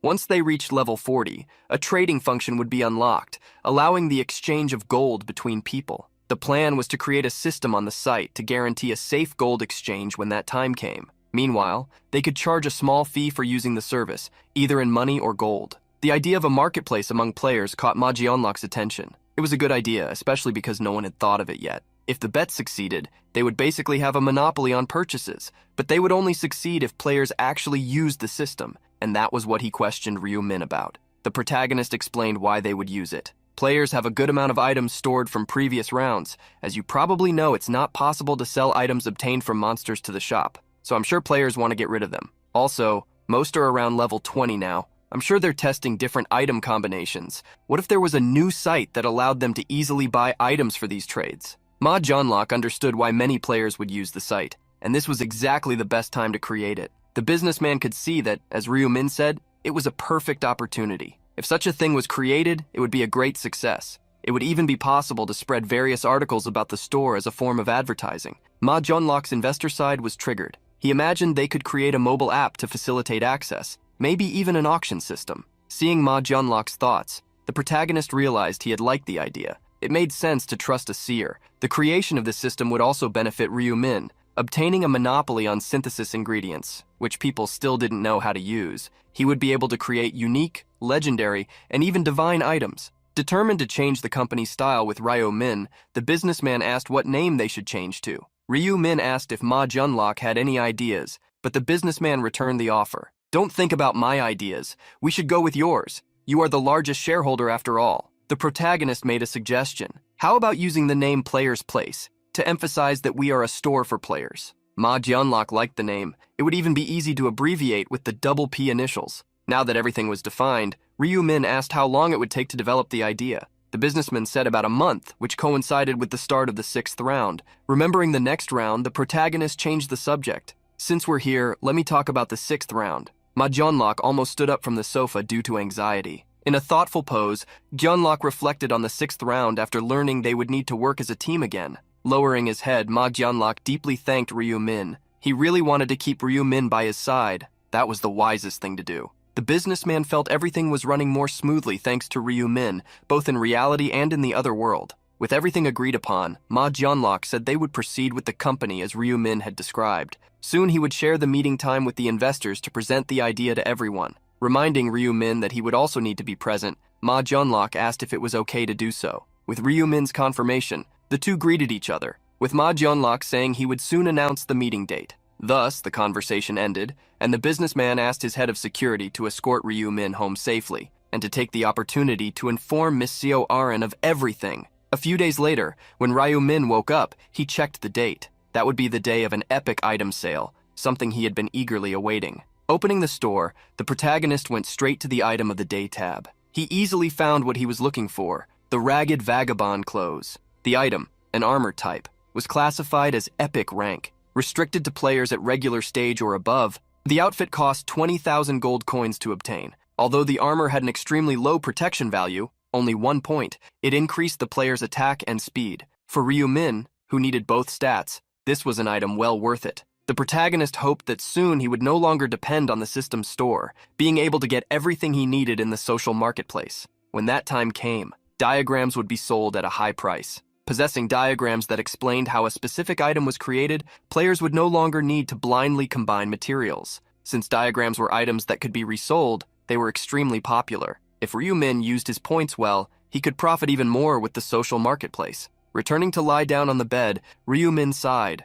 remembering that before thinking about the market, he needed to do well at the shareholders' meeting the next day. The long-awaited day arrived quickly, and the sun shone over the consulting building. As the shareholders entered the office where the meeting would be held, Manager An distributed some documents for them to read while taking their seats. With Ryumin presiding over the meeting, everything went smoothly. As expected, there were people who disagreed with the idea, but being able to easily answer all questions, those people began to question less and less. In the end, everyone agreed with Ryumin's proposal. After the meeting ended, Ma Jianlok had to congratulate Ryumin, who didn't even get nervous. The protagonist smiled, saying he had practiced beforehand, which wasn't exactly a lie. since he probably had attended that meeting many times in past lives. Saying he would take care of the rest, Ma Junlok allowed Ryu-min to rest and focus on surviving the next round. It was evident that the businessman was worried about Ryu-min's life. Even the protagonist could notice that. Asking if Ryu-min was hungry, Ma Junlok invited him to lunch. Having already finished all his tasks for the day, the protagonist accepted. With everything he had already done, there was only one task left on Ryu-min's to-do list: finish making use of Hwang Yong-min. At the same time, an online meeting was taking place. Yami greeted everyone cheerfully, but Poporing's weak response worried her. Did something happen? What's with this atmosphere? With vacant eyes, the man asked if she hadn't heard the news. Curious, Yami asked what had happened. Her expression soon turned frightened when she heard Poporing say, "We have no news about 30 years old or Honey Jelly. Since we couldn't contact them in the 5th round, I think they didn't survive." Yami understood why everyone seemed so down. She hadn't expected them to be so sad about what happened to their colleagues when they hadn't even met beyond video calls. However, she easily understood. Everyone was probably just pretending to seem like good people. The person who had created the institution was one of the most powerful figures in that place, so it was natural for everyone to flatter him. He always seemed genuinely sorry when someone was eliminated. Yami, pretending, hid her smile and decided to join the act. The woman pretended to cry, stammering, "Oh no, not those two." Immediately, all the other players on the call began to fake crying as well. Behind her fake look, Yami observed everyone copying her. To her, humans were incredibly easy to understand and manipulate. At that moment, another person joined the call, none other than the company president. Formally dressed in a suit, the president looked confused seeing everyone crying. Lost Yark sighed and told the president what had happened. After understanding the reason for the commotion, he, although sad, said he was glad the rest had survived. No round has been easy, and now we go to the 6th. Amid the president's display of feelings, a player asked, "President, can't we choose executives again?" The president revealed that, although he liked the idea, there was no one talented enough to be chosen as a new executive. Curious, he asked Lost Yark what had happened to the 3 they tried to recruit. The player, Lost Yark, revealed he had called the 3 multiple times, but no one answered. For the president, this meant all had been eliminated in the 5th round. Lost Yark disagreed in part. "I don't know about the other 2, but Black Scythe is definitely still alive." Lost Yark asked if everyone hadn't seen the results of the 5th round. Someone as powerful as that wouldn't just survive the game. He believed Black Scythe was doing very well in real life too. The president was confused, asking why Black Scythe would apply to join their association and then simply ignore them afterward. Lost Yark had no answer for that, but another player guessed, maybe he was just messing with us? Manager Po Poring, worried, raised another possibility. Could that really have been the real Black Scythe? Maybe we didn't get a response from him because he didn't survive the 5th round. Po Poring's suggestion made sense. Perhaps that man had been an imposter. On the call, a skinny player mocked, "Yeah, a big shot like Black Scythe joining some random cafe like that would be strange." In the middle of his speech, the hunter realized his mistake. Everyone looked at his camera, incredulous at the disrespect. Coldly, the president questioned, "Myeokbang, you called the cafe a random cafe? Would you like to clarify what you meant by that?" Before the player could explain, he met the president's dark gaze. "This is a cafe that unites players and acts as the vanguard for a new era. Do you have a problem with that?" The player hurriedly stood up, trying to explain to the president that he didn't intend to belittle the cafe. However, the president didn't want to hear excuses. "So Myeokbang, you are removed from your executive position. No, you are permanently banned from the cafe. We are at a time when we need unity, not someone who belittles the cafe. I cannot accept someone like that as a member." The player fearfully tried to explain himself, but he was already being banned and blacklisted, receiving a final warning from the president. "When the new era comes, you'd better learn to adapt." Before Myeokbang could say another word, he was removed from the chat room. Now that the deserter was removed, the president asked them to continue the meeting. But immediately, he noticed an alarmed change in Lost Yark's expression. The player revealed the reason for his expression. Someone just applied to become a member, and their nickname is Black Scythe. The revelation from Lost Yark surprised everyone, even the president. Lost Yark confirmed the new application, but upon checking the information, he reported that the real name of this new Black Scythe was different. This applicant was named Hwang Yong-min. The cafe president asked Lost Yark to visit the supposed Black Scythe's house personally, as there was no way to know if he was the real one without meeting face to face. Worried, Lost Yark asked what he should do if the person was an imposter. Despite his calm expression, the president said, "If he is an imposter, he will have to pay the price for daring to mess with us." Meanwhile, the protagonist, in an internet cafe, looked at a computer screen. He himself had registered Young-min, knowing that the secret association wouldn't let it pass if someone else pretended to be the real Black Scythe. Most likely, an interview would happen with a visit to the supposed candidate's home. That's why Ryu Min had written in detail where Hwang Young-min lived. Ryu Min knew the recruitment method used by the group and how they rejected civilians. Such atrocities were precisely what would lead the world to destruction. Therefore, the protagonist couldn't just watch from afar. He wanted to eliminate the root of the problem, the executives, and he would use the organization itself to do that. One day, the organization called Flasiba would grow to gather more than 30% of the players as members, so instead of destroying it,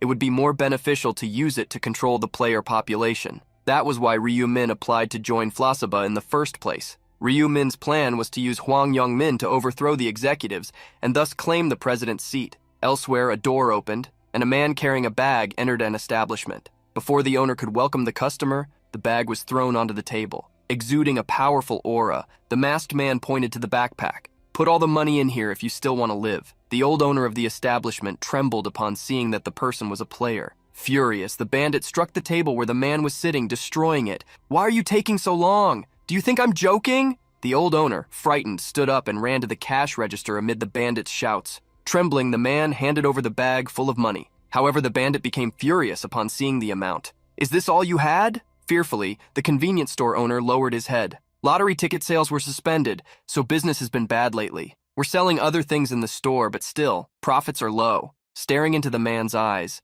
the bandit said he knew there was a safe. "Go get the money you have saved." Hurriedly, the store owner ran to the back of the shop. Sometime later, the man returned with a bag full of money. The bandit saw that there was about 10 million won, an amount that would last him a while. Leaving the convenience store, the bandit warned, "Try reporting this to the authorities. When I get out of jail, I'll come for you personally." The bandit quickly left the store. After running to a nearby corner, he removed his mask. If Ryu Min had been there, he would have immediately recognized Young Min. Young Min looked at the backpack and smiled. "Today was quite fruitful. I can last a whole month with this amount." However, Young Min's happiness quickly turned to irritation. Although he could survive in the real world, the other world was on his mind. He worried if he would survive the next round. Clenching the mask in his hand, he cursed. "This is all that bastard Black Scythe's fault. Because of him, I lost a friend and my stats dropped." Furious, he began shouting, "It's all your fault, bastard." At that moment, Young Min was startled. A cat had jumped onto some trash bins in the alley behind him.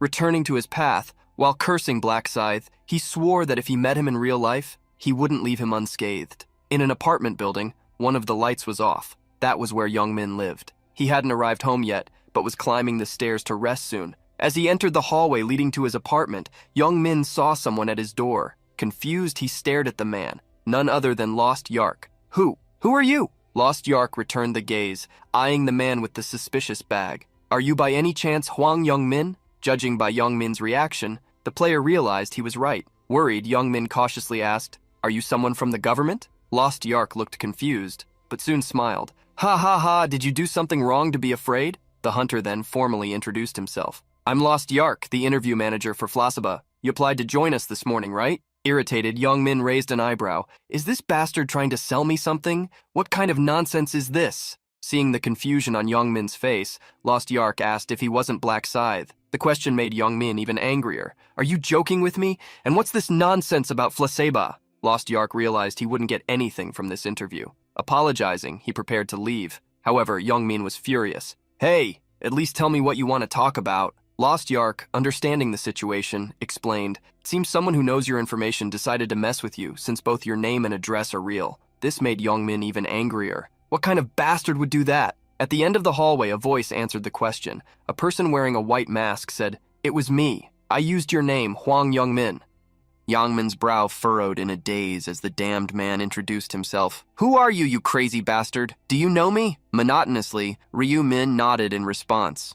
When asked who he was, the protagonist summoned a scythe that emanated a crimson dark energy. As he displayed his main weapon, he questioned back, "Does that answer your question?" Upon seeing the scythe, Lost Yak wondered if this could really be the Grim Reaper. However, upon observing who wielded it, he didn't feel much conviction. The man holding the scythe was short, barely seeming to be 5 feet 7 inches tall, and his body was extremely thin. To Lost Yak, Ryu-min was completely different from what he had imagined, with an appearance that seemed easy to deal with. However, Youngmin was completely different. He was trembling, as he knew perfectly well that this was the Black Scythe Grim Reaper he knew. The body might be different, but the tone of voice and the aura were exactly the same. Above all, the eyes of the masked man in front of him penetrated him in the same intimidating way.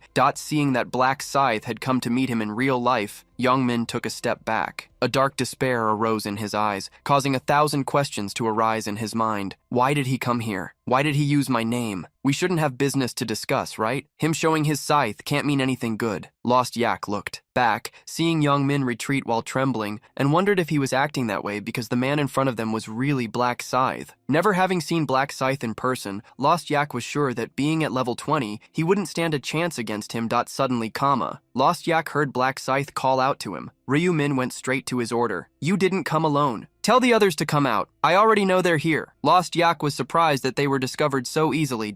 In the next instant, 2 more people came down the stairs. Having been found, one of them asked Black Scythe how he knew of their presence. Ryu-min responded by extending the scythe toward them and warning, "Don't come closer if you value your life." Behind the man in the suit who asked how Black Scythe knew of their presence, a man in a leather jacket didn't seem to have the same confidence and commented mockingly, "Huh? You talk too much for a skinny guy." The man in the suit quickly interrupted him, asking Ryu-min if he was really Black Scythe.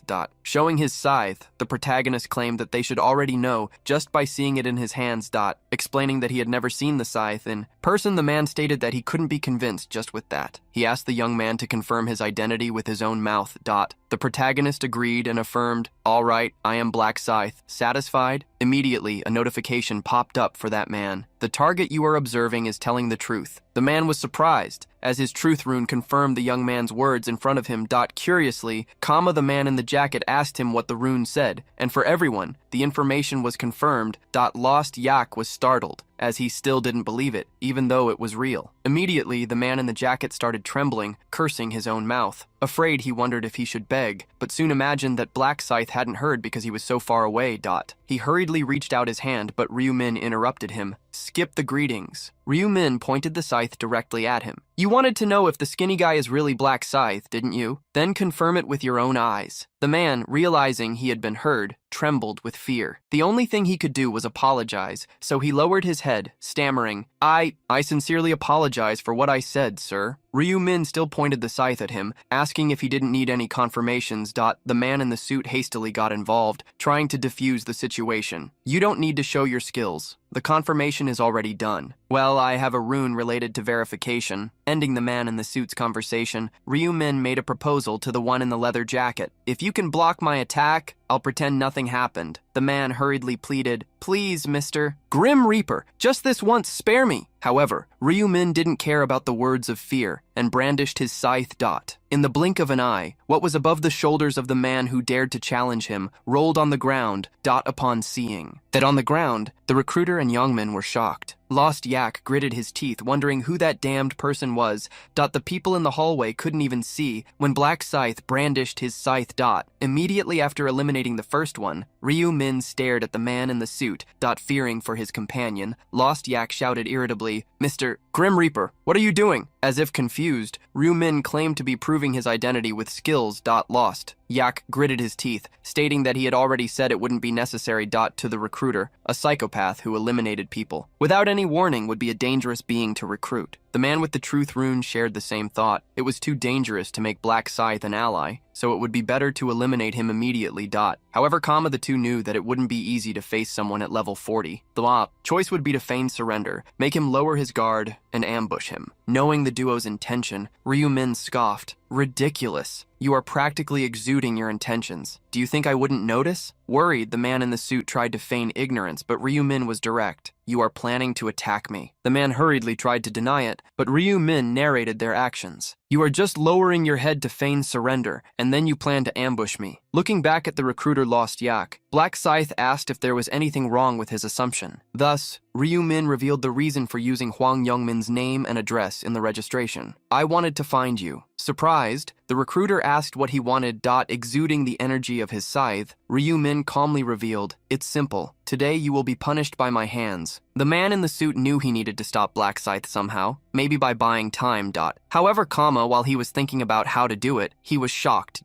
Before he realized it, Lost Yak had fallen to the ground. The man in the suit bit his lips as he somberly discovered the truth. They had been lured to be eliminated. He ranted, overcome with fear. Why? What grudge do you have against us? As soon as he finished speaking, he felt something touch his neck. Ryu-min questioned him coldly. So, what grudge would the people you eliminated under the excuse of recruitment test have? Trembling with fear, the man asked how Black Scythe knew about that. With a cold look, the protagonist revealed that he knew that in the interviews, they had forced players to eliminate innocent civilians. Trembling, the man tried to justify the organization's actions. They weren't innocent. They dared to insult players despite being inferior, all while secretly envying our skills. People who are two-faced deserve to be eliminated, don't they? Black Scythe's response was as sharp as his scythe. You, being harsh on others but lenient with yourselves, don't you become exactly what you accuse others of? Annoyed, the man stated that Black Scythe knew nothing about him. However, the man couldn't have been more wrong. Ryu-min could see everything with the true intention. Tired of the small talk, he brandished the scythe, eliminating the third recruiter, the third piece of trash that attacked innocent people. After eliminating the trio, Ryu-min looked at Youngmin. In front of Black Scythe. Youngmin couldn't even stand normally, trembling as if in an earthquake. Black Scythe's tone of voice was calming, but his words were terrifying. Don't be afraid. I'll send you to meet your friends soon. Youngmin was shocked to hear Black Scythe's words. As Black Scythe approached, he backed away, asking how he knew his friends. Black Scythe's reply was confusing. Why wouldn't I know them? We used to hang out together. To be exact, I was dragged along by your group. Hwang Youngmin became even more confused with every word from Black Scythe. Surprised that he still hadn't figured out his identity, Ryu-min took off his mask. With the mask in his hand, he showed his own face. It's me, Ryu-min, the one you used to bother. Incredulous at what he saw and heard, Youngmin mumbled Ryu-min's name. He remembered how Ryu-min was at his feet and how Black Scythe was hunting him, turning him into a stray. For Youngmin, associating the two people didn't make sense. Seeing that, Youngmin still didn't believe his identity. The protagonist smiled. In front of him, Youngmin was gritting his teeth, trembling with rage. As he put away the mask, Ryu-min realized why he didn't believe it. Just in the last year, the situation had been reversed. Scared, Youngmin ranted, What are you? Were you toying with me this whole time? Why act like a loser? Confused, Ryu-min asked when he had ever pretended to be a loser. Annoyed by the insult, he brandished the scythe in his hand, destroying the bag Youngmin was holding and making all the money inside fall out. Along with the bag, Youngmin's arm was also hit, and both fell to the ground. Making Youngmin kneel. Ryu-min commented, Hearing someone like you call me a loser really gets on my nerves. Youngmin screamed miserably. So Ryu-min ordered, Stay quiet, unless you want to lose your tongue. Youngmin hastily bit his lips, forcing himself to endure the excruciating pain. Satisfied with Youngmin's obedience, the protagonist extended his hand, using first aid magic to keep him alive. Youngmin had lost his left arm, but for Ryu-min, that didn't matter so much, since he would be eliminated soon. Stuttering, Youngmin asked, frightened, Are you really the Ryu-min I used to know? Coldly, the protagonist faced Youngmin and replied, No, that Ryu-min is gone. Saying goodbye to Youngmin, the protagonist raised the scythe, preparing his final attack. Youngmin hastily asked him to wait. Given a minute to speak, Youngmin poured out while trembling, I really messed with you a lot, didn't I? I was wrong. I truly regret it. Please let me live. With a slight smile, Ryu-min asked if he was being sincere. Youngmin's expression was grim due to fear. Trying to save himself, he nodded and pointed to himself. If you eliminate me, it won't be beneficial, right? You should use me instead. Curious, Ryu-min questioned how he could use him. Youngmin hastily tried to think of something. I can be your personal servant. Crawl when you order and run when you say to run. I can do anything. Run errands, become a decoy, anything you want. Ryu-min observed Youngmin's expression, thinking about a few things until he gave his verdict. No, I'm already good enough. Hearing such words, Youngmin felt his world collapse, along with his last hope. The reason why Ryu-min wouldn't let him live was obvious. He knew very well that Youngmin planned to betray him. This whole servant thing is just to buy time, isn't it? Being found out, Youngmin's expression turned sour. He stammered, not knowing how to respond. In the end, Ryu-min's thought was clear. He didn't want a dog that bites its own owner. Raising the scythe, Ryu-min was ready to end Youngmin's uselessness. Youngmin screamed hastily, begging Ryu-min to reconsider. However, the scythe was lethal. Being brandished by the dark wielder, it tore the air in front of him with a violent energy. Thus, Youngmin's body fell to the ground, being eliminated once and for all. As a farewell, Ryu-min reminded Youngmin that his chance had already been given in the past rounds. In the regressions where Ryu-min didn't obtain the Inner Thoughts rune, he was deceived by Hwang Youngmin's sharp tongue and let him live. The The result was clear. During the matches, Young Min turned against him, attacking him from behind. This time, he said goodbye to such a bastard once and for all. The long, unpleasant connection they had was now over. This would be the last time Ryu Min would have to see Young Min's cursed face. Sighing, the protagonist remembered that he needed to clean up the mess. Extending his hand, he used trace cleanup to destroy all evidence of what had happened there. Soon, the bodies on the ground turned into a dark energy like a swamp and dissolved with the wind. Having done the cleanup, Ryu Min put away his scythe, ready to enter the house. Sometime later, Yami entered the coffee's chat room. The wavy-haired woman excitedly greeted the president. Chatting with the president, Yami asked where the other administrators were, since the interview with Black Scythe should have already ended. Sighing, the president revealed the truth. They had all been eliminated in the interview. Surprised, Yami asked the president who would have done such a thing. Shock appeared on the woman's face as she considered a possibility. The president confirmed her suspicion. Black Scythe, he is hunting our coffee members. Yami didn't believe that Lost Yak, Sobaru, Jorma Teng, and even Pope Waring had been eliminated by Black Scythe, but this was confirmed by the president. She didn't understand why Black Scythe had done that to those people, but the president's questioning and thought were already formed. He probably did it just to satisfy himself. Or maybe he hated seeing us gaining influence. Yemi continuously clenched her hands. To her, some people always tried to take what was better than what they had. Did envy and greed make him intervene? With a grim look, Yemi formed a firm opinion. They needed to eliminate Black Scythe. Tapping her finger on the table, she asked the president if the request to join the coffee had been just to lure the officials, which he confirmed. Putting her coffee aside, she scratched her head irritably. Sighing, she remembered how they had been so eager to meet Black Scythe. The fact that he would become a hostile psychopath was not in their plans. At least the relief of avoiding making him an official was guaranteed. Even the president was relieved that they hadn't invited Black Scythe, afraid that he would lose his mind. Stating that Black Scythe had become an enemy, he ordered, "We need to find him and avenge our fallen members." Yami, however, had a doubt. "Are we sure it wasn't an imposter, and that this wasn't done by the real Black Scythe?" The president then revealed that they had a witness and asked, "Please explain to Yami too, Lost Yak." Unexpectedly, the one who had been eliminated by Ryu Min appeared in the call. After a while of talking, the president said goodbye to Lost Yak and Yami. With that, the president left the call. With only Lost Yak and Yami remaining, the man said goodbye to the woman, who wished him a good rest because of what had happened. With his head down, Lost Yak accepted the advice and also left the call. With a smile on his face, Lost Yak seemed satisfied. Nobody had noticed his disguise. Using a command, Lost Yak's body began to change and the skin armor disappeared. Soon, Ryu Min's face was revealed, as the disguise was undone. With a contained smile, he commented to himself, "I think I have a talent as an actor." The reward from the 5th round chosen by Ryu Min had been the assassin's mask, probably the most useful item he could get at that moment. The item, a helmet category unique rank item, had the effect of allowing a perfect disguise as the last people eliminated. The best thing about the mask was precisely the disguise option, as the best way to eliminate someone was by posing as a reliable ally. Ryu Min would love to eliminate the president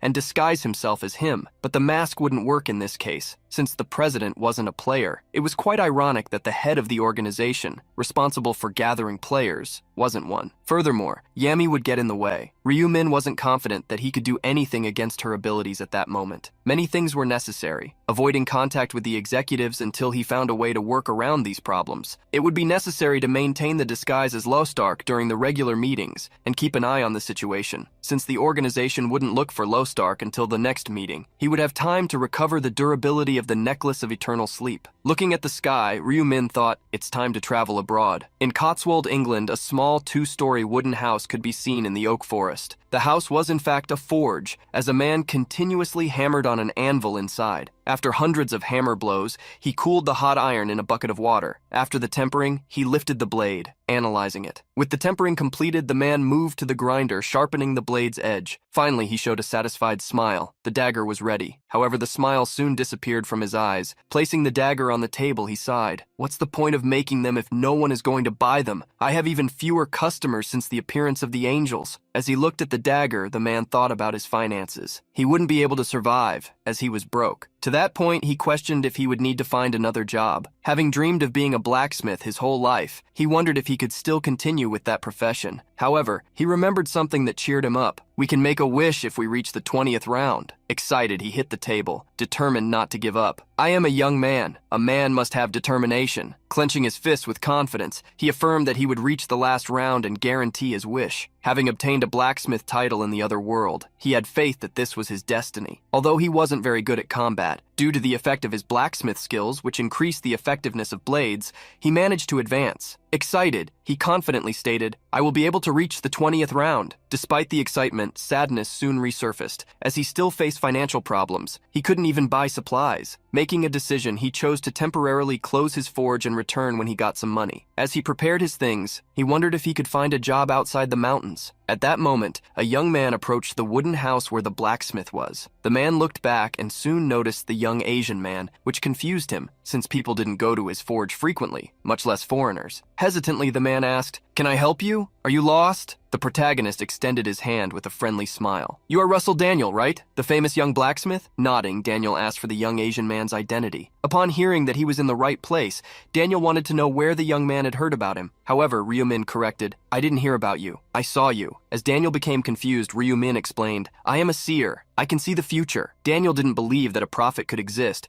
but immediately Ryu-min began to reveal, "You are level 21, you are a blacksmith, and you are in European Zone C, number 8, right?" Daniel was startled, as the level and class could be discovered with luck, but the information about the zone went a little beyond that. Wanting to find out if the young man could really see the future, Daniel stated that he had never heard of a seer class before. Ryu-min explained that it was a rare and unique class, one of the classes that only one person could obtain. Crossing his arms, Daniel accepted the answer and questioned what he wanted there, even being so important. Smiling, the protagonist asked him to calm down, as he only wanted to make some negotiations. Ryu-min explained that he wanted the blacksmith to repair an item in exchange for useful information. As the blacksmith became confused, Ryu-min clarified, "Information about the 6th round." Upon hearing something so valuable, even the blacksmith couldn't remain calm. He looked away, immersed in thought. Obtaining information about the 6th round in advance could definitely help him. However, he didn't think it would make sense to receive such a great reward just for repairing a simple item. Suspiciously, Daniel asked Ryu-min if he didn't want anything other than the repair of an item's durability in exchange for the information. Ryu-min already expected some resistance. He himself would be disappointed if Daniel accepted the offer immediately. The young Asian man was direct. "To tell the truth, I want to be your friend." This time, Russell Daniel was confused, not believing his own ears. Ryu-min stated something that Daniel didn't expect. "I saw the future. You will become a master blacksmith and will be able to reach the 15th round alone." Looking away, Ryu-min added melancholically, "But that's all. You won't have a future after the 15th round, tragically." Showing a smile again, Ryu-min offered, "I can help you. If you work with me, you can become stronger quickly and go beyond the 15th round. You will also be able to achieve your dream of being a blacksmith forever." The last part of Ryu-min's offer greatly attracted the blacksmith Daniel. Moved by the young Asian man's words, Daniel asked what he wanted in return. With a calm smile, Ryu-min revealed, "I don't want much, just for us to help each other." Ryu-min knew Russell Daniel very well. He was a blacksmith who had survived until the 15th round. Being on good terms with talented people was what Ryu-min was after, so they could help him in various ways. Seeing the hesitation in the blacksmith's eyes, Ryu-min wondered how he could help him make a decision. So he explained, "I won't ask for much. Just repair my equipment when I need it and use some skills on me. In exchange, I'll give you information about the next round." Ryu-min also reminded him, "With that, you'll be able to get advantages you normally wouldn't and become stronger quickly." Despite it being an offer he should accept without a second thought, Russell wondered if he could trust the person in front of him. There seemed to be honesty in the conversation, but he decided to be cautious. So Russell made a decision. "I appreciate it, but I'm not sure yet. Can I decide if we'll continue with the agreement after the results of the 6th round?" Ryu-min didn't mind, reminding him that they hadn't even made a contract. Russell then asked him to show the item to be repaired, requesting to receive the information about the 6th round only after that. The protagonist took the necklace of the Pearl of Eternal Rest from his inventory, the necklace that gave 1 stat point for every 100 monsters killed and 100 lost durability points. He handed the necklace, which had only 1 durability point remaining, to the blacksmith. As soon as he took the necklace, Russell closed his eyes and, placing the item between his hands, made a flame of fire appear around his body, as well as a hammer of golden energy. As simple as washing his hands, Russell returned the necklace to Ryu-min after repairing it. Upon getting the item back, the protagonist checked its durability. It had returned to 1,000 points. With a satisfied smile, he told himself that he could now go back to accumulating stat points. Despite not knowing exactly what kind of necklace it was, Russell imagined that it must be very good, since the young man was willing to do anything to have it repaired. Hearing Daniel's thoughts, Ryu-min discovered that the blacksmith had considered his privacy and avoided spying on the item's stats. While Ryu-min thanked him and put the necklace back in his inventory, Daniel asked if he could receive the information about the 6th round at that moment. Agreeing without further ado, the two had a quick conversation. After hearing about the 6th round, Russell crossed his arms worriedly. It's true, it'll be better to gather strong allies. Ryu-min confirmed his words. The monsters would be really powerful. As soon as Russell was ready to affirm that he had sealed the deal, Ryu-min made a request. Would you happen to sell me an item? With an investigative smile, he asked. Black iron powder. You have it, right? Russell was shocked to see the seer guess even what he possessed. Ryu-min suggested that he sell the powder. You seem to be looking for work to cover the costs of materials. I will pay you well. The fact that the seer knew that he was also looking for another job brought even more truth to his words. Completely stunned, the blacksmith revealed, I believe you now. I believe you are a prophet. He apologized for having thought the young man was using some trick. Ryu-min didn't mind and smiled, reassuring him, I just say what I see. You decide whether to believe it or not. Russell thought for a moment and then declared, I will give you the black iron powder. I feel like I'm getting more than I'm giving you. Taking a pyramid-shaped package, a possession-type item, he handed it to Ryu-min. The protagonist was surprised to see Russell give him such a rare item for free. The black iron powder was a material for divine rank items, and the blacksmith must have already known how difficult it was to obtain it before the 11th round. Ryu-min felt that he should be the one thanking in this exchange. The protagonist asked once more if Russell was sure about giving away such an item. Scratching the back of his neck, the blacksmith revealed he didn't even know what the powder was used for, so he wanted to give it to the prophet, who should know its true value. Russell imagined that the powder must be important for the seer to ask for it, but decided not to snoop,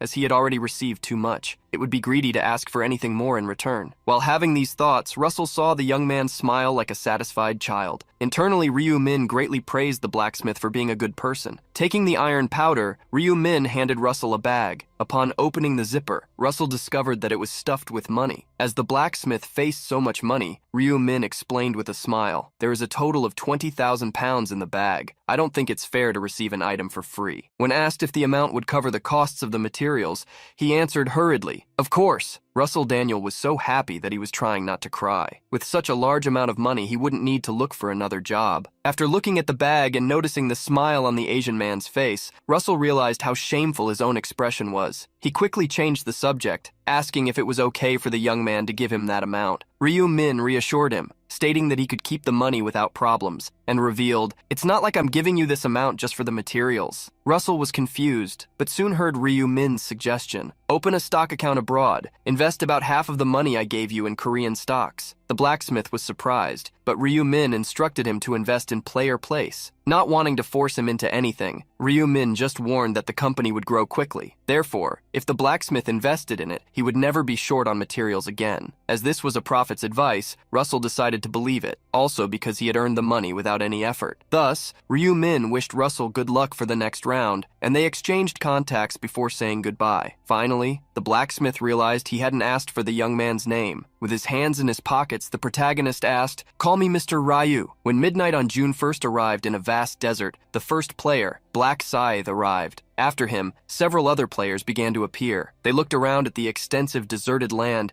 and wondered what kind of mission would arise in that place. Black Scythe, who already knew that the 6th round would be cooperative, decided to look for people to work with him. The first person he wanted to find was none other than Minjuri. The protagonist didn't want anyone other than the girl on his team, but as he would need 3 more people to form a group of 5, he would have no choice. While walking, Black Scythe noticed something. He turned around upon hearing someone shout his nickname. Excitedly, Minjuri ran toward him while calling his name. She approached him without any hesitation. It's been so long. How have you been? Maintaining a formal distance, he asked back, has it been that long? Smiling animatedly, she commented, still, it's been a month since we last met. The newcomers looked at Minjuri, wondering who she was and why she was talking so casually to the first place on the overall ranking. A young woman wondered if Juri was a top ranker who would be worth being with Black Scythe. Soon everyone began to remember. Minjuri had been the second place in the results of the last round. They began to feel jealous, since she was so close to a high-level player. Curious, Juri asked Black Scythe if he had defeated the last boss in the last round. Monotonously, he affirmed that he had. Remembering that time was short, Juri was surprised by his speed. Curious, she asked if he had managed to complete the side mission to get the Stone of Balance. Affirming that he had, Black Scythe joked, I'm not going to tell you what reward I got. Surprised, Minjuri asked how he knew she was going to ask. This was something he could figure out just by looking at her. Walking beside him, the young woman revealed something she felt. It's been a while, but you have a very deep insight, don't you? The sudden compliment left the protagonist somewhat confused. Blushing at realizing her mistake, Juri blamed herself immensely for having said something so embarrassing. She bowed several times, apologizing. That was quite awkward, wasn't it? I'm sorry. Asking the girl why she was apologizing, Black Scythe smiled slightly. Anyway, thank you for the compliment. Minjuri smiled upon seeing that she hadn't gotten into trouble. Seeing how Black Scythe was sometimes careful and other times charismatic, she found him more and more interesting. As soon as Juri was about to ask something else, someone approached them. Seo Aren, upon seeing Black Scythe with another woman, displayed a look as if she had lost something and wondered, who is that woman? And Sangchul, who was with the actress Seo Aren, greeted Black Scythe. Curious, Aren asked him, is this person your partner? The protagonist answered coldly, I don't see any reason to answer that. Seo Aren realized she had been rude to ask such a question. She bit her lip slightly as she had seen Black Scythe smile while talking to the girl, something he never did with her. Getting straight to the point, Black Scythe asked if she wanted something. The protagonist knew she had come to him because a certain prophet had told her to form a team with Black Scythe, and Sangchul stepped forward revealing,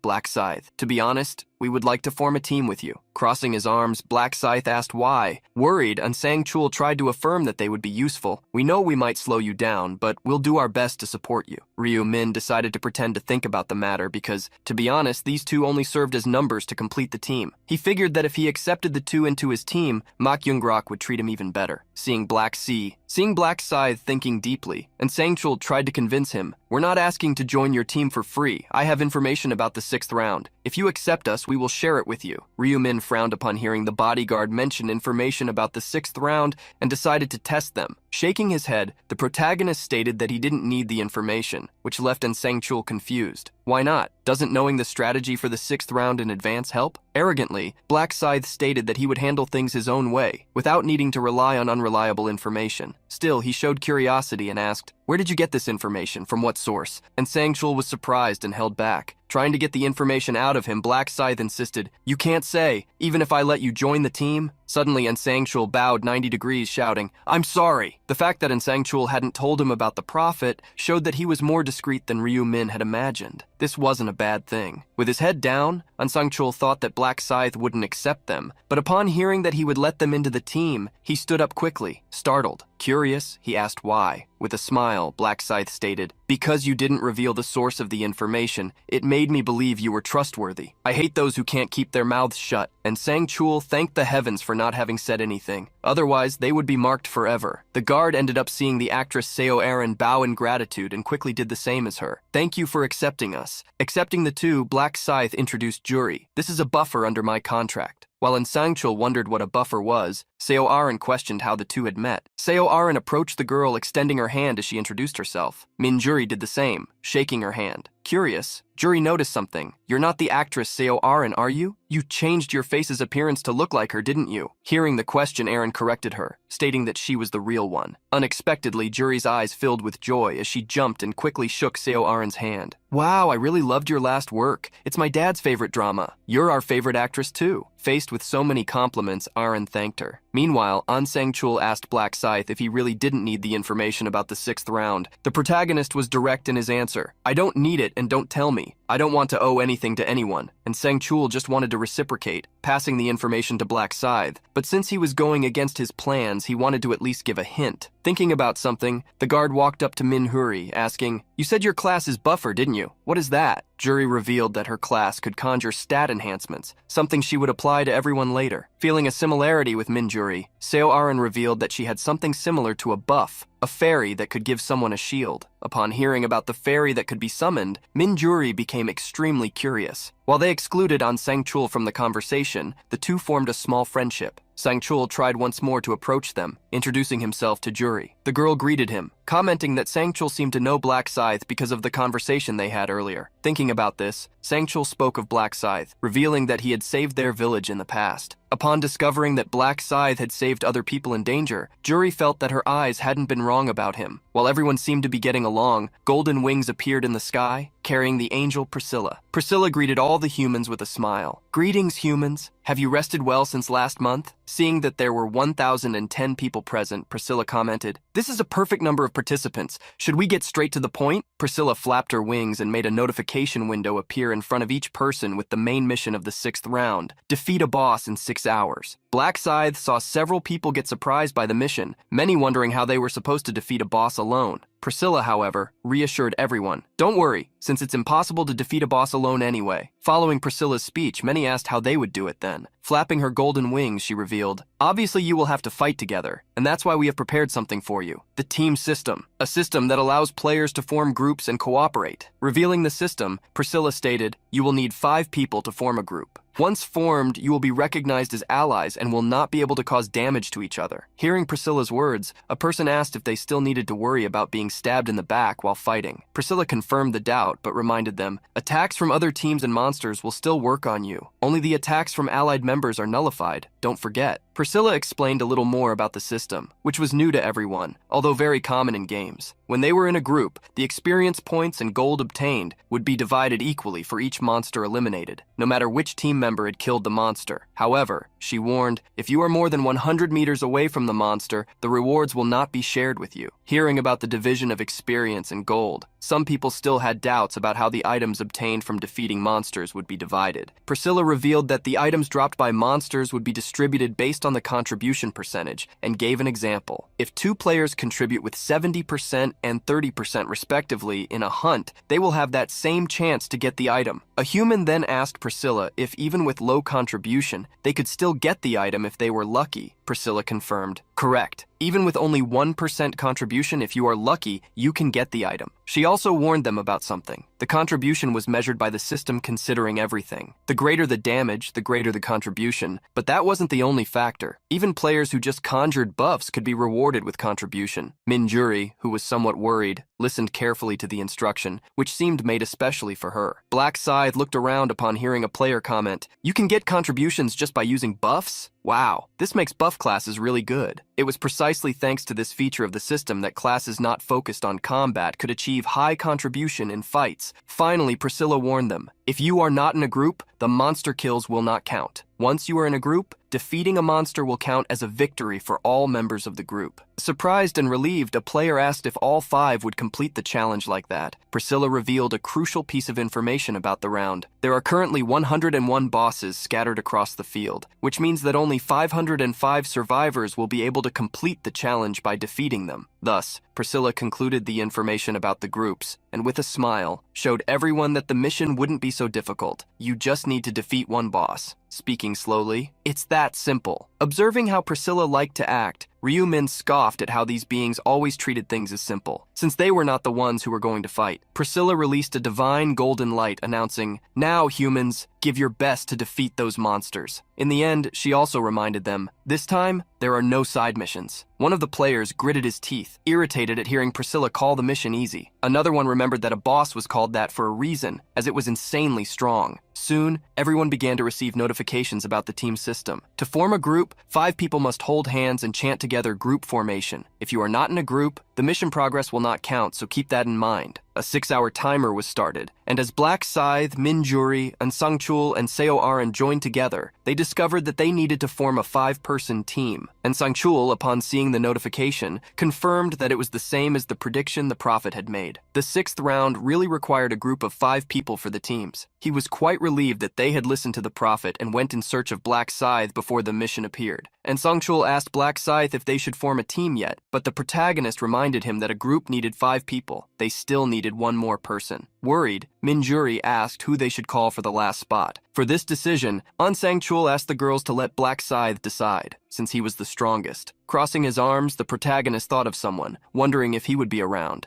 Hoping that a certain person he wanted for the team was nearby, Black Scythe tried to imagine how he could introduce him to his group in a natural way, pretending it was just a random choice. All around, players were still figuring out the rules while looking for teams. Putting shyness aside, a young woman approached a man with a small ponytail, asking if he would like to team up with her. At the same time, a man wearing armor shouted, "I am a level 20 warrior! Anyone want to be on my team?" Although some were forming teams, all eyes were on Black Scythe, eager to be with him. Soon, a warrior and his companion approached Black Scythe, greeting him. "Hello, Mr. Black Scythe. I was wondering if you would like to join our group." However, coldly, the protagonist replied, "No, go away." Seeing how Black Scythe didn't even hesitate, the duo left, embarrassed for having approached him. Despite being able to choose anyone for the last spot on his team, Ryu-min wanted someone who could grow with him in the upcoming levels. With so many people staring at him, the protagonist began to realize that his plans would not work. Soon another man approached, and Black Scythe quickly shooed him away. "Don't bother me." A girl approached, asking if Black Scythe wanted to join her team, but he promptly declined. Those who were rejected cursed Black Scythe inwardly, wondering if he even heard them. The girl who had already found someone for her team wondered if the people near Black Scythe were on his team. Her partner wished to be one of those people, and Sangchul was curious about who Black Scythe would choose as the last person. The guard wished that Lord Ma was in the same area as them to recommend him for the team. On the other side, someone had the same thought as the guard. Jury wished Ryu-min was in the same area as her, so he could be added to the team. Soon, another person approached Black Scythe. Everyone's attention was drawn to the figure, and Sangchul wondered who the loser of the moment would be. However, the approaching person was Cho Young-ho and his team, with a big smile on his face. "Nice to see you again, Mr. Black Scythe." The protagonist shook Cho Young-ho's hand, showing concern for him because of the previous round. Laughing so brightly he shone like the sun, Cho Young-ho claimed that Black Scythe was underestimating him. "I was inspired by your battle in the last round and quickly cleared all the orcs I was hunting." Greatly thankful that Black Scythe had saved his friend last time, Cho Young-ho quickly called for Mankey. Mankey shone with enthusiasm and admiration as he approached Black Scythe and bowed slightly. "Mr. Black Scythe, thank you for taking care of my shoulder. I'm alive thanks to you." Black Scythe congratulated Mankey for completing the monster quota, even with his injured shoulder, and soon saw Mankey bow even lower, shouting, "It's all thanks to you. You are my savior." Unexpectedly, Cho Young-ho asked Black Scythe if he was looking for a group, but upon noticing his surprise, quickly corrected himself. "Oh, we're not here to ask you to join us, so don't worry. We already formed a team after all." Cho Young-ho didn't need to say that, since Black Scythe had already noticed they were in a team, as they all had a golden chain on their wrists to prove it. Despite that, the protagonist became curious and asked why they had come to him. With a smile,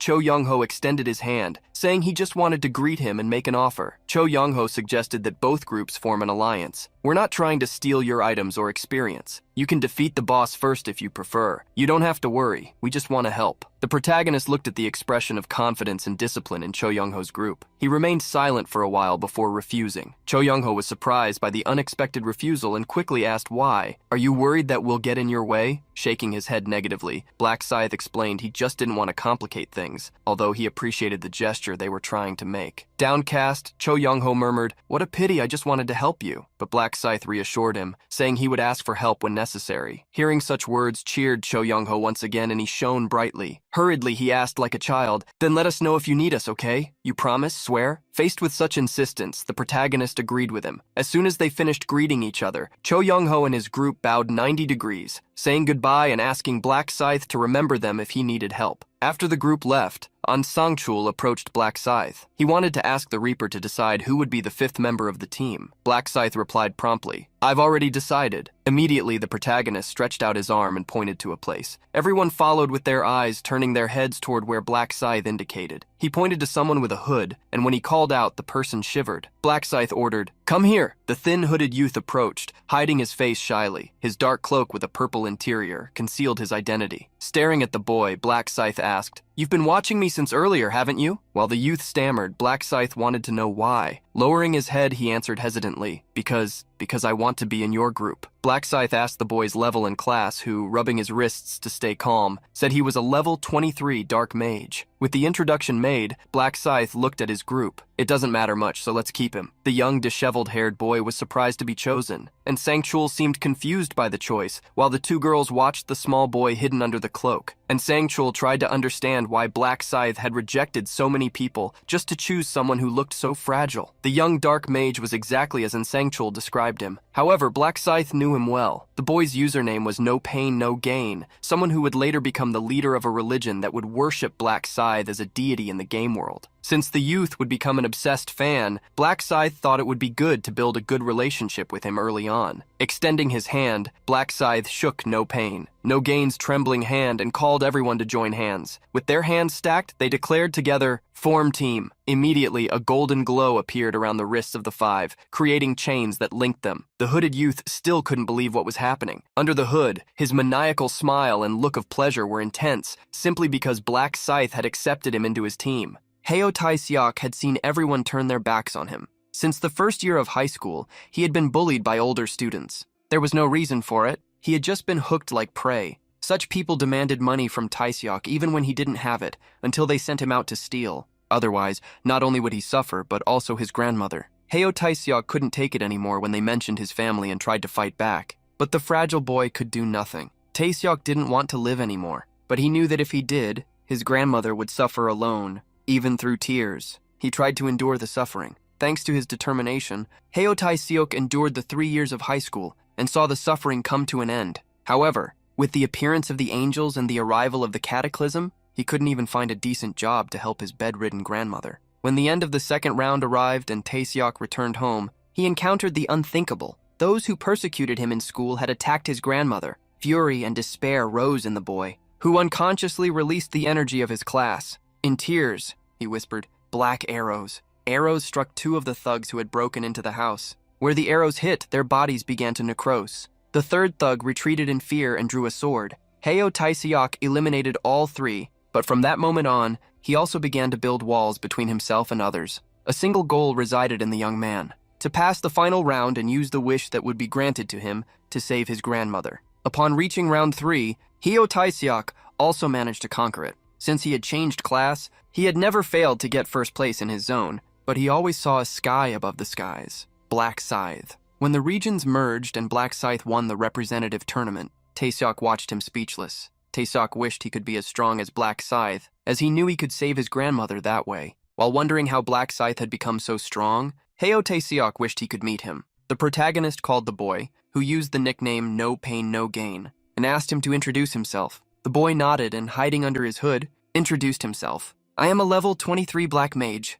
My skills are black arrows and black chains." Incredibly, Tai-seok didn't stutter, which he usually did in front of other people. He didn't feel nervous and, in a way, confident in front of Black Scythe. As soon as Black Scythe stated that they would start hunting, Julie approached to conjure buffs on everyone. She first used Blessing on Ansangshul, increasing stats by 60%. On SEO Aaron, she used the Haste skill, increasing attack and movement speed. Seeing the stats increase by 60%, everyone was shocked, and Sangchul realized the reason why Black Scythe had become attached to Minjuri. She was amazing. Feeling left behind, Erin quickly stated that she would use her summoned creatures to add buffs to everyone too. 2 small fairies appeared with Seo Erin's magic. They flew among the group. After using the buffs on the team, they nestled into Seo Erin, who revealed that originally, the only fairy she had could only use a shield, but at level 20, a second one had appeared with magic attacks. She also extended her hand. Using a new magic she had obtained at level 20, from complete nowhere, a stone golem began to form.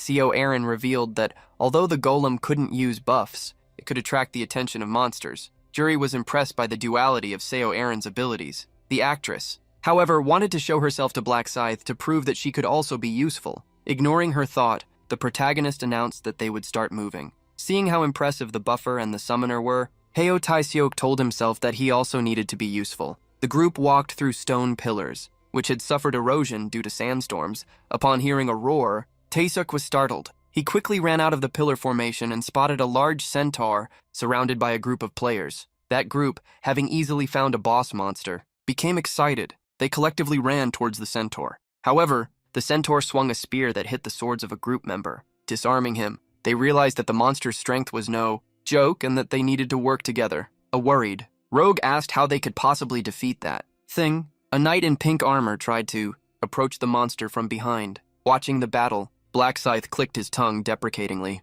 That warrior with the pink armor was hit by a kick and thrown far away, bouncing several times on the ground. A companion ran towards him. "Princess Rosa, are you okay?" Black Scythe had witnessed the idiotic decision to attack a horse from behind. However, the group did not give up. The rogue threw several daggers, while an archer used his arrows. The attack stuck into the dark centaur, which neighed, stamping its hooves on the ground. The group then saw an opportunity to attack it. no pain, no gain. Who was watching alongside Black Scythe was surprised. In an instant, the group managed to take down the centaur by working as a team. Excitedly, they celebrated, claiming they had gotten first place. Heo Tai-seok became extremely frustrated upon seeing first place stolen from him. While the group was celebrating, Heo Tai-seok blamed himself for losing focus and, consequently, first place. As soon as he thought Black Scythe might be disappointed, he looked at his idol, realizing he was extremely calm. The archer from the group that defeated the centaur was confused, as he hadn't received mission completion confirmation.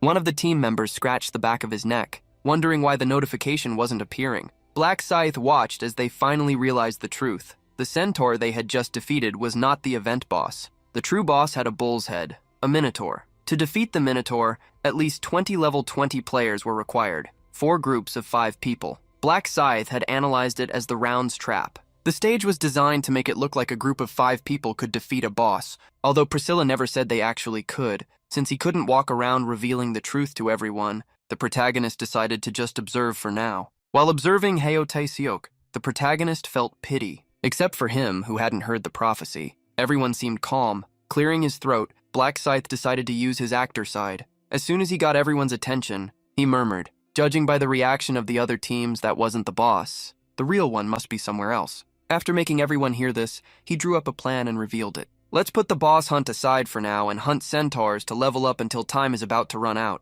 Reminding them how a team of 5 level 20 players had barely managed to defeat a centaur, he commented that a boss should require at least 3 to 4 teams to be defeated. He scared everyone by stating that, as long as they weren't strong enough, they could even fall into other traps. He also reminded them that if they got stuck in a pillar of light after defeating the boss, they might just be wasting time. So it was better to hunt first while observing, and Sangchul was impressed with Black Scythe for being able to create such a strategy even without having heard the prophecy. No pain, no gain approached Black Scythe, astonished. "If we wait to fight the boss, we might lose first place. Are you okay with that?" Black Scythe, however, reassured him. "It doesn't matter. Even without the first place reward, the experience points from 6 hours of hunting will benefit us." He also reminded the young man that the requirement to get first place was not necessarily to defeat the boss first, seeing how Black Scythe could find the right path even without hearing the prophecy. And Sangchul became increasingly impressed. Curiously,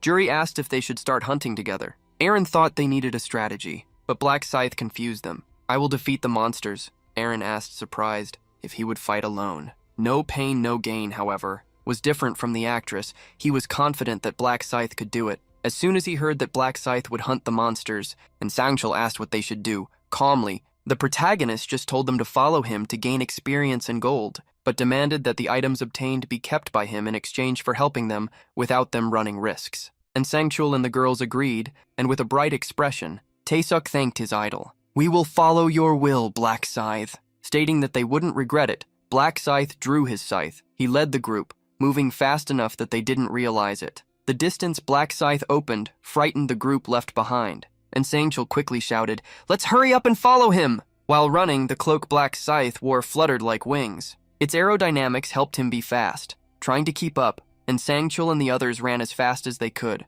Falling behind, the girls didn't understand how Black Scythe could be so fast. Jury tried to imagine how much agility he possessed, thinking he was fast. No Pain No Gain now compared himself to a kitten in front of a cheetah. Suddenly, the mage noticed something and pointed in another direction. A centaur appeared, and immediately Black Scythe ran towards it. The protagonist jumped and, against the monster, wielded a single scythe blow. The monster was reaped with a single attack, falling to the ground after being struck down. The group was shocked to see how fast it had been. They didn't even understand Black Scythe's actions. Continuing to advance, the protagonist ran through the desert, facing 2 other centaurs. With his scythe drawn, Black Scythe prepared to face the centaur that was pointing its spear at him. The protagonist used his small size to approach the monster's legs and attack them. As soon as the cut was made, the giant centaur tripped. It collapsed forward like a fallen tree. But in the middle of the fall, it met Hyunmin's scythe. With the blow, Black Scythe defeated 1 more centaur, advancing towards the second one in that group. The centaur tried to retreat,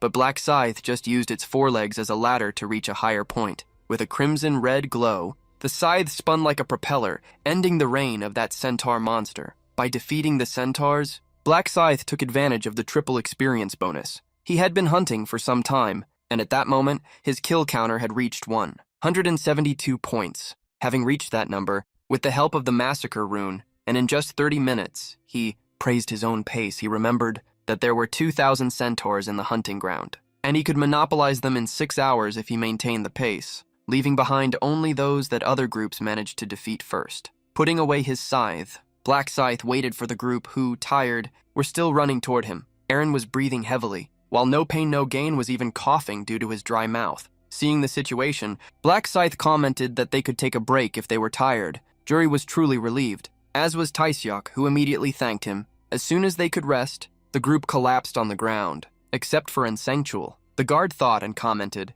"Just running after you is already difficult." Eren tried to fan away the heat. "I thought the 100-meter range would be enough, but it's not." Taeseok was twitching, remembering what had been said. Juri was the first to recover and praised Black Scythe's impressive and unbelievable hunting speed. He, on the other hand, joked, "Do you mean you're not enjoying it?" But the girl quickly corrected herself, asking why she would hate being able to level up just by running, even trembling with exhaustion. Taeseok tried to thank him with a thumbs up. "You are working harder than us." Black Scythe. Suddenly footsteps were heard. A large group was approaching, perhaps not coincidentally, towards Black Scythe and the others. Juri frowned immediately, wondering what they wanted. As soon as they came close to Black Scythe, they stopped. The group leader approached, greeting Black Scythe as if the encounter was merely a coincidence. Crossing his arms, Black Scythe told him to cut the small, talk and reveal what he wanted. The group leader revealed that they were recruiting teams to hunt a boss and invited Black Scythe and his team. The protagonist refused immediately, surprising the player. He tried to convince Black Scythe, stating that the boss was not an easy opponent. At that moment, looking at the horizon, he spotted a minotaur roaming the ruins. Pointing to the minotaur, he revealed that another group had already tried to defeat it, but they were swept away easily. Telling the story, the player commented that it was then they realized they needed multiple groups working together. Telling them to work alone, Black Scythe asked them to leave them out of it. Confused, the player asked if it wouldn't be better to work together, stating that they would even let him have the first attack, with a sharp gaze. However, Black Scythe warned, "Don't make me repeat it a third time." Afraid, the player quickly fled, apologizing. Upon returning to his group, the player apologized, revealing that he had used all sorts of tactics to convince him, but was refused. Confused, a player asked if Black Scythe didn't also need to defeat a boss. In the end, they had no choice but to try for themselves. The large minotaur roamed the area carrying a heavy axe. The group of players approached the minotaur from behind,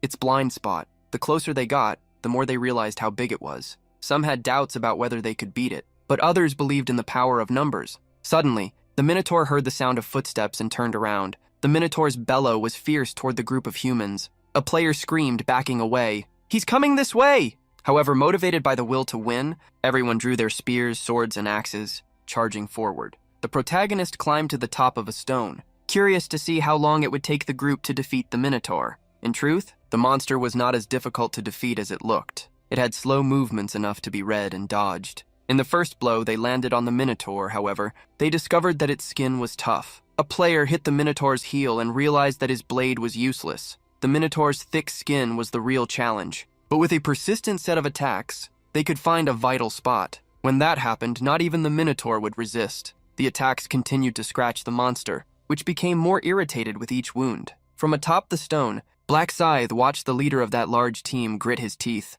cursing the minotaur's toughness. An archer recommended to his companions, "Focus on dodging." An axe warrior, however, advanced to vent the fury he felt. He threw his axe at the minotaur, spinning. The axe heavily hit the monster, making a large wound for the first time. However, the minotaur counterattacked and upon hitting that warrior, launched him far away. Mages who were creating fireballs and a lancer became afraid, but the mage didn't stop his attacks, launching the fireball at the minotaur. In flames, the minotaur bravely bellowed. The amount of damage caused by the fireball finally took it down, and a cheer spread among the group. Immediately, a pillar of light fell on an archer. Just as on him, other pillars of light fell on his companions. Seeing what was happening, a player gritted his teeth upon realizing he would have to fight another minotaur. Next to him, a girl understood how to finalize the mission. Those who were inside the circle wondered if they would have to stay there. Despite being safe and being able to rest, they felt they were missing out on something. While those who hadn't been saved talked, the team leader looked back. He noticed Black Scythe's presence on top of a stone,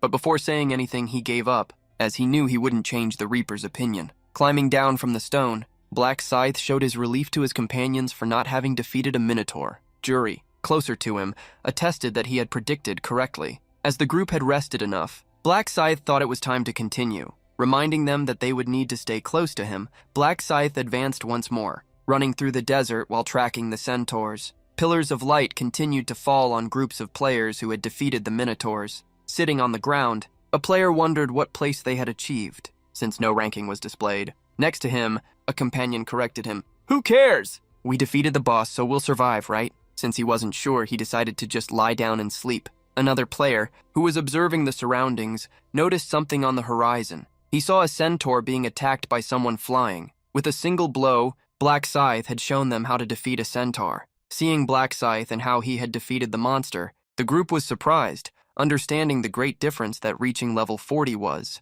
Confused, a player asked her companions why Black Scythe was hunting centaurs instead of defeating the boss. Wouldn't it be better to defeat the boss quickly and rest? Another companion, however, understood what Black Scythe was doing, giving up the rankings and gaining experience in exchange. Upon hearing the girl say that she would like Black Scythe to achieve first place again, he scoffed. Even Black Scythe won't be able to stay on top forever. Still, he recognized Black Scythe's intelligence for hunting for experience points. Focusing the centaur's location with the tracking ability, Black Scythe had already defeated over 1,900 of them. There were only about 20 minutes left until the end of the round. At this point, the protagonist believed that all minotaurs had already been eliminated. Tired, Minjuri led the rest of the group. Asking Black Scythe if they could rest, he agreed, revealing that the hunt was over. All they needed now was to eliminate the Minotaur boss. Upon hearing that the hunt was over, Juri was surprised. Looking at the last centaur, Black Scythe revealed that he had already tracked all of them in the hunting ground, and that one was the last.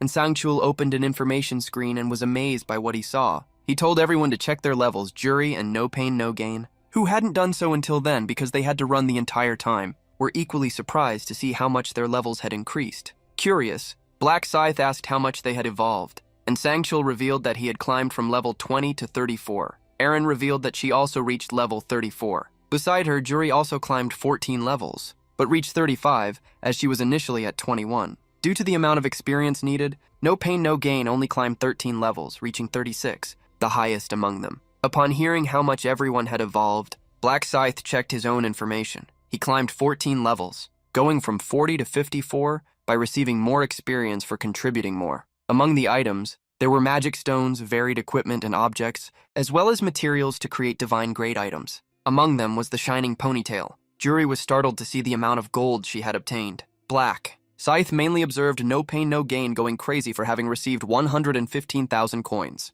And Sangchul couldn't even believe the amount of gold he got, not knowing what he could do with it. Black Scythe recommended he buy universal skills, such as presence detection, enhanced reflexes, and basic stamina. He also recommended that they buy whatever they found useful. Seeing No Pain No Gain immediately do what he had said, Black Scythe asked them to make their purchases later. He then ordered them to follow him, as they still needed to defeat a Minotaur boss. Immediately, Black Scythe used the tracking skill. Upon finding a Minotaur, he advanced rapidly, using his movement power. When Black Scythe stopped his advance, he came face to face with dozens of players. They also noticed him and ran in his direction, asking him to help them. However, Black Scythe immediately refused. "I have no intention of sharing contributions with you." As the group became confused, Black Scythe revealed what he was going to do. "I will defeat the Minotaur alone." Everyone who heard Black Scythe's confident words was incredulous. They didn't believe it was possible. One of them stared at Black Scythe, remembering how they needed 20 people to barely defeat a Minotaur. He crossed his arms, trying to mock.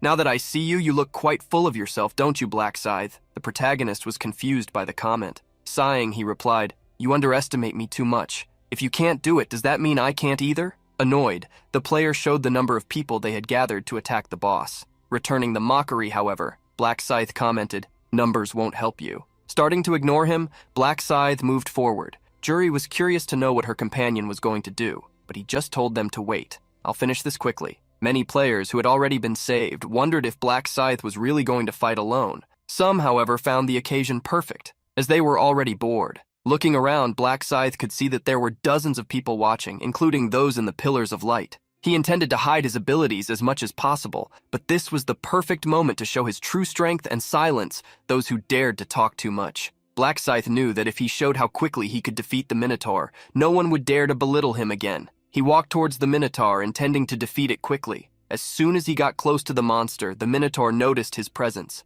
Flexing his legs, Black Scythe wielded the scythe backward. Everyone was curious, as they realized he would use a skill with that strange pose. Since the system would only start recording the fight time when the distance was sufficient for the attack to hit, the preparation of the movement had not started the stopwatch. The Minotaur began to roar as it advanced. The bull monster ran towards Black Scythe. The protagonist waited for it to enter attack range and was counting down the seconds for it. Black Scythe remained in the attack position until the Minotaur was close enough. In the second before the attack moment, Black Scythe activated the skill Dark Night. With the sky turning dark, he attacked with the Moonlight Cut. The crimson magic sliced through the air, traveling towards the Minotaur. The attack hit the monster before it could even realize it. Like a sharp wind, the blow fell upon the Minotaur's neck. The attack passed through the monster, taking parts of it with it. Like a mask being removed, the upper part of the Minotaur fell to the ground. The Minotaur collapsed completely after the attack was concluded. With the sunlight returning to the sky, the players were shocked by what they had witnessed. For many, it was impossible to believe. Internally, Black Scythe mocked, wondering if they knew how high his stats were.